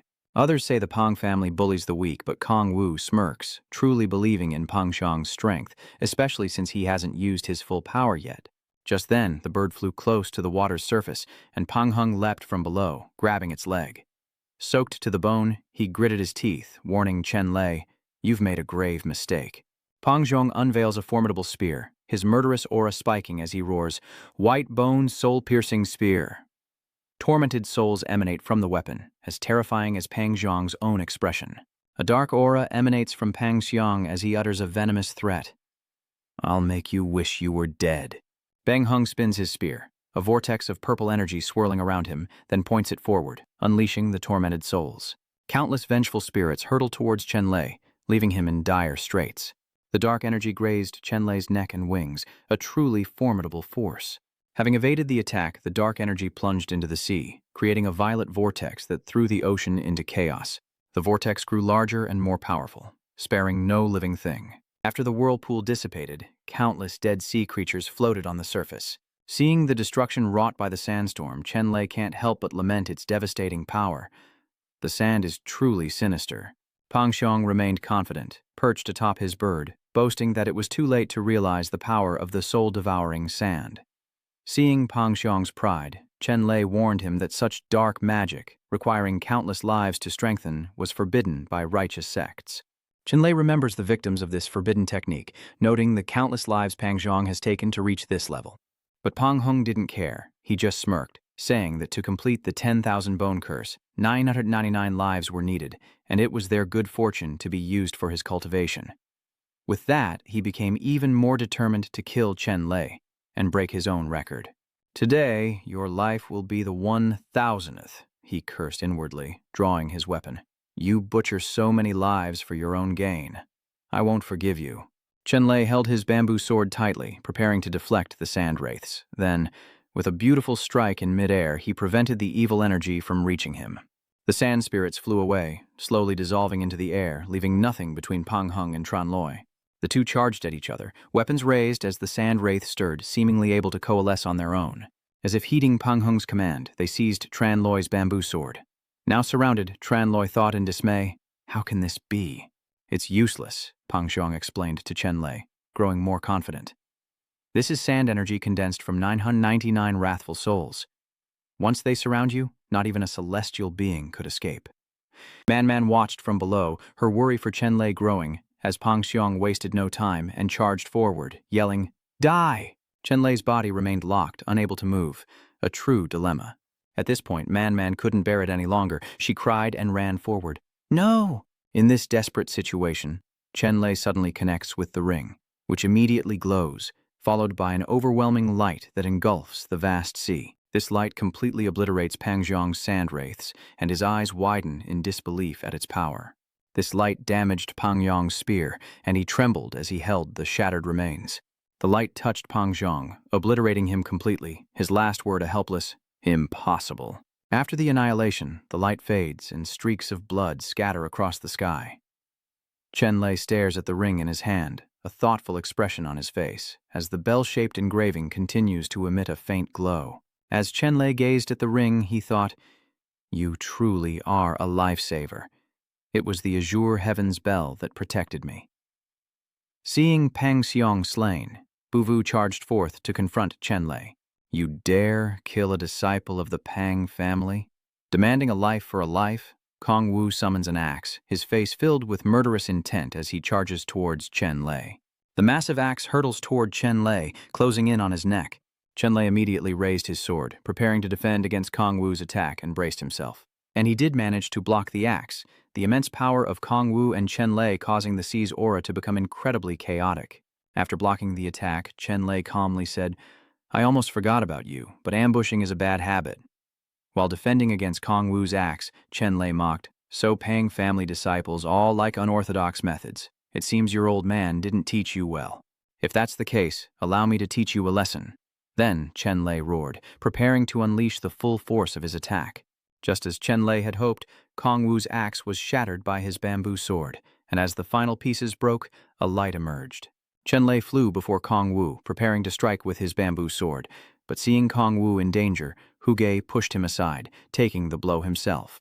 "Young master, be careful. Huge is gathering energy to strike." Before him, a green aura swirled as Huge gathered his strength and unleashed a massive palm strike towards Chenlay. The palm strike hits Chenlay directly, causing him to drop his bamboo sword. The force of the blow sends Chenlay hurtling into the sea, and the onlookers marvel at Huge's skill, a master of the martial honor realm. With that settled, Huge solicitously asked Kong Wu, "Young master, are you all right?" Kong Wu is grateful to Huge for his help, thanking him for stepping in at the right time. Then, Kong Wu thinks of Chenlay, not wanting to let him off so easily. Death is too good for him. Then Kong Wu took the lead and ordered, "Let's go." Hogu and his subordinates followed behind, and they all returned.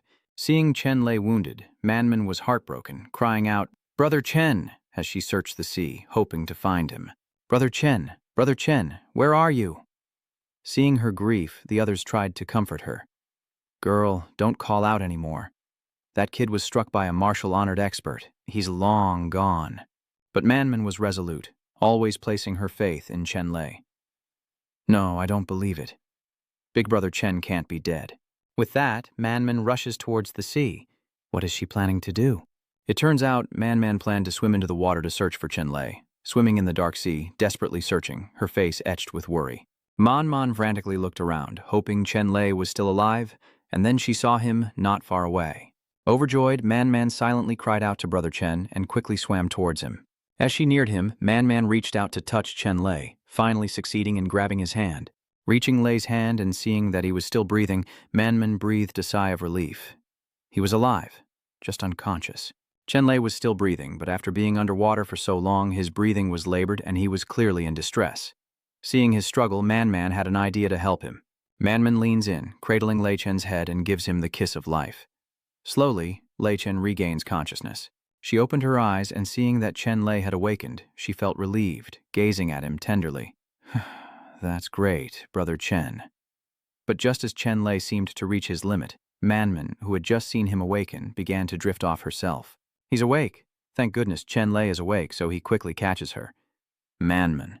Chenlay recalls Man giving him CPR, and he is deeply moved. Chenlay realized he owed Man a great debt, his eyes filled with determination to protect her. She was the one who saved him. With that thought, Chenlay embraced Man, and they both prepared to swim ashore. Chenlay swims towards the light, moving quickly, and as it grows brighter, he realizes he's about to reach the surface. Clutching Man tightly, Lay's eyes hardened with resolve as he encouraged her, "Hang on, Man, we're almost there." But just as they neared the surface, something grabbed his leg, pulling him back down. Chenlay lost his grip and Man slipped away as he was dragged down. It turns out those were water serpent legs, and there are many of them pulling at him. They attack him, and the situation looks dire. Chenlay draws his bamboo sword, ready for battle, effortlessly slicing the water poison's legs to pieces, preventing them from ensnaring him. Chenlay is surrounded by the water poison, and he quickly realizes they're the water poison swarm. Unfortunately, one of them has already wrapped itself around Man, infuriating Chenlay. The water demons tightened around Man, causing her to cry out in pain even as she was unconscious, and Chenlay gritted his teeth, his eyes filled with fury. This is bad. Manman's cultivation isn't strong enough to resist the Hydra's poison. She won't be able to hold on like this. Chenlay swam towards Man and, the water poison, 2 bamboo swords in his hand. Then he threw one of the swords at the water poison, constricting her. Luckily, the water serpent was cut in 2, freeing Man, but as a result, she fell freely to the bottom of the sea. She's still unconscious, and Chenlay quickly swims toward her. He wanted to save Man, but then, the ring on her finger suddenly glowed. Meanwhile, Chenlay reached Man and embraced her, hoping to save her. In that instant, an unnatural blue light erupted through the water, creating a shockwave. Then the sea returned to normal, still and silent. When Chenlay saw the light dissipate, he opened his eyes in shock, finding himself inside a barrier where he could breathe normally. Outside the barrier, life went on as usual, with fish swimming and sea creatures breathing. Lost in thought, Chenlay heard Man's voice. "Hey, can you let go? I can't breathe." Upon the deep-sea flora, the two lay entwined, Chenlay embracing Man. Realizing his mistake, Chenlay quickly let go of Man. "Sorry." The two then stood up, finally taking in the strange scenery around them. "Brother Chen, where are we?" Chenlay and Man explore this strange and beautiful place together. The two stopped just before the barrier, gazing out at fish frolicking and luminous underwater plants creating a dazzling, vibrant scene that filled Man with awe. Unable to resist the beauty, Man reaches out to touch a tree. Seeing this, Chenlay stopped her, sensing danger. "Wait, something's not right." Chenlay looks at the giant water poison and explains to Man that it's the giant jellyfish from before. "It's like we were all led here by that aurora." The giant hydra brazenly charged out of the barrier, seemingly fearless, only to be immediately attacked and entangled by the surrounding plants. Then the water poison was crushed, vanishing with the seawater. After its task, remnants of the water poison clung to the aquatic plant's leaves. But moments later, the seawater washed the leaves clean, leaving no trace of the water poison, and Chenlay looked on with a grave expression. "I knew it. This seaweed is terrifying. Getting close could be deadly." Suddenly, the ring on Man's hand lit up, and she looked surprised, as if she had just discovered something. The ring emitted a beam of light into the distance, and Man followed its path. parting the aquatic plants on either side. Revealing a path to a palace, Manman pointed and called out to Chenlay. "Brother Chen, look, there seems to be a palace within the seaweed." Before Chenlay and Manman, a palace beneath the waves. It didn't take long for Chenlay to recognize the place, excitedly exclaiming, "The Azure Palace." Manman asked, confused. "The Azure Palace?" Seeing that Manman didn't know, Chenlay explained, "It's where the great Emperor Biluo attained enlightenment and ascended to immortality, but the Biluo Palace is in the Qitian secret realm, so this is just a phantom." Chenlay looks at the ring, guessing that her grandmother risked her life to protect it, so it must lead them inside. Now, the illusion of Azure Palace appears. Could it be related to the Star Passage? Manman gazed at the ring, whispering, "Grandma." And then she and Chenlay stepped into the palace. Both of them wanted to explore this place. As Chenlay and Manman approached the Jade Palace, the palace gates suddenly opened, unleashing a powerful burst of light. Chenlay raised his hand to shield himself from the powerful energy, exclaiming at its intensity. Chenlay suggests that they've found the place, the sand pit left by the great Emperor Biluo, and that the sand energy Manman absorbs in the Illusion Palace will help her quickly break through to the Gangsha realm so he can assist her. Without hesitation, Manman agrees to Lei Chen's proposal and steps into the Azure Fall Palace, determined. Manman enters the gate while Chenlay remains outside to provide support. Before her lies a flower. Immediately, Manman sat upon the flower, calmly focusing to absorb the evil energy, which intensified around her, causing her body to glow. She then created a new technique that initially took the form of a seedling, which soon sprouted new buds. Soon, behind Manman stood a great tree, brimming with potent sand energy, as if she had absorbed the very essence of the Azure Depths Palace. Seeing this, Chenlay couldn't help but marvel at her power, the Azure Heaven Soul Worm. Manman remained seated, the great tree still behind her, as Chenlay recalled what he knew. Legend says the Azure Emperor left behind a soul worm. Merging with it during cultivation grants incredible progress, and its power becomes a hereditary mark, passed down through generations. Seeing this, Chenlay smiled contentedly, realizing Manman must be a descendant of the Azure Emperor. Azure. Fall Emperor. It seems the time has come to fulfill my promise to protect his treasure. But meanwhile, Manman has created a complete core in her hand, and her power continues to surge, radiating a brilliant light.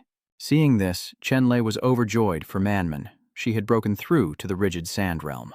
Before Chenlay's eyes, Manman was absorbing sand energy without end, growing wildly. Chenlay saw Manman leveling up faster as she absorbed more sand energy, but he was very worried as she broke through the second, third, and fourth levels. Chenlay shouts, trying to stop her. Man, stop! You're advancing too fast. Your body can't handle it." Meanwhile, Man struggles to control the sand energy, her face turning purple. "No, Brother Chenlay, I can't control the evil energy. The energy is too much for her to absorb, and Manman is in agony. I feel awful. I'm about to explode." Seeing Manman in danger, Chenlay rushes to her rescue without hesitation. "Manman." Chenlay reaches out to her. He tries to reach her, but it proves difficult. The miasma she's absorbed is too strong for him to get close. But with his power, Chenlay manages to touch Manman to save her. He pulls her from the flower, his expression grave. Suddenly, the ring on Chenlay's hand glowed for reasons unknown. Then he let out a great cry, and his and Manman's energy burst forth. Chenlay and Manman's energy combined into one, creating a great light that soared upwards. After the chaos, the Azure Palace gradually returned to its original tranquility. Chenlay and Manman embraced, their faces now relieved. Sensing the abundant energy coursing through his body, Chenlay exclaimed, "Martial King Realm, I've broken through." Chenlay reflects on the benefits of coming here, overjoyed.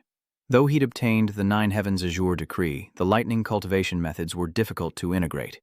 This place not only allowed me to reach the Azure Depths and fuse lightning energy with my body, helping me break through to the Martial King Realm, but Manman also feels stronger.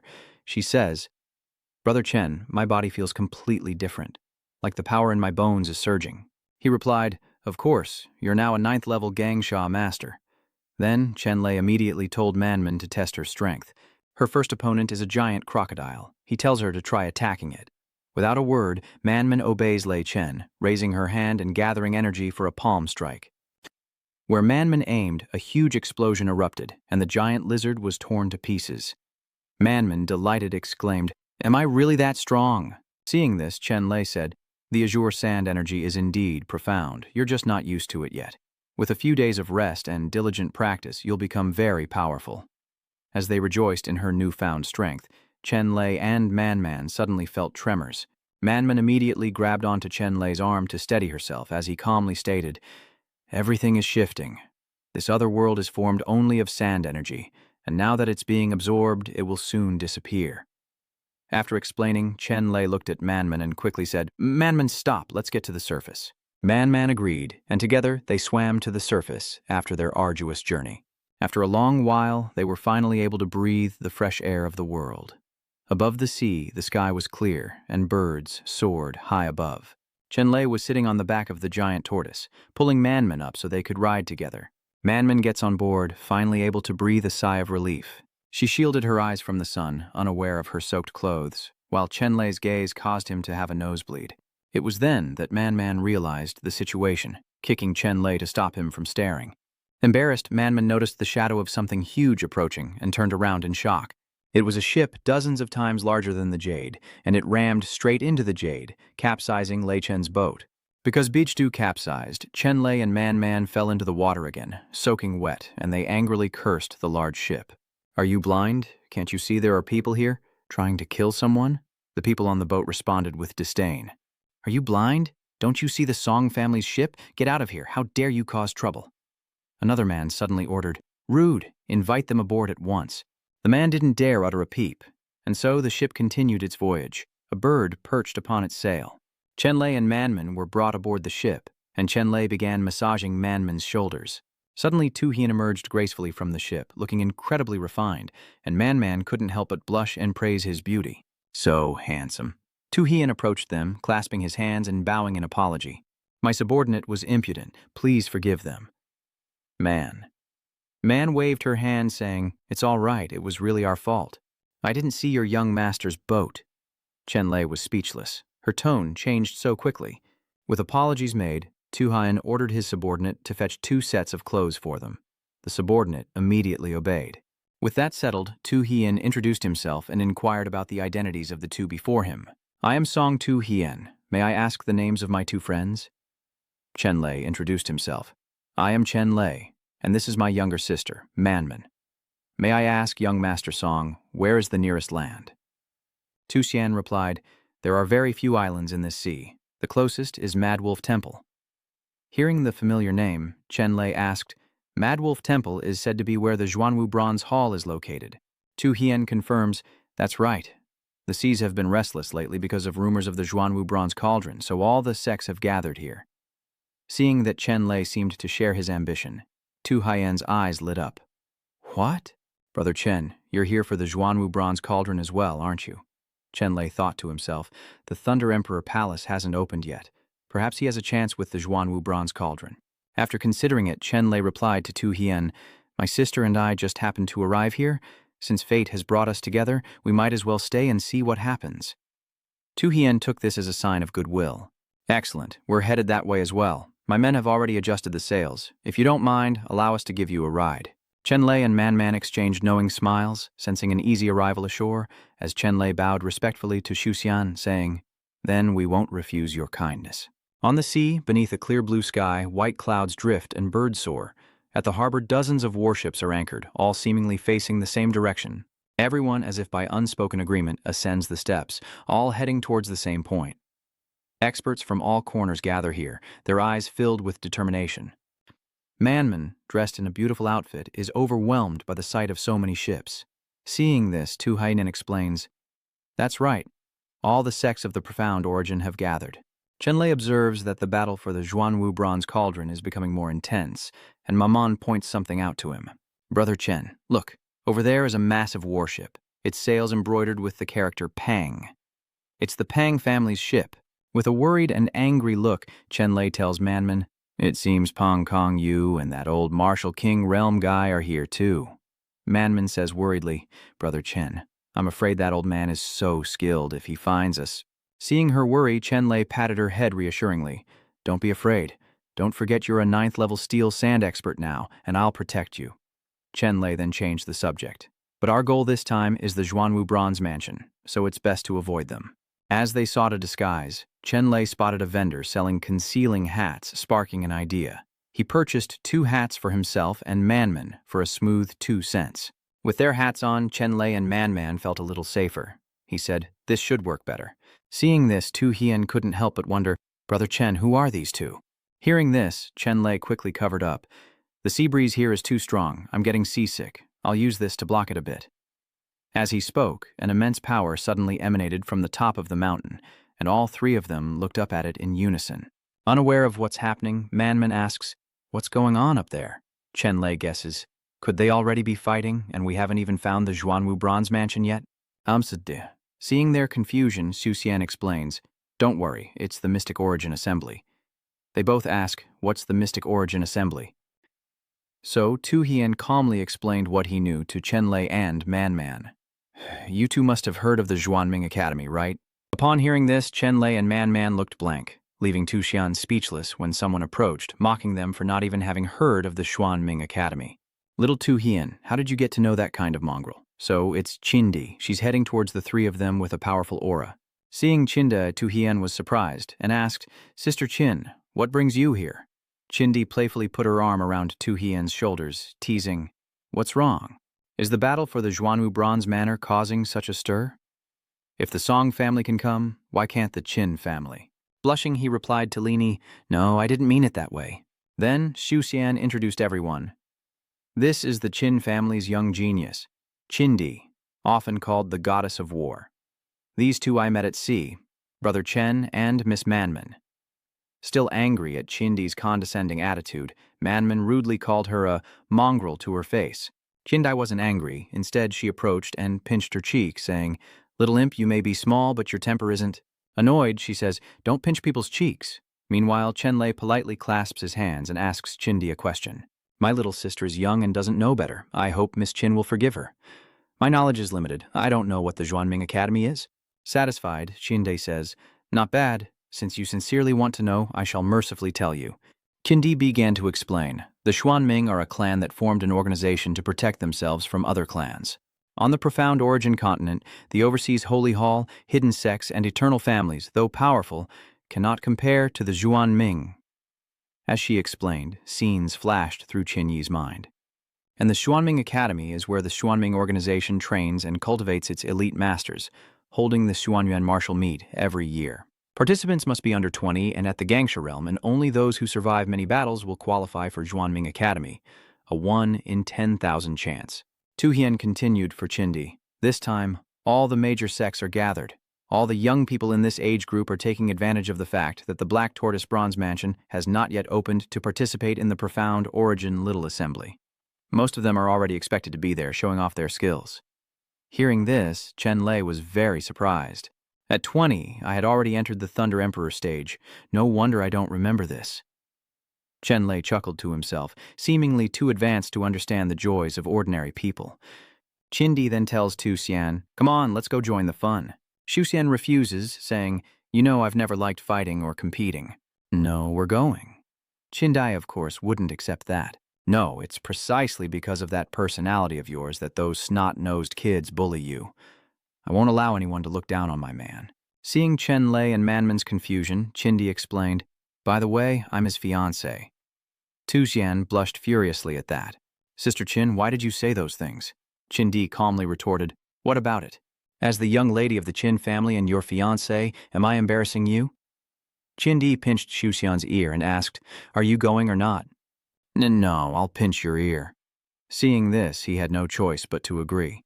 Okay, I'm going, all right?" Seeing them together, Manman turned to Chenlay and said, "Aren't they a great couple?" Under a clear blue sky dotted with drifting clouds, Renji and Shihao stand ready to duel with swords in hand. A crowd gathers around them as they draw their swords, eyes locked in fierce determination, ready to strike. Shihao lunges at Renji, swinging his sword with decisive force, but Renji meets him head-on.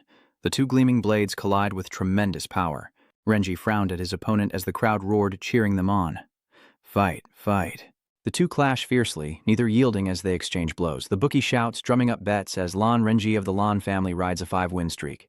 Hong Shiji, the talented member of the Hong family, has just joined the battle with formidable strength, earning everyone's admiration.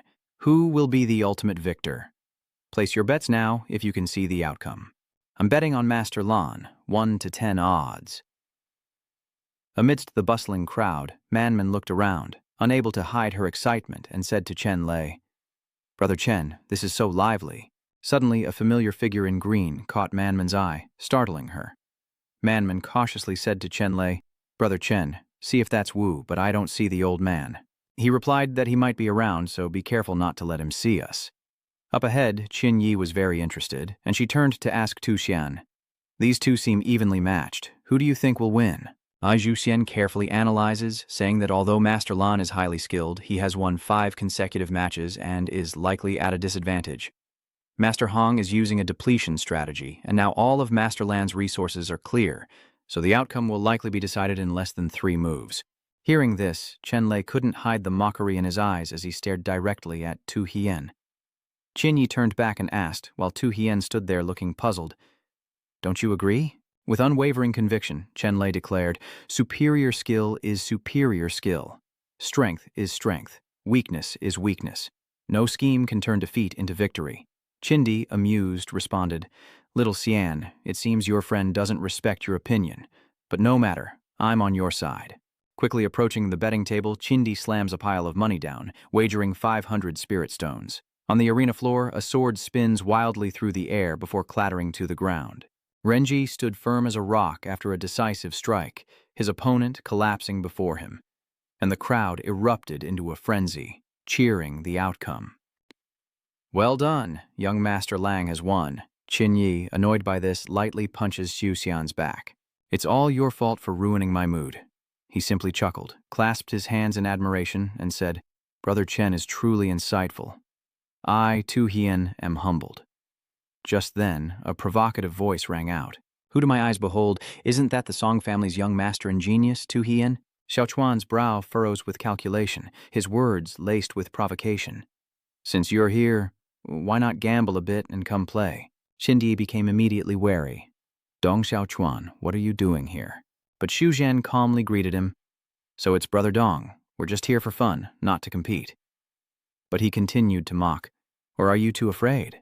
Long time no see, Song Suhun, still hiding in your shell, bringing shame to the Song family, Chindi angrily shouted, wanting to rush over and deal with him. Who are you calling a coward? Chindi shouted, but Tu Hien held her back. Sister Chin, let it go. He wouldn't even dare step into the arena, and needs a woman to fight for him, Xiao Chuan sneered, raising his hands. What else would you call it?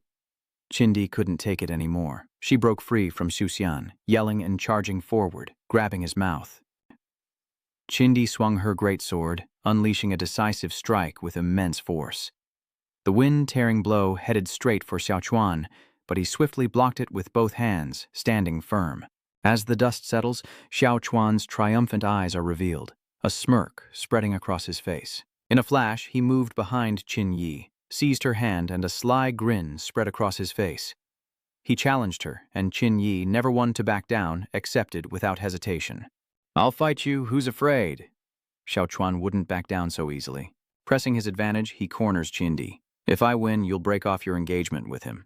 He leaned down, gently caressing her cheek as he continued. Take me instead. Chindi, now even more furious, retorted, You! Suddenly, an arm reached out, unleashing a technique, a stream of green energy erupting, a powerful force slamming between Xiao Chuan and Qin Yi, forcing him to raise his arms in defense and be pushed back. Xu Xian stood in front of Qin Yi, sternly saying to him, If Brother Dong is so intent, then I will compete with you. Cold sweat dripped down Xiao Chuan's face as his eyes narrowed with vigilance. Then he angrily pointed at Song Tu Hien, issuing a challenge. You've chosen your own demise, and I'll gladly grant it to you. Let's fight. Tu Hien and Xiao Chuan faced off in the arena, the wind causing their robes to flutter. Xiao Chuan gripped his sword, eyes searching Tu Hien, then smirked with disdain. Song Tu Hyun, I heard you've never competed before. Your father and the Qin family arranged this marriage because Qin Yi is a war goddess. Once you're married to her, you can just relax and live off her, right? Tu Hien calmly smiles and replies, I've always believed that men don't necessarily have to be stronger than women. If Lady Qin is a heroine, then a man who stands behind her is blessed indeed, but some are too ugly and base to even be offered such a thing. Realizing he'd been provoked, Xiao Chuan gritted his teeth in fury, growling, You! Tu Hien waved his hand, and a soft green light gradually appeared, enveloping the surrounding space. A long sword appears. Tu Hien looks forward and says decisively, Words are useless. Let's begin. Purple energy emanates from Zhao Chuan's sword as he shouts, "Fine, I'll show you the power of my soul-reaping sword." The two clash, the force of their weapons creating gusts of wind that shake the arena. Tu Hian strikes, but Zhao Chuan dodges, leaping high to evade. He lands back on the arena, striking down, only to have his attack blocked. The two fought fiercely, neither giving an inch, as the crowd below watched intently, Vu's cheers ringing out. Chenlay complimented Song, saying that he was unexpectedly well-versed in combat, while Chinyi, with a proud look, responded, "I just love his calm and collected personality. He's better than any man in the world." The betting house owner shouts, "Place your bets, place your bets." Song Tu Hian versus Dong Tu Su Yen, who will emerge victorious? Who will win against the battle goddess? Chindi, place your bets. As the old man called out, the crowd surged forward, buzzing with speculation. Both the Dong and Song families were powerful ancient clans, so who to choose? The Song family is well known, but this young master is said to be introverted, never leaving his home, judging by his effeminate appearance. A man in the crowd sneered, loud enough for all to hear. Could he be the turtle Dong Xiao described? Kundia was furious, pointing towards the source of the voice, threatening, "What did you say? Anyone who dares call him a coward will have their mouth torn open by me." Just then, someone stepped forward, startling Qin Yu.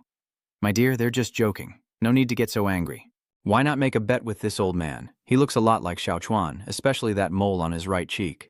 Whispers spread as the head of the Dong family, Dong Ju, made his presence known. With him backing Dong Xiao Chuan, victory is all but assured. Qin Yi accepts Dong Ju's proposal without hesitation. Qin removes a ring from her finger, something of great value to her.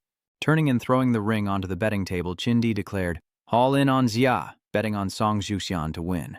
Dongzhu smirks, triumphantly provoking Qin Yi. Excellent. Little did she know, Xiao Chuan's years of training had made him a formidable opponent, having once slain over 10,000 aliens in a single day. As Xiao Chuan unleashed a series of decisive blows upon Xuxian, he continued, "His swordsmanship is forged in blood. Each step a kill." As Tu Jian parries, he continues, "That Song kid may be a genius, but he's never faced true danger. A competition isn't a battlefield, and he's no match for Xiao Chuan." Dongzhou then places a ring on the table, gloating to Qin Yi. "Just wait to become a daughter-in-law of the Dong family." Qin Yi suddenly felt uneasy, anxiously watching the arena with a worried gaze. Chenlay stepped forward, gently patting Qin Yi's shoulder, reassuring her, "Don't worry. Song hasn't used his full strength yet. You have to trust him." Qin Yi looked over, her expression now calmer. On the stage, Xiao Chuan unleashed a relentless barrage of attacks, his eyes fixed on his opponent, while Zhu Xian faltered under the onslaught.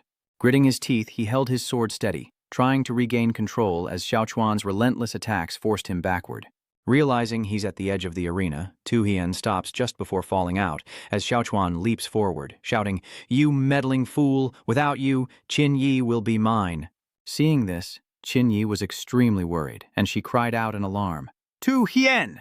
As his opponent's blade closed in, a violet aura enveloped Tu Hian, his face momentarily shaken, but his eyes steeled with resolve as he parried the blow, his form splitting into three before Xiao Chuan's very eyes.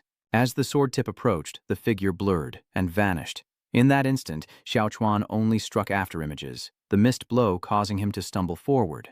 Chindi quickly recognizes Tu Hian's move as the illusionary body technique, and Man echoes her thoughts, saying, "Big Brother Song has won." Chindi, not hiding her confidence, said, "Truly a blood-soaked blade, a step to kill, a life to take, a soul-reaping blade. Senior Dong, in that case, we won't be polite." Dongzhu didn't reply, only silently watching Qin Yi, a hint of calculation in his eyes. After the missed strike sent Xiao Chuan lunging forward, he fell off the stage, his hand desperately clinging to the edge.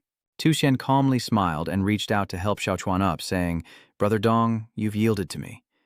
But Xiao Chuan defiantly mocked him. "Song Tu Hyun, it's not over yet. How could I lose to a coward like you?" With that, Xiao Chuan brandished the sword in his remaining hand, preparing to unleash his attack, his eyes fixed on Tu Hyun with cunning. His hand gripped the edge of the arena, and with a surge of strength, Xiao Chuan launched himself upwards, sword in hand, catching Tu Jian off guard. Sensing the sudden shift, Chenlay, foreseeing trouble, shouted, "No!" Without hesitation, he used his lightness skill to rush towards the arena where Tu Hian was stunned by Xiao Chuan's sudden attack. Xiao Chuan seemed to pour all his hatred into the attack, thrusting his sword straight at Tu Hian. Reacting swiftly, Chenlay unleashed a thunderous surge of magic, striking Xuan and sending him flying back, coughing up blood. But his spear had already struck Tu Hien's chest with full force. Xuan was thrown from the arena, landing hard with his spear beside him. Tu Hien collapses to the arena floor, his wound bleeding, his face contorted in pain as Chinyi anxiously pushes through the crowd, calling his name. Tu Hien. She catches him, but his face is ashen, his eyes closed, and he's unable to speak. Qinyi desperately calls out to Tu Hien. How is he? Don't scare me. Tears streamed down her face as she looked at him with immense pity.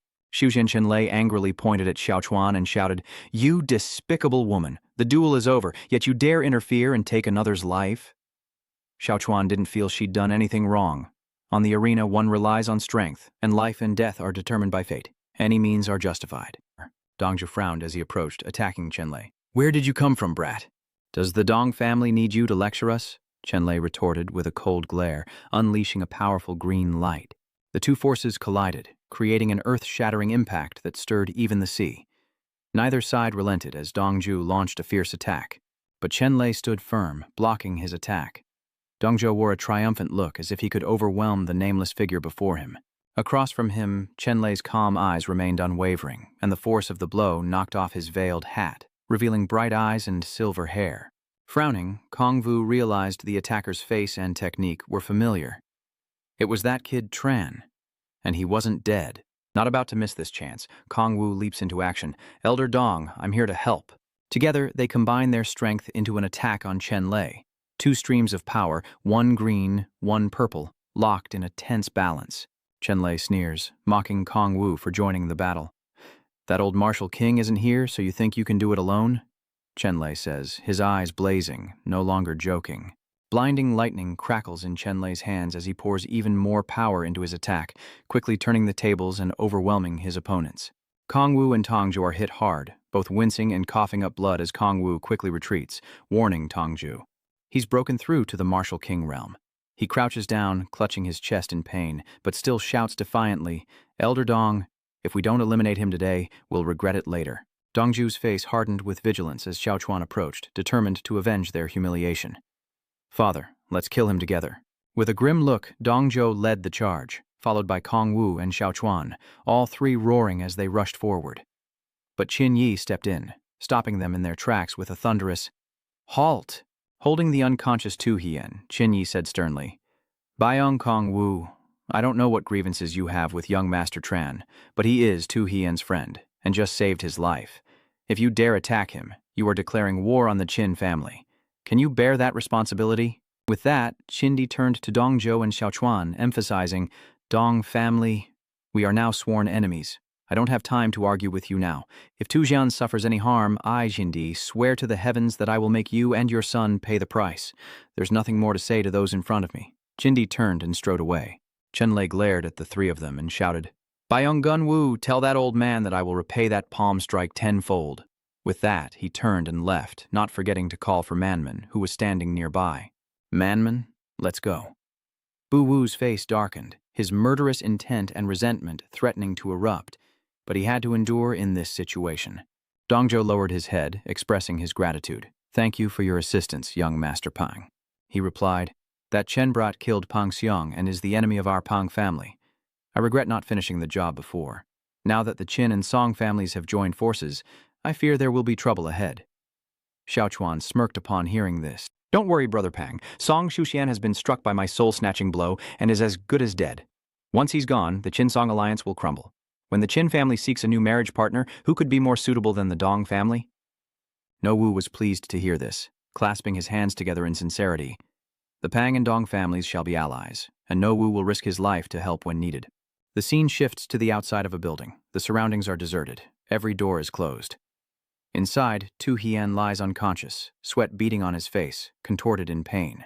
The physicians summoned surrounded him, carefully examining and discussing Xuxian's condition. The two doctors standing nearby exchanged sorrowful glances, shaking their heads and sighing. Chinyi, sensing the atmosphere, anxiously asked, How is he? The doctor respectfully replied, Young miss, Master Song survived, but his spirit is severely damaged.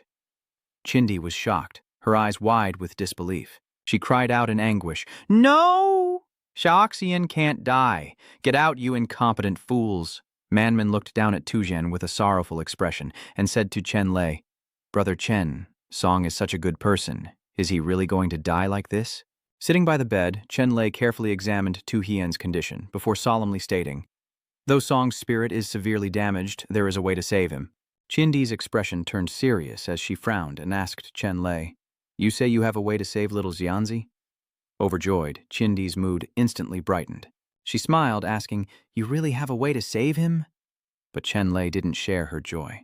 His words gave Chindi pause. A way existed, but it was risky. She asked what the risk was, and he paused to consider his words, then slowly said, I know a technique called the Heavenly Change Scripture that can repair damaged consciousness, but Song's injuries are too severe, and I can't be sure it will work. If it fails, Chindi anxiously asks what would happen, her face contorted with worry. Each word he speaks is like a knife, saying he could become a cripple, never to awaken again. Hearing the words, crippled, Chindi was terrified. Chenlay calmly advised, Think carefully. You're not married yet. If Song dies, no one will blame you. But if you risk it and something goes wrong, you'll have to take care of him for the rest of your life. It'll be miserable. Hearing this, Manman frowned and questioned, Brother Chen, how can you say that? But Chenlay saw nothing wrong with his words. Am I wrong? Miss Chin is so young with such a prominent family and such beauty. She could have any man she wants. Why would she spend her life with a dying tree? Chindi lowered her head, her eyes filled with sorrow. Chenlay reiterates, asking if she's willing to spend her life with a cripple. And Manman senses the gravity of the situation. Chindi's face fell for a moment. She understood everything Chenlay was saying, knew what she would have to face, but she immediately placed her hand on her chest and said resolutely, I've thought it over. No matter what kind of man exists in this world, I only love Xiaozhanzi. Even if I have to take care of him for the rest of my life, I'm willing. With hands clasped and eyes hardened, she pleaded with Chenlay, Young Master Chen, I beg you. Immediately, Chenlay burst out laughing, saying, Oh, you're so serious, I can't keep acting. He glanced meaningfully behind him, signaling to the person lying on the bed. Get up. Xuan sat up, a slightly apologetic smile on his face, looking nothing like the exhausted man he was moments ago. Manyan was overjoyed. Big Brother Song, are you all right? While Chindi couldn't believe her eyes, Tujen scratched his face and calmly recounted, Actually, when you were angry with the doctor, Chen helped me recover my consciousness.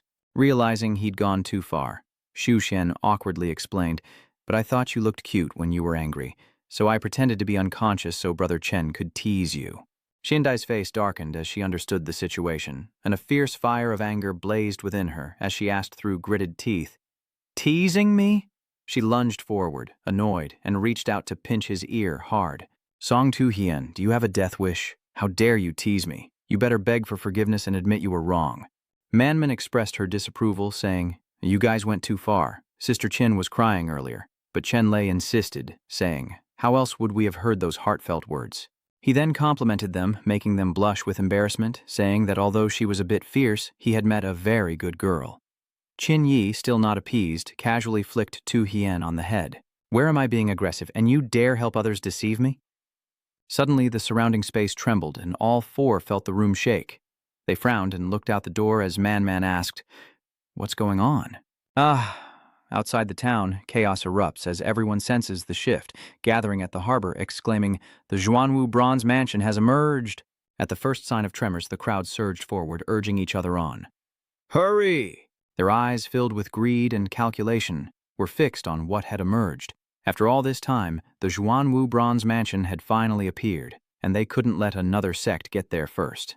Soon the crowd gathered at the riverbank, their eyes fixed on the vast, rippling lake as they whispered amongst themselves. The water churned violently, waves crashing against the shore as lightning struck the turbulent waters. A vortex forms and expands, and from within, a stone pillar rises amidst the storm. It quickly revealed its towering form before the assembled crowd, and great words appeared before their eyes. The cultivators, seeing the towering stone pillar, were both surprised and elated, shouting, It's the Xuanwu Bronze Mansion! It really is the Xuanwu Bronze Mansion! Having confirmed it was indeed the Xuanwu Bronze Palace, the cultivators exerted themselves, riding spirit beasts, swords, or clouds to rush forward as Chenlay's group emerged to join the commotion. As they stepped outside, Chenlay saw a multitude of cultivators flying towards the pillar of stone. Truly, a divine beast's lair attracts storms and shakes the heavens. The opportunities within must be boundless. Xinyu worriedly turned to Xuan, asking, "Little Xianzi, are you all right?" He responded with a gentle smile. "I'm fine, we can't miss an opportunity like this." And so the four of them were in agreement. Chenlay cheerfully led the group, running and laughing. "All right, the four of us will stick together."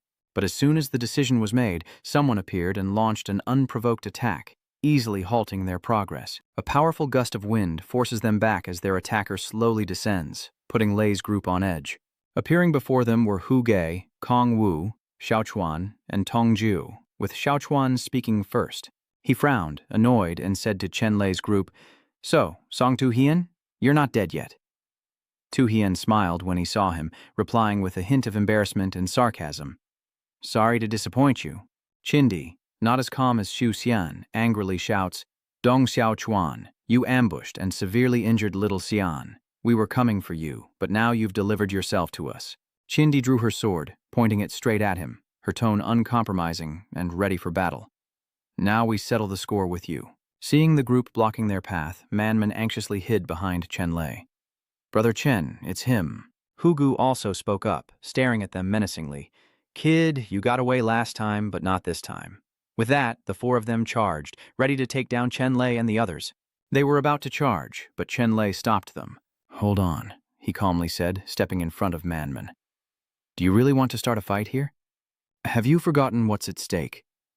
Chenlay's eyes turned towards the Xuanwu cave, the destination of countless cultivators from all over. "Everyone is fighting for a chance inside the Wanwu cave mansion. If we settle our grudges now, there might be nothing left for us." Dongzhou and the others hesitated upon hearing this, standing in silence for a moment. After a moment's thought, Dongzhou glanced to his left and spoke up. "The kid has a point. We should prioritize what's urgent. Let's not ruin the big picture for something small." Hearing this, Huge turned to Wu, who was behind him, and urged, "Young master, you all go on ahead. I'll deal with them and catch up. I'll leave things here to you. Young master, don't worry." Without turning his head, he said to Chindi and Xuxian behind him, "Brother Song, Miss Chin, please take Manman and go first." Hearing Chenlay's words, she stubbornly refused. "I'm not leaving you here alone." Tu Shan and Qin Yi also took a battle stance, ready for anything. "That's right, Brother Chen, we advance and retreat together. Such loyal youths. This old man will grant your wish."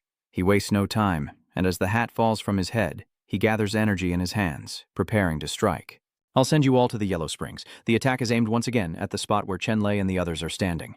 Their position took the hit, sending all four flying as Huge gazed upon the fruits of his explosion, the brightened space filling him with confidence. As the three rushed toward the Xuanwu Bronze Manor, they turned back to see the explosion. Dongzhou looks worriedly at Pang, asking, "Young Master Pang, will old Hu be all right on his own?"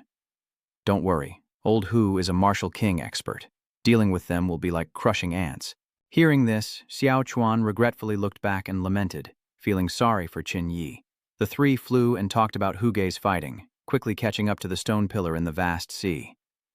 "Everyone, the Xuanwu Copper Mansion is right in front of us." Black Tortoise. As Kong Wu spoke, a golden-orange light appeared, illuminating the words, "Black Tortoise." The light grew stronger, emitting countless rays. The three, riding the flying cloud, stared intently at the source of the brilliant glow. Suddenly, Dongzhou froze, his eyes wide with alarm as beams of light erupted from within his head, accompanied by his agonizing screams.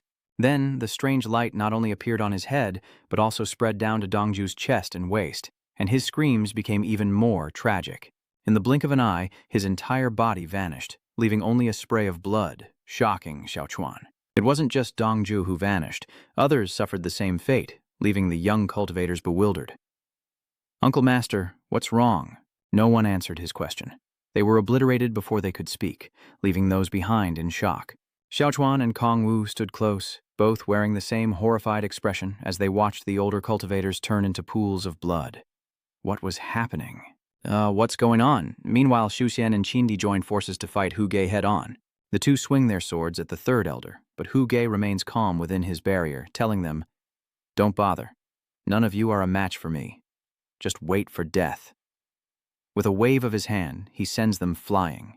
Chindi is injured by the attack, using her sword as a crutch to stay standing. So strong. Is this the power of the Martial King realm? Seeing the situation, Manman tries to help, attacking Huge from behind while he's distracted. But as he said, there's simply no match for him. Hugu turned and flung his hand, sending Manman flying, but Chenlay appeared to catch her, summoning two distorted, lightning-like orbs in his hands as he rushed forward. Chenlay protects Manman behind him, using his power to directly oppose the old man. The clash of their strength sends tremors through the very air. Hua remained calm, effortlessly facing Chenlay with one hand. Boy, to break through to the martial king realm so quickly, you're quite the talent. It's just a pity you've met me. This is where it ends. His voice brimming with confidence, he furrowed his brow and unleashed a final burst of power, overwhelming Chenlay, who coughed up blood and collapsed. Seeing his injury, Manman cried out in worry, "Big brother Chen!" Meanwhile, Chinyi was also seriously injured, blood still fresh at the corner of her mouth, as Xuan nearby looked in alarm at Chenlay. Chenlay fell backward, sliding a long way, unable to stop the blood from spilling out of his mouth due to his injuries. Finally, he crashed into the ground, causing a sizable explosion that sent dust and debris everywhere. Chenlay slammed into a rock face, leaving a large crack. Despite it all, he still manages to look at Huge, even though the Nine Heavens Azure Thunderclap couldn't stop his palm strike. This old man is indeed a formidable martial artist. Seeing that he wasn't dead yet, Huge prepared to strike again. His eyes filled with malice as he said, "Give me your life." But at that critical moment, the light and screams from the Xuanwu stone drew his attention. Meanwhile, the older cultivators were being vaporized by the strange light. Huge glanced at the horrific scene, his white eyebrows furrowing. The three cultivators were also drawn to the sound and turned to look, their faces growing grim as they took in the scene. It's the Xuanwu Bronze Palace. That light beam. Everyone who enters dies. Chenlay watched them silently, his eyes filled with unfathomable depths. No one knows what he's thinking as he witnesses these events. After a brief exchange, Chenlay suddenly sprouts large wings from his back, braces his hands on the ground, and shouts at Huge, "You old codger, come and get me if you dare." With that taunt, Chenlay shot off like an arrow. Seeing this, Huge immediately returned to his interrupted battle, but escape wouldn't be so easy. He quickly summoned his mount and gave chase, the two hurtling towards the Xuanwu Bronze Mansion, leaving Chinyi and the others stunned in their wake. Seeing him recklessly fly towards his doom, Manman grew even more bewildered, trying to stop Chenlay. "Brother Chen, don't go there. It's too dangerous." But Chenlay had no time to explain. He only knew to flap his wings and fly as fast as he could. Soon, Huge was hot on his heels, but Chenlay's eyes were calculating, and Huge was smart enough to realize Chenlay's goal. "You think you can lead me to my death, kid? It won't be that easy. They can't withstand the Xuanwu Bronze Cauldron's power because they're too weak. I'm a master of the martial king realm. Even if its power is stronger, it won't touch a hair on my head. You're the ones who will die." The two continued their chase, rushing into the range of the Xuanwu Bronze Talisman's power. One after the other, they slipped past the barrier surrounding the area and ventured deeper inside, where Chenlay finally found a place to land. He retracted his wings, slowly descending onto the emerald grass. Hot on his heels was Huge, who also landed gracefully, prompting Chenlay to turn around. Hugat was actually unaffected by the Xuanwu Bronze Cauldron's power. He confidently approached him, saying, "You have nowhere to run. Accept your fate." But just then, his steps suddenly halted mid-stride. In disbelief, Hugat's eyes widened. Something was terribly wrong. The power he thought couldn't affect him was now consuming him, his body glowing brightly in Huge's astonished eyes. How could this be? His body glows, then begins to dissipate before his disbelieving eyes. In the blink of an eye, his body vanished like the other cultivators, leaving only a pool of blood where he once stood. And Chenlay finally breathed a sigh of relief, his tense face relaxing. Outside the Xuanwu Bronze Palace, the dazzling light still shone, but seemed to be changing. The barrier rapidly vanished with time, each ring of light thinning and weakening. Just then, Manman and the others finally caught up to Chenlay. Seeing him, Manman immediately stood up, waving and calling out, "Brother Chen, it's so good you're okay." She threw herself into his arms, clutching his sleeve, and sobbed, "You're okay. Thank goodness. You scared me to death." Meanwhile, other surviving cultivators reached the Wanwu cave abode, standing in different circles from high to low, calling out, "I'm okay, I'm okay." They landed safely, each breathing a sigh of relief. "We made it. We're alive." But all around them, a commotion began as the young cultivators desperately searched the horizon, calling out for survivors from their sects. "Master! Uncle Master!" Chinyi, seeing them call out towards the sea, turned to Xuan in confusion. What exactly is going on? Hearing her question, Chenlay quickly explained it to everyone. It was a type of restriction. A restriction? Seeing that Tu Hien and the others didn't understand, he tried to explain it as thoroughly as possible. Usually the owners of these abodes set restrictions on who can enter in order to protect their treasures, allowing only the most outstanding talents to pass through. For example, the mystic realm of Qi Heaven only allows entry to youths of the core formation stage or higher. Chenlay then smiled meaningfully as he looked around. However, the Xuanwu treasure trove defies that logic. His gaze settles on the young cultivators, still reeling from their brush with death. Some still couldn't find the strength to stand on the cliff, as those killed by the light were all martial kings or higher. Those of average strength, on the other hand, survived. It was only then that Manman noticed them. Following Chenlay's words, she looked around and understood. The elders of each sect had vanished, leaving only the young disciples. She turned to him, her gaze complex as she continued to question him. "But Brother Chen, haven't you already broken through to the martial king realm? How are you still okay?" Chenlay looked at her, his smile widening. "When I passed through that light, I suppressed my cultivation, so I wasn't attacked by its power."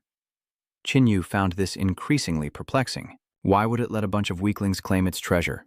Tu Hien pondered beside him. Xuanwu is a divine beast, and its motives can't be analyzed with human thinking. I think the Black Tortoise wants to probe the depths of human greed. Greed. He had been secretly observing those elders who were blown up by the Black Tortoise. Many masters lost their lives in the explosion, while the disciples with low cultivation levels passed through easily. If those people had retreated and calmly considered the situation, they would have seen the pattern. But blinded by greed, they feared losing the treasure and were turned to dust. But blinded by greed, they rushed into the cave to seize the treasure, only to meet their demise. At this moment, Man approached him, excitedly sharing her thoughts with Chenlay. So, Brother Tran deliberately led that old man here, using the restrictions against him. Even after all that power, he was able to break through the light and get this far. Truly, a martial honor expert is not to be underestimated. As they spoke, the ground beneath them trembled, and beams of light descended upon the mountain peak, revealing countless inscribed stone tablets. The cultivators looked up in astonishment. What are these stone tablets for? It must be related to the Xuanwu Bronze Palace. Let's go see. With one thought in mind, they all rushed to surround the stone tablet. Some even dared to approach and touch it without fear. The lines of text became clear to the cultivators. Everyone scrambled for a better view, each believing they were destined to be here. These 100 spirit tablets are the key, an invitation for those chosen to enter the cave dwelling. After reading this, a cultivator pointed upwards in surprise, his voice raised in astonishment. The spirit tablets are on top of the stone platform. Just as he said, the spirit tokens hung above the stone table, radiating a dazzling light, and cultivators rushed towards them, each with their own agenda. As the others rushed forward, Chenlay's group remained where they were. Xindai was the first to speak, seeing the scramble above. There are at least a few thousand people here, but only 100 spirit tablets. How will we manage? Seeing her confusion, Chenlay smiled, his eyes gleaming with cunning. What else could we do? He and his 3 companions looked towards the stone tablets, cracking their knuckles as he said, "Let's take them."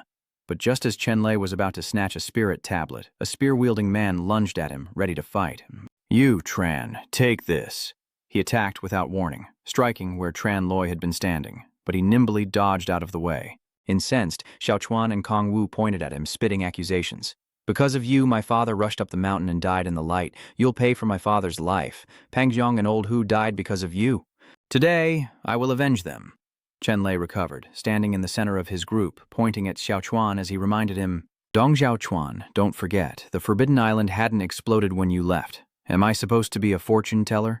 Dongju's death was entirely due to his own greed and haste." Then he turned his gaze to Yu, a mocking smile spreading across his face, even reaching the old man of the Pang family. If anyone's to blame, it's his overconfidence. The other 2 were further enraged by his words. Unable to retort, they grit their teeth and growl, "Save your breath! We'll avenge my father and Old Hu!" Then the 2 of them charged forward together, taking on Chenlay's group of 4. But before they could reach the group, they were ambushed, sharp tridents flying from nowhere, wounding them both. Not only did they attack the 2 non-illusions, but more and more tridents suddenly appeared in the sky, mercilessly piercing the cultivators who had barely reached the bronze illusion, ending their lives before they knew what was happening. Lankin tribesmen descended from above, a series of tridents strapped to their backs as they loudly proclaimed, "These spirit tablets are ours. Get out!" The cultivators panicked at the sight of them, shouting and scrambling to escape. "It's the whale riders." Manman noticed something and quickly alerted Chenlay, who turned to look. Everyone looked, and sure enough, something bad was happening. A group of the Lanjing clan was swimming through the churning water, while others scaled the rocks, causing panic. They're Sea and Beast clan experts who were biding their time, waiting for the restriction to fade before making their move. The cultivators regained their composure, and a leader, supporting his aunt, addressed the others. We've all gathered here for the Xuanwu Bronze Palace, each seeking our own opportunities. Who are they to claim it as theirs? That Blue Whale clansman refused to reason with him and attacked without warning. On what grounds? Based on this. And with that, anyone who dared to reason with him was struck, coughing up blood and screaming in agony. They gained the upper hand and swarmed the cultivators, overwhelming them with numbers. How dare these humans try to steal from the Sea clan? Ignoring them, the cultivators refused to be bullied and quickly united to fight back, showing them the might of humanity. And so, the two sides began to brawl, slaughtering each other without mercy. With a single strike, a human would claim the life of a beastman. Meanwhile, the beastkin leaped, tearing at humans with sharp teeth and claws, and amidst the chaos, others seized the opportunity to climb the stone table and snatch spirit tablets, ignoring the fighting. "Let's get the spirit tablets first," they said. But alas, they were no match for the winged beastkin soaring through the air. "The spirit tablets are ours." Shindi anxiously tells Xuan, "Entering the cave will be a fierce battle." Seeing this, Xuan is also worried, and doesn't know what to do. What do we do? Charge into the fray? As they panicked, Chenlay stepped forward, explaining that the spirit tablets here were only fragments, and fighting over them would only waste their energy. While they're occupied, we'll split up, grab the spirit tablets, and meet at the Bronze Palace gate as planned. Xuan and Chingyang headed towards the high rocky mountains, while Chenlay and Man ran in the opposite direction. Soon, the location of a rather inconspicuous stone table came into view. Hidden behind a tall mountain, it likely went unnoticed, but the stone tablet quickly cracked and crumbled. The spirit tablet hanging at its peak fell due to the tremors, quite rapidly, and soon rested in Chenlay's hand. He happily accepted it and said, "All right." At this moment, Manman pointed to another stone tablet where no one had taken the spirit tablet yet. "Brother Chen, there's still one stone tablet left over there." Without hesitation, they immediately rushed towards it to buy themselves some time. But suddenly they were stopped in their tracks by a powerful force blocking their path. Chenlay pulled Manman back a step, cautious. It turns out a beastman discovered they had spirit tablets and came to steal them, demanding they hand them over if they didn't want to die. Chenlay bravely stood in front of Manman, pointing his thumb behind him. "There are plenty of spirit tablets over there, dog. Go get them if you dare." The beastman froze, the insult conjuring the image of a foolish dog in his mind. The more he thought about it, the angrier he got, and he roared, baring his sharp claws. "Who's a mutt? I'm your Grandpa Lang." Seeing him provoked beyond control, Chenlay smiled mockingly and said, "Manman, take the spirit tablet and go first. I'll play with this dog." Manman obeyed, quickly running off, but not before turning back with a worried reminder. "Okay, Brother Tran, be careful." The silver wolf couldn't wait and attacked first, unleashing a sharp claw strike towards Tran Loy. The silver wolf's power, enhanced by the false heavenly fruit, is not to be underestimated. His attacks even have a certain grandeur, but unfortunately his opponent is Chenlay.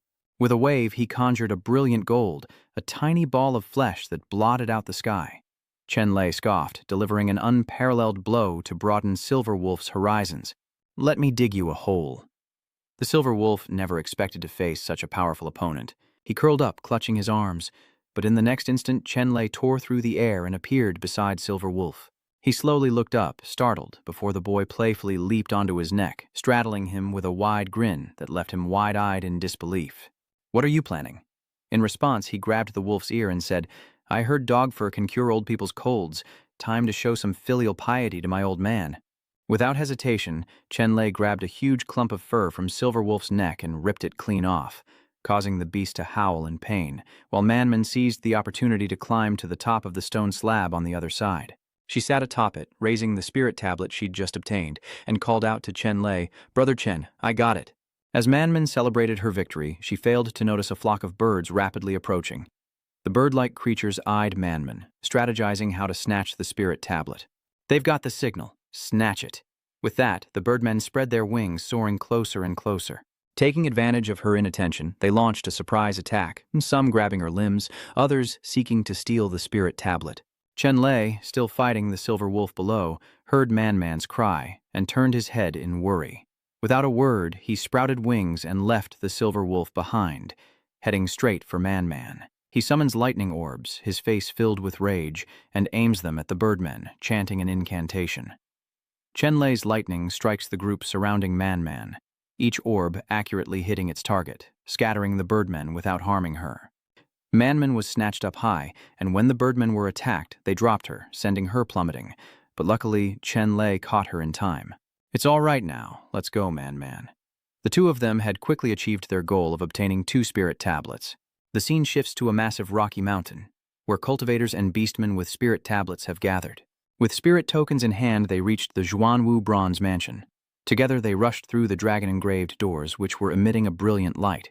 Meanwhile, Chenlay, carrying Man, slowly descended to the meeting point with Chinyi's group, where the two rushed to greet him with worried looks.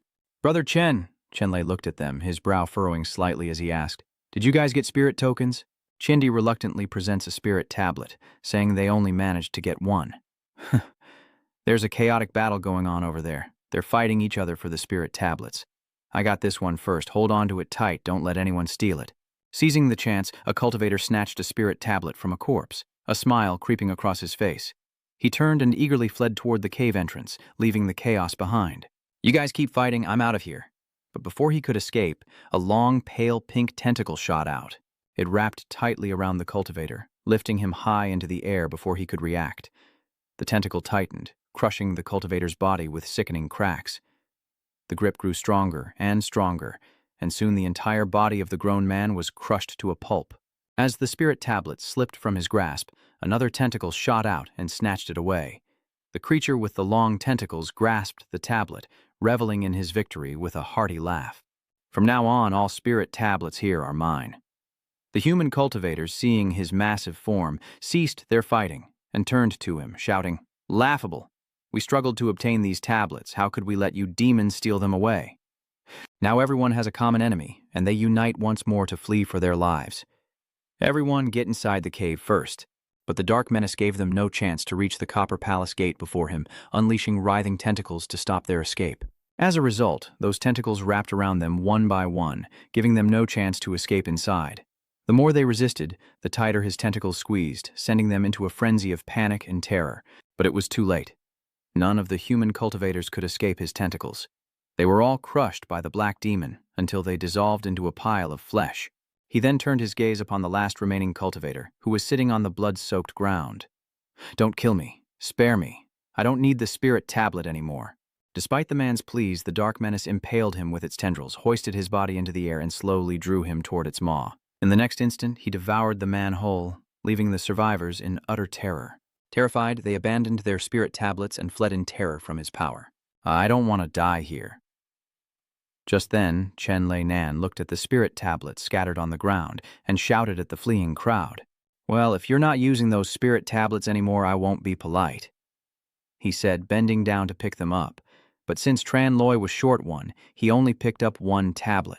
He tossed it to Tu Hien behind him, smiled, and said, "Catch, song brother." Just then, Meng spoke up, causing Chenlay to turn his head, confused. He ominously stared at Chenlay with his 4 bright eyes, warning, "I said, all the spirit tablets here are mine. You want to die?" But without a word, he calmly summoned a radiant golden sword. With a sweep of his twin bamboo swords, Chenlay sliced through all of Meng's wriggling tentacles. Meng couldn't believe Chenlay was this skilled. He stood there for a moment, trying to process what had happened, but Chenlay didn't give him much time to adapt. She looked up at Meng and smiled mischievously. Another strike, and the upper half of the black demon's body simply evaporates. Seeing his tentacles sliced into pieces on the ground, Manman indifferently insulted the entire octopus clan, saying, "Too weak." Xuan looked at Chenlay, saying happily, "That octopus's cultivation was at most at the Gangsha realm. It only used its muscles to scare the weak, so it didn't dare face the big demon clans, only scaring the weak disciples here." Chenlay agreed with him, replying with a mocking smile, "This is the price of premature fruit." Having settled things here, the 4 of them had enough spirit tokens, and Chindio urged, "Now that we all have spirit tokens, we must enter the immortal cave without delay." Without delay, the 4 of them stepped into the shimmering barrier before them, entering the immortal's abode. Before them lay a vast and majestic landscape of towering mountains. Unlike the barren wasteland outside, this place was lush with greenery and teeming with life. Here, towering structures and floating mansions dot the landscape, filling them with awe and wonder. This is the Xuanwu Bronze Manor. Some of the beastmen who entered earlier are already enjoying the soft green grass in this heavenly place. It's so beautiful, it's like reaching paradise. The other beastmen looked at the horse and cart beastmen, who were content with the grass with disdain. This patch of grass is all you'll get. Enjoy it while we go steal the treasure. With that, they hurried into the forest after the others. Seeing the others rush off for treasure, Chinyi turned to Chenlay and offered her thoughts. The Xuanwu estate is full of opportunities. Perhaps it's best if we split up. That's what I think, anyway. Hearing his future wife's words, Tu Hien clasped his hands in farewell to Tranloy. Let us part ways here. I wish you the best of luck, Tran. The four split up once more, and after bidding farewell, Tu Hien and Chindi turned and flew away, leaving Manman to look at him with concern. Brother Chen, this place is so vast. Where should we go? Without hesitation, he began calculating with his fingers. Left azure dragon, right white tiger, above vermilion bird, below black tortoise. After some calculations, Chenlay happily pointed in one direction and said to Manman, according to my calculations, we'll find our heaven-defying opportunity if we go this way. At that moment, massive wings appeared in the clear skies of the Xuanwu cave, soaring towards a destination, while Chenlay and Manman arrived at a dilapidated, unnoticed city, eerily silent. Seeing the scene, Manman forced a smile and asked Chenlay, Brother Chen, is this the great opportunity you were talking about? He could only offer a wry smile in response. Well, I'm not very good at directions, but Chenlay is confident in his decision and wants to explore this place. But now that we're here, who knows what treasures we might find. Let's split up and search. The two split up to search the building, with Chenlay meticulously scouring every nook and cranny. Meanwhile, Manman is doing the same, even kneeling to examine every pillar. But after searching for what felt like forever, they collapsed to the ground, exhausted, having found nothing. Nothing here, just this strange, empty room. The Jade Law Hall of Copper Mansion should be sparkling with light. Grand and magnificent, why is this place in ruins? At that moment, Manman stared at the ceiling, her brow furrowing deeper and deeper. She quietly observed the patterns on the ceiling, and after a long, hard look, she finally noticed something. Manman giggled, making Chenlay turn his head in curiosity. What are you laughing at? She pointed excitedly, revealing her discovery. Brother Chen, look at the round dome on the roof. It's patterned like a turtle shell. Hearing this, Chenlay took another look at the ceiling, startled, and asked, A turtle shell? Realizing the clue, he excitedly sat up, his eyes filled with pride as he praised Manman. Manman, you're so clever. This grand hall is a treasure. Seeing her confusion, he quickly explained it again. The black tortoise is the embodiment of the divine turtle, shedding its shell every 1,000 years. The shell's outer layer not only increases lifespan each year, but is also a treasure, and this hall is where it leaves its shell. Just as he finished explaining to Manman, an arrogant voice rang out. So that's how it is. Thanks for the information. A group of beastmen who had been tailing them entered the building to steal the treasure. Luckily, they hadn't gone far, or they would have missed it. The leader, arms crossed, arrogantly said to Chenlay and Manman, Leave now if you don't want to die. This hall belongs to us. Chenlay and Manman glared at them, unable to stand their arrogance, and confronted the beastmen. We found this place first. If you're so capable, find your own. What kind of skill is stealing from others? The leader was enraged by her scolding. He bared his teeth, threatening Manman. Daring to speak to me like that, you've got a death wish. Seeing Manman was a girl, Fai Lone seemed much more confident, flying forward to interrupt Chengyang. You little milk drinker, those brats weren't enough for me. Leave her to me. Seeing this man-eater, Manman recoils in fear, but Chenlay is here, and he won't let anyone bully her. Don't be afraid, Manman. These monsters are weaker than you. You just haven't adapted to the Guangsa Qi yet. Now's your chance to practice. Hearing Chenlay's encouragement, she felt a little less worried, but still unsure of her abilities, she asked him, Brother Chen, can I do this? Don't worry, I'll use my poison. Seeing them act like he was nothing, playing out some hero protects damsel scene, Tiangong flew into a rage. He can't even carry himself, yet he wants to carry Moss too. Kill them. With that, they strike first, and Phylone crosses his arms, spewing fire toward Manman, separating the two. Lei turned to her, concerned, but still guided her response. Don't be afraid, Man. Use your power to fight back. Taking advantage of his distraction, Tiangang lunged forward with his massive hand, foolishly meddling in things. But he overestimated himself, as Chenlay easily blocked his attack with one hand. Adding a little extra force, he punches Tiangong, sending him staggering backward. And seizing the opportunity, Chenlay leaps up, level with his face, and delivers 2 free punches straight to the chest, causing him to roar in pain.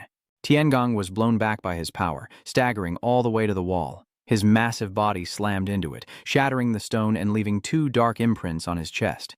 Tiangong doubled over, clutching his chest as Chenlay stood before him, asking with a smile, "Isn't it uncomfortable wearing such a heavy fur coat in this heat? This new look must be much cooler, right?"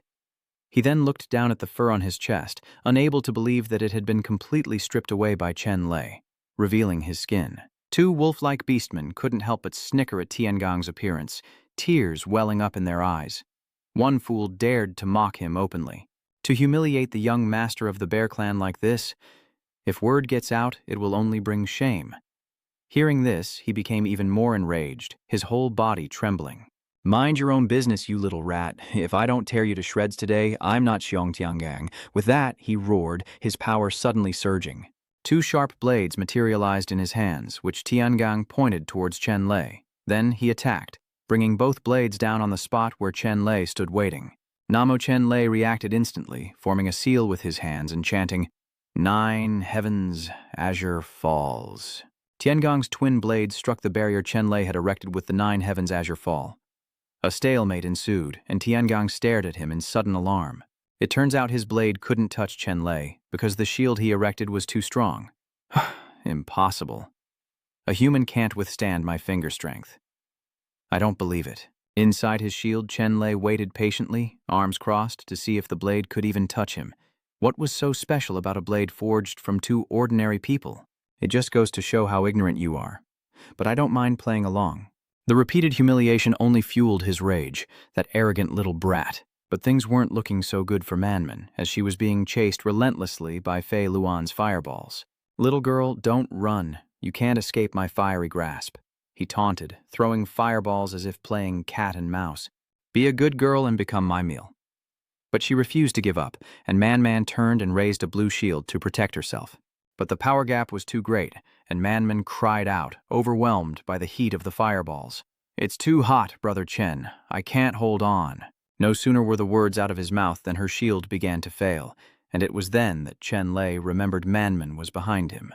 He turns back concerned and focuses his mind. "I'll impart the 9 heavens azure firmament art to you. Circulate your sand energy according to its principles." Obeying Chenlay, Man closes her eyes, extends 2 fingers, and begins to circulate her energy to resist. Quickly, that energy surrounded her body, and Man opened her eyes in surprise as it coiled around her protectively. The heat of the fireballs seems to dissipate, and Man ascends into the air, bathed in a celestial light. Having received Chenlay's teachings and achieved enlightenment, she opens her eyes, now filled with determination instead of weakness. Man's aura shifts, and her power surges. Seeing this, Phylone panicked, grinding his teeth in disbelief. How? How did her aura suddenly become so strong and abundant? Seeing Manman's accomplishment, Chenlay smiled with satisfaction, thinking, as expected of the descendant of the Azure Sea Emperor, she's already familiar with the Azure Sea art. He stood leisurely within his defensive bell, watching Tiangong struggle as he turned to guide her. Man, use the stellar sword technique. Following his advice, she closes her eyes, focuses her mind, gracefully channels her energy, condenses water into a sword, and forms the Azure Star Banner. Quickly, the Waterman conjured solidifies into a sharp blade. Azure Water Sword. At this moment, Manman was much more confident. She swung her sword, slashing at the flying beast. Caught off guard, it never expected things to turn out this way, and was struck by her emerald water sword. His massive body crashed to the ground, his wings plucked bare by Manman. She couldn't help but cover her mouth and laugh at his pathetic state. "Still want to eat me? Look at you, you look like a plucked chicken." Phylone looked at his beautiful wings, now ruined, and felt utterly ashamed, blushing as he huddled on the ground. But a man's pride wouldn't allow him to be looked down upon by a girl like her, and he lunged forward, cursing, "You wretched bitch, daring to harm the Crimson Rock, the noblest of birds, I'll devour you." But the man before him was no longer the weak girl from before. Hearing his words, she immediately attacked again. A direct hit to his chest sends the charging Crimson Falcon reeling backward. He crashes to the ground, heavily wounded, spitting a long trail of blood into the air. Meanwhile, Tiangang continues to relentlessly attack Chenlay's shield, but it seems futile. He even yawns, wondering why Tiangang hasn't given up yet. I'm getting tired of this. Why don't you just give up? Tiangang's face twisted with rage as he roared at Chenlay, refusing to yield. Impossible. No human can withstand the strength of the Bear Clan. Give me another hour, and I'll break through. But the result for Tiangang was a broken blade and an unscathed Chenlay, who mocked him with an infuriating grin. Are you done yet? Now it's my turn. With that, Chenlay burst from his shield, hand outstretched, and rushed towards Tiangang with incredible speed, landing a palm strike squarely in his abdomen before he could react. Tiangang coughed up his inner core from the force of the blow, and Chenlay swiftly caught it. The shimmering core now rested in his palm, and he held it up, feigning ignorance as he questioned Tiangang. What is that? He shuddered, recoiling at the sight of what was in his hand. Give it back, he cried, his face paling as he desperately reached out. Don't throw it, that's my core. Chenlay smirked, holding the demon core as he feigned ignorance. So this is a demon core? I wouldn't have known if you hadn't said anything, Chenlay casually explained. It's the core essence that beasts cultivate. All their power and skill converge here. He smirked, his eyes teasing, and said playfully, I heard that a beast's core is like a human's internal organs, controlling the body's meridians and senses, and is very sensitive. I wonder if that's true. Furious, Tiangang charged forward, demanding, Give it back!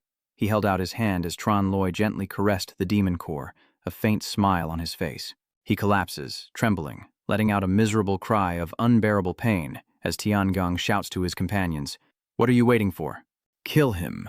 The two exchanged glances, their faces pale, whispering and trembling. Even the young master of the Xiang clan and the Crimson Flying Rock weren't his match.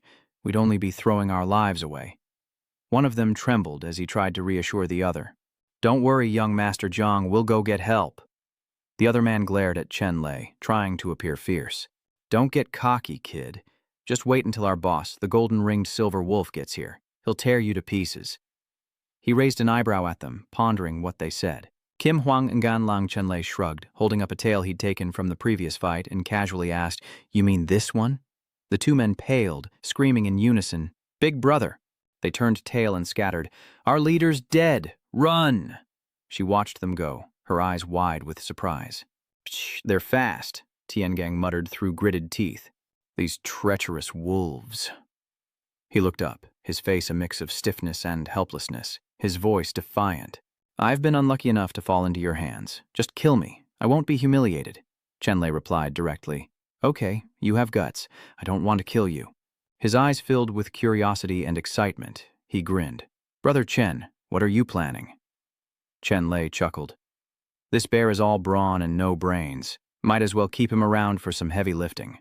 He crossed his arms, a smirk playing on his lips, and said, After all, having a bear around to do my bidding would be pretty impressive. Taking a step forward, Chenlay calmly stated, If you submit to me and acknowledge me as your master, I'll spare you, okay? Tianong retorts stubbornly, Forget it. I will never bow down to a human. He nonchalantly replies, Is that so? As his hand presses down on the demon core. Chenlay forcefully presses on the demon core, channeling all his inner energy into it, and Tiangang immediately feels like his entire body is being pricked with needles, crying out in pain. It hurts! It hurts! He felt helpless, his voice trembling as he begged, Please, stop. Tiangang collapsed to the ground, tears streaming down his face as he cried out in anguish. You're not human, you're an animal. Chenlay taunted him relentlessly. Still dare to curse? You're forcing my hand. He raised the demon core, his eyes sharp with focus, ready to strike again as the man knelt, begging for mercy. Master, please accept this disciple's bow. Chenlay smiled contentedly, his voice warm. Good disciple. Following me will ensure you never regret it. The morning air is crisp, and as they eat, she suddenly cries out, I'm so hungry. He rubs his stomach, sighing. This plucked chicken may be ugly, but the meat is pretty good. Behind him, Tiangang sat despondently, thinking, To torment a corpse even after death, roasting it as they turn it, humans are far more cruel than demons. A glint of ferocity flashed in his eyes as he thought, Don't think you've won so easily. I'll wait for my chance. Suddenly, he turned back, his tone calm but startling Tiangang. Oh, right. There's something I forgot to mention, Chenlay explained, a hint of teasing in his eyes. When I returned your demon core, I left a little something behind. Nothing to worry about, though. If you try to resist me, it will activate, so just be obedient and you'll be fine." Hearing this, he gaped, thinking, "How despicable." Dusting his hands off, Chenlay approached, asking curiously, "What did you say your name was?" Chingyang feigned obedience, bowing his head in response. "This disciple, Xiong Tiangang, is the direct descendant and young master of the great Earth Xiong clan. Master can call me Xiao Tian, or Xiaogang, or Xiao." After a moment's thought, he said with a twinkle in his eye, "That name's too hard to remember. I'll give you a new one. You're going to be huge, so we'll call you Big Bear." Hearing this, the man reluctantly said, "Big Bear?" His expression darkened as he asked, "Don't like it?" Seeing this, Tiangang hastily said, "Thank you, master, for bestowing this name," but inwardly grumbled, "What an uncultured and awful name." Then, turning away, he ordered, "Now that you've eaten your fill, go work it off. Hung Dai, hold up the Great Hall for me." He dutifully obeyed, answering, "Yes, master." As he left, Tiangang muttered to himself, "You're the ones who ate all the meat, aren't you?" Did I even get enough to eat?" Long Dai thought, struggling to lift the grand hall with one hand. Why is the dignified young master of the Zhang clan in this situation? He channeled his frustration into his hands, struggling to lift the hall as he seethed, "I hate this. I hate it." The scene shifts to a majestic pagoda, towering in the sunlight, its white architecture gleaming brilliantly as the growls of the wolf clan echo through the great hall within. "The treasures within this formation belong to us," they roared. "Humans, get out, and anyone who resists will die." Shindy clenches his fist, unable to hold back his retort. "You're being unreasonable. We broke through the barrier and you were just waiting." Before either side could negotiate, the wolf clan roared and charged to kill, when a voice echoed throughout the tower, cold and authoritative. "No one here will escape." Everyone around was stunned, eyes wide, muttering in horror. "Who's speaking and what is that? Where are the black bones?" Suddenly, massive octopus tentacles erupted from the darkness, appearing before everyone's eyes. A figure landed on the ground with long, writhing tentacles behind him, looking incredibly terrifying. Some recognized him, gasping that it was the Jiang fish monster. The clan turned to look, wondering when he'd arrived. Someone shouted loudly, "I heard your accomplices outside were causing trouble, but they've been turned into paste. Why don't you go watch the fun?" He stood tall, his cold gaze sweeping over them. "I am Heiji, and that is my brother, He Meng. I've come for revenge." Then Heiji roared, his murderous aura exploding, "I don't need the treasures in this jade, but I will kill those people." The clan members exchanged glances, then shouted in unison, "Understood!" Chingyang ignored him, tightened her grip on her sword, and scoffed, "Just a vile creature with no skill. I'll deal with him." He suddenly smirked, and a sinister aura emanated from his entire body. Seeing this, Tu Hien was terrified, his face pale as a ghost, and he rushed towards her, anxiously shouting, "Be careful!" Suddenly, countless sharp thorns sprouted from the tentacles on his back, and as the dark priest thrashed wildly, the spiked tentacles shot out in every direction. The savage tentacles lashed out, instantly cutting down the nearby werewolves, then swept around, cleaving through those around him. They lay on the ground in agony, screaming in fury. "Why are you doing this?" He casually glanced at the scattered corpses, his voice as cold as ice. "I said I don't need the things here. What I want is everything." Without hesitation, he turned and lashed out with a tentacle, crushing the man in an instant, leaving the other trembling in disbelief and fear.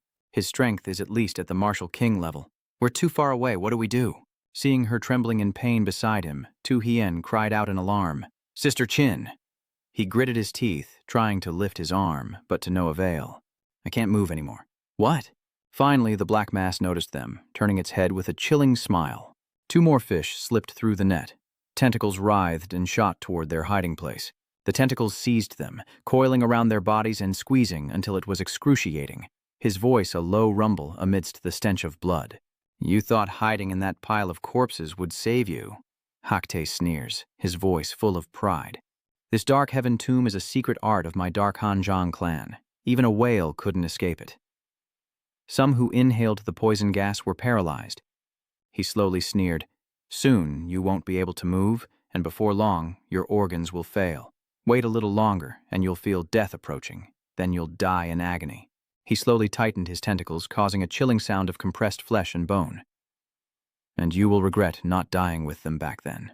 The corners of his lips curl into a sly grin. "Beg me. Beg me to kill you, or you'll be tormented to death." Chinday struggles to lift her head, spitting angrily at Heiji. The ugly monster, instead of being angry, leans down to observe her with a morbid gaze. Not bad for a woman. It would be a pity to just kill you. The tentacles tightened, touching Chinyu's body, relentlessly tormenting her. Teased like this, her whole body tensed, face flushed with anger. How hateful. He couldn't contain his anger, shouting, "Sister Chin!" Heiji laughed, amusement clear on his face. "Very well, so women are such interesting toys. I've changed my mind. I'll take you back to the Jiang clan as a slave." Worried for Chinyi, Xuan clenches his fist and shouts, "Let her go, you monster!" Seeing him taunt Chinyi, Xuan trembles with rage, yelling, "Release Chinyi, you beast!" He mustered all his strength and bit down hard on one of Black Sacrifice's tentacles, the powerful bite causing him to jolt and scream in pain. The Dark Sacrifice, stung by the bite, roared, "Still have some fight left in you?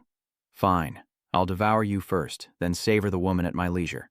The resilient tentacles wrapped around him, pulling him into the monster's mouth. But while it was distracted, Tu Hien subtly pulled a pill from his hand. With all his might, Tu Hien threw the pill into Hakte's open mouth. He swallowed it by mistake, startled, and asked, "What is that?" He forced a smile and replied, "It's a thunderclap fire pearl." Black Abyss suddenly felt a sharp pain throughout his mouth, his screams echoing through the surrounding space. With his remaining strength, Tu Hien kicked him in the mouth. "Die!" A deafening explosion followed, obliterating Hakte's mouth in a shower of blood. After the violent explosion, Chinyi was thrown back, skidding and falling hard to the ground. Her face contorted in pain, sweat beading, her body tense. Chindi tried to move, finding that she could. Then, remembering him, she cried out, "Xiaoxianzai!" Chindi rose and rushed forward, calling out as she went. "Xiaoxianzai, where are you?"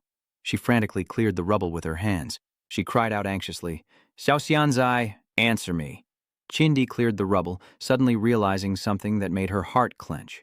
The sight before her stunned her. His body was covered in wounds, blood everywhere. Chinde hurriedly caught him, crying out in alarm. "Xiaoxianzai, what's wrong? Don't scare me like that." Xuxian smiled, using the last of his strength to gently stroke her face, and softly said, "As long as you're okay, Chinjie." His body exhausted, his hand fell limp and his eyes closed as he immediately lost consciousness, prompting a piercing scream of panic. The scene shifts to a vast sky and desolate mountains as Tiangong focuses his inner strength, muscles tensing, his fist lunging forward, a palm strike descending with explosive power, scattering a horde of monsters.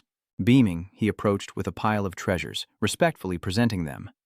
"Master, these treasures and valuables were all taken from them and are offered to you." Tranloy happily nodded, praising him lavishly. "Well done. You truly are a good disciple. You've been such a great help to me." On the surface, Tiangong smiled brightly, but inwardly he cursed, "Mind your own business. I'm exhausted." Just then, the injured Junbi struggled to his feet, sneering, "The young master of the direct line is on par with humans and even has a master. The Xiong race has become a joke." No sooner had he spoken than Tiangong gritted his teeth and glared at him murderously. "Master, Sister Manman, are you hungry? I'll make some seafood soup for you." Seeing his life flash before his eyes, Junbi desperately cried out, "Don't! Please don't kill me. Spare me, and I'll tell you a secret." Tiangong didn't care, walking right up to him and growling, "What secrets could a shrimp like you have? Just get in the pot." Just as the fist was about to fall, the soldier screamed, "It's the greatest treasure of the Xuanwu Bronze Manor." Hearing this, he quickly shouted, "Wait!" His voice rang out, "Wait!" causing Tiangong's descending fist to halt in midair. Chenlay coldly glanced at the soldier and said in a low voice, "What's the greatest treasure? Speak." He nervously gulped. "You have to promise you won't kill me first." He explodes, raising his fist menacingly. "Still bargaining? Do you want me to peel you apart?" Trembling, Junbi cried out, "No, I'll talk, okay?" He cowered, his voice barely a whisper. "The Xuanwu are the great emperors of our sea race, so only we know that secret." He continued to explain, his voice trembling. "The greatest treasure here is a spirit pearl, an incarnation of the Xuanwu god, called the Pure Patala, located in the East Jotian mountain." Chenlay mused idly, his voice seemingly indifferent, yet deeply meaningful. "The Xuanwu god's incarnate spirit pearl is far more valuable than the Maikui. There's no reason to forgive him." He chuckled softly, his eyes calm and inscrutable. "Rest assured, we keep our promises." Chenlay's lips curled into a sinister smile. But after they finally finished off the Junbi, he asked with a grin, "Tasty?" As Tiangong chews, he nods approvingly. So good, so good. Manmang turns to look, eyes full of interest. Brother Chen, your disciple is quite something. Chenlay chuckled, his face beaming, but his voice was nonchalant and full of hidden meaning. If you want to keep a horse, you have to know how to feed it young grass. Having eaten his fill, he obediently helps his master seize the pure futu. In the distance, a massive explosion erupts on the island, startling him.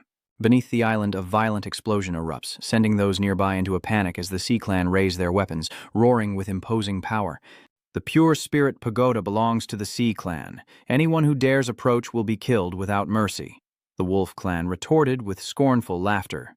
You think this is your sea palace? There are more of us. We have nothing to fear. Immediately, the two sides clashed. A free-for-all erupted, and the roar of battle filled the air. Whoever grabs it, keeps it, charge. In the distance, Chenlay and the others landed on the island, a gust of wind swirling around them, and he smiled, ordering, Zhongda, it's time to do it for Master. Go. Tiangong nodded in agreement. Yes. He immediately charged forward, muscles taut, unleashing a powerful attack that sent the Wolf Clan flying. Then Tiangong spun around and struck again, the force of his palm sending more wolves soaring into the air. Recognizing the newcomer as one of the Great Earth Bear Clan, the werewolves paled and scattered, screaming, it's the Great Earth Bear Clan. We're no match for him. Mahar, run! Suddenly, a cold shout echoed from afar, its imposing aura forcing the weaklings to scatter. With imposing strides, she parted the terrified wolves, fearlessly facing Tiangong's massive form. Eighth Sister takes a deep breath, eyes blazing, and prepares a devastating attack as the two clash. A flurry of fists and feet unleashed with relentless force. He roars, unleashing a torrent of inner power as he launches a devastating attack, gathering all his strength, raising his hands high, ready to deliver a terrifying blow. That force hurtled towards her, but she quickly blocked it with both hands. Seeing her withstand the blow, Tiangong looked worried, his face tense. Exhausted from the block, she still stares him down, struggling against his immense power. Chenlay looks over in surprise, impressed that she blocked Hongda's palm strike. She must be the strongest one here. Manman nods in agreement. Another woman? Meanwhile, Tiangong struggles to hold on, gritting his teeth. Too strong. Enraged, Tiangong roared, You're still no match for me? Surrender before you're torn to pieces. I won't hold back even if you're a woman. Eighth Sister sneered. You're all talk. Show me what you've got. He retracted his hand, preparing to strike harder, his voice chilling. You asked for this. Chenlay growled, gathering all his inner strength before launching a powerful attack. He unleashed a furious barrage of blows, each strike aimed with deadly precision, as dust and debris swirled around them. You and Manman watched from afar, observing the intense battle unfolding before you. After a series of relentless blows, Tiangong paused, panting as he stared at his opponent. Through the swirling white smoke, the figure of the Eighth Sister emerges, resilient, kneeling on the ground, trembling, yet steadfast against every blow. Seeing her still standing, he froze, his eyes wide with disbelief as she gripped his hand, ready to summon the earth giants. Immediately after, a powerful punch sends him crashing to the ground. Is that all you've got? Instantly, she summons a mighty wooden staff. Then Eighth Sister raised her staff, preparing to strike, channeling her power into a devastating blow near where Heavenly Gang had fallen. And she unleashed a flurry of attacks. Lying on the ground, Tiangong hissed in anger. Damn it! She looked down at him with a contemptuous smile. Weren't you so cocky just now? Now you're speechless, huh? How does it feel to lose to a girl? He strains, his voice cracking. Enough with the arrogance. Then he rises, headbutting her with full force, yelling, I will not lose to you. After Tiangong headbutted her, Eighth Sister painfully covered her nose, which then transformed into a pig's snout. Immediately, a tail appeared behind her, followed by pig ears sprouting from her head, completing the transformation. Seeing Ba Mei change, he shouts in shock, A pig! Chenlay and Manman are equally startled by her transformation. Eighth Sister rubbed her nose, angrily shouting, You dare do this to my precious face? She roared with fury. Wake up, I'll make you pay. Then Batmoy continued to transform, startling Tiangong. She fully transformed into a terrifying giant pig. The giant enraged pig charged forward, launching a ferocious attack, sending the Sea and Wolf clans into a panicked frenzy. The pig demon's gone mad, run! The enraged Eighth Sister roared, charging towards him without hesitation. Tiangong quickly jumps into the air, putting her on alert, and she immediately wraps her tail around him to prevent his escape.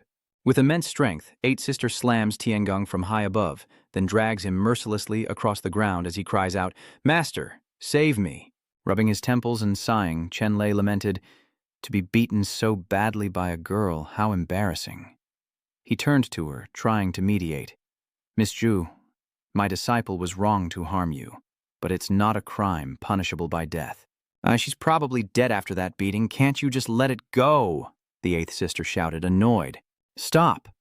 Seeing that she still wouldn't let it go, Chenlay said calmly, "Then there's no other way." Tightening his grip on his sword, he advanced, determined to protect his disciple, no matter what. Chenlay leaped into the air, slashing his sword and severing the tail constricting his student.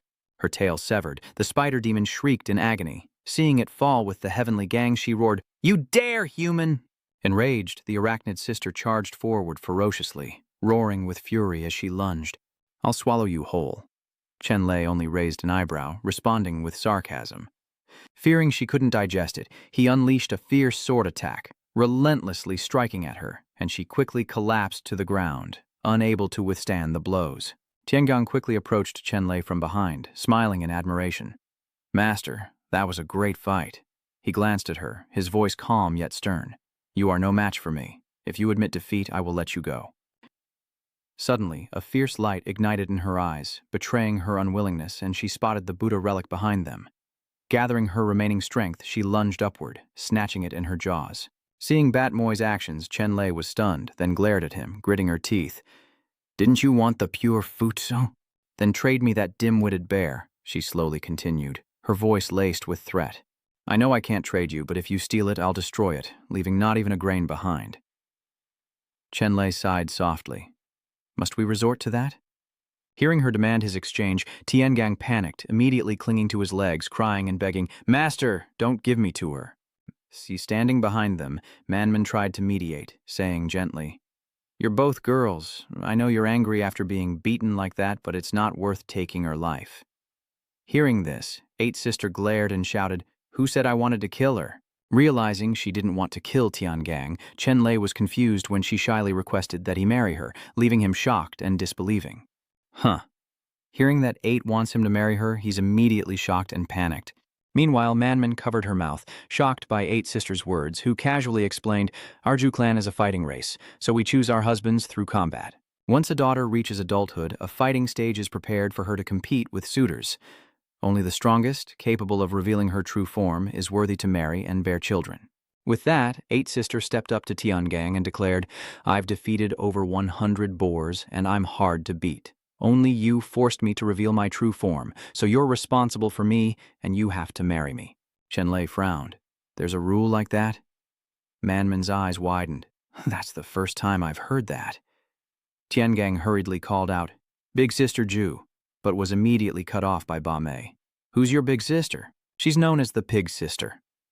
He scratched his face, trying to explain. "Sister Pig, I was careless just now. And besides, I'm not a pig. Interspecies marriage doesn't fit our bear clan's rules." But no matter how much Chengyang refused, she remained stubborn. "I don't care. I've taken a liking to you." He retorted angrily, "You're dreaming. I'm the bear clan's young master, and if I marry, it'll be to a gentle and kind bear woman, not some violent maniac like you." Ba Mei simply smiled faintly. "That's not for you to decide." Then she turned to Chenlay, coldly saying, "You are his master, so you will decide his marriage. Which is more important, the spirit of the pagoda or this useless, foolish disciple? Choose for yourself." Chengyang crossed his arms confidently. "My master won't be threatened by you." But Chenlay chuckled and said to Eighth Sister, "From today on, you will be my disciple's wife." He panicked, and his master slowly approached, advising, "Eighth Sister is quite beautiful when she's not in her true form. Marrying her is a bargain for you. What's not to like?" He nodded in agreement. "I think you two are a great match." Chengyang gloomily replied, "You don't understand. The Pig clan and the Zhang clan are opposites. Women rule the family, and men are treated like cattle with no status at all." He pondered, then indignantly added, "Furthermore, to increase the race's strength, they have multiple partners to produce more offspring, breeding with numerous pigs. It's barbaric." With that, Chengyang rose up in protest. Marriage without dignity is unacceptable. Realizing his disciples' worries, Chenlay chuckled. So, that's what you're concerned about. That's simple. He turned to eighth sister and suggested, you two should make an agreement that after Piggy marries you, she will be completely devoted to you and cannot have relations with anyone else. How about that? She nodded readily. Okay, I agree. I never had any interest in taking on anyone else anyway. I want to live with one person until we're old and gray, Jiang Long. Manman, hearing this, turned to him, raising her eyebrows in reproach, saying, this girl is being so generous and you're still being so fussy. Are you even a man? Chengyang looked at her, his face flushed red, and after hearing those words, he shyly responded. The sky was now a clear, open expanse with sparse, drifting clouds, and Bamu felt refreshed as she signed the marriage agreement, saying, don't worry, I'll treat you well from now on. Tiangong was embarrassed, thinking, did I just get sold off? Chenlay looked at the two of them and asked seriously, can you give me the spirit relic now? She nods confidently. Don't worry, this young lady keeps her word. Then she gently releases the pagoda from her mouth. It immediately shone brilliantly, sparkling in the vast sky. Chenlay approached the pagoda and said in a deep voice, this spirit pagoda. Seeing the ring on his hand suddenly light up, Manman exclaimed, Brother Chen, your ring is glowing.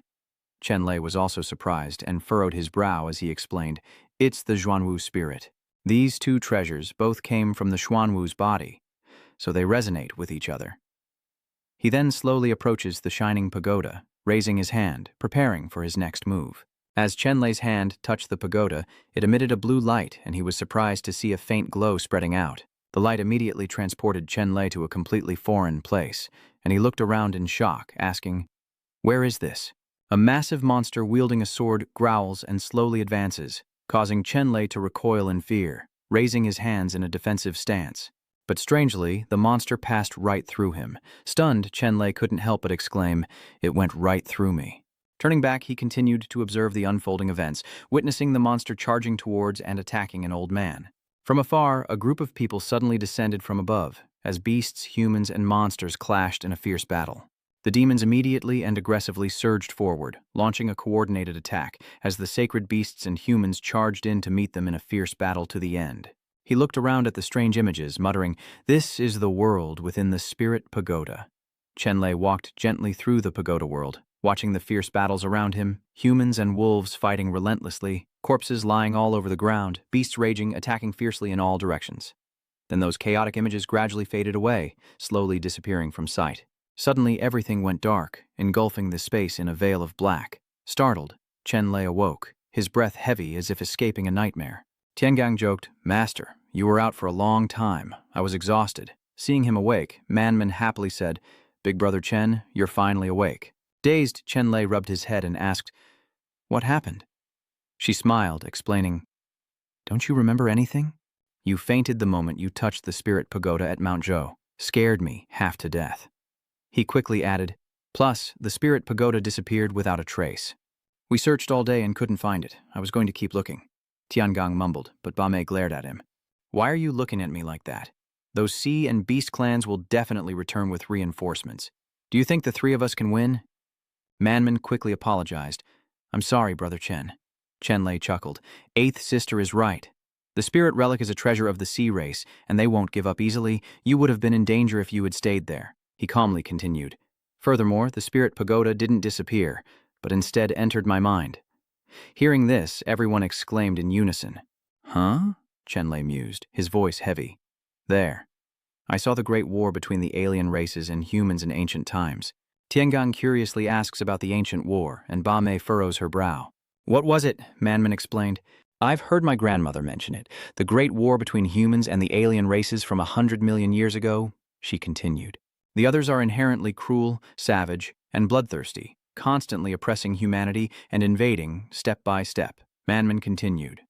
Fortunately, the great emperor and the immortal king joined forces to resist the enemy, killing their leader, severing the universe, and separating them with a wall of void. She continued, saying that although some of the alien races remained in this land, they were just remnants of defeated troops, not enough to be feared. Moreover, since ancient times, they have been exiled to the desert, which has now become a battlefield for the great sects to train their disciples. After hearing Manman's story, Chenlay fell silent, knowing the truth was far more cruel than the legend.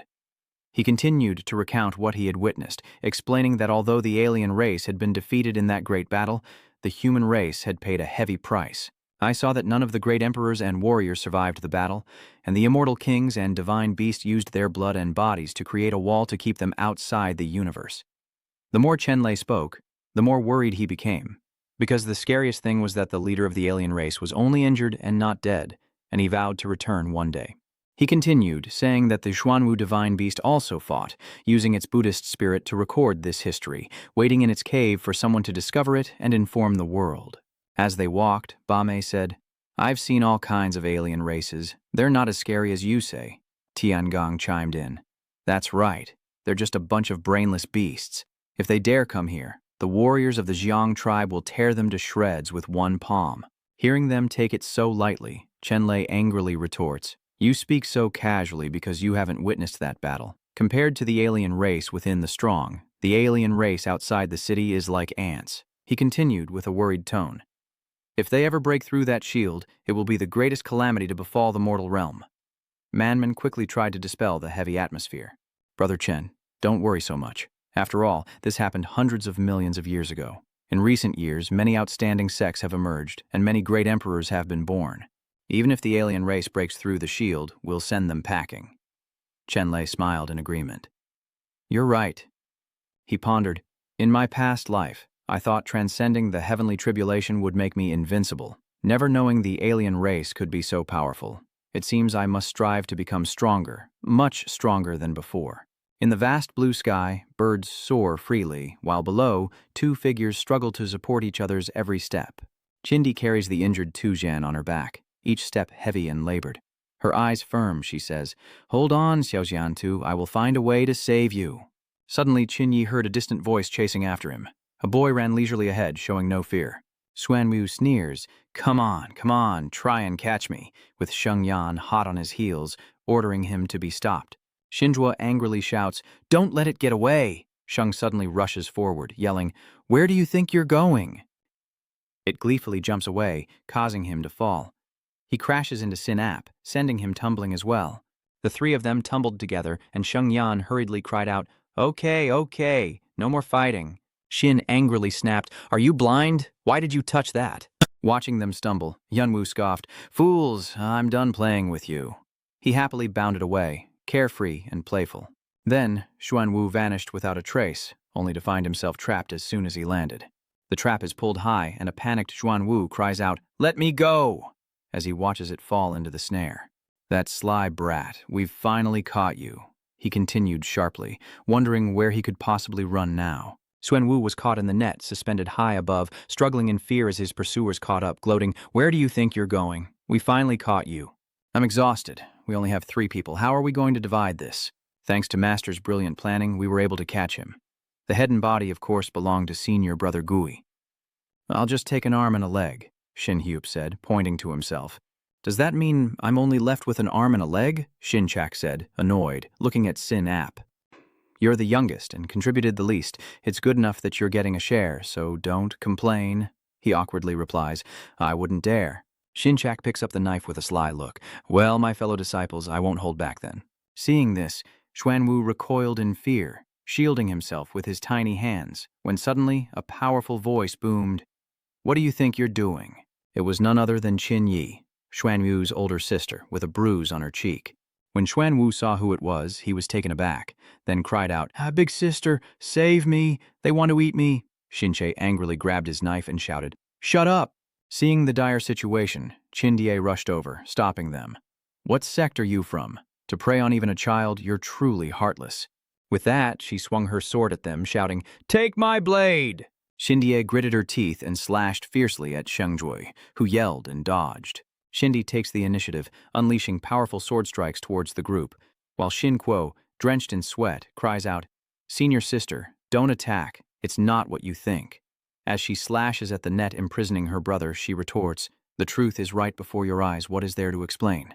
Instantly, the Xuanwu was freed from the net, its face beaming with joy. It plummeted downwards, bracing itself with its hands before landing. Immediately after, a massive explosion erupts, sending rocks flying everywhere as giant boulders line up one after another. Sheng raised his voice, pointing at the rocks. "Senior, the divine herb is escaping." Chinyi looked on in confusion. The divine herb, Xin says angrily. That's not a child. It's a divine herb that's taken human form. You didn't even understand the situation before attacking. What a mess. Chindi quickly explains, well, you can't blame me. Anyone would misunderstand such a scene, and you didn't explain. Shengsh retorts, you didn't give us a chance to explain. Chindi raised a finger and asked, wait, if it's a divine medicine, it can heal illnesses and injuries? Sin Ap narrowed her eyes and explained, it does far more than just heal illnesses and injuries. The Xuanwu elixir is comparable to an immortal pill, capable of reviving the dead and regenerating flesh from bone, and can grant 100 years of cultivation. Chindi smiled, but with a sad look in her eyes, she thought, great, little Xianzhu can be saved. Sinup frowned, crossing his arms. We worked so hard to catch it, and you let it escape. How are you going to compensate us? Chinyi suddenly grabbed Sinup's collar, lifting him up and startling him. Her face dark, she threatened, how do we catch it? A frightened Xing stuttered, let's talk this over. Changing scenes to a desolate place, twin peaks stand tall like a divine landscape. Manman blushed, embarrassed, and stammered, Eighth sister, maybe we should stop. Eighth sister coldly retorted, enough nonsense. I hate seeing people like this. And with that, she stripped Manman of her clothes. If you won't undress, I'll have to do it myself. Soon after, both were soaking in the warm water. With a satisfied look, Eighth sister says, it's just a bath. We're both girls. What's there to be shy about? Manman shyly replies, I've never bathed with anyone before, so I'm not used to it. Manman says enjoyably, but this hot spring is so comfortable. Soaking in the warmth makes my blood flow. Eighth sister replies, of course, this isn't just any hot spring. As the two admire the scenery, she continues, look, all around us are rare and magical plants, and even the crevices in the rocks are filled with spiritual energy. This is clearly a rare medicinal bath. Soaking in this is even better than taking pills, Eighth sister excitedly says. That's right, let me give you a back rub, Manman's moans echoed without end. No, it's so itchy. Behind the rock, Chenlay and the other man couldn't help but blush at the voice. Tiangong said awkwardly, Master, I'm feeling a little hot. Chenlay, with his eyes closed, replied, follow my example. A calm mind will naturally feel cool. Suddenly, a scream rang out, and Chenlay shouted in alarm, what's wrong? Meanwhile, little sister catches a fish, unable to hide her pride. It's just a fish. Why are you so scared? Manman frantically retreated, wondering how the fish could be so lewd. They keep circling my legs. Suddenly, both girls look towards the other two. Behind a rock, Chenlay and his companion watched the steamy scene, nosebleeds and all. Bamei threw the fish in her hand at Chenlay, yelling at him not to look, while Manman quickly covered herself, and the scene shifted back to the forest. Here, the trees are lush and the air is fresh, as the two Shenjus lie prone on the ground, observing their surroundings. Suddenly, a foot mercilessly kicked Shengzhuo in the butt, causing him to cry out in pain as Chinyi disdainfully complained, are you guys turtles? Why are you lying on the ground? At this rate, how will we ever find the divine medicine? Xinzhuo stood up, supporting his back, and pointed at her. You dare say that? If you hadn't messed around earlier, how could it have run away? Chinyi asked, frowning. Are you blaming me? Xinzhuo, sweating, quickly denies it. No, it's our fault for letting senior sister Xin misunderstand. Sheng Ningli spoke up, Senior sister, you don't understand that Xuanwu divine medicine is very spiritual and can travel underground, so it's hard to find on the surface. Chinye crossed her arms. Enough boasting. Searching underground from the surface? Do you have X-ray vision? Xinjia chuckled smugly.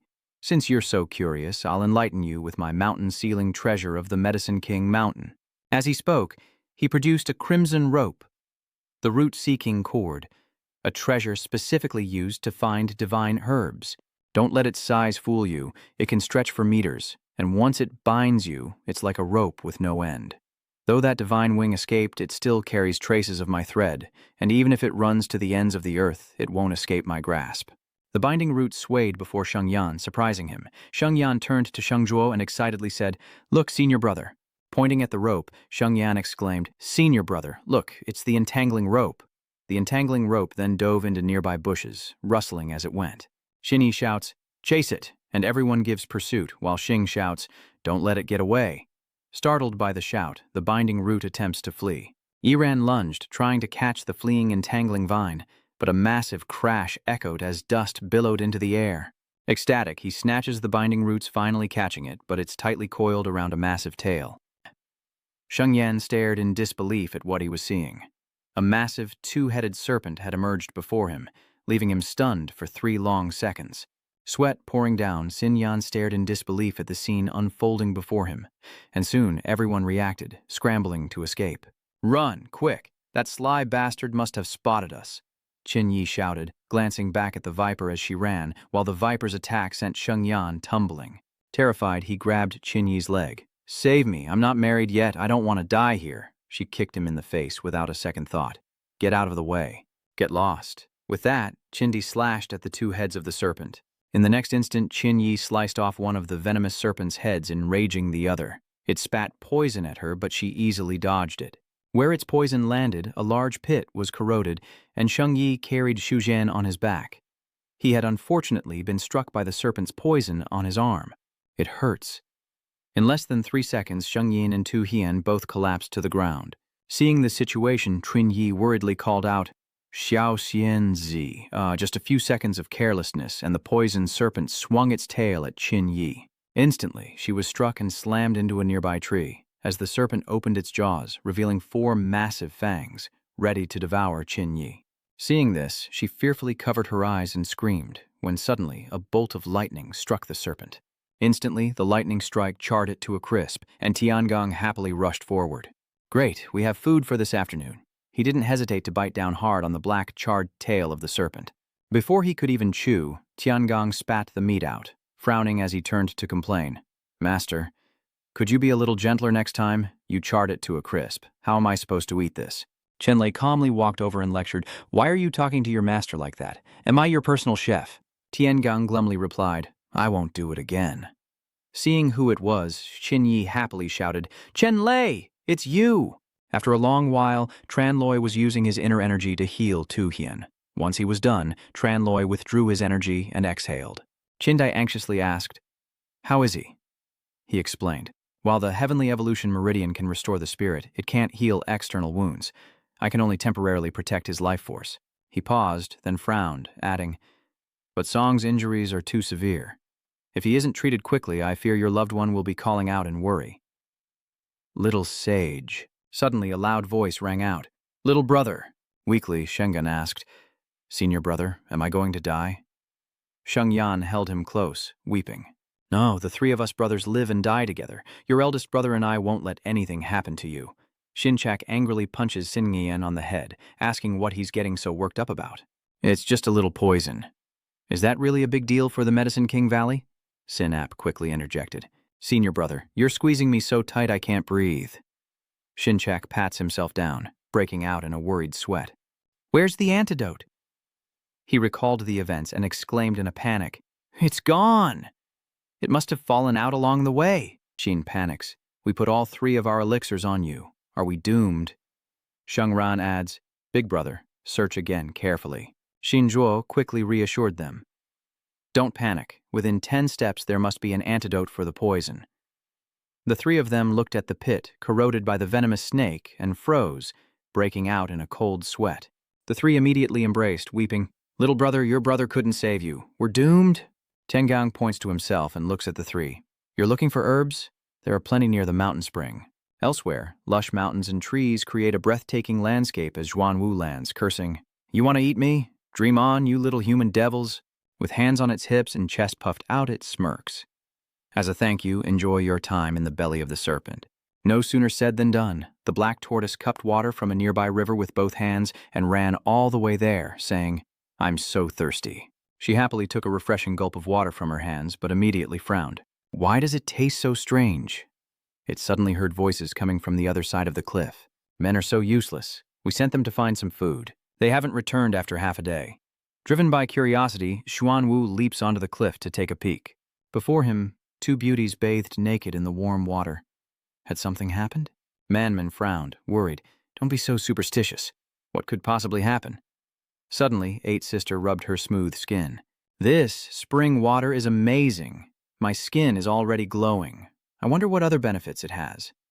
Man asks, "What benefits?" With a sly grin, she splashed water at Manman, eager to see what would happen next. And soon the two were laughing and playing in the water. Annoyed, Xuan watches them. "You dare use my medicinal spring for bathing?" Hearing the voice, Ba Mei's face darkens. "Who's there?" In the next instant, she grabbed a rock and hurled it at Xuan face. "Get out here!" The rock hits him square in the face, sending him tumbling into the water as the eighth sister, furious, quickly dresses and shouts, "You damned bear! How dare you peek? I'll gouge your eyes out!" Holding the Xuan Ba Mei was surprised to see a child. Annoyed, it crossed its arms and turned away. Upon seeing the child, Man gushes over its cuteness, while the annoyed Xuan struggles and cries. Annoyed, it shouts, "Y'all put me down!" Maman can't help but hug it, saying, "You're so cute. Let me hold you." They both turn to a loud voice that yells, "Get your filthy hands off. How dare you defile the divine medicine?" Chinyi leads the group, shouting, "It's a divine herb. Capture it." A voice reminds her, Man, don't let it escape." Hearing this, Xuan struggled to break free from Man's embrace, then leaped onto a large rock. Enraged, it clapped its hands together. "It's you lot again. You actually survived the venomous snake? Guess you're lucky." Leaves began to fall, swirling in the wind. Grass begins to sprout, growing into tendrils that twist together, forming a massive plant giant named Immortal Grass. The grass fairy throws a punch, ferociously attacking the group, while vines lash out at 8 and Manman. But they both easily evade. Meanwhile, Chindi uses his sword to attack the tentacles around him, while Tiangong uses his bare hands to chop them off, and Man and Ba Mei work together to eliminate each one. Chenlay roars, unleashing 2 streams of inner power at his target, striking the immortal grass head-on, obliterating its head. But in the next moment, the fairy grass regenerated its head. Chenlay cried out in astonishment, "Its recovery ability is too strong." Zhenwu smiled, pleased. The medicinal spring water would endlessly provide spiritual power to these fairy herbs, allowing them to regenerate no matter how many times they were cut. He paused, then shouted, "You can't win. Surrender." The fairy herbs are even stronger now. It opened its mouth wide, preparing to attack the group. Its tendrils are now tightly wrapped around the group. "There are more and more of them," Tiangang exclaimed in a panic. Xinyi adds that they can't cut them all down, as a tentacle pierces Tiangong's neck, startling him. In the next instant, Tiangong collapses, drained of his strength. "What's happening?"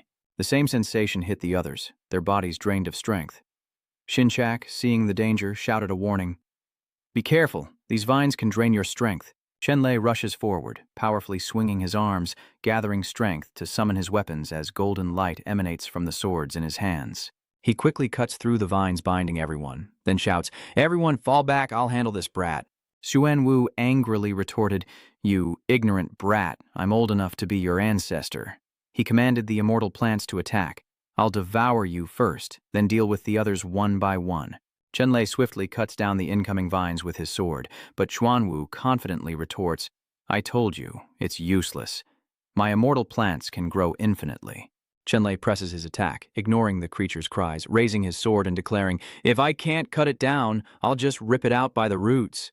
Without a word, Chenlay plunges his swords into the roots of the mystic herb. Then, bracing himself, he pulls with all his might, uprooting the ancient plant. With each thrust of Lei's sword, the roots of the immortal herb crackled, its massive form losing its hold, swaying and finally collapsing with a roar as Xuan watched from above, lamenting, "My immortal herb." He jumped down, caressing the remains of the immortal herb, lamenting, "I nurtured this for 100 years. Xuan then sat up, raised his tiny fist, and angrily charged towards Chenlay, shouting, "I'll never forgive you." Chenlay easily lifts him with one hand, as Xuan struggles and shouts, "I'll beat you to death." What will he make of this? So, aside from controlling mystic herbs, this divine medicine is no different from a regular child. Everyone gathers to poke rice. The eighth sister gloated, "Keep screaming, you little brat. You wanted to use me as flower fertilizer? See who eats who now?" Manman smiled, interjecting, "Don't underestimate him. He's actually quite cute when he's not angry." Suddenly, Chinyi cried out, "Xiaoxianzi is fading fast." And Sheng Ran, supporting Sheng Yi, shouted, "Little brother can't hold on either." Held in Chinyi's arms, Xuxian's face was filled with pain, and seeing this, Chenlay quickly said, "If things get bad, quickly give them the calming elixir." At Chenlay's words, Tiangong grinned, "I'll start the fire, and Ba Mei will join in. I'll do the north claw." Xingzhuo eagerly grabbed a knife, saying, Let me chop it off. This is my specialty. Hearing this, Xuan Wu was horrified and shouted angrily, "Wait, how can I, the Xuan Wu divine medicine, be butchered for you human brats?" Xinzhuo rushed in front of him, looking terrifying as he sharpened his knife, still resisting even at death's door. Hyun Wu immediately turned around and rushed to Chenlay, hugging him and crying, "Big brother, big sister, save me. You don't need to chop off my limbs to save them. Just take a little essence. Besides, my medicinal properties are an invaluable treasure for saving lives. It would be a waste to consume them all at once, wouldn't it? If you spare my life, I'm willing to serve you. Take as you please. Wouldn't that be better?" Seemingly convinced and finding some logic in its words, Chenlay, holding Xuan Wu, asked gently about a long-term arrangement. "All right, how do you extract your essence?" it said obsequiously. "It's simple, just wait a moment." Happy, the Xuan Wu jumped from Chenlay's arms, took a stance, and unleashed a radiant golden aura. Pouting's face was strained, his brow beaded with sweat, his body tense. And after a moment, 2 round pearls dropped from Xuan Wu's rear. After hatching and Tu Hien consuming the elixir produced by Black Tortoise, Tu Hien slowly opened his eyes, his gaze regaining its vitality, though his expression was weary. He weakly called out, "Sister Qin." Tears welling, Qin Yi embraces Xu Xian, saying, "You're finally awake. I'm so glad you're okay. I was worried sick." Tu Hien, feeling suffocated by Qin Yi's embrace, awkwardly said, "Qin Yi, easy now. I can't breathe." He couldn't help but wonder, asking Qindi, "What happened to me?" She replied anxiously, "You don't remember?" He was poisoned in Zhang Yu Yao's treasure pagoda and injured by lightning fire, nearly losing his life. Qindi turned to Chenlay's group, grateful that they had found him and obtained the divine medicine. Xu Xian stepped forward to express his sincere gratitude, bowing deeply. "Brother Chen, you've saved me once again. Song can never repay this debt." Chenlay responded with a light smile, dismissing the pleasantries, saying, "We are good brothers. Those are the words of strangers." Tu Hien turned to Tiangang and Ba Mei, asking, "And who are these beast-kin friends?" Tiangang quickly introduced himself. "I am Da Chong, young master of the great Earthbear clan, and I am also master's disciples." Bat Mei happily added, "I'm Zhu Bat Mei, his wife." She approached Tu Hien, expressing her admiration for his actions. "I've heard of your deeds, selflessly detonating yourself to protect your woman, taking your enemies with you. It's truly admirable. You should learn from him, brother. Such a glorious death will be remembered by all our people." Respectfully, he retorted, "You're dead. What's the point of remembering? Ghosts, maybe." The Sheng brothers were overjoyed, and Sheng Yi exclaimed, "Senior brother, look, you're healed, and I feel so strong." Seeing this, Xuan Wu said with pride and confidence, "Of course, the efficacy of my medicine is so obvious. It not only detoxifies and heals wounds, but also improves aptitude, allowing one's strength to greatly advance. Receiving a bit of my essence is like winning the lottery." Sin Ap was puzzled by this. "What is essence?" Sin Hien and Sin Trax, remembering how Xuan Wu created it, kindly advised him that he really didn't want to know. Suddenly, 2 unfamiliar figures appeared behind them, saying, "If the disciples of the Medicine King Valley have obtained such a rare treasure, then it would be best to share it with everyone." These 2 were wearing Taoist robes with swords on their backs, looking quite similar, but one had black hair and the other had white hair. Man eyed them curiously. "Who are these 2? To which Tu Hien replied, "It's Tu Thien Am and Ko Xiu Duong from the Amduong Holy Land." Xin Yi frowned. "I saw them at the martial arts gathering. They're not that skilled, but they're arrogant, relying on their status as disciples of the Holy Land to look down on us."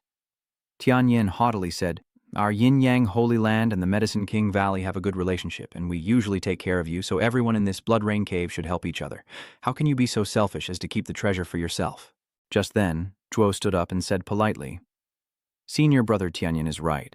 Our Medicine King Valley has long admired the Yin-Yang Holy Land, but now that the divine medicine has recognized this senior brother as its master, we can't very well offer it as a gift."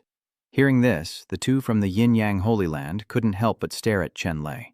Zhou Yang then spoke up. "Which family does this brother belong to? Please, tell us your name." Chenlay, too lazy to pay them any attention, casually replied, "Just an unknown nobody, not worth mentioning." Hearing this, they scoffed, and Tianyin said condescendingly, "Judging by your humble attire, you must be a disciple of some third-rate sect. If you offer up the divine herb, I can guarantee your entry into the Yin-Yang Holy Land." "What do you say?"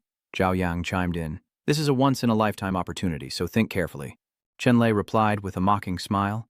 My sect may be small, but I am indebted to it and would not dare betray it. Besides, the yin-yang sacred ground isn't such a great place anyway.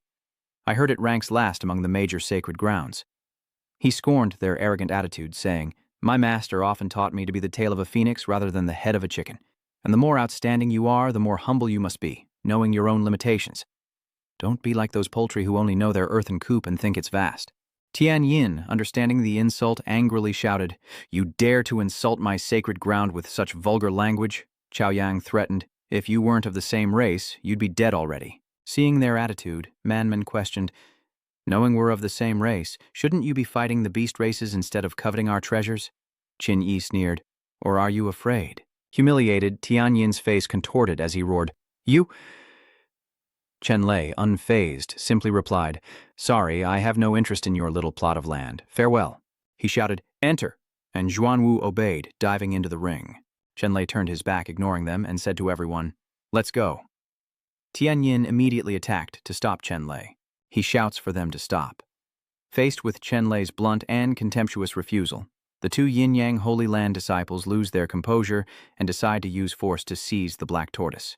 As he spoke, a blue sword aura shot from behind, straight for Chenlay, but he remained calm, unfazed, and simply dodged it. Standing high above, Zhaoyang issued a blatant threat. You can leave, but leave the divine medicine. Chenlay smiled contemptuously as he saw their true colors, finally unable to hold back. If you want the divine medicine, try to take it. Why all the excuses? Struck where it hurts, they draw their swords and unleash their techniques, shouting, You refuse to drink when offered, preferring a forced drink. Let us show you the power of the yin-yang holy ground. A barrage of sword energy appears at the command of Zhu Yang and Tian Yin. Seeing this, Tiangong charged forward. Let me deal with them. He secretly rejoiced. These two bastards are hateful. If I kill them, my master might be pleased. Give me a toe of the divine elixir. Even a toenail would do. Chingyang and Tian Yin circulate their inner power, and a blue sword aura radiates around them. Xuan cursed, You beast, are you trying to die? Then fragments of sword energy assembled, gradually forming the shape of a white tiger. It opened its eyes and roared, flaunting its power as the massive white tiger lunged forward, its sharp teeth bared in a direct attack on Chenlay. He braced himself, grabbing the white tiger's fangs with both hands, roaring as he pulled its head down to the ground. Seeing this, the eighth sister cheered him on, wanting to show them what they were made of, as Chenlay excitedly yelled, Da Xiong, great job! Spurred on by his comrades, Tiangong tossed the white tiger into the sky, then launched himself after it. With a flurry of mighty blows, Tiangong unleashed a relentless assault upon the beast, shattering the white tiger's sword aura piece by piece. Seeing this from below, Tianyin cursed, Beast, how dare you ruin my yin-yang divine sword? Tiangong, having compressed the white tiger into a metal sphere, gently lifted it and said, Divine sword, it's just a pile of scrap. Before they could react, he hurled the metal sphere, shouting, Here's your payment! Zhaoyang and Tian Yin were blasted apart, scattering fragments of the sword everywhere. Tiangong landed, proudly asking, Was I good, master? Chenlay praised, That's my disciple. I'll give you another chicken leg when we get back. Manman also praised, Well done, Big Bear. He then pointed at his own face, saying, I put in so much effort, and all I get is a chicken leg. Master, can't you be a little more generous? The two disciples of the Yin-Yang Holy Land were beaten to the ground, and Zhaoyang angrily said, You dare to take in the Xiong clan as subordinates? We didn't want to hunt you down, but you dare to side with the Xiong clan and ruin our sacred treasure. Don't blame us for showing no mercy. Today we must eliminate you, you treacherous human. They rose and continued their magic, pulling off the robes they wore. Each made a hand seal, then threw their black and white robes into the air, shouting loudly. As the robes fly into the air, they spin continuously, eventually forming a massive, dazzling yin-yang circle above Chenlay and the others. Beams of light from the formation cage them, and like an invisible wall, trap them inside. Confused, Manman reaches out and asks, What is this thing? Qin Yu, deeply worried, replies, It's the Yin-Yang Holy Ground's most treasured artifact, the Yin-Yang Battle Formation. Tu Hien gravely adds that no one has ever survived this formation. Zhuo said hesitantly, Senior brother Gu, why make such a fuss? Sheng, standing next to him, anxiously chimed in, That's right, we're all friends. We can talk things over. Meanwhile, outside, Tianyin coldly declared, "Who are friends with you? You three are allied with this degenerate, and from now on our holy ground and the Medicine King Valley are enemies, not friends." The brothers exclaimed worriedly, "What's going on?" Tiangang rushed forward saying, "Is it just a paper screen? Let's see what's so special about this." He lunges forward, throwing a powerful punch at the transparent wall imprisoning them. Suddenly, the backlash sends Tiangang flying, and Ba Mei rushes to catch him, her face full of worry and panic. "Da Zhong!" Enraged, she grabs her mallets and charges, yelling, "Bastards! Only I can bully my man." Ba Mei slams her mallets against the wall, but like Tiangang, she's violently thrown back. Tianyin laughed triumphantly. "Beasts are beasts with only brute strength. Today I'll make sure you die without a burial place." He and his companion continued to cast spells into the formation, and hot and cold energies began to appear in their hands. Back to back, they amplify their spiritual energy, causing it to spread even further as the yin-yang battle formation spins faster in the sky. Suddenly, opposing waves of heat and cold crash down on Chenlay and his group, freezing everything in their path. Strangely, snow fell from the sky on one side, while the other was engulfed in scorching flames, the ground cracking and burning with red fire. Chenlay and his comrades stood back to back, using their inner strength to dispel the eerie atmosphere. Xuan jumped in front of Qin Yi, shouting, "Qin, watch out!" Beneath them, flames erupted from the ground. Meanwhile, a shivering woman lamented, "Brother Chen, I'm so cold. Tiangang and Ba Mei can't take it either. They're burning up. Our bodies are about to be incinerated." Zhao Yang sneered, "The black light of the yin-yang formation is bone-chilling, and the white light is a sea of scorching heat. The two entwine, and even the void will be shattered. Soon you'll be reduced to ashes in ice and fire." Tianyin intensified his magic, gloating, "Do you regret not handing over the divine medicine? Too late now." From above, they intensified their spell, reveling in the suffering below, but Chenlay just scoffed, "Petty tricks."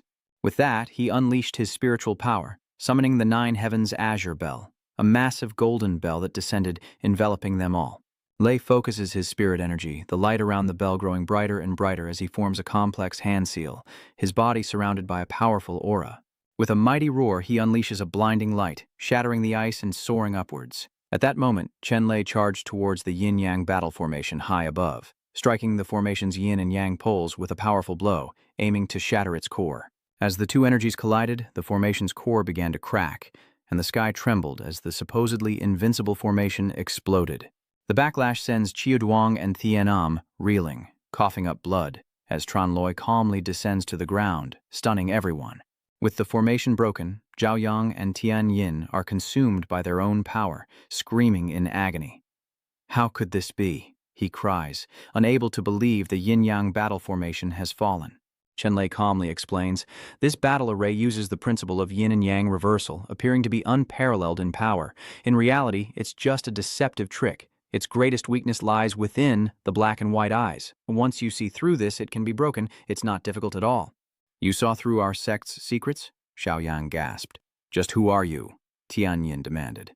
Chenlay impatiently replies, "I told you, I'm just a nobody who got caught up in this yin-yang Holy Land mess."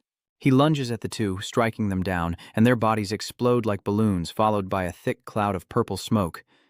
Xiaoyang and Tianyin are obliterated, leaving everyone in utter confusion. Eighth Sister asked suspiciously, "They're dead?" Seeing this, Chenlay surmised that the yin-yang technique was extremely cruel. Too much power is hard to control, and it seems these two were backfired.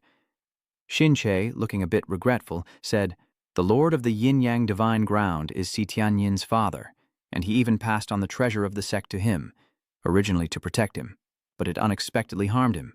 Suddenly, a series of loud noises erupt from the ground and panic sets in. "What's happening?" The ground beneath them cracks open, leaving nowhere safe to stand. Shinji cried out, "It's the sea quaking!" Xuan anxiously warned, "We're doomed!" The Blood Rain Grotto is about to close. In time, the whole island will sink to the bottom of the sea. We have to get out of here, fast. Chenlay quickly summons the dragon carriage, urging everyone to board, and as they escape the sinking island, they notice movement below. She calls out, "Brother Chen, look over there!" Explosions erupt, surrounded by dust and smoke. Below, a chaotic scene unfolds as countless members of the sea and beast tribes engage in fierce combat. An enraged Sigu man roared, "The treasures on this mountain all belong to us sea folks. You won't take a single thing." The beast folks went berserk, charging forward, saying, "Are you kidding? Do you think we're vegetarians? They shouted. Who's afraid of who? Kill! Chenlay assessed the situation and concluded that the sea and beast clans were fighting over treasure. A sea tribe warrior uses spirit energy to turn water into sharp arrows for battle, and countless beast tribe members are caught off guard and seriously injured.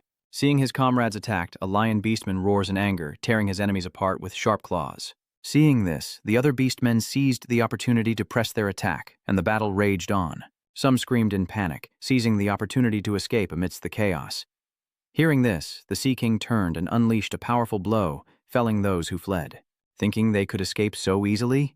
He focuses his power, a massive energy ball in his hand, and shouts, "Ocean pressure!"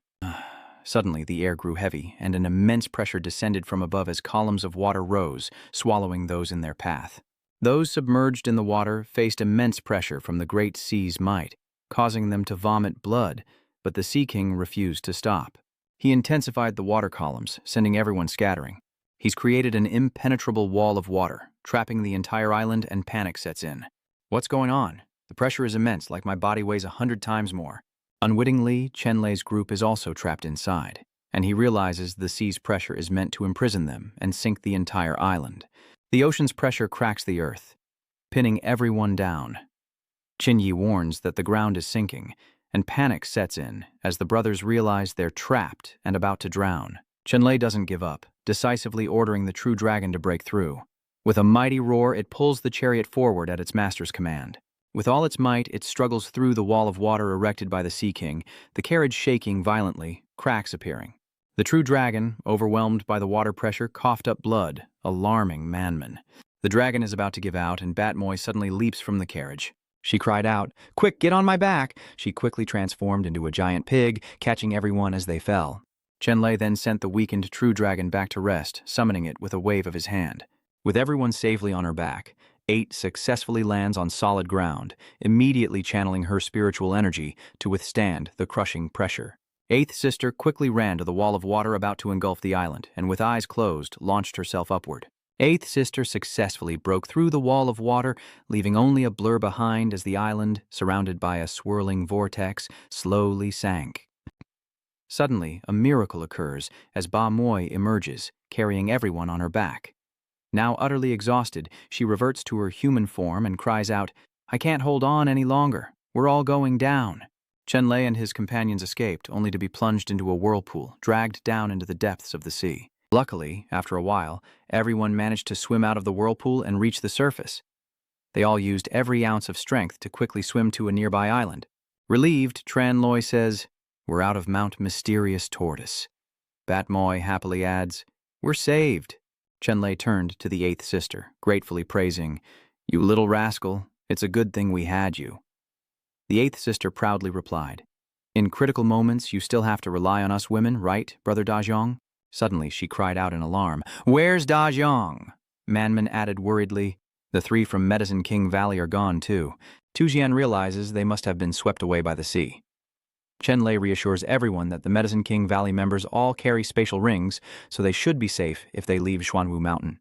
He pointed in the opposite direction, guessing that Big Bear might have swum that way. Meanwhile, on Tiangong's side, he swam frantically, muttering, "Marrying a shrew? That's like being bossed around by a pig my whole life. Are you kidding me? I'm out of here." 8th sister shouts in anger, "What?" There's no way the bear cub can call off the engagement. She quickly chased after Tiangong, threatening him. "Great Bear, if I get my hands on you, I'll chop off your bear paws and soak them in wine." Seeing this, Manman asked Chenlay, "Brother Chen, Great Bear is your disciple. Why aren't you stopping him?" He smiled and replied, "Forced love doesn't work, and I can't force Dahung to do something he doesn't want to. Besides, a woman like Zhu Bamei is more than any man can handle." Xuan also commented that although Zhu Bajie was a bit fierce, she was brave and forthright, possessing a heroic spirit that he admired. Chindi, consumed by jealousy, then asked, "What about compared to me?" Startled, Tu Hien replied, "Of course, compared to Sister Chin, she's still far behind." Chindi suddenly sneezed, probably catching a cold from being in the water for too long. Seeing this, Tu Hien said, "It's getting dark and it'll be colder at sea, so let's head back to shore soon." Chindi wondered, "This is a deserted island. What is there to wait for?" Tu Hien chimed in, "That's right, let's go back together. Brother Chen, you saved my life, and I want to invite you to my home. Chenlay gazed into the distance and confessed. I won't lie, I was once hunted by enemies. After the Xuanwu Manor incident, those enemies will surely come looking. If returning to shore means endless trouble, it's better to lay low here for a while. Chindi immediately spoke up heroically. You're a friend of me and little Tu Hien. Anyone who dares lay a hand on you will become enemies of the Qin and Song families. Tu Hien agreed. Indeed, Brother Chen has helped us so much. You must give me a chance to repay you. Chenlay smiled gratefully. I appreciate the thought, but as friends I can't cause you any trouble. Yindi insisted, as friends we should naturally help each other, otherwise you're treating us like outsiders. Knowing she couldn't persuade him, Xuan said, Sister Qin, if Brother Chen has said so, he must have his reasons. Let's not force him then, she sadly concedes. All right. Xuan approached to bid farewell, saying, Brother Chen, if you ever need help, you must come find me. Chenlay replied, Definitely. As Tu Hien and Chinyi boarded the ship, he said, Brother Chen, until we meet again. As Man and Chenlay watched them disappear into the distance, she turned to him and asked, Big Brother Chen, what do we do now? He brushed his hands off, turned back to glance at her, and said, Naturally, we'll find a place to do something I've always wanted to do. Suddenly, for reasons unknown, Man blushed and angrily said, Big Brother Chen, has the moon already risen in the starry night sky? Have you two found a clean cave to stay in? With everything in place, Chenlay quickly tries to focus his spiritual energy under the firelight. Taking a deep breath, he tries to control his hands to focus spiritual energy, then pushes his true energy throughout his body, feeling the immense source of spiritual power. Clenching his fists, Chenlay exclaimed, As expected of a treasure from the Xuanwu cave abode. Absorbing just a bit of spiritual energy has greatly purified the true energy in my body. Manman, hugging a pillow, sat to the side and asked, Big Brother Chen, is this the thing you wanted to do? He replied earnestly. That's right, Chenlay said with a joyful expression. We've obtained so many treasures in the Xuanwu cave, of course we must do our best to refine them. It's rare to have the opportunity to cultivate in peace and raise our cultivation level. Suddenly he looked at Manman suspiciously and asked, What else did you think we were going to do? Hearing this, she waved her hand guiltily and said, No, nothing. Then I'll protect you, brother. Knowing she was tired from the long journey, Chenlay smiled and said, It's all right. He stood up, patted her head, and said warmly, You've been running around with me this whole time. You must be exhausted. Get a good night's sleep. Manman, who had been lost in thought all afternoon, was surprised by his words and asked, Sleep? She awkwardly replied, Well, I'm not sleepy yet, so you should rest first. Suddenly, Tranloy turned to leave, and Man called after him, Hey, Brother Tran, where are you going? He turned back and replied, Looks like we're going to be on this island for a while. I'll go find some food we can store, so we'll have less to do later. You go get some rest. With that, Chenlay hurried off, not giving Manman a chance to finish her sentence, but as she watched his retreating figure, she whispered forlornly, I'll be scared all alone. Little did she know, Chenlay was outside the cave, shivering, trying to convince himself the sea breeze is refreshing at night. He cherished Manman, thinking, It's not good for a man and woman to be alone in a cave like this. I'll just have to endure tonight and figure something else out tomorrow. The next morning, the sun was high, the waves crashed gently, and seagulls soared over the sea as Manman slept soundly in the cave, exhausted from her thoughts the night before. Suddenly, a strange woman's face appeared behind her, leering and drooling. Startled awake by the sensation, Manman opened her eyes, thinking, It's so itchy. What is this? Her eyes widened, her mind racing. Was this all just her imagination? Man gasped, picturing Tranloy embracing her from behind, saying, Man, don't be afraid. I will treat you well. Startled by her own imagination, she blushed, now more awake, and turned around shyly, whispering, Brother Chen, I'm not ready yet. Suddenly her eyes widened. It wasn't Chenlay behind her, but a giant spider demon with a long, coiling tongue, saying, Good morning, little darling. Manman screams in terror as the real Chenlay is nowhere to be found. Meanwhile, on the beach, amidst the whispering sea breeze, a strange rumbling sound arose. Suddenly, numerous lightning orbs appeared, streaking across the water. They plunged into the sea, exploding with deafening force, sending seawater and fish flying onto the shore. Chenlay was using lightning orbs to catch breakfast for them both. He chuckled, propping his hand up. I didn't know lightning orbs could be used like this. This many fish will last us a month. At that moment, Manman's scream echoed. Hearing this, Chenlay was startled. It was coming from the direction of the cave. He abandoned the fish he had just caught and quickly ran back to the cave to check. Rushing to the cave entrance, Chenlay called out to Manman, worried about her safety, only to find her suspended in a giant spiderweb, her limbs bound by sticky silk and her skirt torn. Seeing this, Chenlay summoned his weapon, reassuring her, "Don't be afraid. I'm here to save you." "Brother Chen, be careful." Chenlay rushes forward like lightning, dual swords in hand, to rescue Manman. He tried to cut the webs with his sword, but they were too strong, even for his blade. "Damn it," he muttered. At that moment, the spiderwebs ensnared his hands and swords, and suddenly the spider demon lunged from above. The impact of her attack explodes, but Chenlay leaps away just in time, landing safely with a cold glare at his attacker. A purple aura emanates from her as her 6 eyes fixate on Chenlay, praising his skills, before confirming that he is indeed facing a member of the insect race. She lunges, grabbing Manman and menacingly flicking her tongue. "Hand over the treasure from the Xuanwu cave, or this woman will suffer." Chenlay said, "The Xuanwu cave dwelling, so you came from Xuanwu Mountain." He couldn't help but wonder about her strength, asking, "Even the beast clans can't break through the sea race's defenses, so how could a bug clan like you escape?" Chengdu sneered. "Heaven and earth strive for balance. Though the insect race is weak in battle, we've honed our survival skills in all environments." She patiently explained, "Insects are born weak. Even a raindrop can drown us." Chengdu explained that to avoid being drowned by raindrops, their bodies developed a water-repellent layer and countless tiny thorns grew on their feet, allowing them to walk on the sea as if it were land. She licked her finger and looked at Chenlay longingly. "I've been watching you in the cave. You possess the Xuanwu color, the divine medicine, and the spiritual stupa, but you were always surrounded by allies, including the young master of the Xiang clan and Zhuba Mei. It wasn't easy to find an opportunity when you were alone." Chenlay, sensing she had been following them, warned, "If you've been tailing us, you should know my strength. Where does your confidence to take treasures from me come from?" The poison insect understood, saying, "I'm no match for you head-on, but this girl has been poisoned by my poisonous spider tail. The only way to get the antidote is to trade your treasures." She stroked Manman's face, threateningly. "You can take your time, but let me remind you, the venom of the scorpion tail is potent, damaging the bone marrow. Without an antidote, she has at most the time it takes for an incense stick to burn." "You've become foolish," Manman cries out in fear. "Brother Chen?" Chenlay, fearing he spoke the truth and that Manman would be harmed, removed the dimensional ring containing Xuanwu, saying, "Fine, I'll give it to you, so the poison won't get it easily." Lay throws it forcefully out of the cave as the greedy voice cries, "Ah, I see it. The dimensional ring is mine." Greedily, Lian Tan Lan retrieves the ring, and Chenlay, seeing the poison insect distracted, seizes the moment to cut the web and free Man. He held her in his arms, gently comforting her. "Manman, don't be afraid. It's all over." Beneath their feet, in the thick bushes, the venomous insect was nowhere to be found.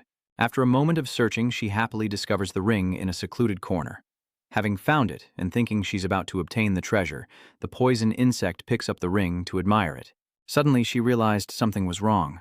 Her face went from joy to gloom. Crushing the ring in her hand, she knew she'd been tricked by Chenlay and cursed, "How dare you deceive me?" Then the two appeared, and Chenlay sneered, "I even had to pick a day to trick you." Enraged by her capture, Man unleashed her spiritual power to attack the venomous insect.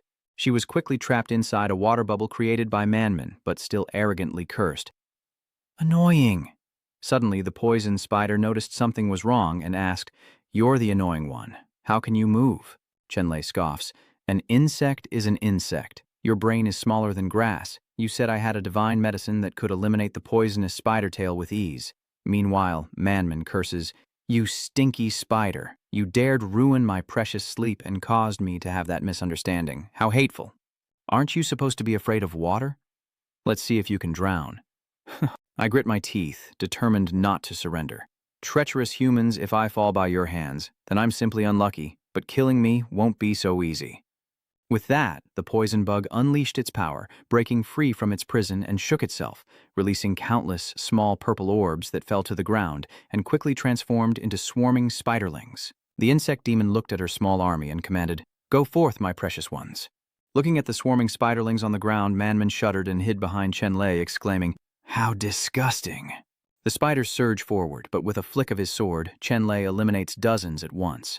The mastermind seizes the chance to escape up a tree while he's distracted by the spiderlings. Seeing this, Chenlay shouts, "You think you can run?" He uses spirit energy to create a protective layer around himself while channeling it into the sword in his hand. Chenlay begins the incantation. He controlled his sword, chasing after the poison insect. Just when she thought she'd escaped, Chenlay pierced a large hole straight through her abdomen with a single strike. 2 months later, on a clear, sun-drenched beach, Chenlay sits amidst swirling currents of internal energy. After much forging, an explosion signals the coming result. A treasure is born, resembling a shield with a milky white color. Seeing the item he worked so hard on, Chenlay happily retrieved it. The treasure is finally complete, and Daigong slowly appears, hastily bringing a basin of water. "Brother Chen, this is clean water from the mountain spring. Wash your face." Looking into the clear water, an aged face startled him. Who is this monster? Hearing Lei's clueless question, she puts her hands on her hips and explains that it's him. He hasn't left the cave or bathed in 2 months, so it's no wonder he looks like a wild man. Hearing about the island's landmarks, he's quite surprised. 2 months, so he's been living on this island for that long. Standing beside him, Manman interjected, "Does that mean it's already autumn outside?" Standing in a dark, musty cave, she pointed to the cobwebs, saying it was lucky these spiderwebs could be used as curtains, or they would freeze to death. The two followed the path, gently lifting the spiderweb curtain, and looking into the distance, they saw a vast beach with no land in sight, the wind gently blowing back on their revitalized faces. Chenlay gently picked up an autumn leaf, realizing it was time to leave. Soon after, the two were on the sandy beach below, wiping away sweat, as Manman gestured for him to stand beside her. "Brother Chen, everything's ready." Looking at the mountain of supplies, Chenlay was stunned and sweating. "Do we really need to bring this much?" Unable to hide his emotions, he pointed to the pile of fish below, asking what in the world all that fish was for. Maman, knowing that Chenlay was still quite naive, opened her eyes wide and explained, "On the island, we relied on these fish to survive. Now you want to throw them away? Besides, we can sell them on land and make money. Besides, these fish are dry and rotten. You can't stand them." But Manman cut him off, shaking her head frantically. "No, I have to bring them." Remembering something, Chenlay froze, his eyes wide with fear. Something was wrong, and his expression startled her. "What is it?" He scratched his face sheepishly, a nervous smile on his lips. He announces that he forgot the flying boat was destroyed by Song and fell into the sea. If he'd known, he would have asked them to leave one behind. Seeing the seriousness of the situation, Manman's eyes widen, her face covered in sweat. "What? Does that mean we can't leave?" With tears welling, she couldn't contain her emotions and burst out, "Why is this happening?" 10 days later, the sky was clear and seagulls happily searched for prey. In contrast, on the ground, Chenlay and Manman, with empty stomachs, leaned against each other, holding the last fishbone. She lamented that the last fish was gone, and if they couldn't find a way out, they'd be eating grass. Leaning against Manman, he reassured her, "Don't be so pessimistic. I used the immortal herbs in my cave to make quite a few elixirs. 1 pill can last a month." An idea sparks in her mind, and she turns to him, beaming. "That's it, Brother Chen. Can't you conjure up 2 wings? Can't you just carry me?" Seeing her demand, Chenlay sighed. Using thunder wings consumes a lot of energy, and the ocean is vast and directionless. "Do you want to exhaust me?" It was impossible. Manman was incredibly frustrated. "I don't care. I'm too young to die here." Just as they were about to argue, a voice appeared out of nowhere. "Excuse me. Do you know how to get to Kuaitian Island?" A glimmer of hope appears as they spot a ship not far from the beach, and Manman urges Chenlay, "Brother Chen, there's a ship. Stop them." Seeing this, he crouches down, using his inner energy to summon long wings on his back. Then, Chenlay gains momentum, launching himself into the air, aiming for the boat out at sea. Aboard the ship, the occupants were stunned to see him for the first time. "What is that thing?" "The ship, look!" Sensing trouble, the helmsman steers away, his face scratched and worried. Chenlay flapped his wings and held out his palm, signaling them to stop, as Yangqi warned him from the ship's edge, "Don't come any closer." But apparently not fast enough for Chenlay, as a collision sends them both tumbling. After hearing his story, Yangqi scratches his head in confusion. "So that's the story. Your flying boat crashed, and you've been stranded on this deserted island? When I first saw you, I thought some kind of island bird was trying to catch us." Accompanying Manman, Chenlay spoke up, "We've waited so long, it's not easy to finally see a ship," momentarily startling everyone. He shook his head, reassuring her, It's nothing. Remembering something, she asked, "By the way, where are you all headed? Could you take us back to Thunderclap City on the way?" Yang Qi stroked his chin, hesitant. Thunderclap City is in the opposite direction, but he happily agreed. "I'm on my way to Immortal Island to wish the old immortal a long life. If you two don't mind, you can come with us. After the celebration, we'll take you back." "What do you say?" Seeing Yang Qi's kindness, Chenlay gratefully bowed. "That's wonderful. Just get us ashore, and we can find our own sky ship." Time passed, and Yang Qi's ship arrived at a small island. The boat slowed, gently docking at the shore where people bustled about. Man and Chenlay quickly gathered their belongings, stepped onto the island, and looked around, beholding a vast space teeming with people. This is Qian Island, and he's overwhelmed by the sheer scale of it all. Unfortunately, in my past life, I didn't know much about the sea domain, and I don't know where this Qian old ancestor came from. Seeing the number of people arriving, she turned to ask Yang Qi.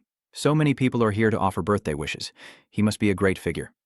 Unable to hide his excitement, he smiled and introduced, "Of course, Immortal Gui is highly respected. He has a good reputation in the Four Seas region. For his birthday celebration, many of his friends have brought their children from all directions to congratulate him." Over here, Chenlay glanced at Man and muttered, "This is too strange. I've never heard of bringing grandchildren along to a birthday celebration." She chuckled. "You're not just after birthday money, are you?" Seeing their naivete, Yang Qi pointed and lectured, "You two don't know, but the turtle immortal ancestor has another identity. He's the sky surveyor of the Xuan Ming Academy." The name left them stunned, eyes wide with curiosity. What exactly was a celestial observer? With fiery eyes, he explained that they were envoys responsible for finding talent for the Xuan Ming Academy. If they could gain his favor, it would greatly help them enter the Xuan Ming Academy. Suddenly, a crowd ahead caught their attention. "Hey, what's going on over there?" Manman and Tranloy squeezed through the crowd, only to find two men engaged in a rather spectacular duel. Channeling his inner power, Xingxia unleashes a flurry of blows, all aimed at Yichen, who deftly dodges them. Spotting his opening, Yichen swiftly moved, using just 2 fingers to strike Yingxia's neck, causing him to collapse and cough up blood. "You've lost." And with that, Xingxia was defeated. Yichen triumphantly challenges, "Who else dares to battle me?" Watching from the sidelines, Chenlay shakes his head, analyzing. Such a vicious move. Had that young man been even a fraction slower, he would have died instantly. Seeing them shout until they were hoarse, she slowly stuttered. Weren't these people here for longevity bamboo? Why are they causing such a ruckus here? As the three watched, Xiang spoke. The Yang family is always chasing fame and fortune. They'll use any means to get it. What I'm about to say? He looked at them and continued. You all know about what happened at the Xuanwu Grotto a few days ago, right? Yang Qi was bewildered by the unfamiliar story. Who didn't know about the grand event that shook the sea domain? He was involved too. What did their competition have to do with the Xuanwu abode? With a tense heart, Xiang began to recount the details. The Xuanwu battle gathered many talented youths from various sects, overseas sanctuaries and ancient families, and many talents emerged. It's said that old man Gui Xian is paying close attention, planning to select talents from among them, and he turns his gaze to the stands where Yi Chen stands triumphantly. But some factions, for various reasons, missed this grand event, and the Yang family of ages is one of them. Yang Yishan set up this competition to avoid falling behind, forcing others to duel him in order to gain the attention of the ancient immortal. Seeing Xingxia's battered state, he emphasized that the boy was forced into this. The situation is clear. Chenlay is furious, forced to participate against his will, and some still bully the weak to elevate themselves. Even Man Mang is indignant for Xingxia. What kind of competition is this? It's more like shameless boasting than a competition. Yang Yichen is clearly displeased by the silence. Who's next? Seeing his brutal methods, everyone lowered their heads, looking for a way out. Their actions only fueled his anger. He turned, eyes fixed on him, and without hesitation pointed directly at Chenlay, declaring, what are you looking at? You got a problem with that? Unafraid of the challenge, he crosses his arms and retorts, Who do you think you are? You think I'll just come up because you told me to? Seeing Chenlay's attitude, he was furious, his face darkening. You dare speak to me like that? He said, mocking him, tilting his head forward and cupping his ear. Who does Chenlay think he is? Standing in the arena, he shouts out in anger. Seeing this, the young master nodded approvingly. Grandson, indeed. Chenlay's words lightened the mood, and everyone burst into laughter. Humiliated, he flew into a rage, pointing forward, yelling, "You insolent fool! I'll beat you until your teeth fall out." A slash of brilliant golden energy appears, devastating the arena's surface. To ensure everyone's safety, Chenlay extends his palm, deflecting the attack. His inner strength dissolves the energy, sending it flying backward. Looking at the severed ground caused by Jue Than, Yang Qi worriedly notes the elder's power is on another level compared to before. Chu Tuong introduces Duong Dat Than as a genius who reached the Vovuong realm at 16, a feat nearly unmatched, fearing for Tran Loy's safety. From behind him, Man Man reminds Brother Tran to be careful as she smiles brightly. Tran Loy replies, "Today is the birthday celebration of Kui Tien, a joyous occasion. Aren't you afraid of bringing bad luck to the old immortal's celebration by shouting about fighting and killing?" Seeing his expression, Jishen was furious and channeled his energy. "Now you're scared. Too late. Who told you to offend me?" Surrounded by spiritual energy, he sneers at your tattered clothes. Assuming you're an orphan no one will miss. Then, radiating power, he declares, "Who will dare accuse me if I toss you into the sea? Prepare to die." Seeing his animalistic side, Chenlay's face darkened. He may not be strong, but he's certainly despicable, so let's do as he says. A surge of spiritual energy emanates around him as he points and declares, "I'll send you to feed the fish." As soon as the words leave his lips, Chenlay unleashes a powerful force, aimed directly at Yichen. Seeing Yichen's unpleasant attitude, Chenlay struck, sending him flying as a warning. From the ground, someone silently watched the situation, then quickly leapt into the air. Xuan appeared, catching Yichen as he fell, saving his life. Then they slowly landed, silently facing him. Unable to hide her anger, she questioned Chenlay. "Today is the birthday of the turtle immortal ancestor. Everyone here is a guest of honor on the island. Who dares to attack someone here?" Seeing that Xuan was unaware, Manman explained the situation to her. This young man forced Brother Chen into a duel. He attacked first, leaving Brother Chen no choice but to retaliate. What went wrong? Hearing this strange turn of events, Xuan subtly glanced back, as if probing Jishen's expression with her keen senses. His face darkened, and his eyes seemed to be avoiding hers. After a moment, he grew uncomfortable with her unwavering gaze. "It wasn't me. I didn't do anything. She's lying." With blood still on his mouth, Jushin points forward and says to Xuan, "I remembered it was the old ancestor's birthday today and didn't want to hurt anyone, but he was out for blood, clearly trying to upset the old ancestor. My friends and I were just competing when this kid butted in, forcing me into a duel." Seeing his Oscar-worthy performance, Chenlay sneered, "You really know how to twist things." Seeing the crowd silent, Manman worriedly asked, "Can't you all speak up? What's the truth? Don't you all know?" Knowing why they were silent, Yang Qi told her that the Yang family was an ancient clan, and Yang Yichen was the eldest son, known for his narrow-mindedness. They definitely wouldn't dare to offend him, which stunned Manman. Turning to Yang Yichen, he patted his chest triumphantly, and Xuan added, "Is there anything left to say? I invite you to leave Turtle Immortal Island immediately." He calmly continued, not wanting to waste time with them.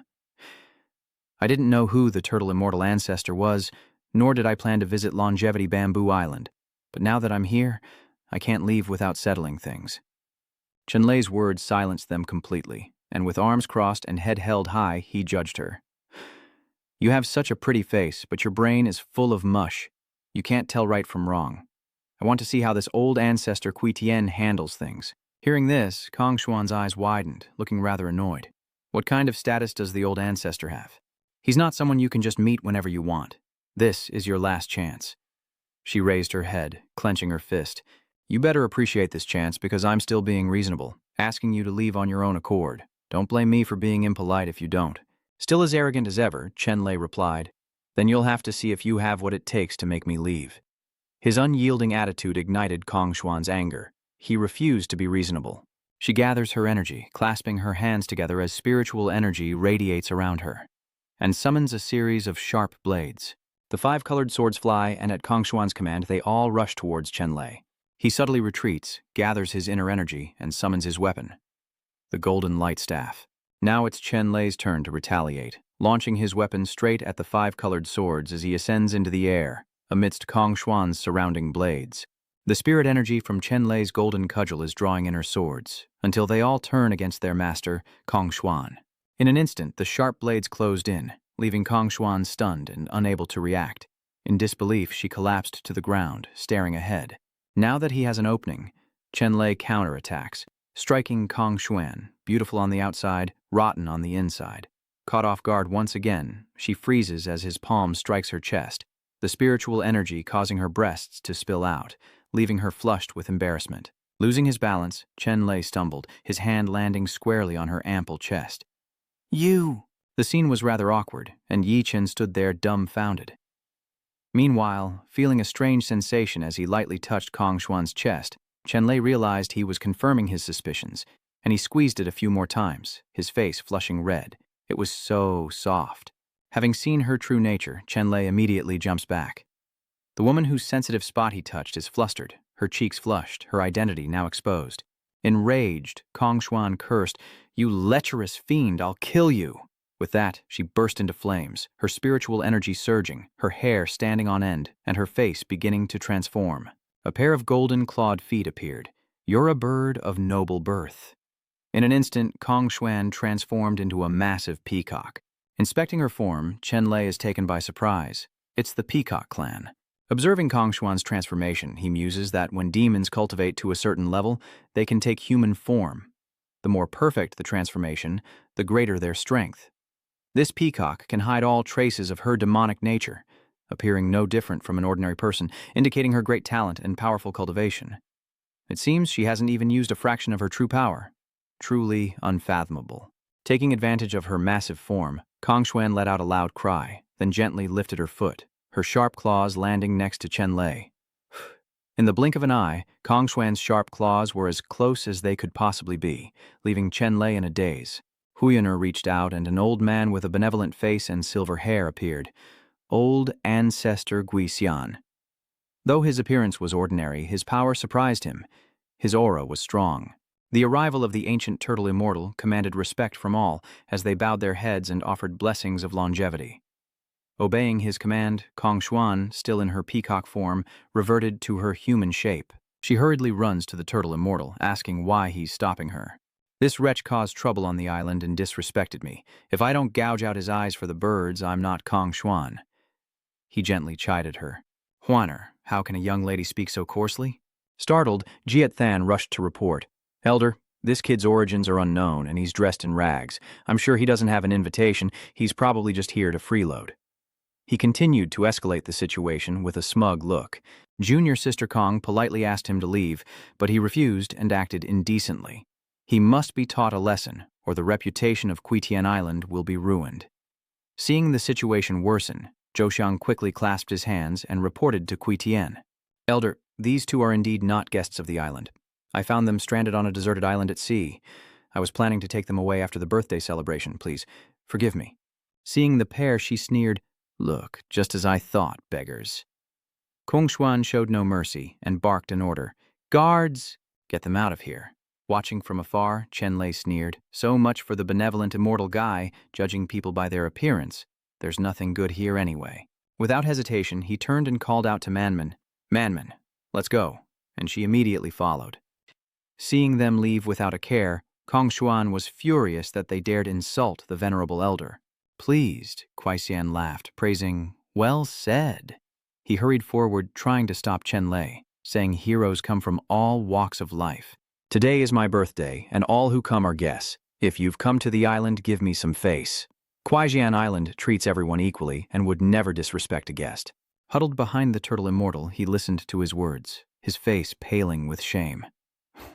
"But if I find anyone causing trouble or being rude to my guests, I, as the host, will not tolerate it."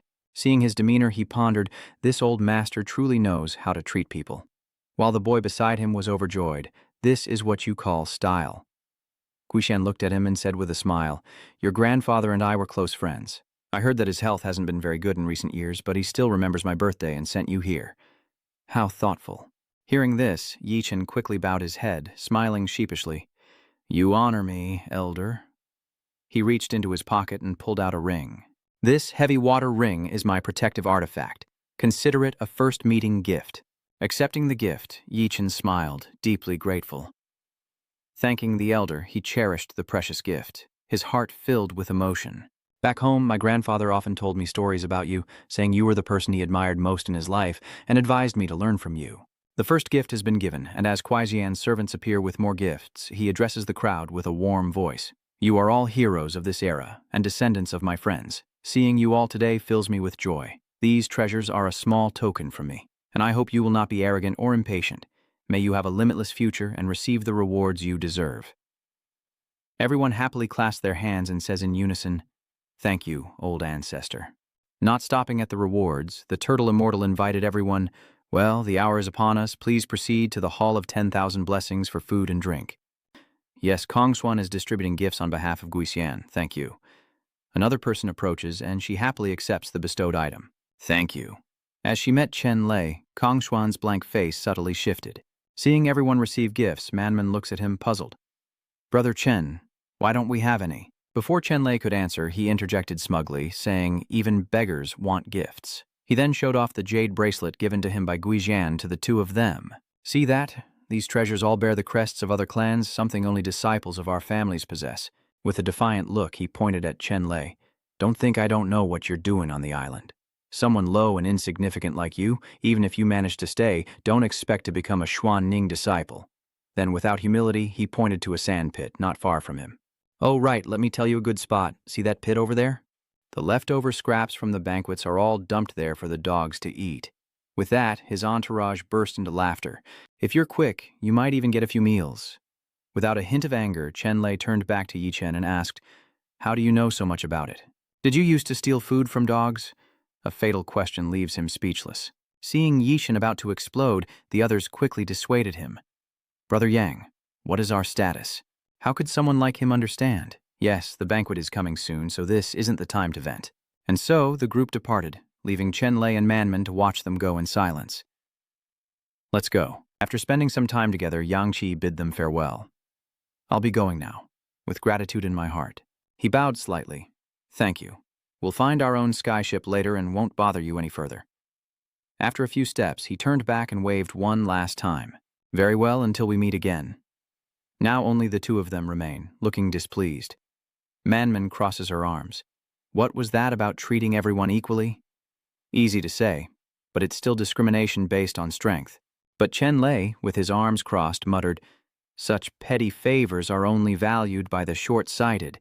It seems what they seek is destined to be unattainable. Chenlay's words left Manman bewildered. Brother Chen, what do you mean by that? Never mind that. He turned to her and suggested with a smile, Go find the flying shuttle first, and I'll bring you some good food later. The next morning, at the luxurious villa, bathed in warm sunlight, Chenlay appeared out of nowhere, stretching slightly as he leaped across the rooftops. Then Tran Loi quickly landed safely, regained his composure, and looked around. This was the immortal turtle ancestor's residence, and it was huge. Chenlay's eyes darted around as if searching for something, when suddenly he bumped into a giant turtle shell lying on the ground. At first glance, he realized that someone called the turtle immortal didn't need to live inside a shell. Filled with curiosity, Chenlay peered inside. How does one get in? A turtle appears, looks up at him. Quite the turtle indeed. The turtle stood up on all fours, startling him. But then it spoke. So you've finally arrived, young friend. I've been waiting for some time. Regaining his composure, Chenlay stroked the turtle's shell and quickly departed, eventually finding the turtle immortal. He was enjoying tea, and with a polite gesture, he motioned for Chenlay to join him. He offered Chenlay a cup of tea, which he promptly drained in one gulp, then smacked his lips, declaring it delicious. With his hands on his knees, he gets straight to the point. Senior used telepathy to invite me here to avoid something. Is there a reason you've come to my humble abode? He asks, sipping his tea. If I'm not mistaken, you're the young man who single-handedly obtained the Xuanwu spirit, the spirit diagram, and the divine medicine in the Xuanwu cave. How could he know? With a smile, he stroked his beard, gazing out at the world. There are only a handful of young men with such power. Xian's tone left him speechless, listening in silence. Besides, as a hermit immortal, I can naturally sense the aura of the Xuanwu treasure within your interspatial ring. Gathering his wits, Chenlay smiled, stating his intentions since arriving. Likewise, I sensed your presence just now. Looking puzzled, he sat at the table and asked Xian about Yang Yishan's coercion of the Pai Wu people.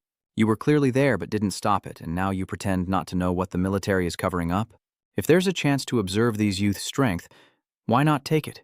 But for the Xuanming, character is more important than cultivation. Remembering the disciples he had recruited, he remarked that although Yang Yishen was superior to other young people, he was narrow-minded and overly ambitious, and naturally unqualified to join Yuanning. As for those cowardly and weak teenagers who bullied the weak and feared the strong, and did not dare to tell the truth when Kong Xuan asked, they were even further outside my consideration. Finally slamming his hand on the table, Guixian lowered his voice, comparing him to others. Young friend, you are righteous and generous, not fussy about small details. I want to help you develop into a seedling of immortality. What do you think? Hearing the strange term, Chenlay hesitantly asked, Seedling of immortality? What is that? With heartfelt sincerity, Master Turtle recounts a plan by the Xuanning to select young people with limitless potential, nurture them into unparalleled powerhouses, and those discovered may bypass the Xuanning martial gathering and directly join the Xuanning. The more he speaks, the more he closes his eyes, sighing with disappointment. Unfortunately, such talent is rare. To this day, I've searched far and wide, only finding 2 worthy candidates. This piqued Lan Chenlay's curiosity. Who are they? To cut to the chase, Kuai Tian reveals that one is none other than Kong Xuan, the young woman who just fought him, a once-in-a-millennium genius of the Peacock clan. Kong Xuan knew the origins of the person he considered a talent. Lan Chenlay shuddered. It was that angry little bird. So, if I agree, wouldn't that make me her junior disciple, and we'd run into each other all the time? Just imagining Kong Xuan transforming into a peacock and pecking at my back with her sharp beak makes me sweat. It's terrifying just thinking about it. Another member is revealed by Kuai Tian, and that person is you. I can see that you are a promising seed, so I want to give you this opportunity. His words stunned him for a few seconds before he chuckled with amusement. A seed of immortality. That does sound enticing. He closed his eyes, taking a refreshing breath. But everyone has their own ambitions. I've always been a lone wolf and never planned to join any faction, so I'm afraid I'll have to disappoint you. Not wanting to waste Kuai Tian's time, Chenlay stood up to say goodbye. Thank you for the tea. I must take my leave. As he walked away, Lord Grimm called out, Young man, is there anyone you wish to protect? He stroked his beard, a hint of melancholy in his eyes. When I was young, I was like you, believing that as long as I was strong enough, anything was possible. Then, after losing someone important, I realized that one's power is ultimately limited. Only unity can bring invincibility. Looking at Chenlay, he began to offer enticing benefits. Xuanming is more than just an organization. It can provide you with endless resources and a space to experience a vast world beyond your imagination. Having said enough, the turtle immortal rummages in his pocket and takes out a card. Then, Kuai Tian threw the card hard at Chenlay, who caught it with a grin. The old man decided to give him a year to think it over, no need to rush. 1 year from now, if you change your mind, bring this token to Xuanming and look for me. Taking the token, Chenlay fell into a silent contemplation. The next day, he and Manman were taking a stroll on the sea in a small boat. Creak, creak. It seems the boat hasn't been used in a while, and a hole has formed, letting water in. The 2 frantically try to fix it, but it springs another leak. There's another one over here. After struggling for a while, Chenlay was covered in sweat. This boat is in terrible shape. The girl across from him sighs wearily. It's become a hornet's nest. Does anyone have any ideas? There's no trading on this island, and it wasn't easy finding this broken-down ship. Having exerted herself, Manman was hungry, complaining, I'm so hungry. Remembering his promise, she pointed and asked loudly, Brother Chen, didn't you say you'd bring me good food when we got back? Chenlay, flustered, chuckled sheepishly. I forgot. Bear with me, and when we get to shore, I'll treat you to a feast. A startled voice rang out, piquing his curiosity. That is, if you can even make it back. It turns out Yi Chen and his men have chased them all the way out to sea. Observing carefully, she points and recognizes him as the Yang family leader who brazenly humiliated Chenlay. Fueled by anger, he raised his head and roared, and under Yi Chen's command, they recklessly attacked from above. Despite the overwhelming numbers, Chenlay remained calm. Perfect timing. We can return to Thunderclap City before nightfall. He leaped from the boat, signaling to Manman. Hold on tight. Once she was secure, Chenlay channeled his energy and lightning crackled forth, a deadly force, now surging through the sea, far surpassing the electric eel's power. Seconds later, the sea surged into a massive torrent, striking the group of mesmerized onlookers, and they were shocked senseless by the lightning, smoke billowing from their bodies. Not only was he shocked, but his followers were also getting zapped, falling to the ground. Eventually, they all lost consciousness and plummeted headfirst into the water, with nothing to hold on to. Thanks to the flying board they left behind, Tranloy and Man happily depart. Thank you. Awakened by the seawater, he grits his teeth and clenches his fist, vowing, "Just you wait. This isn't over. The Yang family will never forgive you." After a long journey, they've returned to the outskirts of Thunderclap City, and the road to the capital is bustling with life. Man walked beside Chenlay, happily taking in the sights around her. "Laming City, I've finally returned." They then stopped at a restaurant, and the food on the table made her eyes light up. "After months of eating fish and drinking seawater, I'm practically a dried-up husk, so I'm definitely going to eat my fill today. Please, enjoy your meal." He watches her eat with delight, his eyes never leaving her. After a while, Chenlay's expression changed as the number of dishes piled up, soon reaching a mountain. His face turned green, sweat pouring down as he struggled with his full stomach, while Manman lay nearby, silently content. Seeing that Chenlay wasn't eating, she wondered, "Brother Chen, why aren't you eating?" As she tried to hide her hunger. Chenlay smiled. "I'm not hungry, your happiness is all that matters." Though he appeared calm, inside he was panicking. If only he hadn't refined all his spirit stones, he could have saved some for food. Is the Thunder Emperor really going to end up washing dishes here? A moment later, Dongzi served a suckling pig. "Esteemed guest, here is your roasted suckling pig."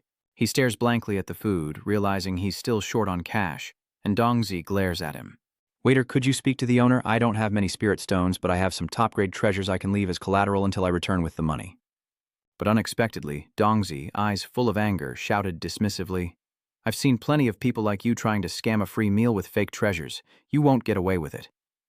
From afar, Kuai Vin appeared, blocking him. "No need, no need. Someone has already paid for his meal." Seeing that the bill was paid, Chenlay was dumbfounded and confused. Who paid for us? Could it be a relative of mine?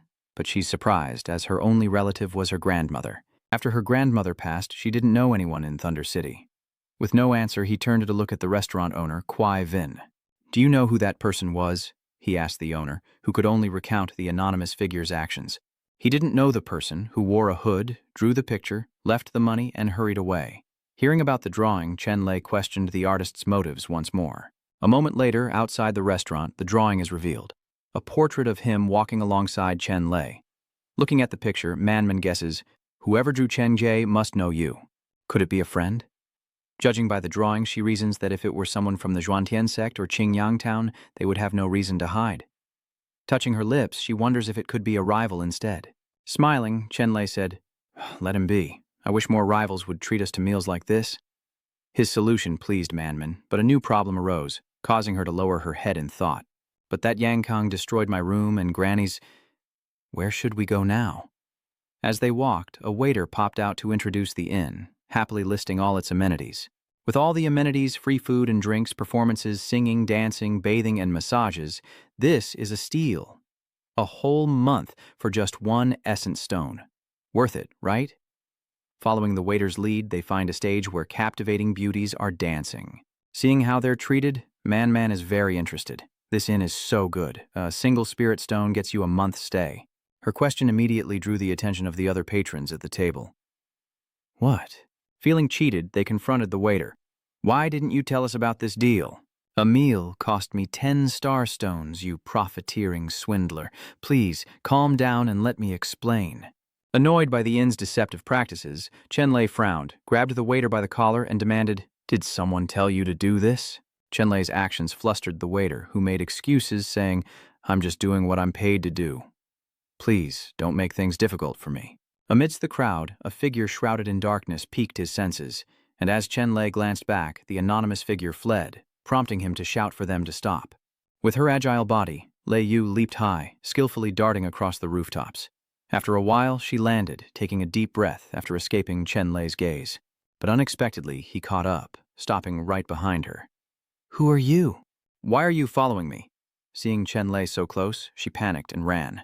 "The more I call, the more you run, huh? Then don't blame me for taking action." Without a word, he channeled his inner power and launched a ball of spirit energy at the masked figure, the light gust of energy instantly blowing away the mask and Lei Yu's hat. She was shocked and quickly raised her hand as a signal. As the attack landed, Chenlay recognized the voice and figure of his opponent, stunned. It was Lei Yu, his junior sister, greeting him with a smile. "Big brother Chen, it's been a while. That night Thunderclap City was bustling with people." Chenlay chuckled awkwardly, scratching his head. "How could I be so dense? You're the only person I know with the surname Lei. Why didn't I realize it was you sooner?" Hearing this, Lei Yu across from him began to explain. "My family is from Thunderclap City, and when I returned I heard about Yangkang and Dragon Island. From their description of the young man, I guessed it was you. Then, hearing you'd gone to the Xuanwu cave, I arranged everything in advance." Chenlay recounted, sighing with exasperation. "This time, my prank was a bit too much. If I hadn't pulled back in time, it wouldn't have just been your hood that got damaged. But how did you know I'd come back?" Placing a hand gently on her chest, Lei Yu confided that she wasn't sure, but it was probably the connection between thunder-sacred bodies. She then looked at Manman and guessed to Chenlay that she was right. This was the woman he had saved. Seeing Lei Yu's curiosity, he chuckled and immediately introduced them. "Allow me to introduce them. This is Bai Manman, and this is Lei Yu, my junior sister from the Xuan sect." Looking at the beautiful Lei Yu, she exclaimed, "Lei Jie, you're so pretty, and you're so rich. You must be a young lady from a wealthy family. I live in Thunderclap City, so how have I never seen you before?" Seeing Manman's barrage of questions, she hesitated. "Well, I left home to train when I was young and rarely returned." Searching his memory, Chenlay recalled something. "That's right. Weren't you cultivating at the Xuan sect? Why did you suddenly return?" Hearing his question, she was furious, lowering her head in frustration. "I said my father had urgent business and ordered me to return." Knowing she was obviously lying, he lowered his voice and asked, "What trouble is your family in? What kind of grand event?" Lei Yu's words stunned Chenlay as he reached for his water jug. "Do you know about the Thunder Emperor token?" Chenlay asked, her eyes distant as she described the image of the Thunder Emperor's door opening. Of course, he knows the Thunder Emperor token is the key to opening the Thunder Emperor Palace, the residence of the ancient Thunder Emperor filled with profound and wondrous opportunities, sought after by all who cultivate thunder-based arts. Setting the water jug down, he points forward, saying, "The matter she speaks of is related to this." Seeing that he is absolutely correct, Lei Yu nods slightly. "That's right. The Thunder Emperor token is the ancestral treasure of the Thunderclap City Lord, passed down through the male line only. However, the current Lord only has a daughter. To uphold their ancestral teachings and prevent the treasure from falling into the wrong hands, Lord Lei decided to hold a martial contest, using the Lei Emperor token as a dowry to select a husband." Then she looked up, her eyes meeting Chenlay's. "Whoever wins will marry the Thunderlord's daughter and obtain the Thunder Emperor token.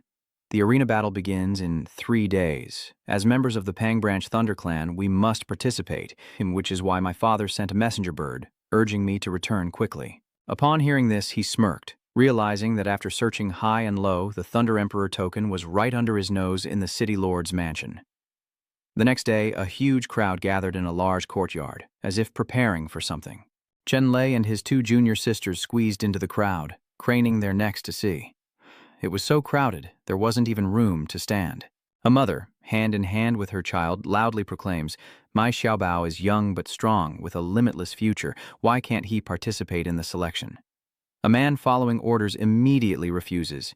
"He's simply too young. Our young miss is choosing a husband, not a son," an old man argued loudly at the registration board. "Don't underestimate me because of my age. I'm still strong. Why can't I participate in the competition?" Seeing the old man so energetic, the guard broke out in a sweat.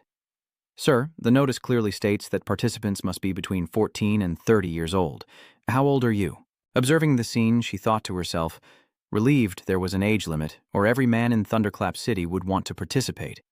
Meanwhile, a group of young men gossiped about what the Thunder Clan's young miss looked like. "If she's too ugly, that's a shame, but whatever. As long as I get the Thunder Emperor token and the Thunder Clan's fortune, I can just divorce her." Another man said perversely, "I heard the young lady is as beautiful as a celestial being, so wouldn't that be killing 2 birds with 1 stone?"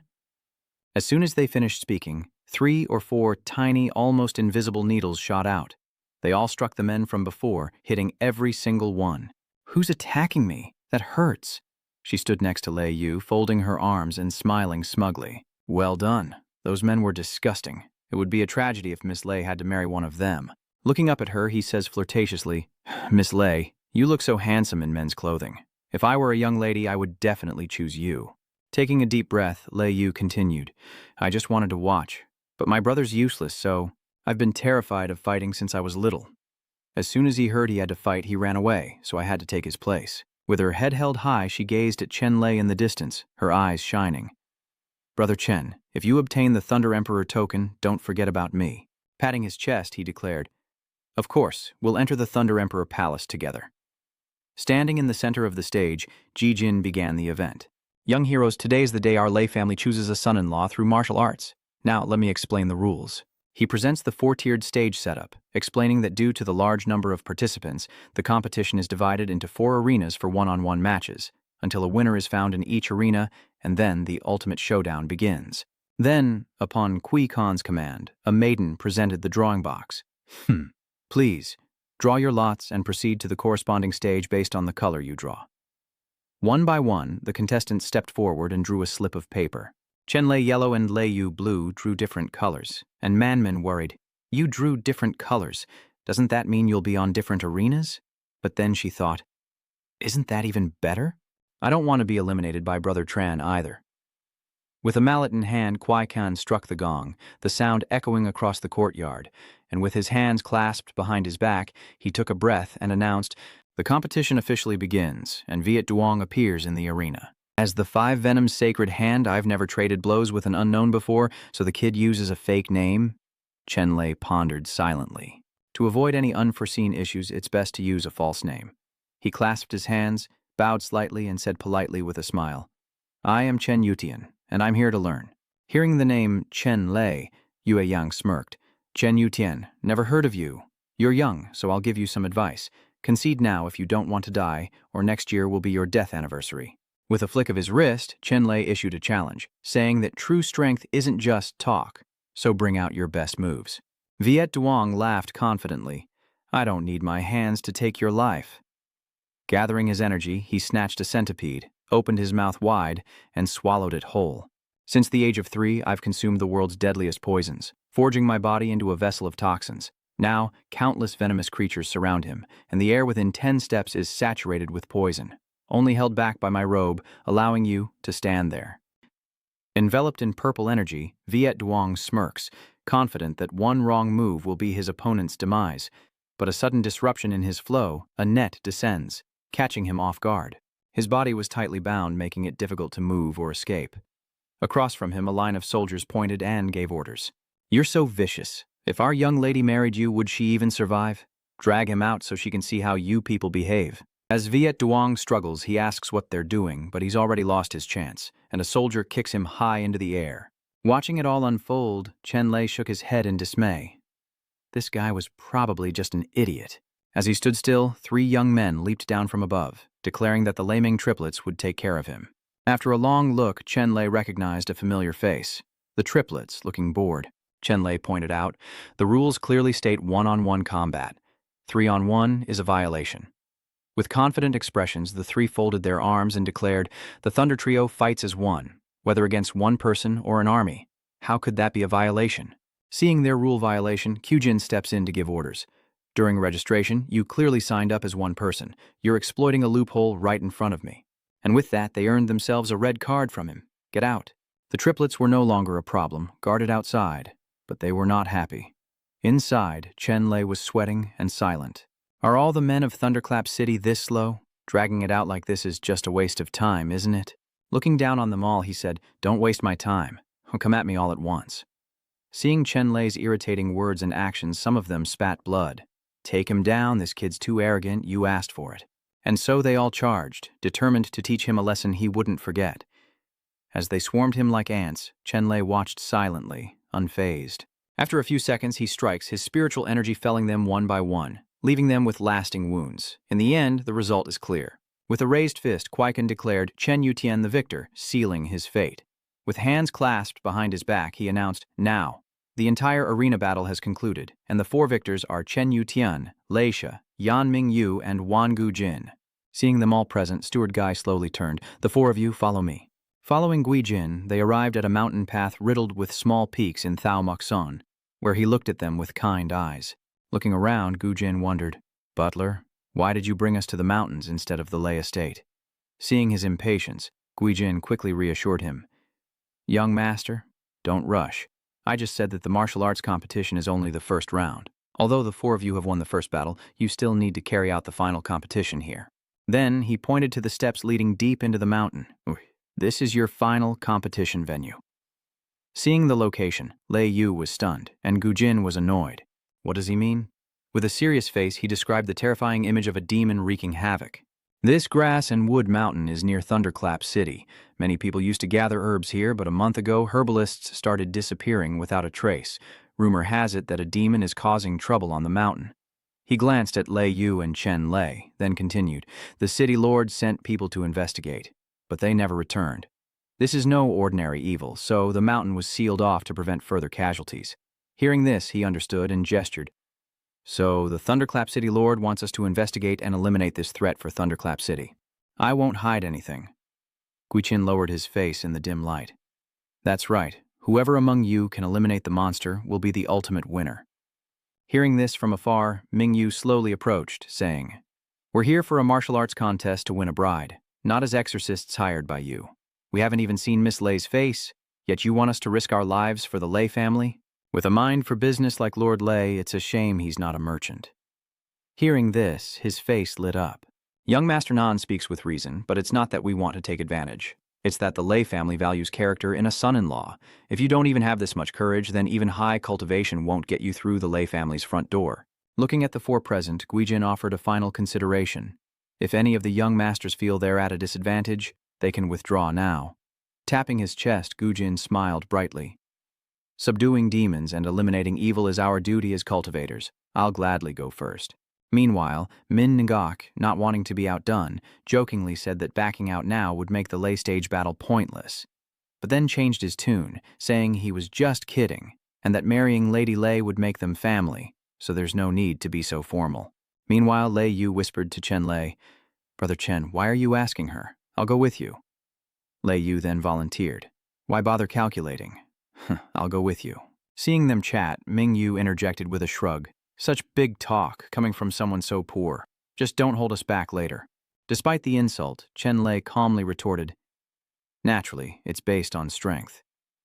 Lei Yu chimed in, You're dressed so flamboyantly, I wonder if you're even useful. Taking her words lightly, he continued to mock, That's right. She's better off as bait for the monsters, leaving her speechless with anger. Seeing no further objections, Guichin happily pointed towards the stairs, saying, All right, if no one has any objections, let's go. Saying goodbye to him, they began their journey deeper in. Leading the group was none other than Gu Jin, who had patted his chest earlier. With a wary eye, Chenlay frowned and looked around. Everyone be careful. We're deep in the mountains now. Monsters could appear at any moment. Seeing him show off, Mingyu's face was full of disdain. Big fuss about nothing. I don't see anything special. Ignoring his antics, Gu Jin agreed with Chenlay's point, but there are many flowers and plants here. Seeing that Gu Jin understood, Lei Yu happily chimed in. Of course, this herb mountain is full of spiritual energy, nurturing many rare flowers and herbs, all of which have extraordinary medicinal effects when used to make elixirs. So it's not just Leiming City. People from all around come here to gather herbs. As he explains, Min Ngok becomes mesmerized by a flower. Curious, he gently touched the flower, thinking it would make a perfect gift for Miss Lei. Seeing the imminent danger, Lei Yu shouted a warning about the wind whisper flowers, but it was too late. A swarm of insects with long wings emerged, buzzing menacingly. Startled, Mingyu shrank back behind Gu Jin for protection. He thought there were only a few, but no, there were tens of thousands, swarming the four of them. Sword in hand, Lei Yu, eyes narrowed, quietly commanded, Hide behind me. But this time, Chenlay steps in to shield her, telling her to stay behind him. With that, he raises his arm, channeling his inner power and spiritual energy. Meanwhile, a bee stung Min Ngok in the face, startling him. Seeing the sting, he flew into a rage, channeling his energy. Damn it, it dared sting my face. Thus, Min Ngok swiftly eliminates the swarm, tearing them to shreds, while Gu Jin unleashes his power with enchanted talismans, invoking the celestial and earthly forces. As he released the talismans, the insects were incinerated into ash. Chenlay was slightly surprised by Gu Jin's methods. So this big guy is a Taoist priest from Maoshan. Who knew? After taking care of the insects, he turns to blame Mingyu, saying, Why are your hands so quick? Why did you have to provoke them? Even though he was wrong, he still tried to defend himself. How was I supposed to know these bees were hiding in the flower? Now being scolded, Mingok turns to Lei Yu. And why didn't you say something if you knew it was a bee-attracting flower? Then he saw something that made him wonder. Chenlay was embracing her tightly, his face flushed. Lei Yu said shyly, "Brother Chen, it's okay now. You can let go of me." Indeed, with his gossiping mouth, Mingok whispers to Ko Kim that something's not right between those two, and he nods in agreement. I think so too. Driven by curiosity, he moved closer, scrutinizing her, especially since she was fair-skinned, beautiful, soft-spoken, and graceful like a girl. Could it be? Ming Yu exclaimed, overwhelmed with emotion. "You two are the real deal, aren't you?" Gujin whispered, supporting him from behind. "I've heard rumors of this kind of brotherly love, so you two are into that sort of thing." Standing side by side, Chenlay began to refute. "We're not. Don't just make things up." Lei Yu then spoke up, asking who decided that men had to be tall and mighty. Where's the loss of sound? "Do you have a problem with the calendar?" Suddenly, a voice echoed from the depths of the forest, stunning them all. "Help!" A girl appears, running for her life from a horde of ghouls. "Help me, please." They looked at the ghouls, and the grim prophecy was coming true. A demon. While running, Xuan tripped over a rock in fear and fell to the ground. Her face and limbs were scraped, and her voice trembled as she said, "It hurts so much. The time has come." The ghouls rushed forward with dizzying speed, determined to capture Tuni. Seeing the beautiful woman injured, Ming Yu's heroic spirit awakens. "Fear not, fair maiden. I'm here to save you." As he struck, spiritual energy scattered the ghouls, knocking them unconscious amidst the dust and grass. Seeing the injured beauty, Min Ngoch felt a pang of sympathy and approached her, noting how beautiful she was. "Miss, you're safe now." Shyly, Tuni lowered her head in gratitude. "Thank you for saving my life, young hero." As the two were lost in their feelings, a ghoul awakened in the distance, leaping to its feet. It charged forward, raising its sharp-clawed hand to strike the bewildered pair. Min Ngoc and Tuni turned pale as they watched the ghoul approach, and Gujin anxiously shouted a warning. Luckily, Chenlay appeared just in time, delivering a blow that sent it flying, the zombie writhing in pain from his attack. He then retreated, standing behind Ming Yu and Xuni, observing. Having just fallen, the corpse demon's body moved again, eyes wide. It sprung up, trembling as it looked at everyone opposite it. Not just one, but all three had recovered. Their strength returned to normal. It raised its head, eyes blazing as it howled in glee, a challenge in its voice, staring at a bewildered Chenlay, wondering how this could be. Lei Yu cowered behind him, stammering that their wounds had healed. Gujin, sweating, explained that these weren't ordinary monsters, but corpse demons. Upon hearing their title, Chenlay was stunned. "Corpse demons?" He nodded slightly, continuing his explanation. "That's right. They are monsters formed from the lingering death energy of corpses. Apparently, normal attacks are useless against them. Even if their bodies are destroyed, they can regenerate. Only destroying their heads will work." After hearing Gujin's explanation, he understood their origins a little better. So that's what they are. Turning back to the corpse demons, all three lumbered forward. Drawing closer, he unsheathed his sword, ready to strike. As the three corpse demons closed in, he struck, cleaving them in two. And in seconds, their headless bodies lay scattered, blood pouring like rain. With the matter resolved, he looked at Gujin. Having heard that the Taoists of Maoshan were well versed in yin and yang and the five elements, with a thorough understanding of demons and evil. To recognize these as corpse demons at a glance, truly a well-deserved reputation. Accepting Chenlay's praise, he felt a little embarrassed, but also proud of his sect. Gujin introduces himself. "It's an honor that you know of my sect, Chen. We of the Maoshan sect can't compare to great immortal cultivation sects like yours. With all disciples combined, we barely number 10, and these past few years have been especially difficult due to the secularization." He confided, one hand behind his back, the other extended. "My master sent me down the mountain to take care of Zijin in order to repair the Taoist temple, and I happened to run into the Thunderlord's martial arts competition to choose a son-in-law. I didn't expect to be selected. I just wanted to get to know some famous people and accumulate some good karma." Seeing Gujin's impressive background, Chenlay praised him with a smile. "It's not the height of the mountain, but the presence of immortals that makes it sacred. Although the Maoshan sect has few disciples, they excel at subduing demons. It is my honor to know you, Brother Wan." From afar, Lei Yu approached, pointing at him as he spoke. explaining that Lord Lei was eager for talent and treated virtuous men with respect, so a talent like Master Xuan would surely be valued. Don't mention rebuilding, even expanding the sect would be done with a word. That's how highly he thinks of you. Huddling against Min Nguch, Tuni whispers her thanks for their help. I have nothing to repay you with, she said, but he quickly took her hand, full of concern. It is our duty as cultivators to help those in need. There's no need for such formalities. Seeing Mingyu return to normal, Lei Yu mocked him. Those are sweet words. Sounds like something Wang Gongzi would say, making him flustered. The reasoning is the same. Does it matter who said it first? Seeing Suer's appearance, Chenlay asked curiously, but what is a single woman doing alone in Huangzhou Dalin? He seemed to have struck a nerve. With tears streaming down her face, Suer began her long lament. My name is Hu Su-er, and I'm a farmer from a nearby town. Last month, my father and I went up the mountain to gather herbs when we encountered those monsters. She sobbed as she recounted being chased by ghouls, forced to flee, and losing track of her father. While escaping, we accidentally fell off a cliff. I lost consciousness, and when I woke up, my father was gone. I've been searching ever since. With that, Suer dropped to her knees, pleading, Please, heroes, help me find my father. After hearing her story, Gujin hesitated. Forgive me for being blunt, but your father has been missing for so long. I fear he may be...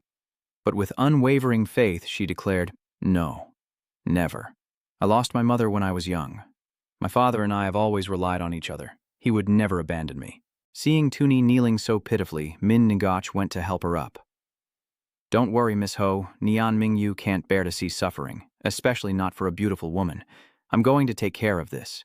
Gently taking Tuni by the shoulders, Min Ngoch boldly vowed, Even if your father was unfortunately killed by a zombie, I will take care of you for the rest of your life. Overwhelmed with gratitude, she thanked him. But seeing Mingyu's strange behavior, Lei Yu, with her hand on her sword, reminded him, Young Master Yan, I heard you came for the martial arts competition to find a spouse. Have you considered whether Miss Lei would agree to such promises to Miss Hu? Beating his chest, Mingyu acted like a true man. How could Lei be so heartless towards Miss Hu's tragic situation? How could anyone marry such a woman? Don't you agree? His words made Tuni blush, her heart pounding. Lei Yu silently stood behind them, clutching her sword, a look of utter dejection on her face. What is this? Seeing a beautiful woman, he changes his attitude and forgets why he came here. Men. Eventually, she moves with them to a mountainous area and points out, This is where my father and I encountered the corpse demon. Before the five of them was a deep cave, its end unseen, filled with gloom and a purplish miasma with an unpleasant odor. The scent made Chenlay uncomfortable. The stench is overwhelming. Gujin identifies it as the miasma of a corpse demon. Someone urges the team onward, suspecting the demon's lair lies within. Let's head in. Chenlay leads the way into the cave. Everyone be careful not to get separated. As a frail woman facing the darkness, Suer trembled. It's so dark in here. I'm scared. An opportunity arises, and Mingyu moves in. Don't be afraid. Let me hold your hand, easily winning her over. Thank you, Brother Yan. Taking Shuni's hand, he was surprised by how small and soft it was. Boneless, almost. Leading the beauty along, Mingyu thought, I only joined the recruitment for the Lei family's business, but I never expected to meet such a beauty. What luck. His thinking is awful, like a total womanizer, but he can't abandon Miss Lei either. To have both would be a blessing for life. Up ahead, Lei Yu, sensing something, turns around and meets Mingyu's gaze. Her face flushed, she told Lei Yu how she felt. Brother Chen, I'm scared too. While reassuring Lei Yu, he opened his palm to reveal something. Don't be afraid. She thought he wanted her to hold his hand for comfort and eagerly reached for it. But was she wrong? Chenlay pulls his hand back, leaving something behind. What is this? Seeing she didn't know what it was for, he explained, This is a night luminescent pearl. You won't be afraid of the dark with it. Seeing Chenlay's enthusiasm but lack of thought, Lei Yu sighed in frustration, truly oblivious to romance. Suddenly, she stumbles on something hard. Curious, Lei Yu glances down. What is that? A human skull lying around with some bones. Deeper into the cave, a field of corpses reeks with a pungent odor, skulls alongside decaying bodies. Another corpse has been eaten from the bottom up, leaving only the head intact. Some of these ghouls are rather polite, neatly stacking the skulls into a pile. The sight gives Gujin, Suer, and Mingyu pause. There, Chenlay saw with a start that the corpse's limbs had been devoured by the ghouls. Lei Yu, sweating, muttered how terrifying this was. Knowing their characteristics, he warned everyone to be careful, as the ghouls seemed to be nearby. No sooner were the words spoken than a group of dark figures emerged from the cave, mouths agape and eyes wide with a terrifying, ghastly stare. Looking closer, they realized these 5 were the culprits behind the skulls. So many ghouls. Fearing for Shuer's safety, Mingyu quickly pushed her back. Chenlay gathered lightning orbs, showing off his skills before the beauties, while others unleashed ancient techniques, surging red energy and the power of the Bagua palm. Each using their unique strength, they formed a line to attack the ghouls and support each other. The 3 streams of energy merged, sticking to each ghoul, causing them to scream. And so each one writhed in agony before finally meeting its end. After several minutes, all the ghouls were gone, leaving the ground stained with blood. Seeing how easily they were defeated, Mingyu smugly thought these ghouls weren't so tough after all, especially knowing their weakness. But Chenlay disagreed, feeling that things weren't so simple. Seeing him overthinking, he chimed in, "Isn't it all settled? No need to be so suspicious." Remembering another issue, Mingyu looked at the ghouls and asked, "But everyone contributed, so how do we decide who wins?" After a moment of deliberation, Lei Yu offered a suggestion. "Why don't we count the number of ghouls killed? Whoever has the most wins." Gujin was a little embarrassed, scratching his head. "This is difficult. It seems like everyone's about the same." But Mingyu wanted to argue. "What do you mean about the same? It's clear that I have a little more." Seeing him try to cheat, she scoffs. "Did your literature teacher teach you math? Even a glance would tell you that you put in the least effort," leaving Mingyu flustered. "What makes you say that? Did you even lift a finger?" A voice suddenly startled Chenlay, reminding everyone. "Enough talk, what's that sound?" The ground beneath them begins to tremble. Beneath them, a fissure appeared, growing wider until it became a sinkhole, swallowing everyone whole. Moments later, Mingyu, Tranloy, and Ko Kim landed hard. What's going on? Why did the ground suddenly split open? Looking around and not seeing Tuni, he worried, "Where's Miss Hu? Did any of you see Miss Hu?" Hearing she's gone, he realizes Lei Yu is also missing. Lei Yu is nowhere to be found.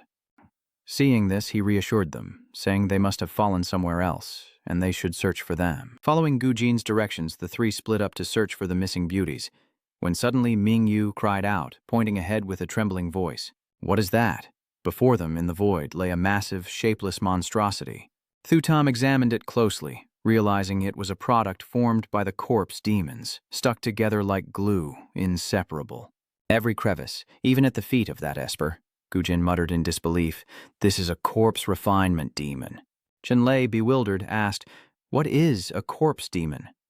With a slightly fearful expression, he recounted, "Normal people don't turn into corpse demons after death unless they harbor extreme resentment in life, but that's very rare, so corpse demons never appear on a large scale." Scratching his chin, he poses a question that bewilders Jin Huang, but with so many ghouls here, the only possibility is that something is actively channeling resentment into their bodies. Ghoul refinement. Observing the ghouls sticking together, he realizes that this is exactly how ghoul refinement exists. It feeds on human flesh, but its massive size makes it clumsy, and it fears light, unable to move during the day. So, after killing, it infuses corpses with resentment, turning them into corpses, then sends them to capture the living and bring them here for its feast. Sweating, he finally understands. It's the mastermind. Meanwhile, Min Got tells the others that whoever eliminates it wins. With that, he greedily rushed forward, desperate to get ahead. "Sorry, you two, but I'll be taking the lead." With a single leap, Min Ngok reached the highest point of the fused undead monster, then raised a hand crackling with eerie green energy. "Die." With a single clean strike, he effortlessly claimed the head of the ghoul. Smirking, Min Ngok says, "Miss Lei is mine now." But suddenly, arms sprout from the ghoul's head, and it tightens its grip around his neck, mouth agape, ready to devour him. Luckily, Gujin intervened just in time, throwing a talisman that struck the zombie, causing it to scream in agony. Finally, it released Min Ngoch, landing on the ground as its left leg began to form. The corpse demon was becoming whole. Its right leg and other parts materialized in an instant, and so, fully formed, it stood and stared at Mingyu, who trembled at the sight. What was happening? This thing has grown a body. Holding up a talisman, Gujin explains the reason to Mingyu. Because the head you severed wasn't the original, but that of a victim, and these severed limbs will become new ghouls if they escape. As he spoke, Chenlay looked ahead and noticed something new. You see, he realized the true form of the corpse demon that needed to be destroyed. A smile creeps across his face as Chenlay praises Mingyu. Looks like you've gotten its attention. The grotesque corpse demon begins to stir, its massive body slowly rising, and severed limbs fall to the ground, a truly horrifying sight. Though just a fragment, it carries life. Somehow the corpse demons are appearing with perfect bodies. They formed a long line, a massive horde descending upon the three of them. The commanding entity shrieked, a piercing sound issuing urgent orders, and the horde charged forward in a frenzy. Ming Ngach is stunned by the sight. They're rushing towards her, and there are even more than before. With a grim look, Chenlay attacks a group with his spirit energy. Meanwhile, Gu Jin used his red spirit energy to take down a large group, using his power to deliver a fatal blow to the ghouls. I refuse to believe I can't find you. Min Ngach unleashed her spiritual energy, striking down the ghouls in a furious explosion of rage. But something unexpected was about to happen. It has been reborn, its body rapidly regenerating at an alarming rate. Sensing the danger, Gu Jin quickly reprimands Mingyu. Don't cause chaos. This will only create more ghouls. He continued to strike with a single goal. With so many heads, which one was the real one? But Chenlay thought differently. Ming Ngach, you're not so simple now. If you can't find it, just blow them all up. No sooner said than done, he unleashed all the spiritual energy he had to obliterate them. A terrifying explosion erupts, engulfing the space in green spiritual energy. The ghoul is vaporized, turning into smoke in mere seconds, and every single one of its other bodies vanishes completely. Finally, the spiritual mist dissipated, and they stood there with Gu Jin, silently awaiting the outcome. After all that effort, the zombie demon's head appears, blood gushing out. He grabs it and lifts it up, satisfied. So it was hiding in the stomach. Crafty indeed. Meanwhile, the man hurries over, clasping his hands and bowing. Brother Chen, congratulations. You've won. With courtesy, he looked at Gu Jin, still needing to thank Juan for the reminder. Mingyu knew he had lost, and could only fall silent in contemplation, only to be one-upped. How hateful. Remembering the two beauties, he said, Now that I think of it, we haven't seen Brother Lei and Miss Hu for a while. I hope they're all right. Stroking his chin, he added, Chenlay has ordered it, so we should go find them. In the dark and gloomy cave, surrounded by jagged rocks, a hazy thought flickers. My head hurts. Where am I? Lei Yu slowly opened her eyes, her listless gaze and pale face making her look exhausted. Then she remembered, that's right, the corpse demon's cave. We fell from above. As Lei Yu tried to move, she was shocked to find herself bound to a massive stone pillar by heavy chains. What's going on? She wondered. Suddenly, a mocking voice echoed, drawing Lei Yu's attention. You're awake?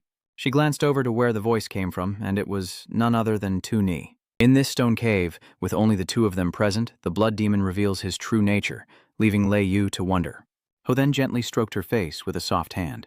Gazing at that beautiful face, he spoke, What a devastating beauty. Such beauty, I almost hesitate to harm you, Lei Yu exclaimed in a panic.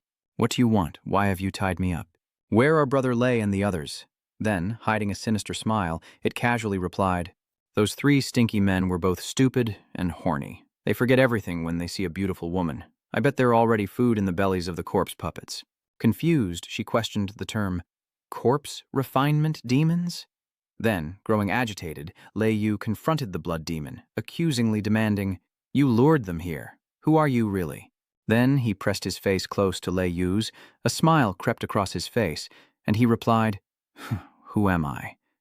You'll find out soon enough. Suddenly, blood demon tears open Lei Yu's robe, revealing her fair shoulders.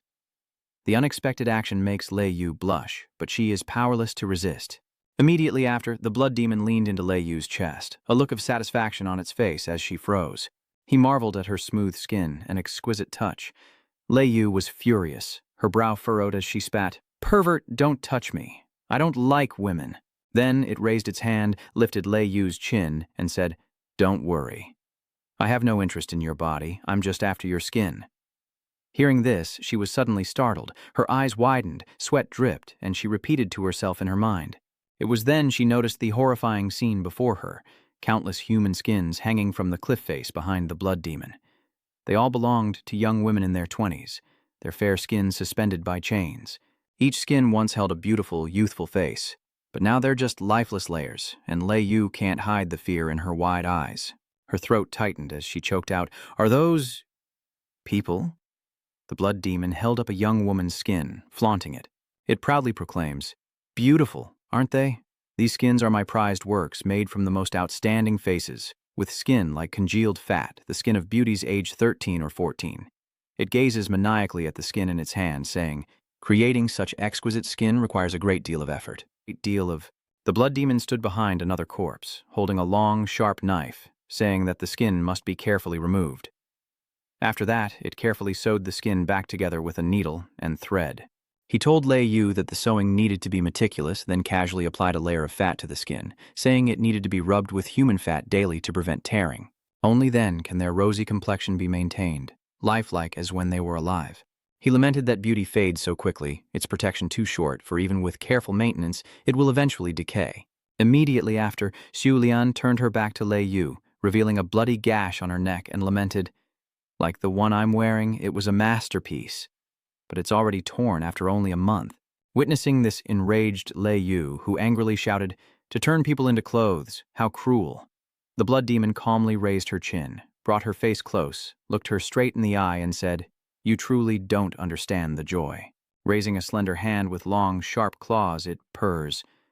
But no matter. The blood demon's face contorts hideously, pupils shrinking, long tongue licking its fingers. It declares, "Soon you'll become one of them." Suddenly, Lei Yu's body felt strange, and she struggled to move, but couldn't. Confused, Lei Yu exclaimed that she couldn't use her strength. The blood demon laughs maniacally, its voice dripping with malice. "Don't waste your energy.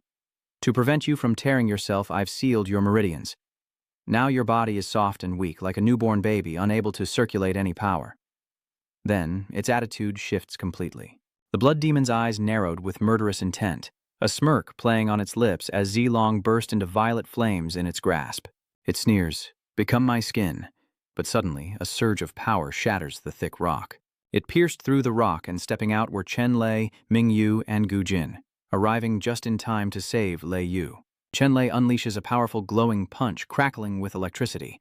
The blow lands with incredible force, striking the blood demon and sending it flying. Then Chenlay went to Lei Yu and freed her, his face etched with worry as he spoke. "Sorry I'm late, are you okay?" She replies, "I'm fine, Brother Chen, we've all been deceived by her. She and those corpse demons are in league together." After Chenlay's attack, rocks and the skins hanging on the cliff walls fell to the ground. Lei Yu points and says, "She murdered these women and made their skin into leather garments." Hearing this, Ming Yu is shocked, exclaiming in disbelief, "Miss Hu, why?" It was then that Lei Yu turned to him, hoping to awaken him. "You're blinded by beauty. There is no Miss Hu, only a demon." His face filled with sorrow. Seeing the skins he had painstakingly collected destroyed, the blood demon knelt down, embraced them, and cried out, "Mine!" The skin was torn to shreds, scattered everywhere, some pieces lying on the ground. The blood demon's voice echoed through the cave. "Some of mine are just the upper half, hooked onto a large rock." He just kept repeating, "Mine." The blood demon raised the pale skin in its hand, recoiling as it screamed in agony. "My skin is ruined, and its rage is unleashed, face darkening, a murderous aura emanating from its entire body." With heavy steps toward the group, the blood demon hisses, "You bastards dare ruin my precious skin?" Immediately, the blood demon's face contorted, revealing pupilless yellow eyes and a monstrous devilish maw as it raised its hand to strike, roaring, "I'll tear you all to pieces." Seeing this, Gujin produced a talisman covered in glowing red script and exclaimed, "Evil spirit, be gone." He immediately stuck it to the blood demon's forehead, catching it completely off guard. The talisman covered the demon's eyes, working instantly. It erupts, emitting a fierce light, and the blood demon, in agony, grits its teeth, revealing sharp fangs. Then, its body contorts, swelling like a balloon from head to toe, tearing its clothes apart. Then, a blinding light erupted, forcing Chenlay to shield his eyes, while Lei Yu squeezed his shut as smoke filled the air. From the smoke emerged a towering, shadowy figure, a grotesque form with earthen-brown skin, a bald head, and limbs revealed after its fair facade shattered, its body slick with a viscous purple fluid. Witnessing this, Chenlay says, "This is its true form." Meanwhile, Gujin looks at Ming Yu with a disgusted gaze. As it vomited a lonely pool of green, it exclaimed how nauseating it was. Seeing this, the blood demon frowned and spoke sarcastically. He was calling her sweet names just moments ago, and now he's cursing her. Typical man. Suddenly, it lunged at Mingyu, its eyes burning with murderous intent, and thrust a massive hand towards him, declaring, "I'll kill Ziyu." Chenlay turned to Gujin, asking, "Brother Juan, do you know what kind of monster this is?" He stroked his chin and replied, "It's blood. This kind of demon is very rare. I've only seen it in my master's book of demons." He continued, "This demon is an ancient beast formed from the coagulation of various demonic bloods during chaotic battles. It feeds on human essence, and due to its hideous appearance, it likes to make leather sheaths from the skin of beautiful men and women." Gujin slapped his hand, regretting, "Damn it, I should have noticed sooner. I smelled a bloody aura on it just now, but I thought it was the stench of the corpse demon, so I didn't pay much attention." Chenlay realized that this was its hiding place, masking its own scent with the aura of corpses, making it difficult to detect even for those with high cultivation. Frowning, Chenlay said to Gujin, "One of these guys eats corpses to refine them, and the other drinks blood and peels skin. No wonder so many people have gone missing. No bodies on the mountain. They must have eaten them all." Mingyu, chased by the blood demon, yelled, "Stop talking and help me!" Chenlay teases, "Aren't you always trying to hold hands with Miss Hu? Now's your chance." Mingyu shouted as he ran, "Are you kidding me? Who would want to mess with a Rakshasa like that?" No one came to his rescue, so he had to save himself. "Get away from me, you ugly demon." Mangacap's shot pierced the blood demon, killing it instantly, leaving a pool of red liquid.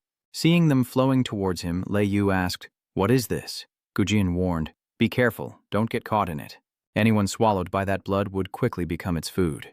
With that, Gujin swiftly flew up to a protruding rock high above. Mingyu also quickly found a safe place for herself, while Chenlay used his wings to fly, carrying Lei Yu into the air. The four of them stood high above, watching the red liquid struggle to climb. Chenlay frowned. "I'm shocked. With that much blood, this thing has eaten at least 1,000 people. It must have taken countless lives before it even reached Grasswood Mountain." With fury, Gujin declared, "A heinous crime. Today, I will end you and rid the people of this evil."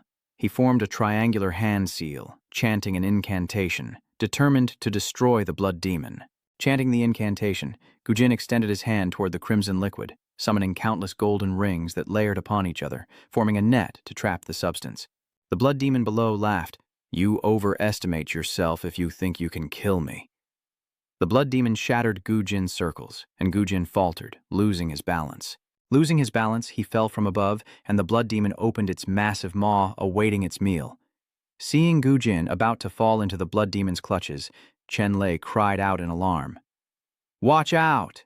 Quick as lightning, Xiaolei transforms into his massive beast form, thankfully catching Gujin before he fell into the blood demon's clutches. Xiaolei nimbly leaps across the cliff face, wanting to get Gujin to safety. Finally, Xiaolei and Gujin are safe on the ledge he was standing on before. The blood demon below sneered, "I'm not like that brainless fool who couldn't even handle a few green horns. Now that you've entered my blood cave, don't expect to leave alive." She spoke with utter confidence. "Once I've drained your blood marrow, I'll take good care of this little beauty." Suddenly, sharp iron spikes erupted from the crimson sea, lunging toward Gujin, who narrowly dodged them. Meanwhile, attacks rained down on Mingyu, but he managed to dodge them. Chenlay and Lei Yu bore the brunt of the assault, as carrying her made it difficult to evade.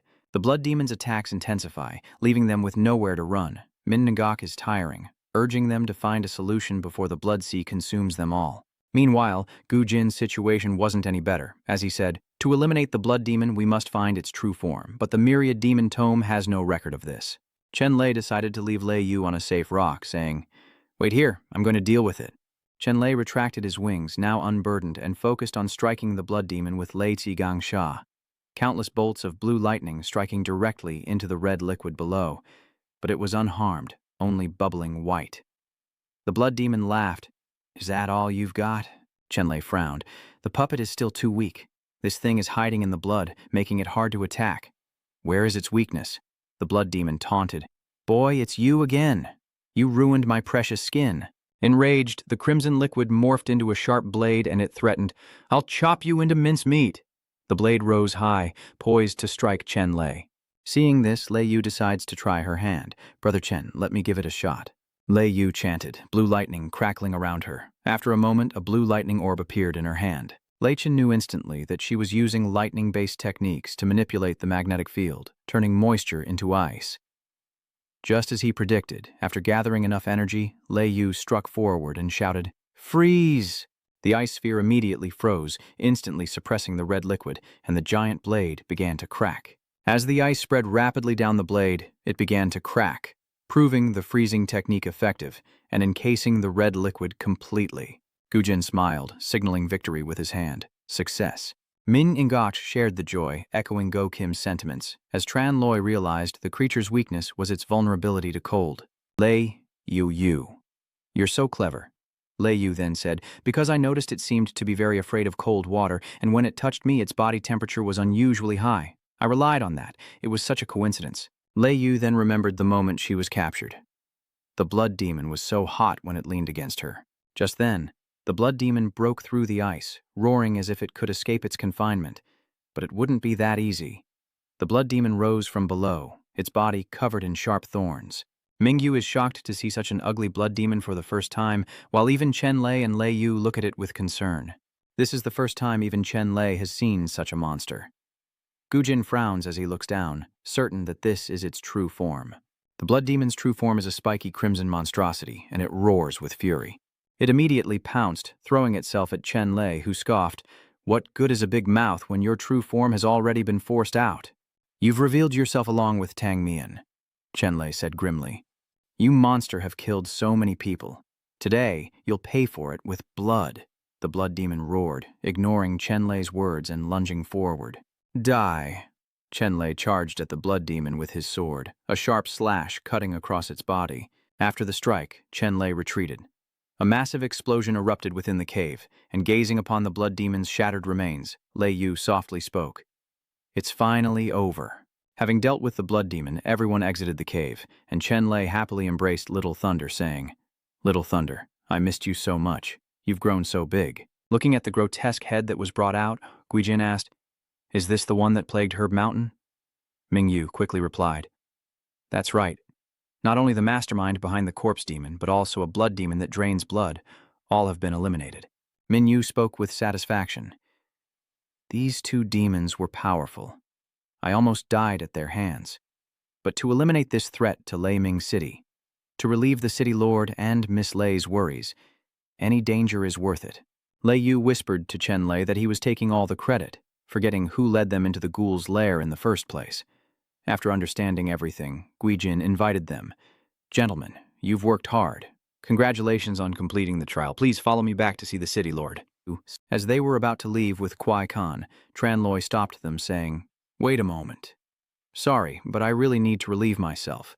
I can't hold it any longer, so I need to go into the woods." Gujin scratched his head, wanting to go along, saying, "I need to relieve myself too." Gujin understood Chenlay's signal and followed him into the woods. "Brother Chen," Gujin cut to the chase, "did you bring me here to talk?" Lei Chen said frankly, "That's right. I wanted to avoid the Lei family's chief manager and that kid Yan Mingyu, so I asked you here to discuss something." With a candid tone, Chenlay said, "To be frank, Brother Wan, I only entered the martial arts competition to win the Thunder Emperor token. I have no interest in Miss Lei." Chenlay then patted Gujin's shoulder, entrusting him. "So I was thinking, why doesn't Brother Wan become the Lei family's son-in-law? That way we both get what we want. What do you say?" Gujin scratched his head, a little surprised. "Brother Chen, are you kidding me?" Gujin couldn't understand why Chenlay would refuse to be the son-in-law of the Lei family, a family of immense power and wealth. If we could get their support, it would be an incredible opportunity, saving us youngsters 50 years of hard work. Now you have the son-in-law position in your grasp, yet you don't want it. Chenlay stated bluntly that no matter how powerful the Lei family is, it has nothing to do with him. "As a 7-foot man, I want to rely on my own efforts to make a name for myself in the world, not just be confined to Lei Ming City." Then he lowered his voice, clasped his hands towards Gujin, and said, "It's just that I feigned a marriage proposal for the sake of ladies' order, and if I were to break off the engagement, I'm afraid it would damage Miss Lei's reputation, so I want to ask Wanzhong for help. See?" Gujin stroked his chin, understanding that this was indeed a win-win solution. But he was still concerned. After all, whether it was appearance or family background, Yan was far superior to him. Why did Brother Chen choose me? Chenlay wondered. Han Min Ngach may have good looks, but his character, well, there are no words to describe it. Gu Jin then agreed to the proposal, admitting he couldn't match Chenlay's boldness.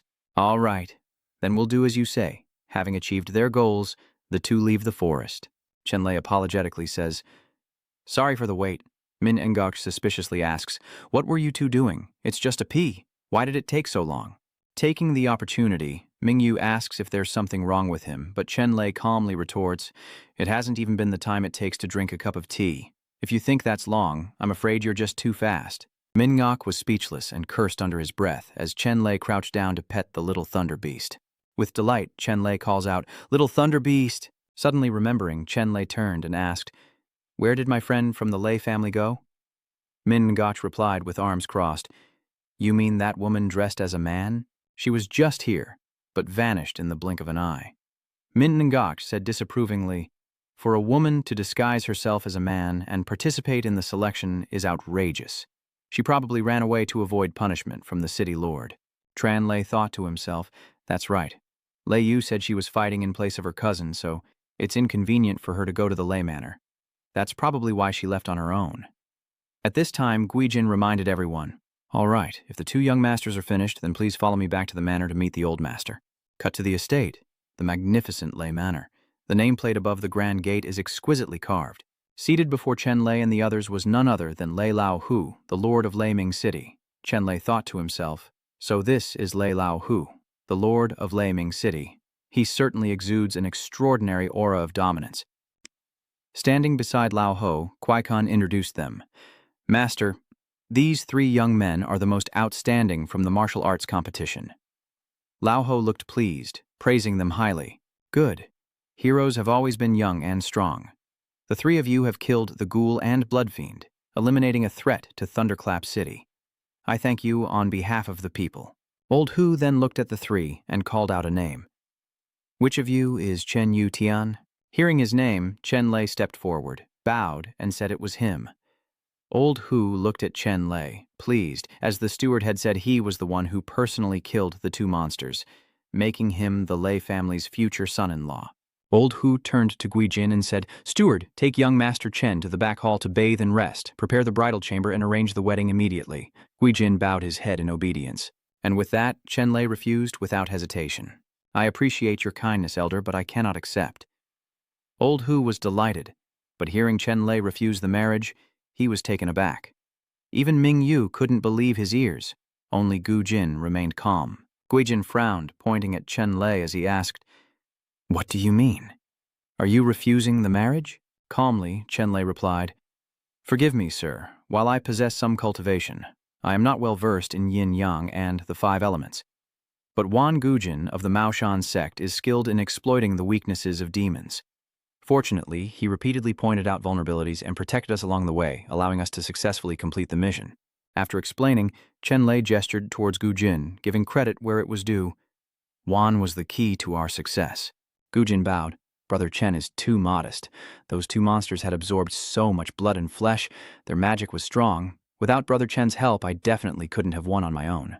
Hearing this, Lao Hu laughed.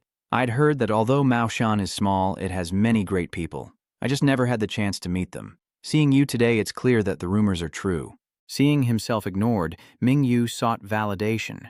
It wasn't just the two of them, but him as well. He pointed out that I recognized the blood demon's ploy at first glance, infiltrated the demon cave, and used myself as bait to attract the attention of the corpse, refining Ghost.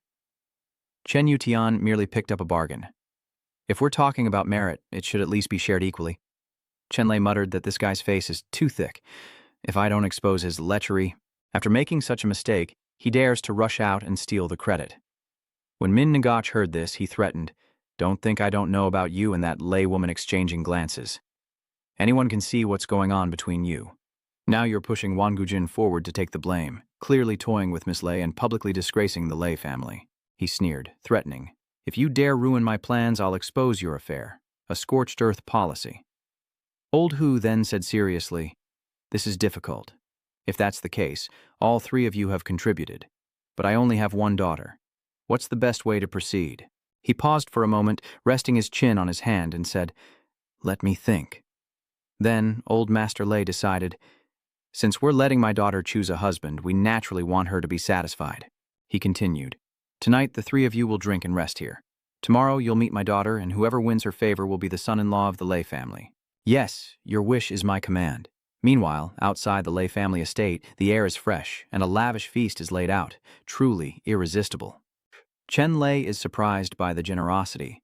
These are treasures. Braised fire phoenix, dried sea, Sajur dragon tail, these are all nourishing spirit beasts. Is the Lay family's food always this good? Chenlay wondered about the strange bulbs displayed in the glass pot. What are these? Gaijin explained that this 1,000-year white fox wine is the master's treasured brew, reserved only for the most esteemed guests. So please, young master, don't hesitate to enjoy it. Having said all that was needed, he clapped his hands, signaling the servants to enter. The singing girls entered in unison as Guijin stepped aside. He chuckled softly.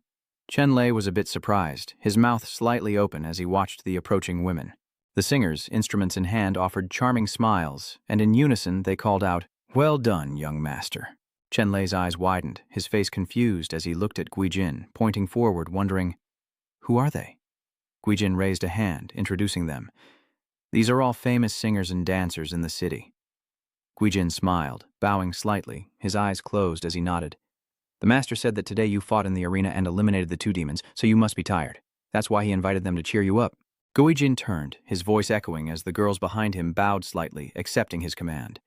You must all serve the young master well. Do you understand? Kwai-kan turned to Tranloy, bowing. Farewell, young master. Please, enjoy your meal. I'll take my leave. The musicians then began to play. Fangquan served Chenlay with graceful dances, then approached him, smiling gently as she sat on his lap with a wine cup in hand. Fang Xuan adds, Young hero, you slaughtered the ghoul and the blood demon, saving Thunder City from disaster. You are our great benefactor. I offer you this cup. Blushing, Chenlay closed his eyes and awkwardly replied, Could you please get off my lap? It's hard to eat like this. The young master is not only a hero, but also so handsome, a true talent. Fang Xuan smiled, raising her wine cup near Chenlay's mouth. To have young Master Lay as a husband, how enviable. Tao Loa closed her eyes and leaned gently against Chenlay. Fangquan moved her face close to his and whispered, It's a pity my sisters and I are all cursed with misfortune and lack such blessings. If we could share just one night with you, sir, we'd have no regrets in life. Surrounded by beauties, Chenlay smiled faintly. Do you think I'm some fox spirit? A banquet of beauties. Who could resist? Lei Chen's face was helpless, thoughts racing through his mind. It seemed this meal was off the table. In a split second, Lei Chen abruptly disappeared, leaving the three girls wide-eyed in surprise, his mind having made a swift decision. Running away is the best option. Tranloy lies on a rooftop, hands behind his head, and mutters to himself, What? The banquet was clearly a test. Only a fool would fall for that trap. In another room, a voice speaks with amusement. Come and get me, master. I'm over here. Another voice calls out, Come and catch me. Inside the room, a blindfolded Mingyu chases after the ladies, as one of them calls out, My lord, she's getting away. She excitedly shouts, I'm over here, come and get me. As Min Hyok reaches out, he says with a smile, Darling, don't run. If I catch you, I'll let you. He reached out and embraced one of them. Min Nagach smiled teasingly, and the girl giggled in response. You're so naughty, young master. The next morning, Chenlay, Mingyu, and Guijin met with Old Tiger while Guijin stood by. Old Tiger, seated in his chair, asked the three, Did the three young masters rest well last night? Chenlay smiled, clasped his hands, and replied with gratitude, Thank you, Master Lay, for your hospitality, but I prefer peace and quiet. Too much noise is unbearable, and my back still aches. If there's nothing else, I'd like to return to the inn to rest. Min Ngok steps forward, a sneer on his face. Can't even handle this? What a weakling. You'll never be a hero. Min Ngok clasped his hands, turning to Old Tiger, and said, After a night of rest, I'm feeling refreshed and ready. I wonder when I might see Miss Lay. The tiger frowned and replied gravely, My daughter is in the garden, but you won't be seeing her. With that, the tiger clapped his hands together, as if giving a signal. Two soldiers suddenly approached Min Ngok, grabbing his arms as his surprise turned to fear. Min Ngok turned to Lei Lao, crying out, What is the meaning of this? Lei Lao pointed at Min Ngok, his voice accusatory. You still have the face to ask me that? Don't you know what you did with those dancers last night? Still not understanding, Min Ngok hesitantly replies, Weren't those dancers sent by you, Elder Lei? I only played with them. What's wrong with that? Old Hu stood up abruptly, frowning and shouting angrily. I asked you to watch over Vunye, not to indulge in pleasure and be careless. If you can't even resist this temptation, how can you be devoted to my daughter in the future? Someone, drag him out of here. The soldiers grabbed their clubs and began beating Ming Yu, who covered his head and screamed, I don't accept this, Lei Lao Hu. You tricked me. With Nian being so lecherous, greedy, and shameless, he's not a good match for my daughter. If it weren't for his contributions yesterday, I would have beaten him to death right then and there. Chenlay and Gu Jin stood motionless, listening intently as Lao Hu's voice continued. Compared to you two, with your noble character, who remain calm in the face of chaos, this old man is most appreciative. Lao Hu turned to Gu Jin, smiling kindly as he asked, But my dear Wangxian, those dancers are currently frozen in place by your immobilization spell. Can you release them? Last night, those women were too fierce, like wolves and tigers. I didn't know what else to do, so I resorted to that. I'll go release them from the spell. Hearing this, the old tiger laughed heartily and happily continued the conversation. You're such an idiot. They're just normal women, not demons or monsters. Why would you use a paralysis talisman at the first sign of trouble? That's way too violent. Old Hu opened his eyes, his voice laced with disappointment. How can I entrust my daughter to you like this? Gu Jin immediately lowered his head, clasping his hands together, and apologized profusely, saying it was his recklessness. The Tiger Lord stood still, his tone softening as he looked at Gu Jin, saying, I know you didn't do it on purpose. He chuckled, his eyes narrowing, and raised a hand, his face full of satisfaction. He continued, I have always admired the Maoshan sect and wish to donate 100,000 starstones to rebuild the temple and become your Taoist friend. Furthermore, if you ever need help, come find the Lei family. Gu Jin bows, hands clasped, thanking Old Tiger. Thank you, Master Lei. Raising both hands, Old Hu continued. After this trial, it's clear that young Master Tran is of noble character, possesses great martial skill, and is humble and generous. Suddenly looking at Chenlay, Old Hu said, I've decided that from today on you will be the son-in-law of my Lei Manor. Chenlay was startled, pointing at himself in bewildered confusion. Well, Chenlay replied, flustered, Master Lei, I'm just a nobody, without a home or backing, and I'm afraid I'm not worthy of Miss Lei. Old Hu smiled, his eyes full of affection, and gently dismissed his concerns, saying, Heroes are not judged by their origins, and besides, as the son-in-law of the Lei family, how could he be considered unknown? Chenlay looked visibly confused, sweat trickling down his cheek, and he could only utter a single word, but Old Hu's expression suddenly turned stern, and his voice rang out with weight. I admire your spirit, but the Lei Manor has announced a martial arts contest for my daughter's hand, known throughout the city. Now that you've won, you must marry my daughter. To refuse would be to mock the Lei family. Panicked, Chenlay quickly defended himself. Of course not. Old Hu softened his voice, saying with satisfaction, Good then. Come. My daughter is waiting for you in the garden. Gu Jin approached, placing a hand on Chenlay's shoulder, teasing him. Brother Tran, a wife is won by one's own merit. Even on your knees, you must take her. I can't help you with this. Tran Loi lowered his head, closed his eyes, and sighed in helplessness. Chenlay stepped into the garden behind the Lei Manor, a scene of dreamy beauty. Someone stands by the lake, scattering food for the fish. Below, a school of colorful fish gather.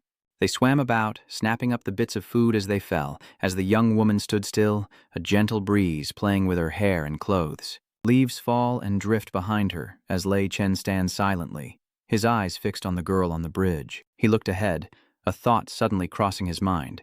She truly was a peerless beauty, but how was he going to refuse the marriage?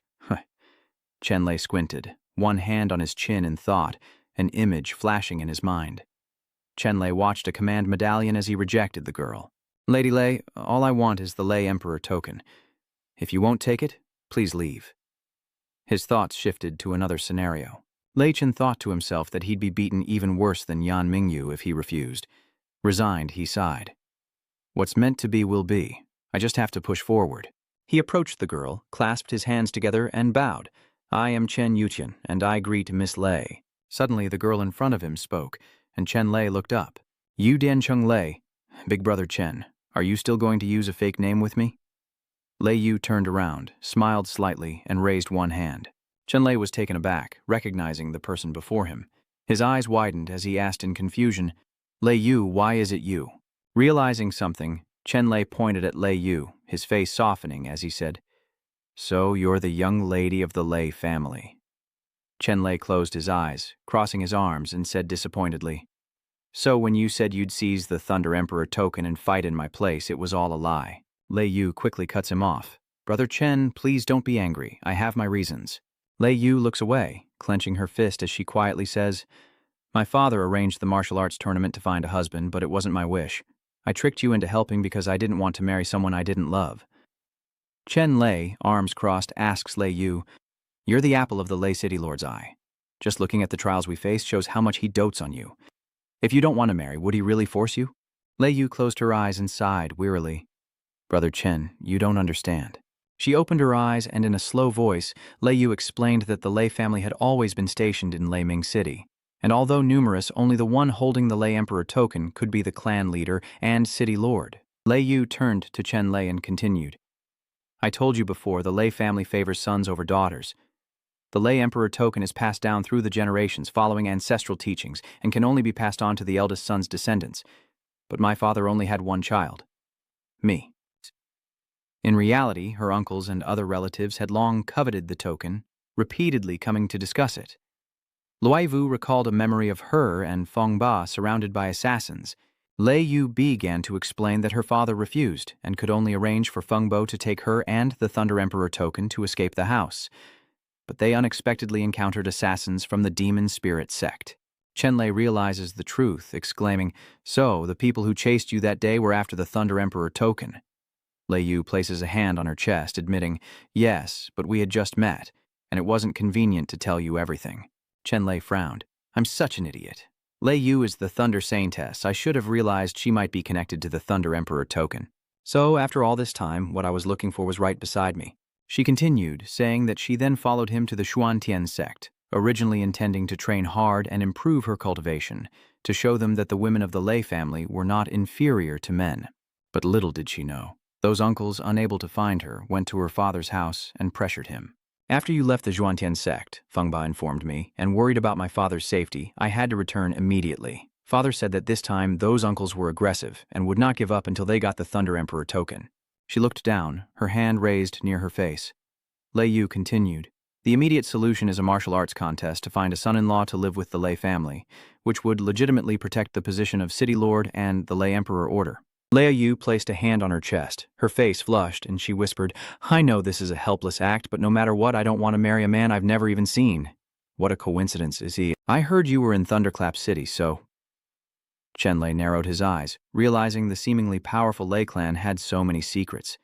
He smiled, raising a hand, and said, "If that's the case, why didn't you just say so? Why make such a big detour?" Chenlay sighed softly, then said with relief, "I'm relieved now. I thought I really had to marry Miss Lei." "So, what is it?" Lei Yu asked, turning her face away but keeping her eyes on Chenlay, her voice a bit displeased. "Would marrying me be so beneath you?" She raised a hand, her eyes darting away. Her face flushed as she slowly and curiously asked, "Or is it that you simply dislike me, Brother Chen?" Chenlay waved his right hand, quickly denying, "Of course not. You're as beautiful as an angel inside and out. How could I hate you?" Lei Yu moves closer, her face inches from Chenlay's. She's sure she doesn't hate him, so she must like him. Chenlay recoils slightly, his voice faltering. "Well," Lei Yu said, stepping back with a blush, "Brother Chen, there's something I've been wanting to tell you." Lei Yu turned to face Lei Wu, responding with curiosity. "What is it?" Lei Wu turned around, clasped her hands together, and whispered, "Actually, ever since that rainy night when you saved me from the clutches of the demonic spirit sect, I feel about you." Suddenly, a voice rang out, and Chenlay and Lei Yu reflexively turned around.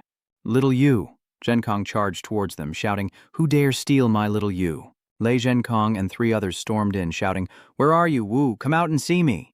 Guaijin stepped forward to stop them. "Young masters and ladies, please wait in the lobby while I announce your arrival." Zhenkong kicked Guaijin aside, roaring, "Get out of here! Who do you think you are to stop me?" The 3 moved toward him, as Yun He, with his hands behind his back, sneered, "You blind cur, we're here to see our cousin. We don't need a servant's permission." Donghai crosses his arms, frowning with disdain. Looks like we need to have your lapdog's legs broken by our uncle. Dongshan stood beside him, pointing directly at Guijin, and arrogantly said, "Don't you even know who's in front of you, you undisciplined thing?" Chenlay watched the group from afar. He wondered, who are those guys, so barbaric and unreasonable, and they're calling others undisciplined? Lei Yu turned to him and replied, "Those are my cousins." Lei Yu looked at Zhenkong and introduced him to Chenlay. "The slightly chubby one is called Lei Zhenkong, the son of my second uncle and also the oldest among us with the strongest cultivation." She glanced over at Donghai and Dongshan, continuing, "Those two brothers are the sons of our fourth uncle, Lei Donghai and Lei Dongshan." Lei Yu pointed to Yunhe, telling Chenlay, "The skinny one is Lei Yunhe, the only son of our third uncle, but his father passed away early." They both looked at them, Lei Yu's expression thoughtful as she continued, "But they've all joined sects and usually cultivate outside, so they don't come back unless something happens. Coming here together today must be at their father's behest, to stop the Lei Manor's recruitment." Lei Yu turned away, taking Chenlay's wrist, her tone indifferent. "Brother Chen, pay them no mind, let's go." Zhenkong, noticing Lei Yu and Chenlay leaving, exclaimed, "You air!" Zhenkong leaps into the air, leaving Yunhe, Donghai, and Dongshan behind, jumping straight towards Chenlay and Lei Yu. He landed, standing before them. Frowning, Zhenkong looked at Lei Yu, raised a hand, and asked, "Lei Yu, is it true your father has set up a fighting arena to find a son-in-law for you?" Lei Yu, somewhat angered, immediately retorted, "This is a matter for my Lei Manor and has nothing to do with you cousins." Zhenkong, displeased, quickly retorted, "How can it not be related? Don't you know how I've felt about you all these years? How could you marry someone else?" With that, Zhenkong stepped forward, attempting to grab Lei Yu's hand, his voice hardening. "Let's go. I'm going to talk to your father. You're going to marry me, and we'll be wed today." Having overheard the exchange, Chenlay stepped in, seizing Zhenkong's hand before he could reach Lei Yu. He turned to Chenlay, who smiled gently and said, "Let's talk with words. Getting physical with a girl is rather uncouth." Zhenkong quickly snatched his hand back, grumbling, "Who do you think you are, daring to interfere with my affairs?" Lei Yu hides behind Chenlay, answering for him, "He's the champion of the Lei Arena, my fiancé, Chen Yu Tian." "So it's you," Zhenkong said, pointing at Chenlay, his voice laced with fury. Nearby, Yunhe scoffed, arms crossed. "Are you kidding me? How could this poor wretch ever be worthy of marrying into our Lei family? Never heard of any Chen Yu Tian from any sect." Zhenkong smirked, arms crossed. He scorned Chenlay, an insignificant nobody daring to scheme for an alliance with the Thunder Clan. Dongshan leaned back, hands on his hips, mocking, a toad lusting after swan meat, without even looking in the mirror to see his own worth. Maintaining his composure, Chenlay points at them, saying sarcastically, "As for that, I've always used a mirror." "What about it? So you guys use urine to look at your faces?" Zhenkong scoffed, then unleashed a barrage of fireballs at Chenlay. He yelled, "Die!" Chenlay stood still, glancing upwards. Fireballs hurtled towards him, but suddenly jets of water erupted, colliding with the attack and extinguishing the flames as Master Tiger arrived, his face like ice. Lei Zhenkong. Enough foolishness.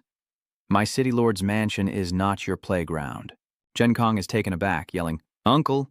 He clenches his fist, his face displeased as he says, "How am I causing trouble?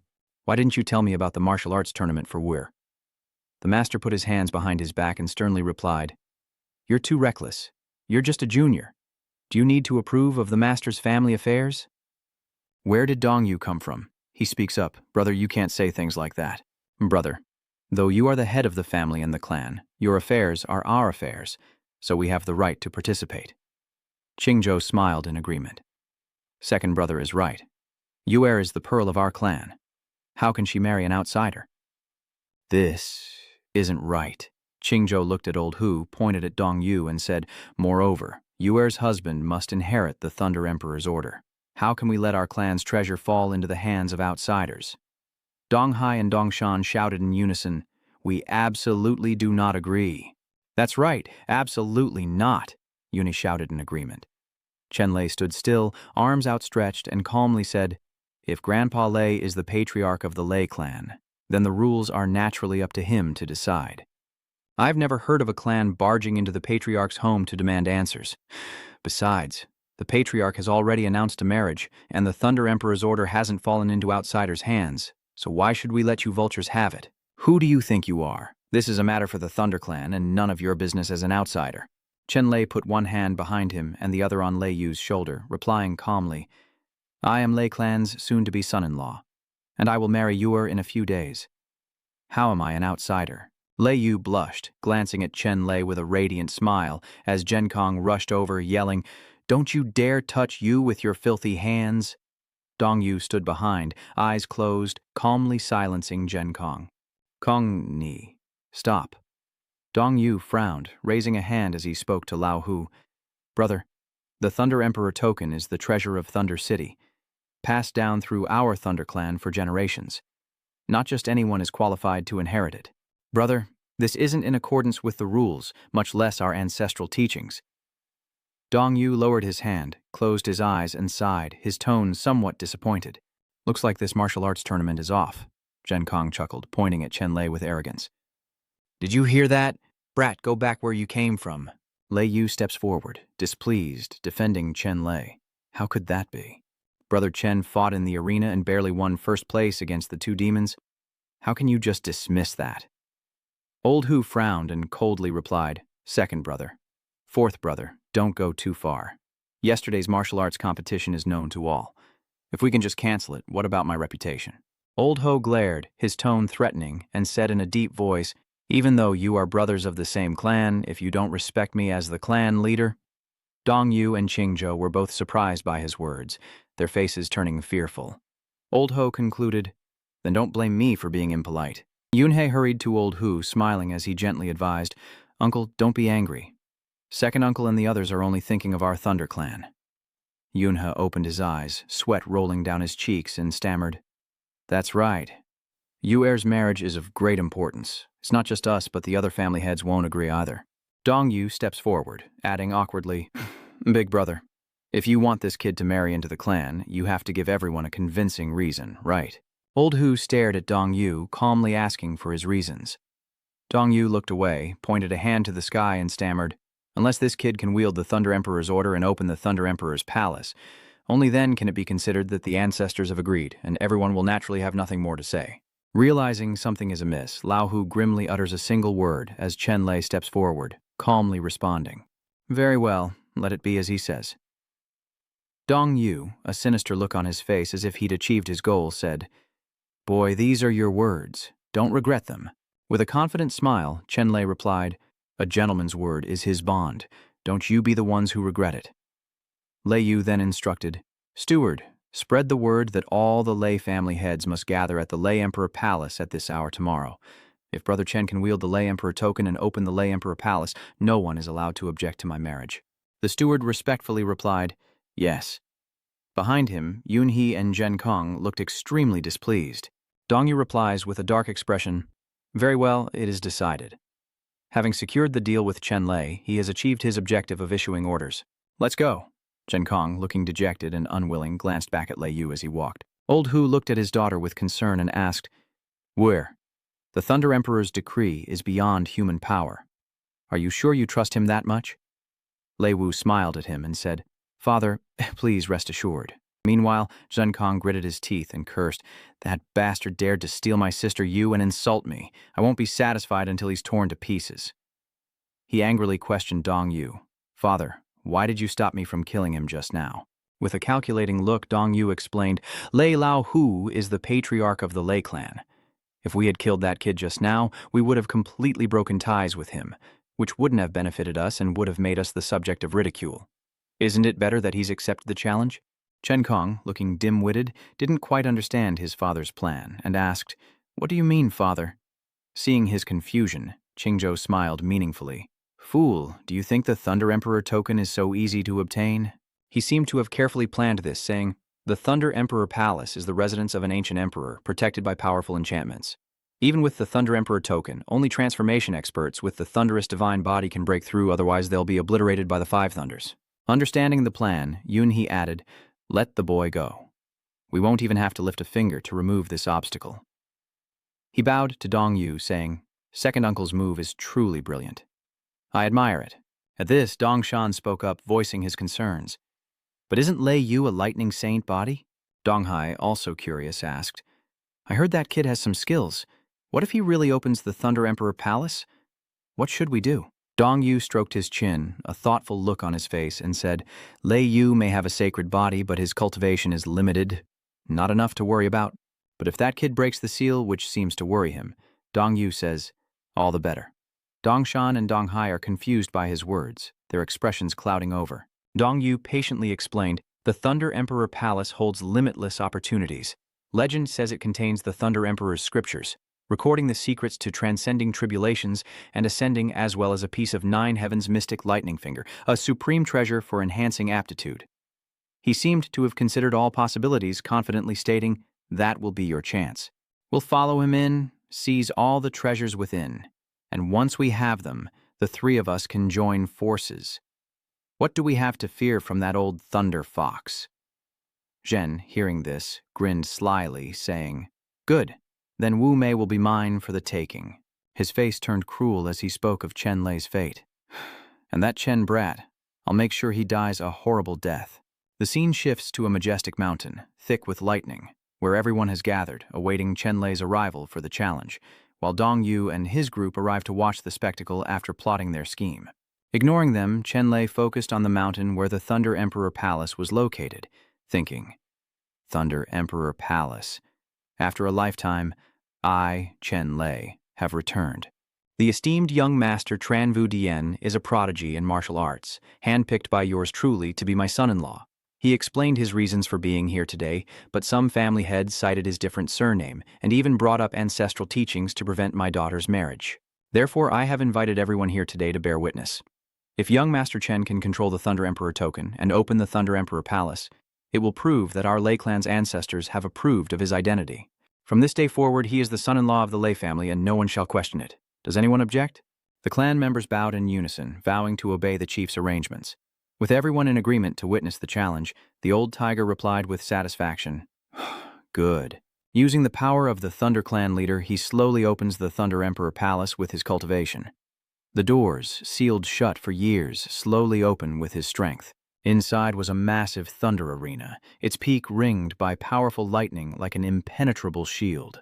Old Hu then politely gestured for Chenlay to enter, saying, my dear son-in-law, please. At that moment, Lei Yu stepped forward worriedly, saying, Brother Chen, the Lei family's ancestral teachings forbid women from approaching the Thunder Emperor's palace, so I can't go with you. Chenlay felt helpless because of the Lei family's strange rules, and he sarcastically said, they look down on women? Where did they come from without women? Were they born from rocks? Then Chenlay smiled at Lei Yu, promising, Lei Yu, just wait. When I return from the Thunder Emperor's palace, I'll help you inherit the position of City Lord. To change this unreasonable family precept, she looked at him and smiled gently, saying, okay. Jin Kong eyed them sweetly, which irritated him, and he snapped, hey, what are you bragging about? Are you scared already? Dongshan chimed in, saying if he didn't dare go, he should get down and beg for forgiveness, licking everyone in their clan's boots. Maybe then they'd spare his life. Dong Hai also chimed in, annoyed, telling him to stop stalling. Ignoring the three fools flapping their gums, Chenlay turned away. He slowly entered the Thunder Emperor Palace, leaping onto the high platform in one bound, and with the token in hand, he opened the door to the secret chamber. He poured his spiritual energy into it and commanded, and the token, as if sentient, flew straight up to the arena. On the arena, the command token hovered, radiating a brilliant golden light amidst swirling lightning as Chenlay stood beneath it, watching it draw in more and more lightning. From the sky above the arena, powerful lightning bolts strike directly at Chenlay, accompanied by deafening thunder. Seeing the power of the Thunder Emperor's palace, Gujin is extremely worried for Chenlay, calling out to him. The Thunder Clan onlookers marveled at the power, comparing it to a heavenly tribulation. No wonder only the Thunder Saint body could open the Thunder Emperor Palace. Even a martial honor expert couldn't withstand such force. Seeing Chenlay withstand such a massive lightning tribulation, Jen Kong sneered, that reckless brat is going to get himself killed. Little did anyone outside know that Chenlay was actually enjoying himself, arms outstretched, absorbing the lightning tribulation.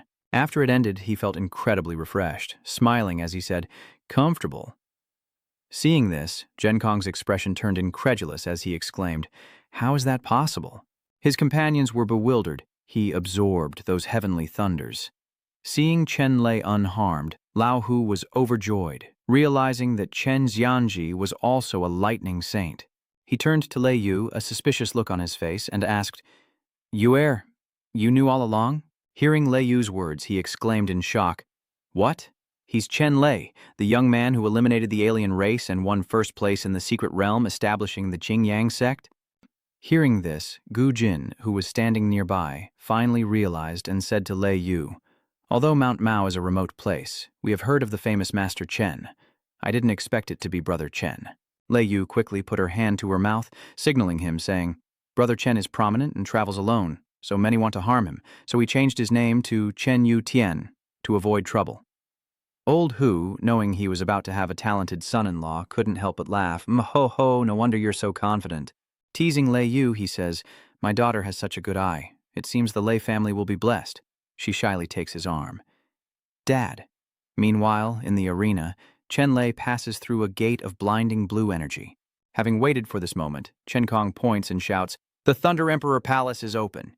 He signals to his comrades, knowing their chance has come. "The gate's open, let's go," Lao Hu urged urgently, trying to stop them. Gu Jin and Lei Yu immediately rushed forward to stop Chen Kong's group from entering the Thunder Emperor Palace's secret chamber, while Dong Yu and Qingzhou moved to intercept them as planned. "Hold on, you two." At that moment, the other four successfully stormed through the gates of the Thunder Emperor Palace. Gu Jin angrily questioned, "What do you two think you're doing?" Lei Yu furiously reminded them that only the inheritor of the Thunder Emperor's token could enter, and they were forbidden to go in. Seeing this, Dong Yu chuckled. The Thunder Emperor Palace is fraught with danger. We're just letting them in to protect your little lover."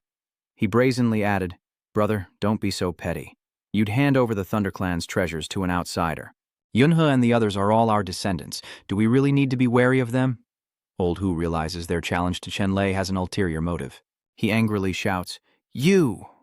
Chenlay lands inside the Thunder Emperor Palace, surrounded by lush, green mountains. He thought to himself that everyone believed Thunder Emperor Palace was a simple temple, but it was actually the blessed land Thunder Emperor lived in before his ascension.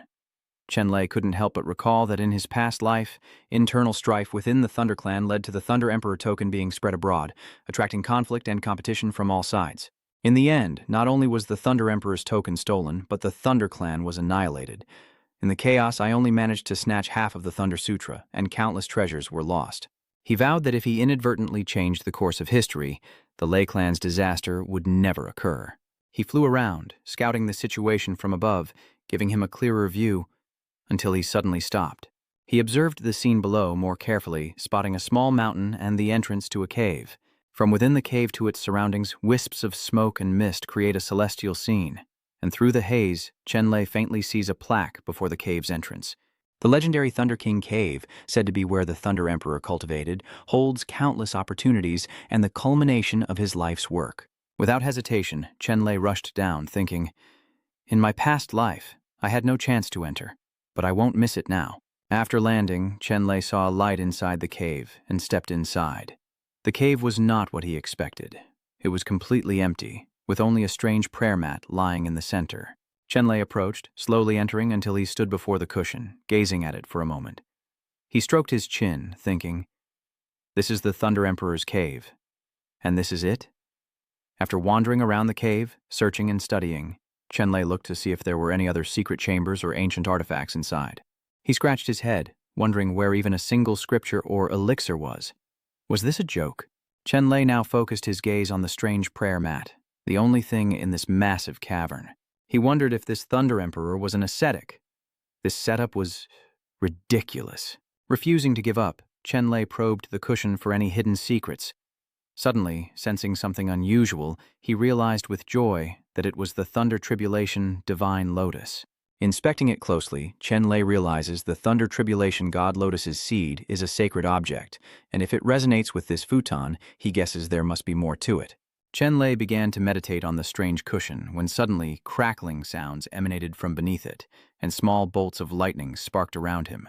Lei Chen was stunned, completely surprised by what was happening. From small sparks, lightning soon appeared, creating a bright golden cocoon around him. Within the cocoon, strange symbols appear, the insights of the Thunder Emperor. He began to circulate his chi, slowly absorbing this energy, the essence of profound simplicity. This cave is so simple. If not for the Soul Seed's guidance, I would have mistaken this cushion for an ordinary rock. Chenlay closed his eyes and slowly sensed his surroundings, realizing that guidance exists in the depths. He enters a meditative state, thinking, "Senior Thunder Emperor, if it is destiny, then I won't be polite." Fortunate to have this opportunity, Chenlay focuses and cultivates within the cave. After a moment, a large lotus bud appeared in the cave, radiating light, surrounded by purple runes. Suddenly, the bud slowly bloomed, revealing Chenlay meditating within. He was surprised by what was appearing around him. The lotus had now fully bloomed. Chenlay happily thought, "This is the Thunder Tribulation Divine Lotus Avatar." He wondered how he, a mere martial king, had cultivated the Thunder Tribulation Divine Lotus Avatar, when only martial saints could cultivate avatars and control them with true power, making them 100 times stronger than secret techniques. This showed just how insightful the Thunder Emperor was. Chenlay regretfully withdrew his spiritual energy, lamenting the limited time he had to fully comprehend everything here, deciding to take the cushion back for further study. He then quickly used his ring to store the cushion. Suddenly, from outside the cave, Chenlay heard the roar of a wild beast. He rushed out to investigate, listening at the entrance. The roaring continued, and Chenlay realized it was the purple lightning thunder tiger. The violet thunder tiger is a guardian beast raised by the Thunder Emperor, so there must be treasures where it resides. He smiled and said, "Perfect timing. Let me test the power of this Dharma form." Without hesitation, Chenlay bursts out, wings appearing as he soars into the sky, quickly flying towards the source of the purple lightning tiger's roar. A lush, green forest stretches endlessly, hidden behind a veil of mist, creating a serene and mystical landscape. Sunlight filters through the verdant bamboo, creating shimmering streaks of light, a tranquil and refreshing scene like a hidden paradise. Yunhe, Donghai, and Dongshan gaze up at the tree, introducing it. "This is the evil-repelling golden bamboo." Donghai looks up, eyes wide, and adds, "My father said the evil-repelling golden bamboo is not only a supreme material for refining weapons, but also the bane of all evil spirits. Even a small piece can ward off all evil."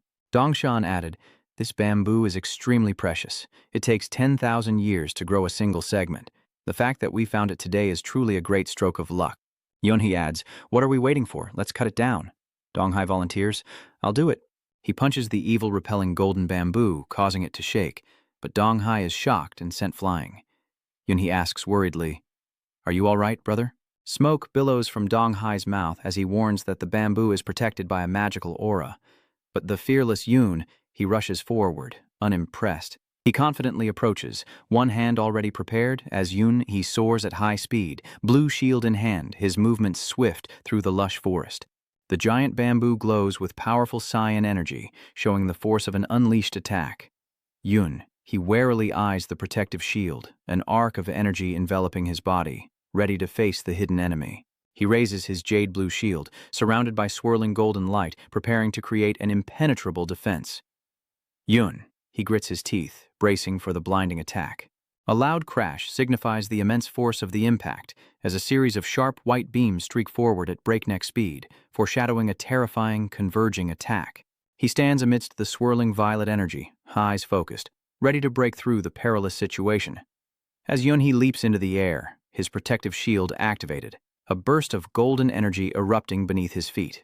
Yunhe then lowered himself into a defensive stance, his shield blocking the impact from above as his feet slammed into the ground, creating a resounding boom. Yunhe frowned in thought, hand on his chin, eyes fixed forward, showing his tactical calculations in a moment of crisis. A white tiger with a mystical blue glow appears amidst the green bamboo forest, creating an ethereal scene of a divine beast. It lunges forward with incredible speed, claws descending, creating a shockwave as the white tiger rears up, roaring, its massive form wreathed in purple lightning, exuding the ferocity of a sacred beast. Yunhe frantically clings to the bamboo to dodge, showing his extreme struggle and fear, while the Donghai brothers also cling tightly, their faces terrified as they try to avoid the dangerous attack from below. Realizing it's the guardian beast, Yunhe sees the white tiger's ferocious face up close, its fiery yellow eyes blazing with rage as it roars, preparing for the decisive strike. It appears amidst the sharp bamboo, roaring and unleashing a dizzying attack that tears through space. A beam of green light pierces the bamboo, creating a massive crack and a loud snap, signaling an incredibly sharp attack.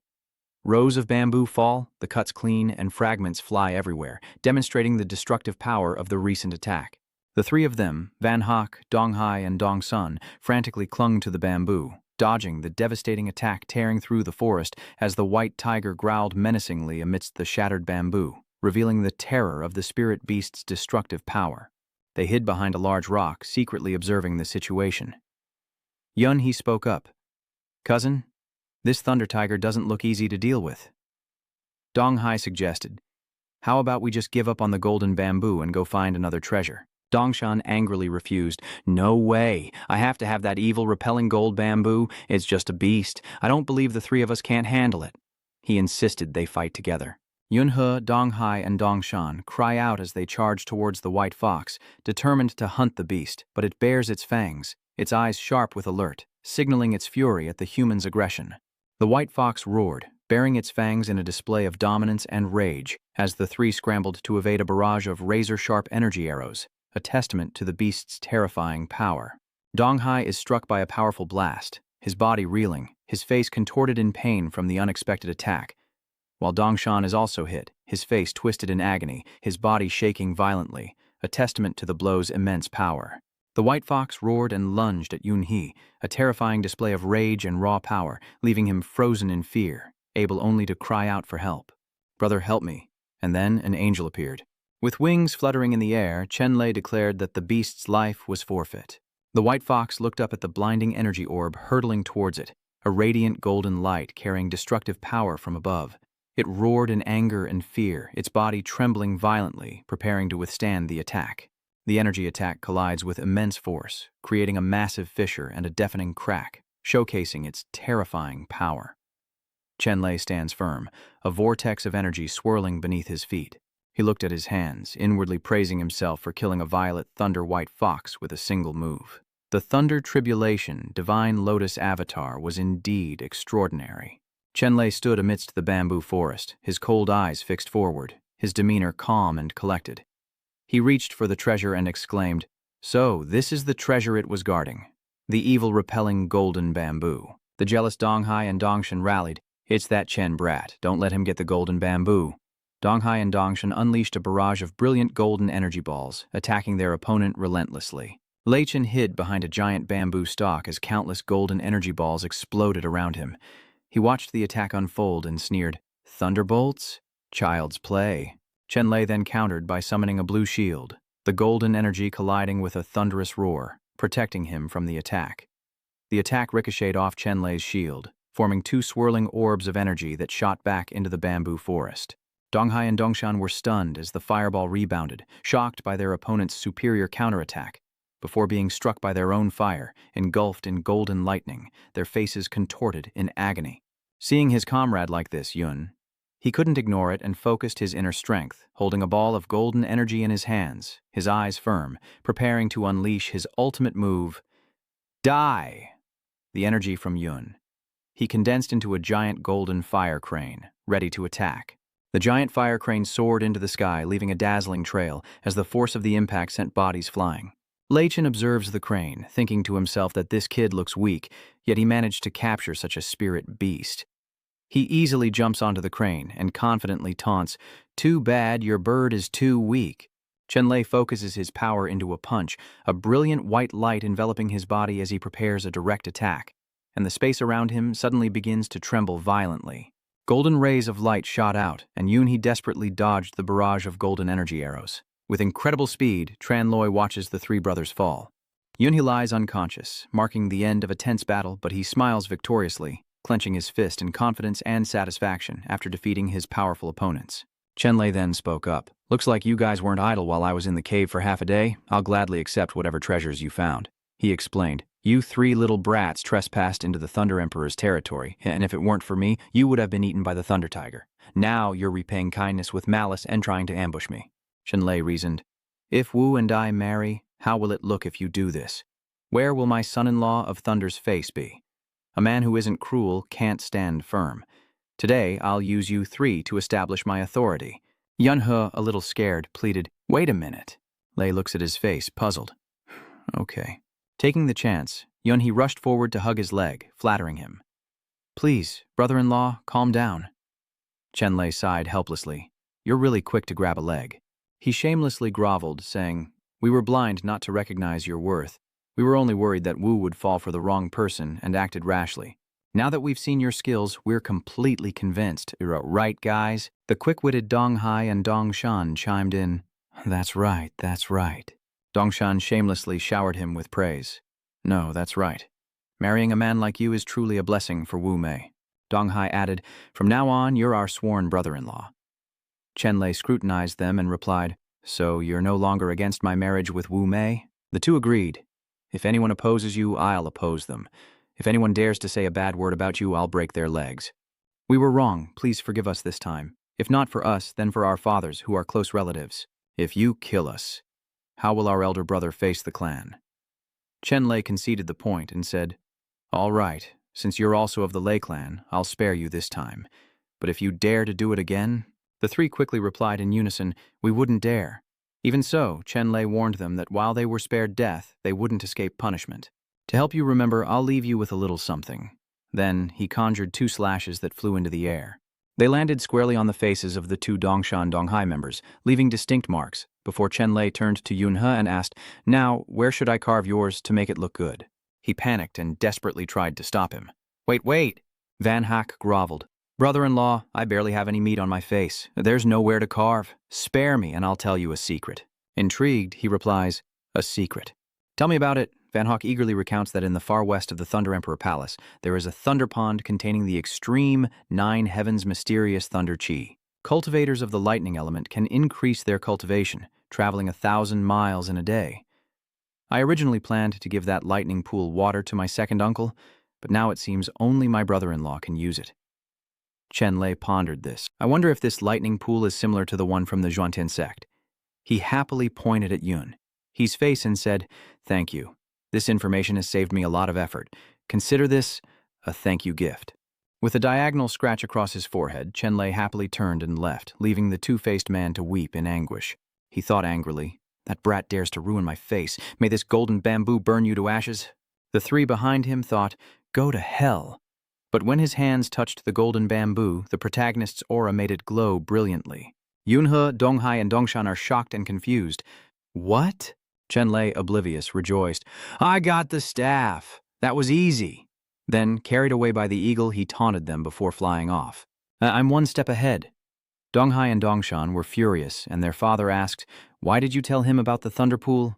If he finds it, won't that just make things easier for him? And he innocently reminds them that Lei Zhenkong is in the west, and he's sure the kid stole Lei Yu, and Lei Zhenkong already hates him to the core. Yunhe declared confidently that, although that guy wasn't the sharpest tool in the shed, he was the #1 master of their Thunder Clan. He plotted and schemed, and if Lei Zhenkong met him, he would definitely tear him to pieces to vent the hatred in his heart. In the sky, Chenlay wondered, Weren't we supposed to head west? Why isn't there even a trace of Thunder Pool? He wondered if it was a delaying tactic, as the marks he left didn't seem to help them remember for long. He should have been more ruthless. The sky was still clear and sunny with white clouds drifting by, but in an instant the entire galaxy was plunged into darkness. Bolts of lightning suddenly erupt from nowhere. Startled, Chenlay realizes the powerful lightning energy must be coming from Thunderfinger at the distant horizon, atop the mountain, where the lightning strikes originate. Chenlay landed, facing a mysterious gate full of secrets, and thought, Sword training. Valley isn't the lightning finger. What a letdown. Chenlay thought to himself, if these objects can attract lightning, they must be treasures. If I find one, it's fate, and I'd be a fool not to take it. He decided to step through the gate, ready to face any danger. Inside the cave, lightning crackled, waiting to unleash its deadly power. A stone is thrown in to test the situation, and as expected, there's a transparent barrier ahead that instantly releases a dangerous electric current upon contact. Chenlay assesses the blade's sharpness, then prepares to unleash the lightning light palm. Surrounded by a golden energy sphere and crackling lightning, Chenlay stands within the cave, seemingly cultivating a secret art. With unwavering eyes and a golden sphere enveloping him, Chenlay focuses intently on his breakthrough, a surge of power about to be unleashed from the narrow ravine. Chenlay's eyes widened in shock and surprise as he beheld the thunderclap sword suspended within the golden sphere of lightning energy. Light and electricity envelop it, creating an air of mystery and power as the giant golden sphere of lightning dominates the space. The thunderclap sword lies within, forged by earth-shattering lightning. Lush green trees are shrouded in a misty haze, bathed in brilliant golden light, creating a serene and mystical natural space as the figure dashes forward at breakneck speed, his footsteps blurring. He rushed forward only to stop short at the sight before him. Chen was overjoyed. So, the Nine Heavens' profound thunder pool is finally within reach. He recalls Dong Yu's warning that the Thunder Emperor of the Far West also had a thunder pool, though not a true Nine Heavens profound thunder pool, but one built by the Jian Palace to test those who entered. The true pool lies south of that poisonous lead. Withstand it for a moment, and it's yours. Remember, Genkong, the pool's water is an invaluable treasure for lightning cultivators, capable of strengthening bones and refining flesh, but only those with a lightning-forged body can truly control it. Once you find it, don't use it carelessly. Bring the water back so I can study it and help you absorb it. Got it? Lei Genkong confidently agreed, unaware of the secrets and mysteries that awaited him in the waters ahead. Genkong muttered to himself, amused, "Father, you're too cautious. Don't forget I'm the Lei clan's #1 genius, far surpassing Yu Mei in cultivation." Then he leaped high into the air, thinking, if only one person in the Lei clan can absorb the power of the Thunder Pool, it's definitely me, Lei Genkong. Then Genkong plunged into the water, the blue current quickly sparking with electricity as he endured the training. 1 dragon's power, 2 dragons' power, 3 dragons' power. His arm muscles bulged as the mountain's power flowed into him relentlessly. His chest muscles quickly hardened, and Zhen couldn't help but marvel. No wonder it's the water of Thunder Pool. My cultivation increased so much in the blink of an eye. He suddenly trembled, realizing, wait, it's too full. I've clearly absorbed so much, but the thunder water hasn't diminished in the slightest, instead becoming more and more aggressive. Genkong's body continued to grow uncontrollably. He thought with difficulty, my body can't take it anymore. I feel like I'm about to burst. It was then that Genkong realized the truth. This thunder pool was trying to devour him. He desperately swam towards the shore, but the current tightened its grip, keeping him in place. He screamed out in terror, begging for help as he floated helplessly, bubbles rising as he called out names in vain.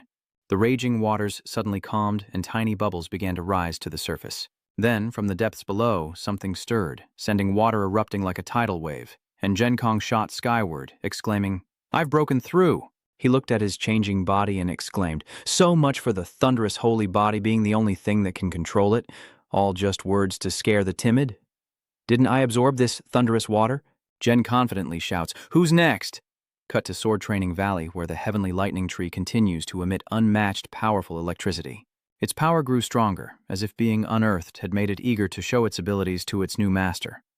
Chenlay could only stare in amazement at the heavenly lightning, marveling at the grand scale of its creation, and how it could become an earth-shattering divine weapon if reforged. He sighed, bitterly realizing, it's a pity to be trapped here, unable to use your talents. You must be lonely too. How about I take you away from here and we go on an adventure? As if understanding, thundering fell from the sky and plunged into the ground, the surrounding electricity gradually diminishing. Chenlay thought in surprise, it can understand me? Does this sword possess a spirit? As if reading his mind, the heavenly lightning floated in the air, then spun around and flew straight at him. Tranloy watched the sword circle around him, thinking that he had found a treasure of no small value.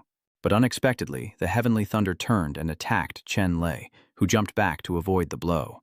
It wouldn't relent, continuing towards him with great speed, before stopping a good distance away. He points at it, saying, "Didn't you agree to come with me? Why are you attacking me? What do you mean by this?"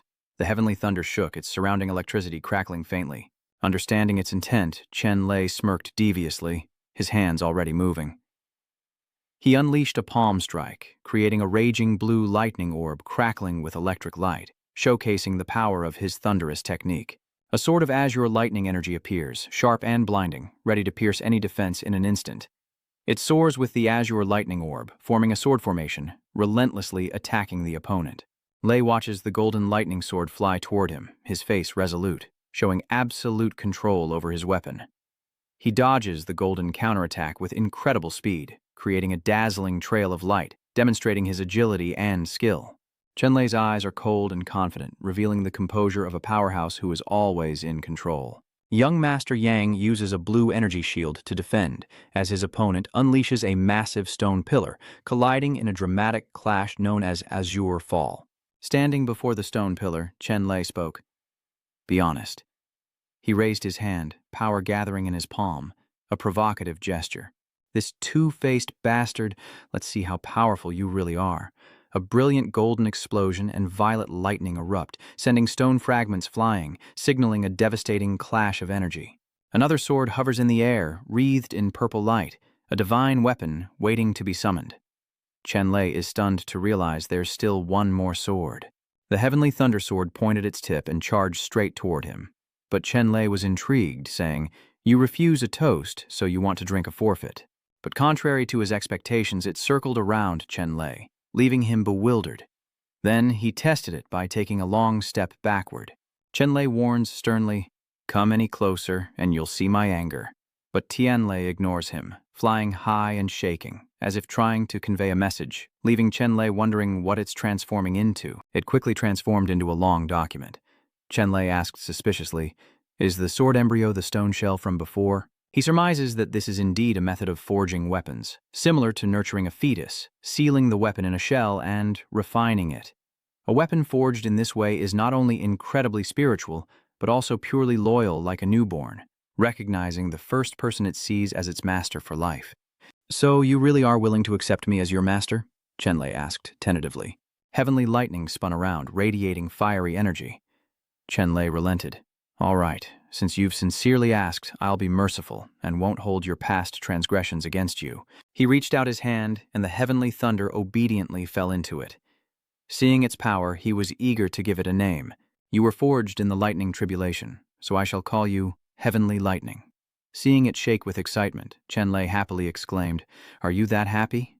You little guy are really clingy, aren't you?" But before he could celebrate, a strong tremor suddenly shook the cave. Chenlay and the azure treasure sword were bewildered and panicked when it suddenly tapped his ring with its tip. Understanding, Chenlay leaps high into the air, straining to reach the opening above.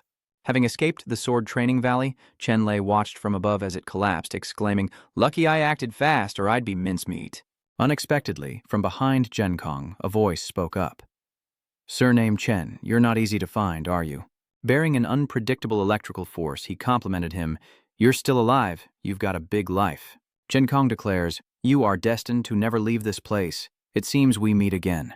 Chenlay silently wondered if that oppressive force had been his doing. Chenlay looked solemnly at Genkong, a little worried. To think he could collapse the sword-refining valley? So just how strong is this guy? And his body seems different than before. Observing carefully, the lightning power around him is too abundant unless it's the power of, brother, the nine heavens' profound lightning is a treasure that lightning cultivators dream of obtaining.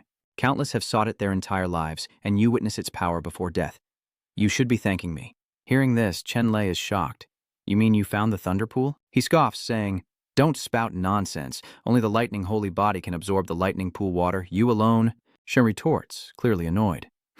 What's so great about the divine thunder physique anyway? Before absolute power, all treasures and talents will be mine to command.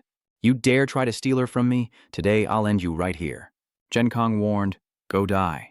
Genkong unleashed a brilliant red fire dragon, diving down at breakneck speed, attacking Chenlay, who was soaring in midair. Chenlay's body radiated a dazzling golden light, preparing to counterattack with his lightning radiance. The red fire dragon coiled around a small object as golden light erupted, displaying the absolute suppression and destruction of the fire spirit. It roars in fury, unleashing a torrent of crimson flames, its heat and power distorting the very air. The swirling red flames shot forward, creating terrifying heat that threatened everything in its path. And Chenlay thought uncomfortably, too hot. Genkong smugly enjoys his discomfort as he says, "I don't think anyone's told you, but I possess both lightning and fire spiritual energy. Lightning enhances fire, and fire strengthens lightning. Together, their power is unmatched." He confidently declares that no one can escape, and they should obediently turn to ashes. But Chenlay has his own trump card, replying that he also has a dragon. Chenlay focuses his energy, his hands forming a seal, his body radiating a brilliant blue electric light, signifying the casting of a great spell. A majestic blue lightning dragon appears, coiling around the spearhead, a testament to the summoning of a powerful spirit beast, as a furious crimson fire dragon roars, engulfed in flames, displaying its ferocity and destructive heat. The azure lightning dragon roars back with a valiant spirit, its eyes resolute, ready to face the fire dragon. The fire dragon and azure dragon coil around each other, the two majestic beasts creating a fierce confrontation of energy and aura. The red and blue dragons entwined, creating a colossal force, as torrents of fire and lightning energy surged and clashed. A blue lightning energy orb appeared amidst the black aura, preparing to unleash an incredibly powerful piercing attack. The fire dragon and azure dragon appear together, a pair of opposing spirit beasts, a magnificent scene full of the colors of battle. In the end, the azure dragon triumphs, swallowing the fire dragon whole. This scene sends Zhenkong into a panic. Dragon, how convenient, I have one too. Unable to accept reality, he continues to attack uncontrollably. Bastard, I spent 10 years cultivating that. How dare you? How dare you? He declares. I must kill you. With that, Zhenkong unleashed his lightning light whip, a series of sharp, brilliant golden energy streams that tore through the air with terrifying speed, leaving a trail of destruction. Chenlay was blasted off the ground in a white explosion, sending debris flying and the earth shattering into a spiderweb of cracks. Signaling the terrifying power of the attack, Chenlay angrily shouts Lei Zhenkong's full name. He warns that he didn't want to get serious out of respect for Lei Yu, but he's been left with no choice. Zhenkong retorts, "Who needs your respect?" He warns, "Meet your doom." Chenlay unleashes a rope-like orange-red energy, striking the vortex in the sky, displaying flexibility and power in the binding blow. Zhenkong's eyes widened in shock, a mix of surprise and intense tension as he stood amidst the swirling blue energy, his aura surging. A glowing blue square energy block hurtles forward at breakneck speed, the crackling air signaling a deadly attack. The blue square energy continues to fire, its powerful aura sweeping across the forest, showcasing its speed and might. Zhen's body moves with the wind as he barely dodges the blue energy, struggling to escape.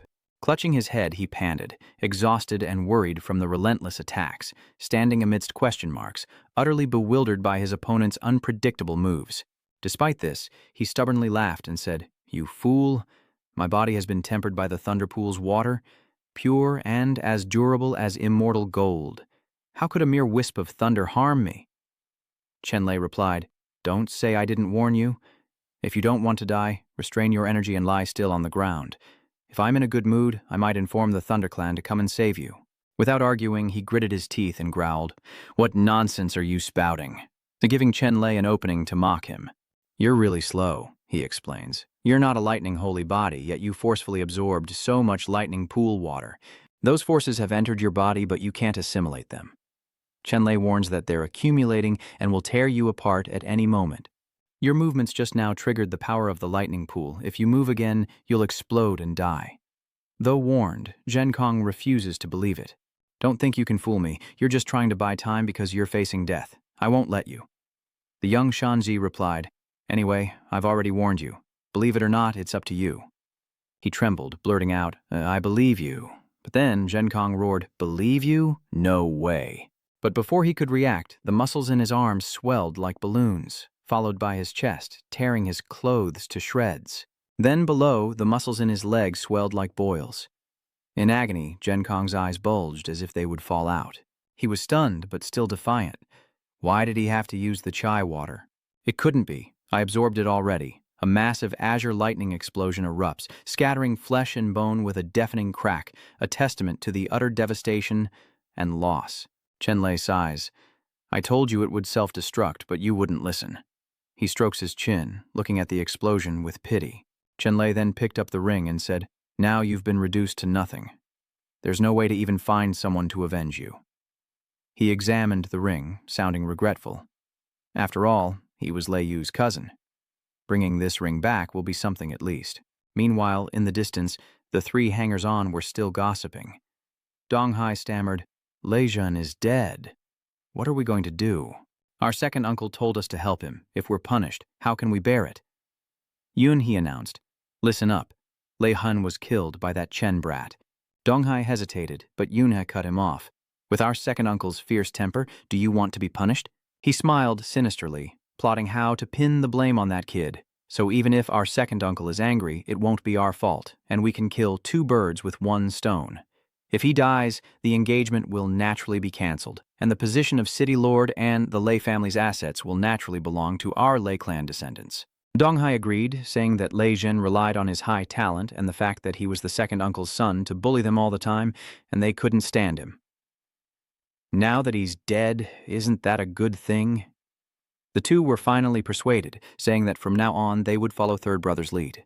Yunhe, pleased with their attitude, affirmed, "I lost my father at a young age and my third uncle has been so good to me.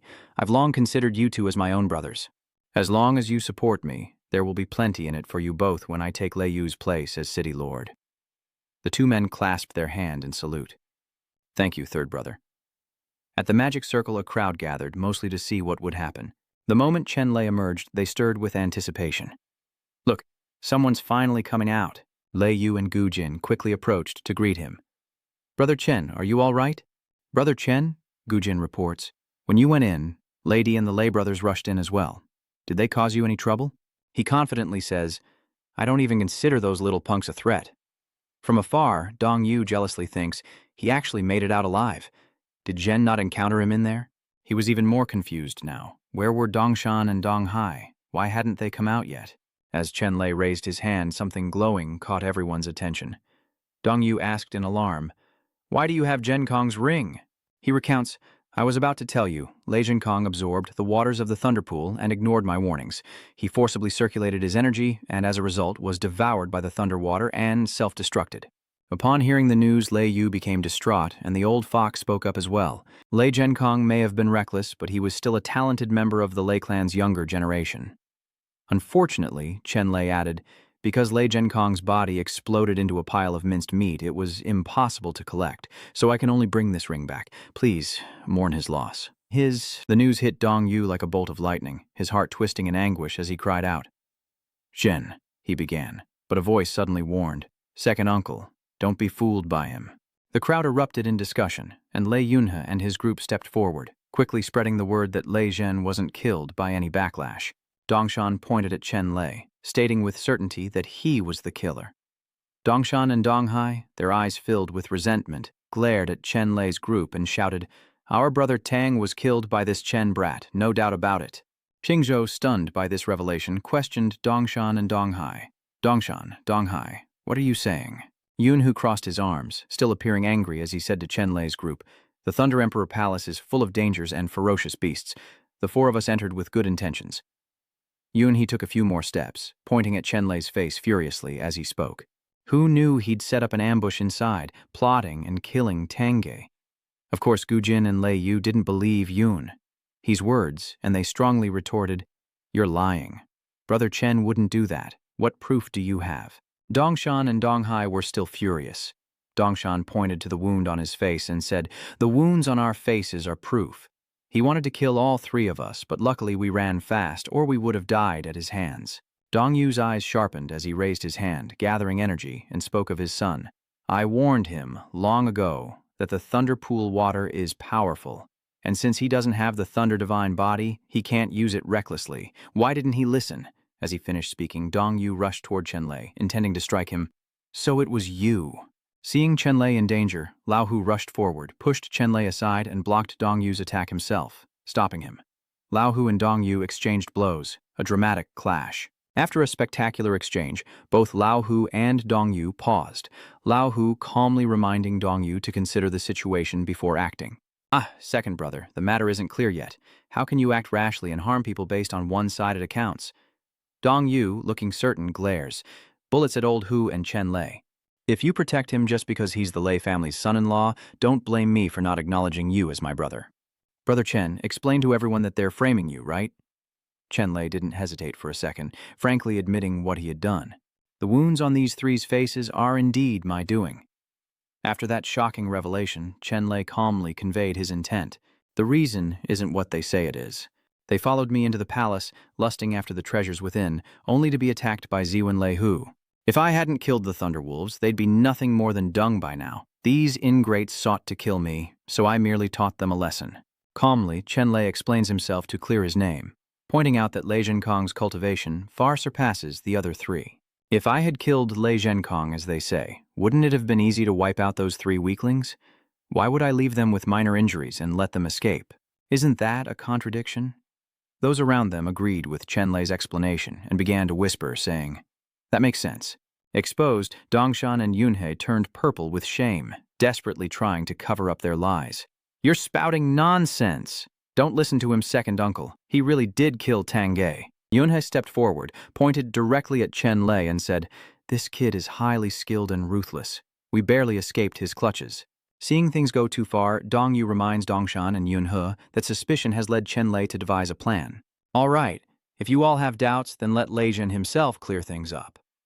Dongshan and Donghai were even more furious, and they yelled straight at Chenlay, "What nonsense are you spouting?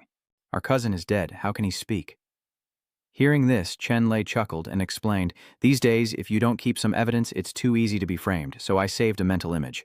Using a water mirror to replay the events, Chenlay summoned the mind's eye, revealing the scene of Genkong absorbing an excessive amount of lightning.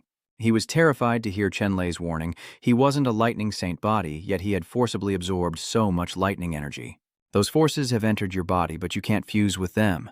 Now they're building up, ready to burst out at any moment. Your actions have already triggered the lightning water's power. Any further movement will cause you to explode. Dongyu was heartbroken to see his son like this. He cried out, "Genkong!" Dongyu trembled, tears streaming down her face, her heart aching for her son. "Jen, why were you so foolish?" Seeing the truth revealed, Lao Hu drew a conclusion to avoid further complications. Everyone has seen it. Lei Zhen's fate is a result of his own greed for the free use of the Thunder Pool water and has nothing to do with Gong Chengxian. At this, Lei Yu angrily pointed at the three before him, and Gu Jin added, equally enraged, "Now that the truth is clear, what do the three of you have to say?" Brother Chen held no grudges, so why try to frame him with your lies? It's disgusting. Dongshan, Donghai, and Yuni grit their teeth at the insults. Disgusting. Suddenly, Chenlay wants to show off a little, pointing up and preparing to channel his energy. "Oh, right. My cultivation has improved quite a bit recently, so the range of the water mirror can be wider. Before everyone's eyes is the mind's eye, and it seems Chenlay wants to show them something more." Within the mind's eye, Dongshan, Donghai, and Yunhe are plotting something sinister. Chenlay plans to pin the blame on him so their uncle won't suspect them, and kill two birds with one stone by breaking off the engagement.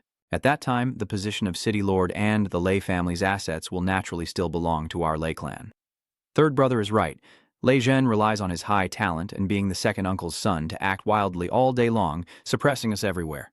I've long been disgusted with him. Isn't it good that he's dead now? Yunhe concocted a scheme, and Dongshan and Donghai, seeing its merit, followed suit, eager for their share of the spoil.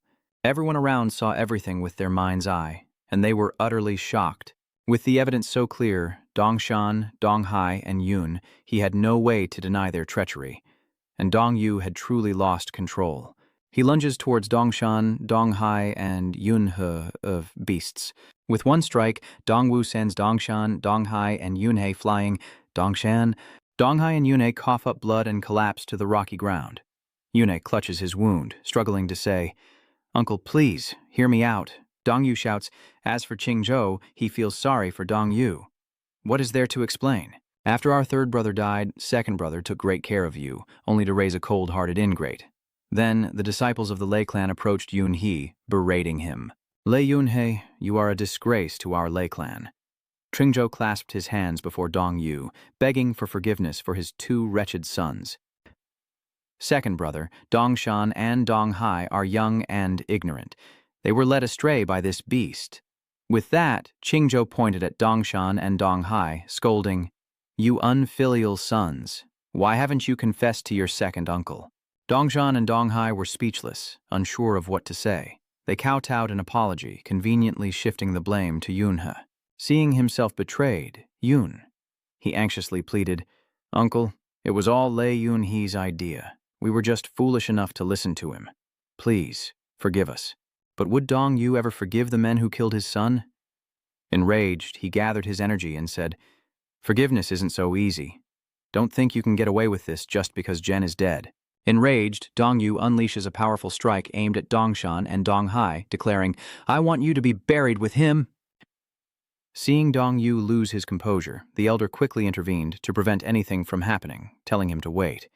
The elder remained calm, fair, and observant of the situation. Though they are guilty, the clan has its rules. We can't execute them. Now that the truth is clear, leave their fate to me, the clan leader. Old Hu assured Dongyu, promising a satisfactory resolution and putting Dongyu's mind at ease. Seeing Dongyu agree, Old Hu set about resolving the matter immediately. The Thunder Clan quickly received Old Hu's orders. Take them away. Yes. Dongshan, Donghai, and Yunhe were escorted away, their faces grim. Now that that's settled, let's move on to other matters.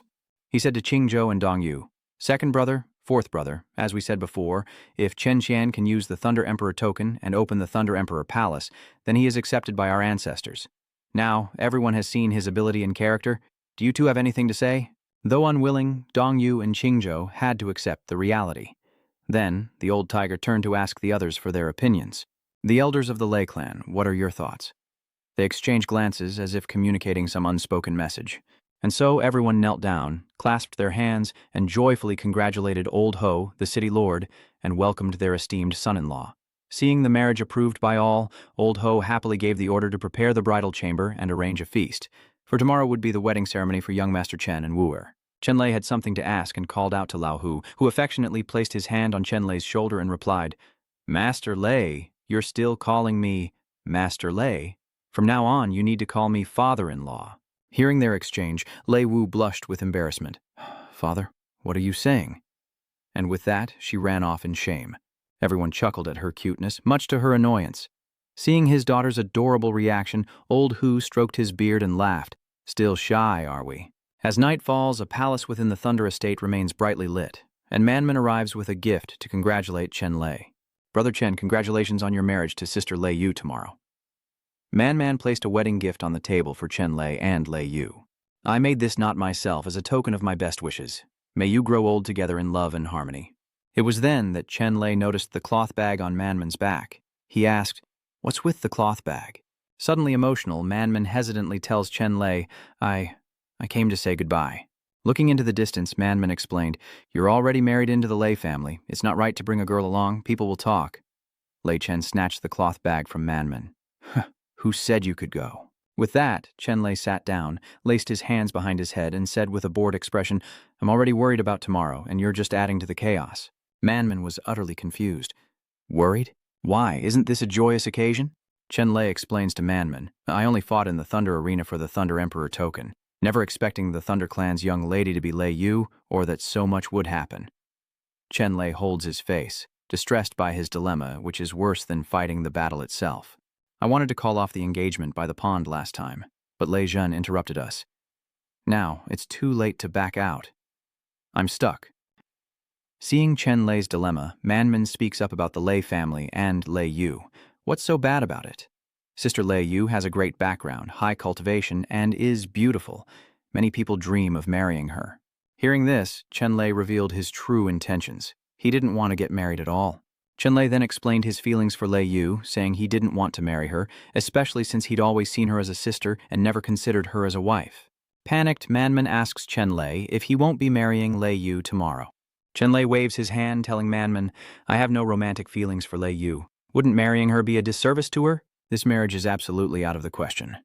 Hearing this, Manman was overjoyed and said, So I can continue to be with you. Hearing Man's words, Chenlay stood up, ruffled her hair, and reassured her, Silly girl, I promised to take care of you. If you don't follow me, who will you follow? Overjoyed, Manman clung to Chenlay's arm, leaping with joy. That's wonderful. You have no idea how scared I was just now. I wouldn't know where to go without you. Unbeknownst to them, Lei Yu overheard their conversation, and her eyes began to fill with tears. So Brother Chen really feels that way about me. Afterwards, Lei Yu fled Chenlay's palace, tears streaming down her face, while Manman excitedly shared her ideas with Chenlay. She wants to run away immediately.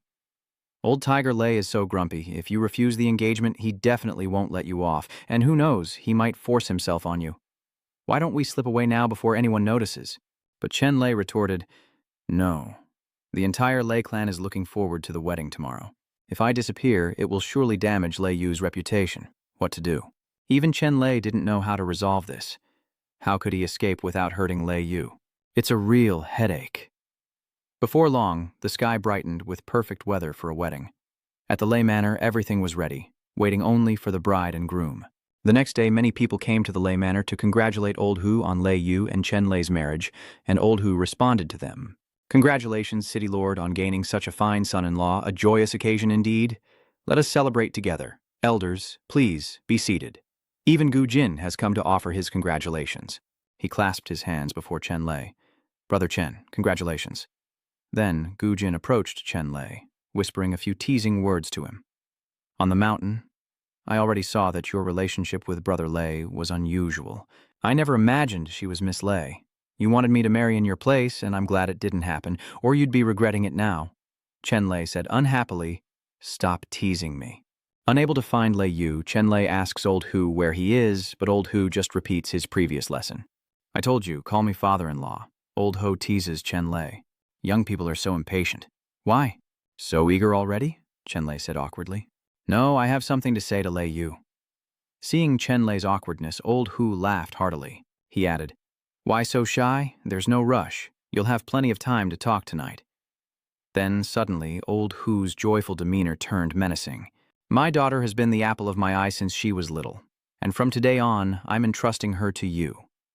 Old Hu looked seriously at Chenlay, warning him, If you dare treat her badly, beware my wrath. Soon it was time for the wedding ceremony, and an announcer declared the auspicious hour had arrived. Old Hu, overjoyed to see his daughter, called for Lei Yu. Lei Yu should be ready by now. Where is everyone? My lady! Suddenly, a servant rushed in, signaling trouble. Master, this is bad. The young lady is gone. Both Tiger and Chenlay were shocked, their eyes filled with worry. What? Old Ho was extremely worried. He questioned the servant. What did you say? How could the young lady disappear? The servant replied, Just now, the young lady said she was out of powder and asked me to fetch her some. He then produced a letter and handed it to Master Tiger. It seems this is Lei Yu's letter. Who knew that when I returned to the young lady's room, she was gone, leaving only this letter behind? Old Hu opened Lei Yu's letter and read it. His face filled with surprise as he read Lei Yu's letter. Father, Brother Chen, the martial arts competition was my request for assistance. Our Lei family is indebted to him and cannot force him into a difficult position. The wedding is off. Last night, before she left, Lei Yu sat under the moonlight and wrote these words.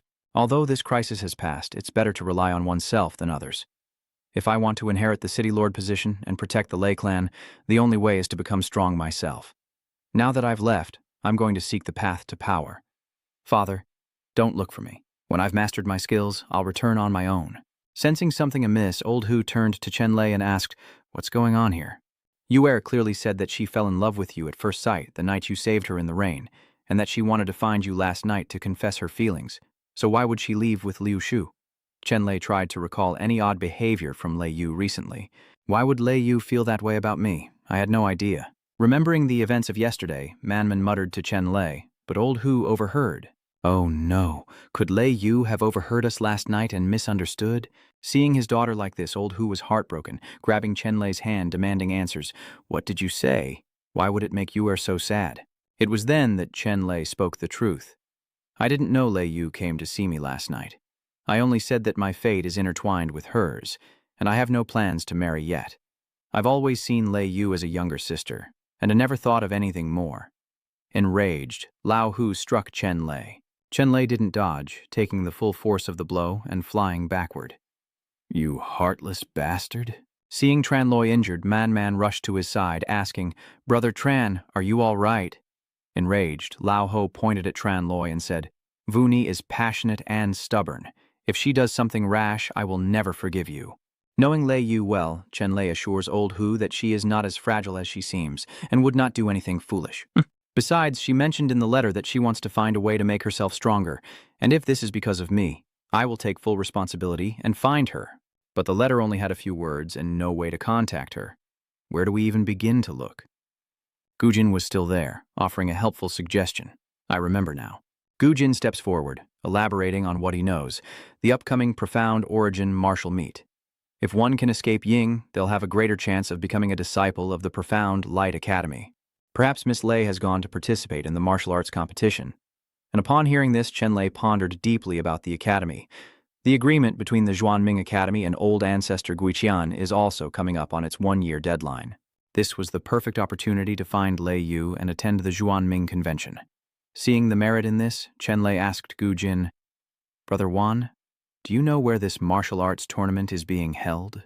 That's hard to say, Gujin replied, explaining that the Xuanyuan martial arts tournament is held every 5 years, attracting disciples from sacred lands, hidden sects, and ancient families across the continent. But the closest venue should be South Heaven City. If Miss Lei participates, she'll likely be nearby.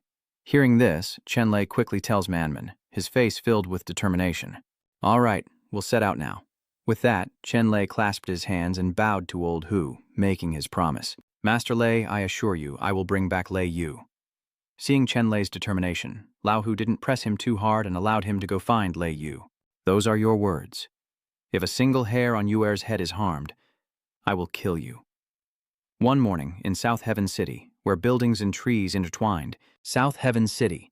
The streets teem with people chattering and laughing, and among them are Chenlay and Manman. The two of them blended into the crowd. Man overjoyed.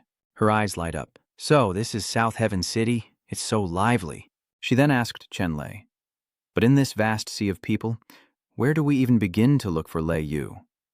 Chenlay replied, the martial arts competition is still a few days away. If Lei Yu is here, she'll need food and lodging. We'll search every place, and we're bound to find her. As they moved forward, Chenlay suddenly felt someone touch his back, and he quickly sensed the danger, glancing back and preparing to defend himself. Chenlay throws a punch behind him, forcing the person to back away. Who would attack him from behind?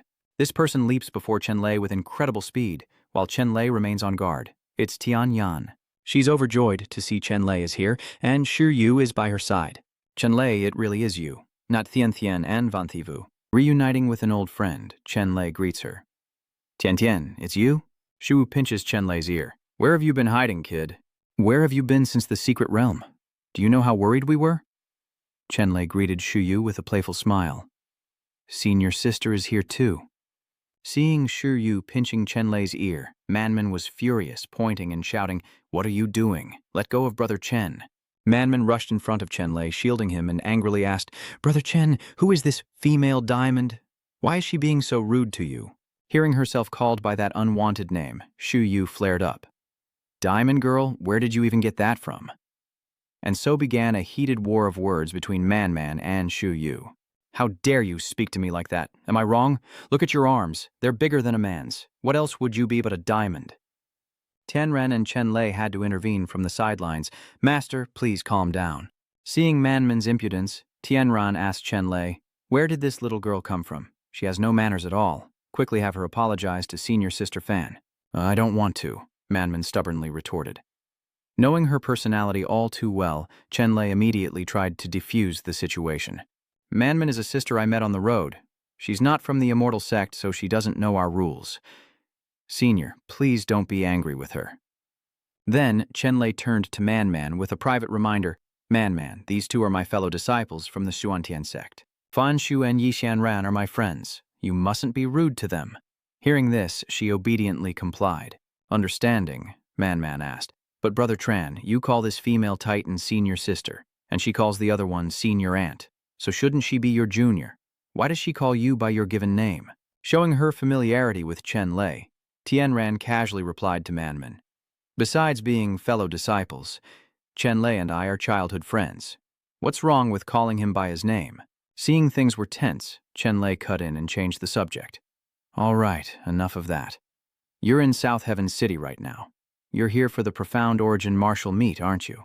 Hearing Chenlay confirm her suspicions, Tianren happily replied, Your information is indeed accurate.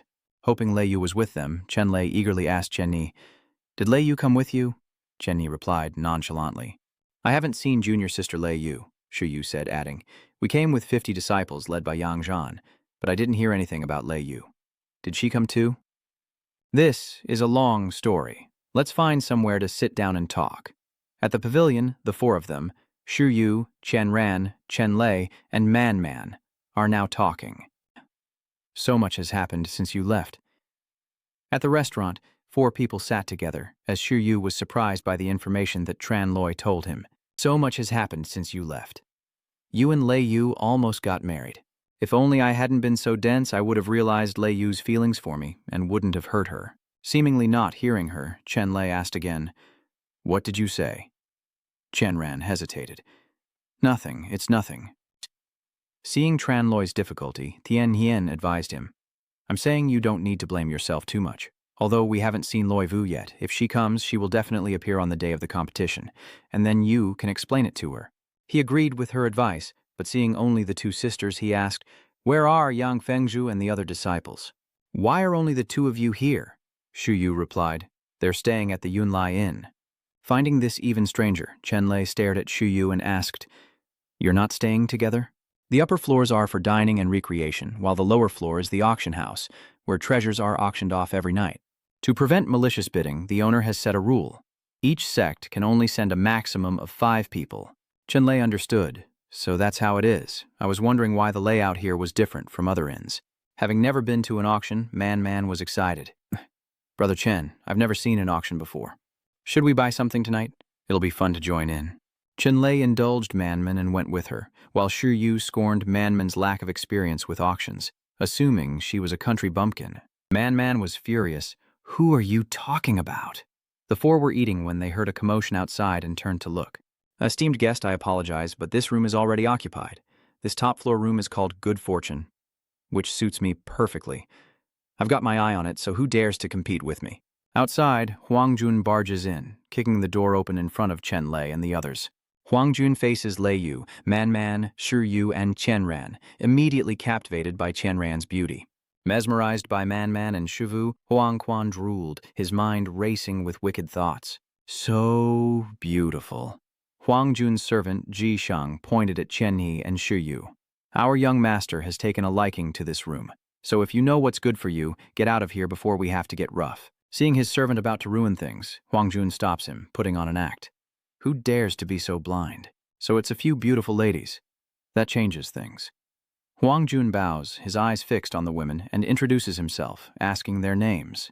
I am Huangjun, the young master of the Huanghe sect. Our meeting today is fate. How about I take charge, and we all get to know each other better? Huangjun, you're not even a toad, dreaming of swan meat without looking at your reflection. You're not worthy. The angrier Tianzhen gets, the more Huangjun likes it. He rubbed his hands together. Spicy little thing, I like it. Then Huangjun pointed directly at Tianran, approached her, and ordered her to drink with him. Seeing Huangquan's reckless actions, Chenlay couldn't hold back and struck, sending Huangquan flying. You protected Tiannian. Get your filthy hands off her. With that, Chenlay coldly stared at Huangquan, who was seething with anger. Furious, Huangjun roared at Chenlay, I was talking to these beauties. Who do you think you are, sticking your nose in? Then he charged at Chenlay with his fist. He charged forward, ready to strike. But with a mere flick of the wrist, Chenlay sent Huangjun sprawling to the ground. With a swollen head from the thrown object, Huangjun raged. You dare hit me? You've got a death wish. Huangjun raised his fist, aiming for Chenlay's face as his servant called out. Seeing Huangjun as a nuisance, Tianran decides to take care of him for Chenlay, saying, Don't bother with this trash. Leave it to me. Without hesitation, Tianran gathers his energy and strikes Huangjun. Tiannian's attack was so powerful, it sent Huangquan flying, right through the wall of the inn. His servant called out to him, while Shivu, watching Tianran fight, couldn't help but shower her with praise. Great hit, but still too soft. If it were me, I'd beat the yellow out of this toad. While Huangjun's servants rushed to his aid, he was left with an even more swollen head. Young master, are you all right? Where are you hurt? Writhing in pain and consumed by hatred, Huangjun ordered his men to uncover the identities of Chenran's group. Damn woman, find out who they are for me, or else... He coughed up blood. His condition was critical. From atop the tavern wall, Chen looked down at Huangjun, her eyes sharp and threatening. What, are you still not leaving? Do you want to taste my palm strike? Terrified, Huangjun orders his servants to flee. Run! With the matter of Huangjun settled, Tianran grumbles to the innkeeper, the world is going to hell. Even nobodies like him are running wild. How dare a small sect like the Huanghe sect act so arrogantly? Hearing this, the innkeeper explained to Tianran's group about Huangjun. Esteemed guests, you may not know, but although Huangjun is only the young master of the Yellow Crane sect, he has an extremely beautiful younger sister. Several people were taken as concubines by the holy son of the Yin-Yang sacred ground, so Huangjun relies on this powerful backing and acts arrogantly. You should be careful, as you have offended him today. Don't even mention a holy son. Even their master wouldn't faze me. Changing the subject, Chenlay asked Tianran. Speaking of which, Tianran, your 2 moves just now were quite refined. Did our master give you some special training while I was away? Xiu, seeing that Chenlay had been gone for so long and didn't know many things, explained, You don't know? Not long after you left, Chenran broke through to the Gangsha realm. The master saw that her talent was good and personally taught her the yin-yang technique, which she has now cultivated to the 5th stage. Hearing this, Chenlay was happy for Chenran. Really? Then congratulations to you. She then thanked Chenlay. I must thank you for the scriptures and spiritual medicines you gave me, otherwise I wouldn't have broken through so quickly. Our Xuantin sect has never lacked talented disciples. But in recent years, with the disappearance of the sect leader and constant internal strife, our strength has greatly declined, to the point where even the Blood Cloud branch is riding on our heads. Therefore, the sect leader attaches great importance to this Xuan martial arts assembly, planning to take the opportunity to make a big splash. If more disciples can join Xuanming, our sect can regain its prestige in the martial world. Hearing this, Chenlay stroked his chin and thought, "It seems you think this is a difficult matter, but from what I know, only youths under the age of 20 who have reached the Gongsha realm are qualified to participate in the Xuanyuan martial gathering. The number of Xuantian sect disciples with this kind of strength can be counted on one's fingers. Not only that, this is just the beginning, and then there will be layers of selection. Even if our current strength is indeed worrying, looking into the distance, Tianran recalled the past, and Anni couldn't help but feel bitter, blaming Elder Dong and Xiaosong, those traitors. They've held us back all these years, and now it's too late to cultivate disciples step by step. We can only hope to rely on external forces."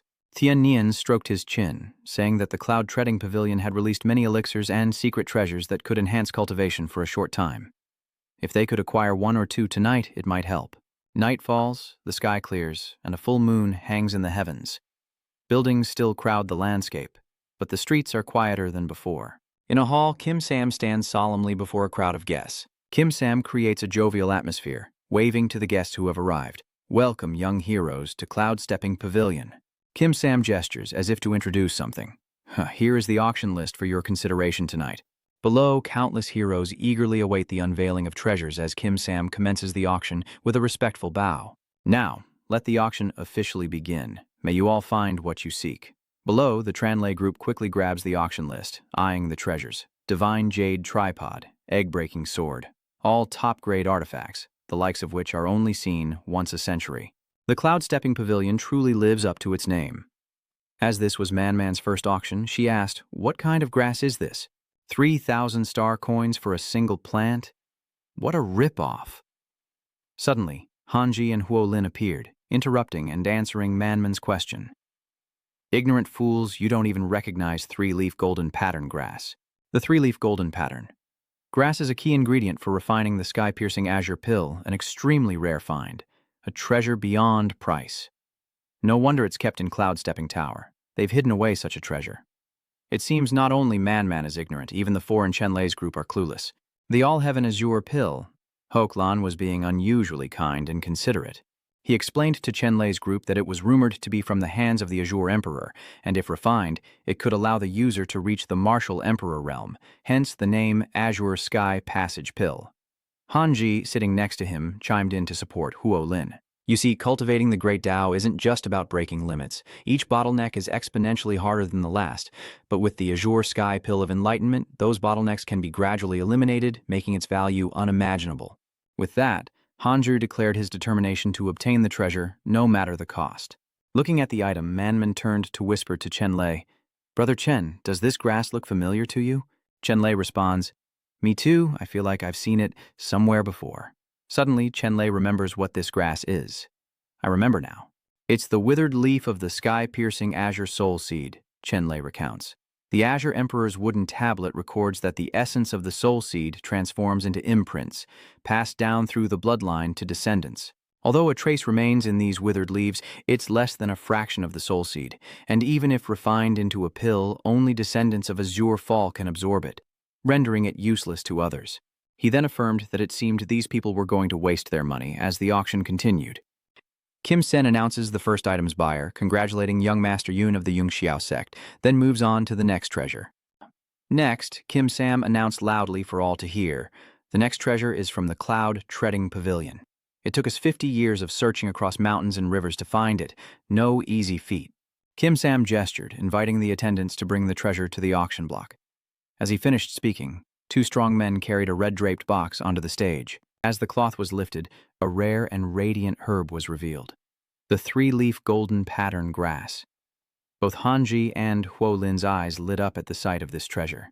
Everyone wanted it. Kim Sam looked at the crowd and held up 3 fingers, clearly indicating the price for the first item. "The starting price is 3,000 starstones.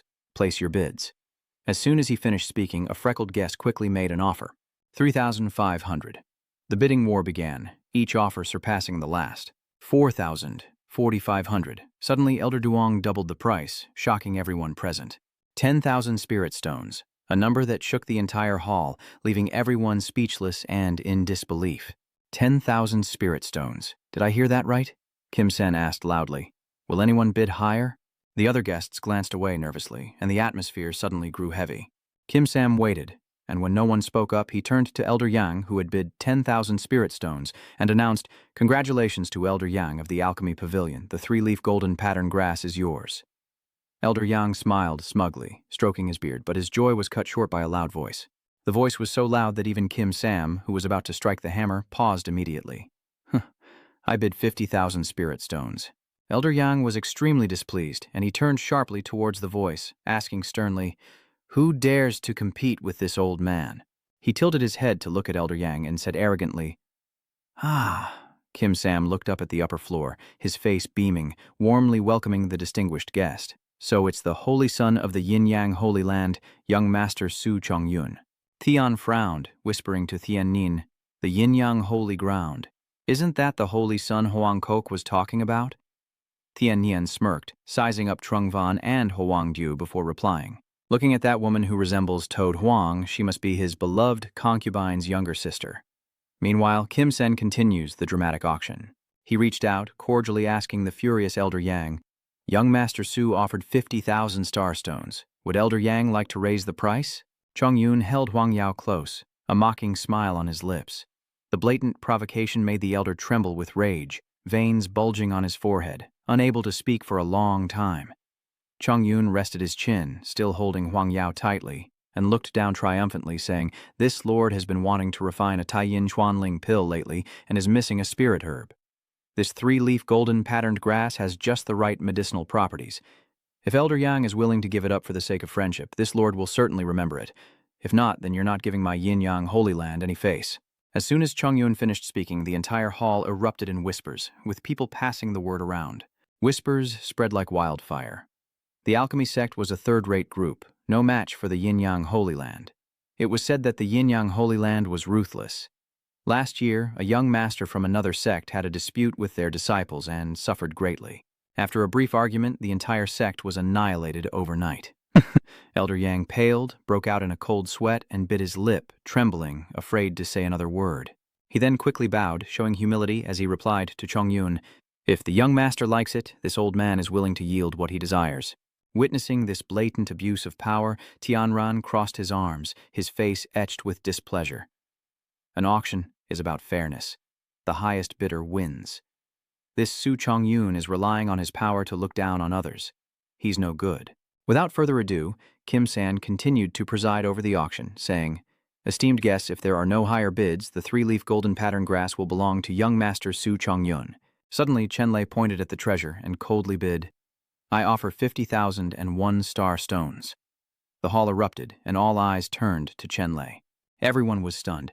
Was this kid crazy, daring to go up against the Yin-Yang Holy Ground? Seeing Chenlay's composure, Manman frowned in confusion. Tilting her head, she asked to confirm, "Brother Chen, didn't you say the golden pattern grass's spiritual power was gone and useless? Why spend so much to buy it?"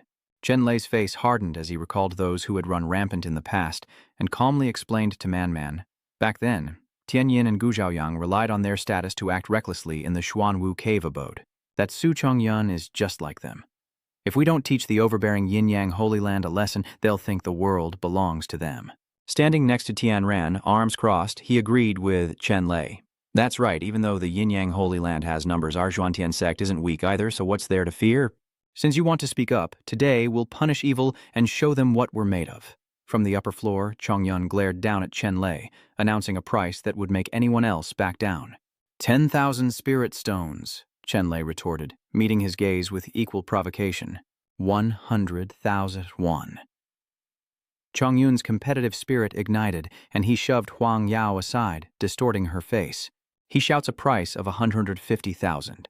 In contrast to Chong Yun's attitude, Chenlay calmly crosses his arms and counters with 150,000.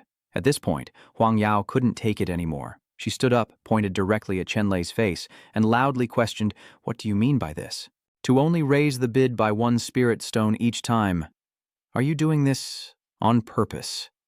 Chong Yun's expression darkened, and a cold aura enveloped him, as if freezing the air. He chuckled maliciously, cracking his knuckles as he threatened, "It seems this brother doesn't want to give the Yin-Yang Holy Land any face." To Chong Yun's threat, Chenlay not only remained unafraid, but smiled back. Sorry, your yin-yang Holy Land's reputation is worth less than a single spirit stone to me. Chongyun, seething, slams his hand on the table and roars, "You insolent fool! How dare you speak so brazenly and insult our sacred ground? Do you know the consequences?" Chenlay chuckles, crossing his arms, and retorts, "This is an auction. Decided by who has more money, not who shouts the loudest or has the biggest fists. What kind of skill is it for your yin-yang Holy Land to use its power to suppress others?" Chongyun's face turned red with rage as he clenched his fists, gritting his teeth.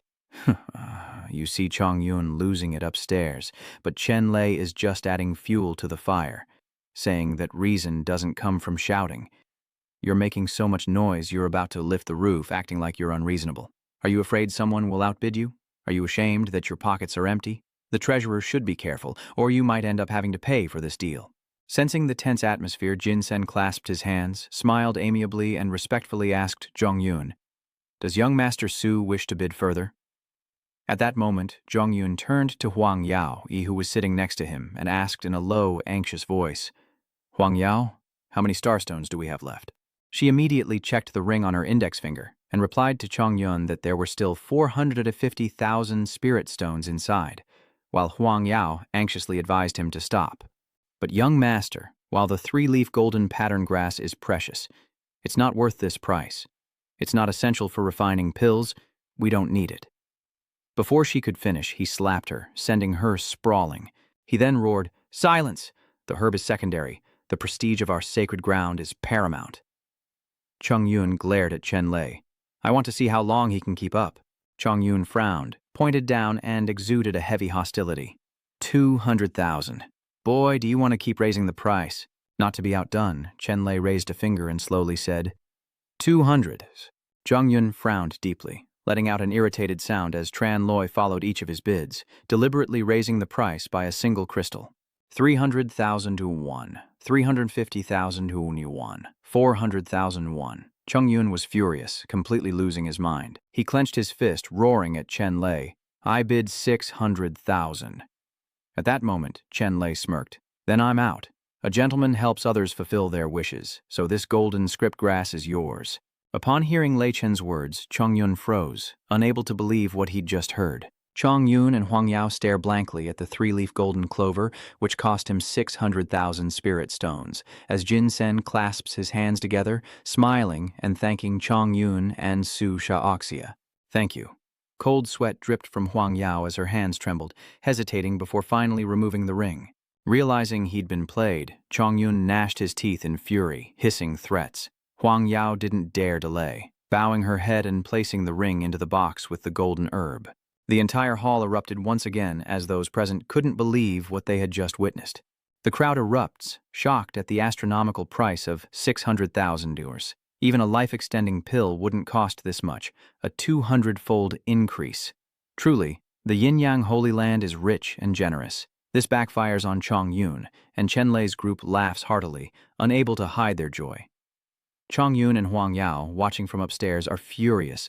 He clenches his fist, cursing himself. He did this on purpose. He never wanted the golden inscription grass, he just wanted to provoke me into bidding and make a fool of myself. I'm really losing it. I've already spent all my crystals on one flower. What if there are more treasures later? Chongyun glared at Chenlay, vowing to tear him to pieces for this humiliation. Just when the auction seemed over, a family member whispered something to Jin-sen. Upon hearing this, he grinned, gestured to the guests, and cheerfully announced, "Everyone, I've just received an urgent consignment. The owner needs funds, so they've decided on a last-minute auction. The starting bid is 800,000 spirit stones."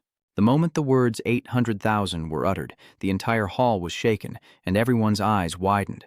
800,000? This isn't a joke, is it? Is it some kind of ancient divine weapon or something not of this world? Tian stroked her chin, assessing the situation. As far as I know, since the establishment of Cloud Stepping Pavilion, the most expensive treasure sold hasn't exceeded 700,000 sods. But the lowest price reaching this number is unprecedented. Not wanting to speculate further, Tian Ran immediately spoke up, eager to see the next auction item, and the crowd behind her echoed her sentiment. "Master Treasurer, enough with the suspense. What treasure have you got? Show it to everyone." "Yes, bring it out quickly." Kim Sen clapped his hands, both to appease the crowd and to signal the servants to bring the auction item onto the stage. Immediately, two servants struggled to carry a large log before the crowd. A gnarled, ugly tree that seemed hardly worth 800,000 spirit stones. Kim Sam gestured toward the treasure, introducing it to the guests below as the item up for auction.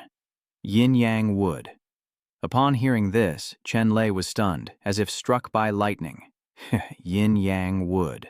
The auction item on the platform looked more and more like a worthless piece of firewood, not worth 800,000 star coins. The entire hall burst into laughter. I thought it was some kind of world-shattering treasure, but it's just a piece of rotten wood. Unlike the noisy doubts of the crowd, Chenlay carefully assessed the wood. But then, Tianran turned to him and asked, "What? You're interested in this log?" With a serious look, Chenlay stared at the yin-yang wood on the stage, slowly explaining to Tianran, "What you don't know is that this yin-yang wood may look ordinary, but it's a treasure that takes 10,000 years to grow. It naturally contains the energy of yin and yang, which merges into supreme spiritual energy. Just carrying a small piece with you will double your cultivation speed." Chenlay continued, explaining that this wood possessed an even more miraculous ability. His explanation completely changed Manman's perception of the unsightly log. She asked curiously, "What miracle?" Chenlay, his eyes fixed on the wood, slowly explained that if it met the right person and was cultivated correctly, it could change their constitution, transforming a mortal body into a yin-yang spirit body. She touched her lips, smiled, and replied, "We cultivators value physique above all else. With ordinary talent, no amount of effort can match the gifted. Innate spiritual bodies are 1 in a million, as different from ordinary people as heaven and earth, yet this wood has such heaven-defying effects." Realizing the value of the item, Chenlay declared it priceless, worth far more than even 1,000,000. He couldn't help but lament that the owner must be in dire need, rushing the auction with no time to prepare. Theon, silent until now, finally spoke to Chenlay. "That's right. Tianyan cultivates yin-yang techniques. If we get this wood, absorbing its yin-yang energy, perhaps he could transform into a spiritual body." Hearing this, Manman pointed at the yin-yang wood and excitedly spoke, to everyone's surprise, "Then let's quickly bid on it." Chenlay quietly put a finger to his lips, softly reminding, "Most of the people here are useless. Since Leonor hasn't stated the treasure's value and there are no inscriptions on the painting, don't let them hear, or there will be a bloody fight." As they chatted, Tianren suddenly felt a chill run down her spine. "Why do I feel a chill? It's like there's a murderous aura." And so Chenlay and the others all turned to look at Chongyun.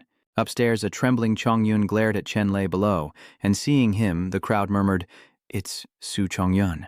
Tianran frowned, displeased. Why is he staring at us like that? Manman is no better. Why is her face so like she wants to eat someone alive?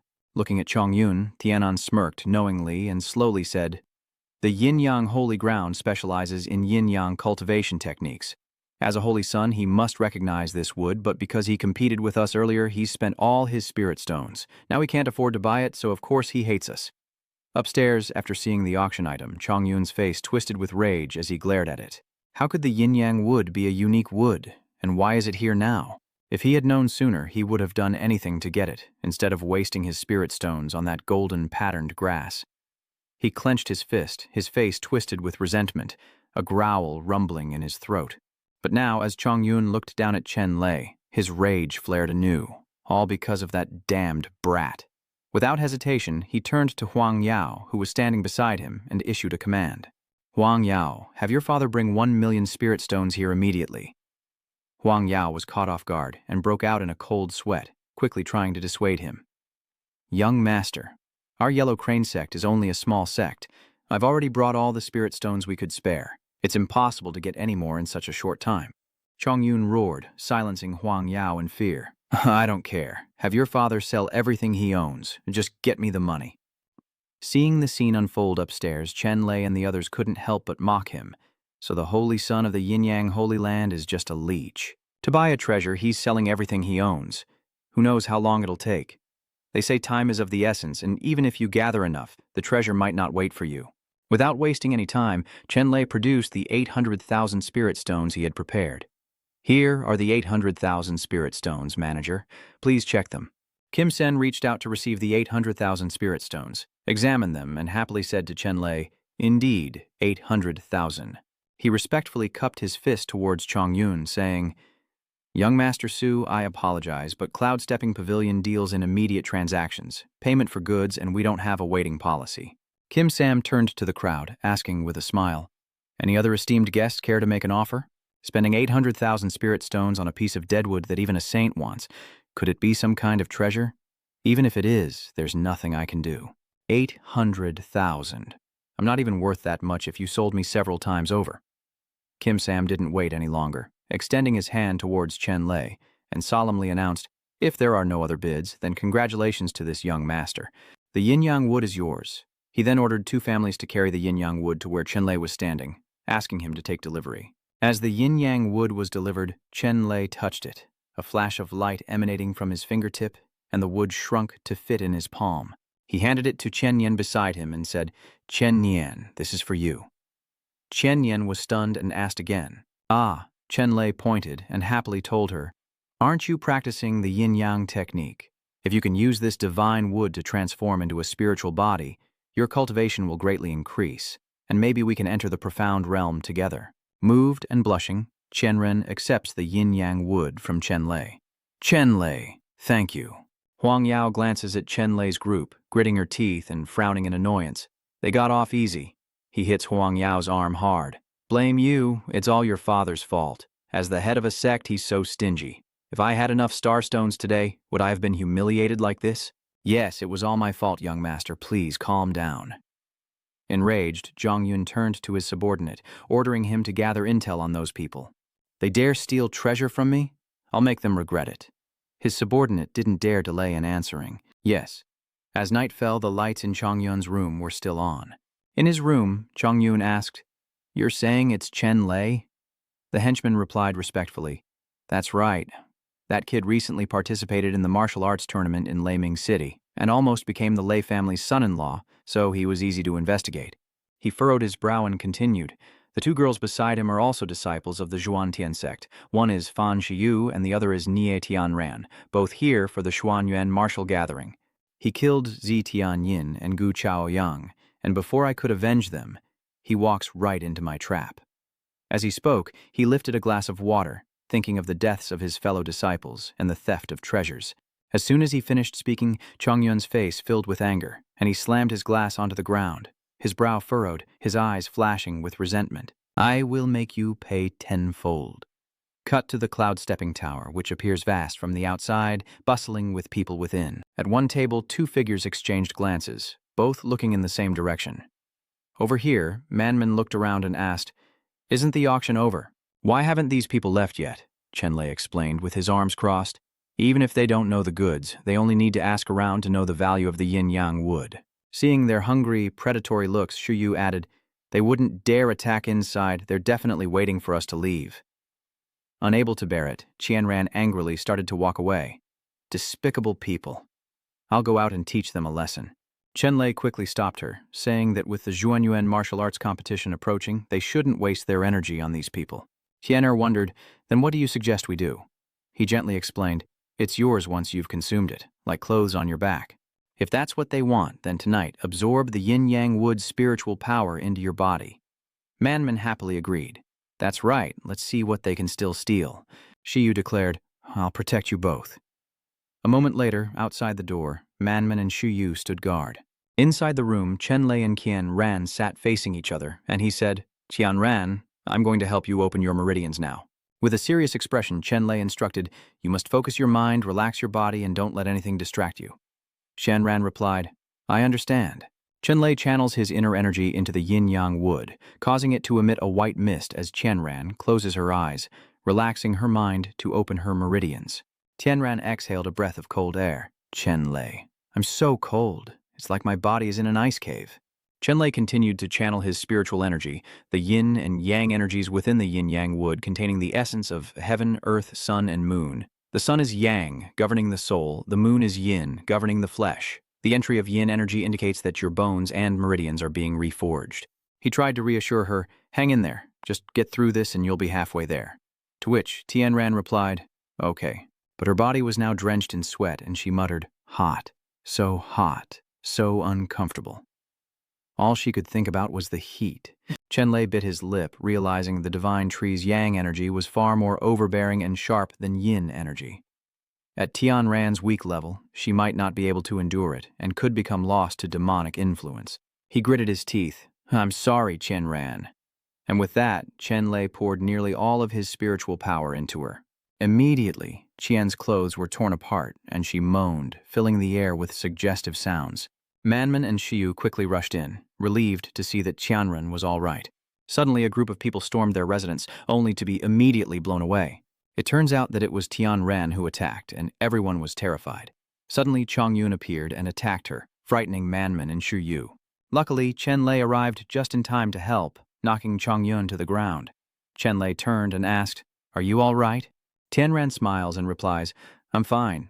Thankfully you arrived in time." He says seriously, "Su Chongyun, if you want to steal the divine wood, then just steal it. Why resort to such cruel methods and take lives?" Chongyun gritted his teeth in anger. "I want the divine wood, and I want your life." He pointed directly at him and shouted, "Chenlay, you killed Shu Tianyin and Gu Chaoyang. Even destroying your entire Xuantian sect wouldn't be enough to pay for their lives." Chenlay calmly crossed his arms. "You can eat whatever you want, but you can't just say whatever you want. They died because they were backlashed by the yin-yang battle array, not by my hand." He smirks, raising an eyebrow in challenge, saying their sect leader is too foolish to recognize his own son's potential, entrusting him with such a powerful weapon. A love that has become a curse. Chongyun clenches his fist in anger. "The audacity of this arrogant fool insulting our master. Today you will meet your end." Watching anxiously from the window, Manman asked what he was doing, and Shiyu frowned, replying that he was just putting on a show. With Chenlay and Chenran working together, they're sure to win. There's no need to worry. But sweat dripped down Manman's face, filled with fear. "It's the yin-yang dust palm." Chenlay prepares himself, confused. "What?" Tianran explains. The yin-yang dust palm is a forbidden and immensely destructive technique from the yin-yang arts. With a single strike, everything within 100 miles will be reduced to ashes. She frowned and continued. "Because this technique is so cruel, it was deemed taboo by the cultivation world, and has been lost for a long time. I never expected someone from the yin-yang Holy Land to secretly cultivate it." Chongyun's face twisted in rage as he gathered his spiritual energy, aiming it at Chenlay, while Chenlay prepared to strike with a lightning-infused fist. The two powers collided, intensifying the battle, and a massive explosion echoed. Chongyun clutched his chest, trembling, and stammered, How is this possible?" But less than a second later, he collapsed. Tianran glanced at Chenlay, wondering what powerful move could dissolve even the yin-yang extinction palm. He chuckled, scolding her affectionately. "Silly girl, what good are techniques? Strength is the only truth." Chenlay smugly looked ahead. "Although we're both martial kings, my cultivation is 2 levels higher, so breaking his move is as easy as flipping my hand." Time quickly shifted, and the next morning, Tianer's master spoke with reproach. "Su Chongyun was a holy son of the yin-yang sacred hall. How could you kill him?" Chenren stepped forward, replying, "Uncle, it's not our fault. He provoked us first." Shiwu frowned. "This man is inhumane, daring to use such a vicious move like the yin-yang extinction palm. If it weren't for Chenlay's timely intervention, all of South Heaven City would have been leveled." He added helplessly, "Even so, you only needed to subdue him, not take his life. You should know that the Xuanyuan martial meet strictly prohibits contestants from fighting outside the arena, and any deaths will result in disqualification." Hearing this, Chenlay and the others spoke in unison. "It's that serious?" he said, taking full responsibility. "I killed Su Chongyun. It has nothing to do with Senior Sister Fan or Xianer. I'll take full responsibility." Chenren interjected, trying to defend him. "Uncle, don't blame Chenlay. This is all my fault. If you want to punish someone, punish me." Thiwu frowned and retorted, "No, Chenlay is a seed of immortality, and Tianran has just transformed into the yin-yang holy body. They're the disciples with the greatest hope of entering Xuanming. Senior brother, you have to find a way to protect them." Tian's uncle looked at them and said, "Only now do you realize the gravity of your actions? Why did you do it in the first place?" After a pause, he continued, "But luckily, the Xuanming elders still respect me somewhat. I wasted so much breath, pleaded, and with the testimony of the cloud-treading pavilion master, proving that Su Chongyun deserved it, they finally stopped pursuing the matter." Chenlay calmly said with his arms crossed, "So it's all settled then." Tianran was overjoyed. "Master, you should have told us sooner. We were so worried." He looked at them gently. "If I had, how would you remember it?" Suddenly, someone entered with a report. "Master, it's time for the profound origin martial meet. Everyone is ready to depart." He calmly replied, "I know." The scene shifts to a forest where Xuan's master stands on a rock, looking at his disciples. He looked down upon them and declared, "You are the most outstanding disciples of the Xuantian sect, the elite of the younger generation. This Xuanyuan martial gathering is a rare opportunity. Your achievements will determine your future and represent the glory of our sect. You must do your utmost to bring glory back to the sect." Qianxun clasped her hands together solemnly and replied, "Yes." Chenlay and Manman smiled happily and shouted in unison to set off.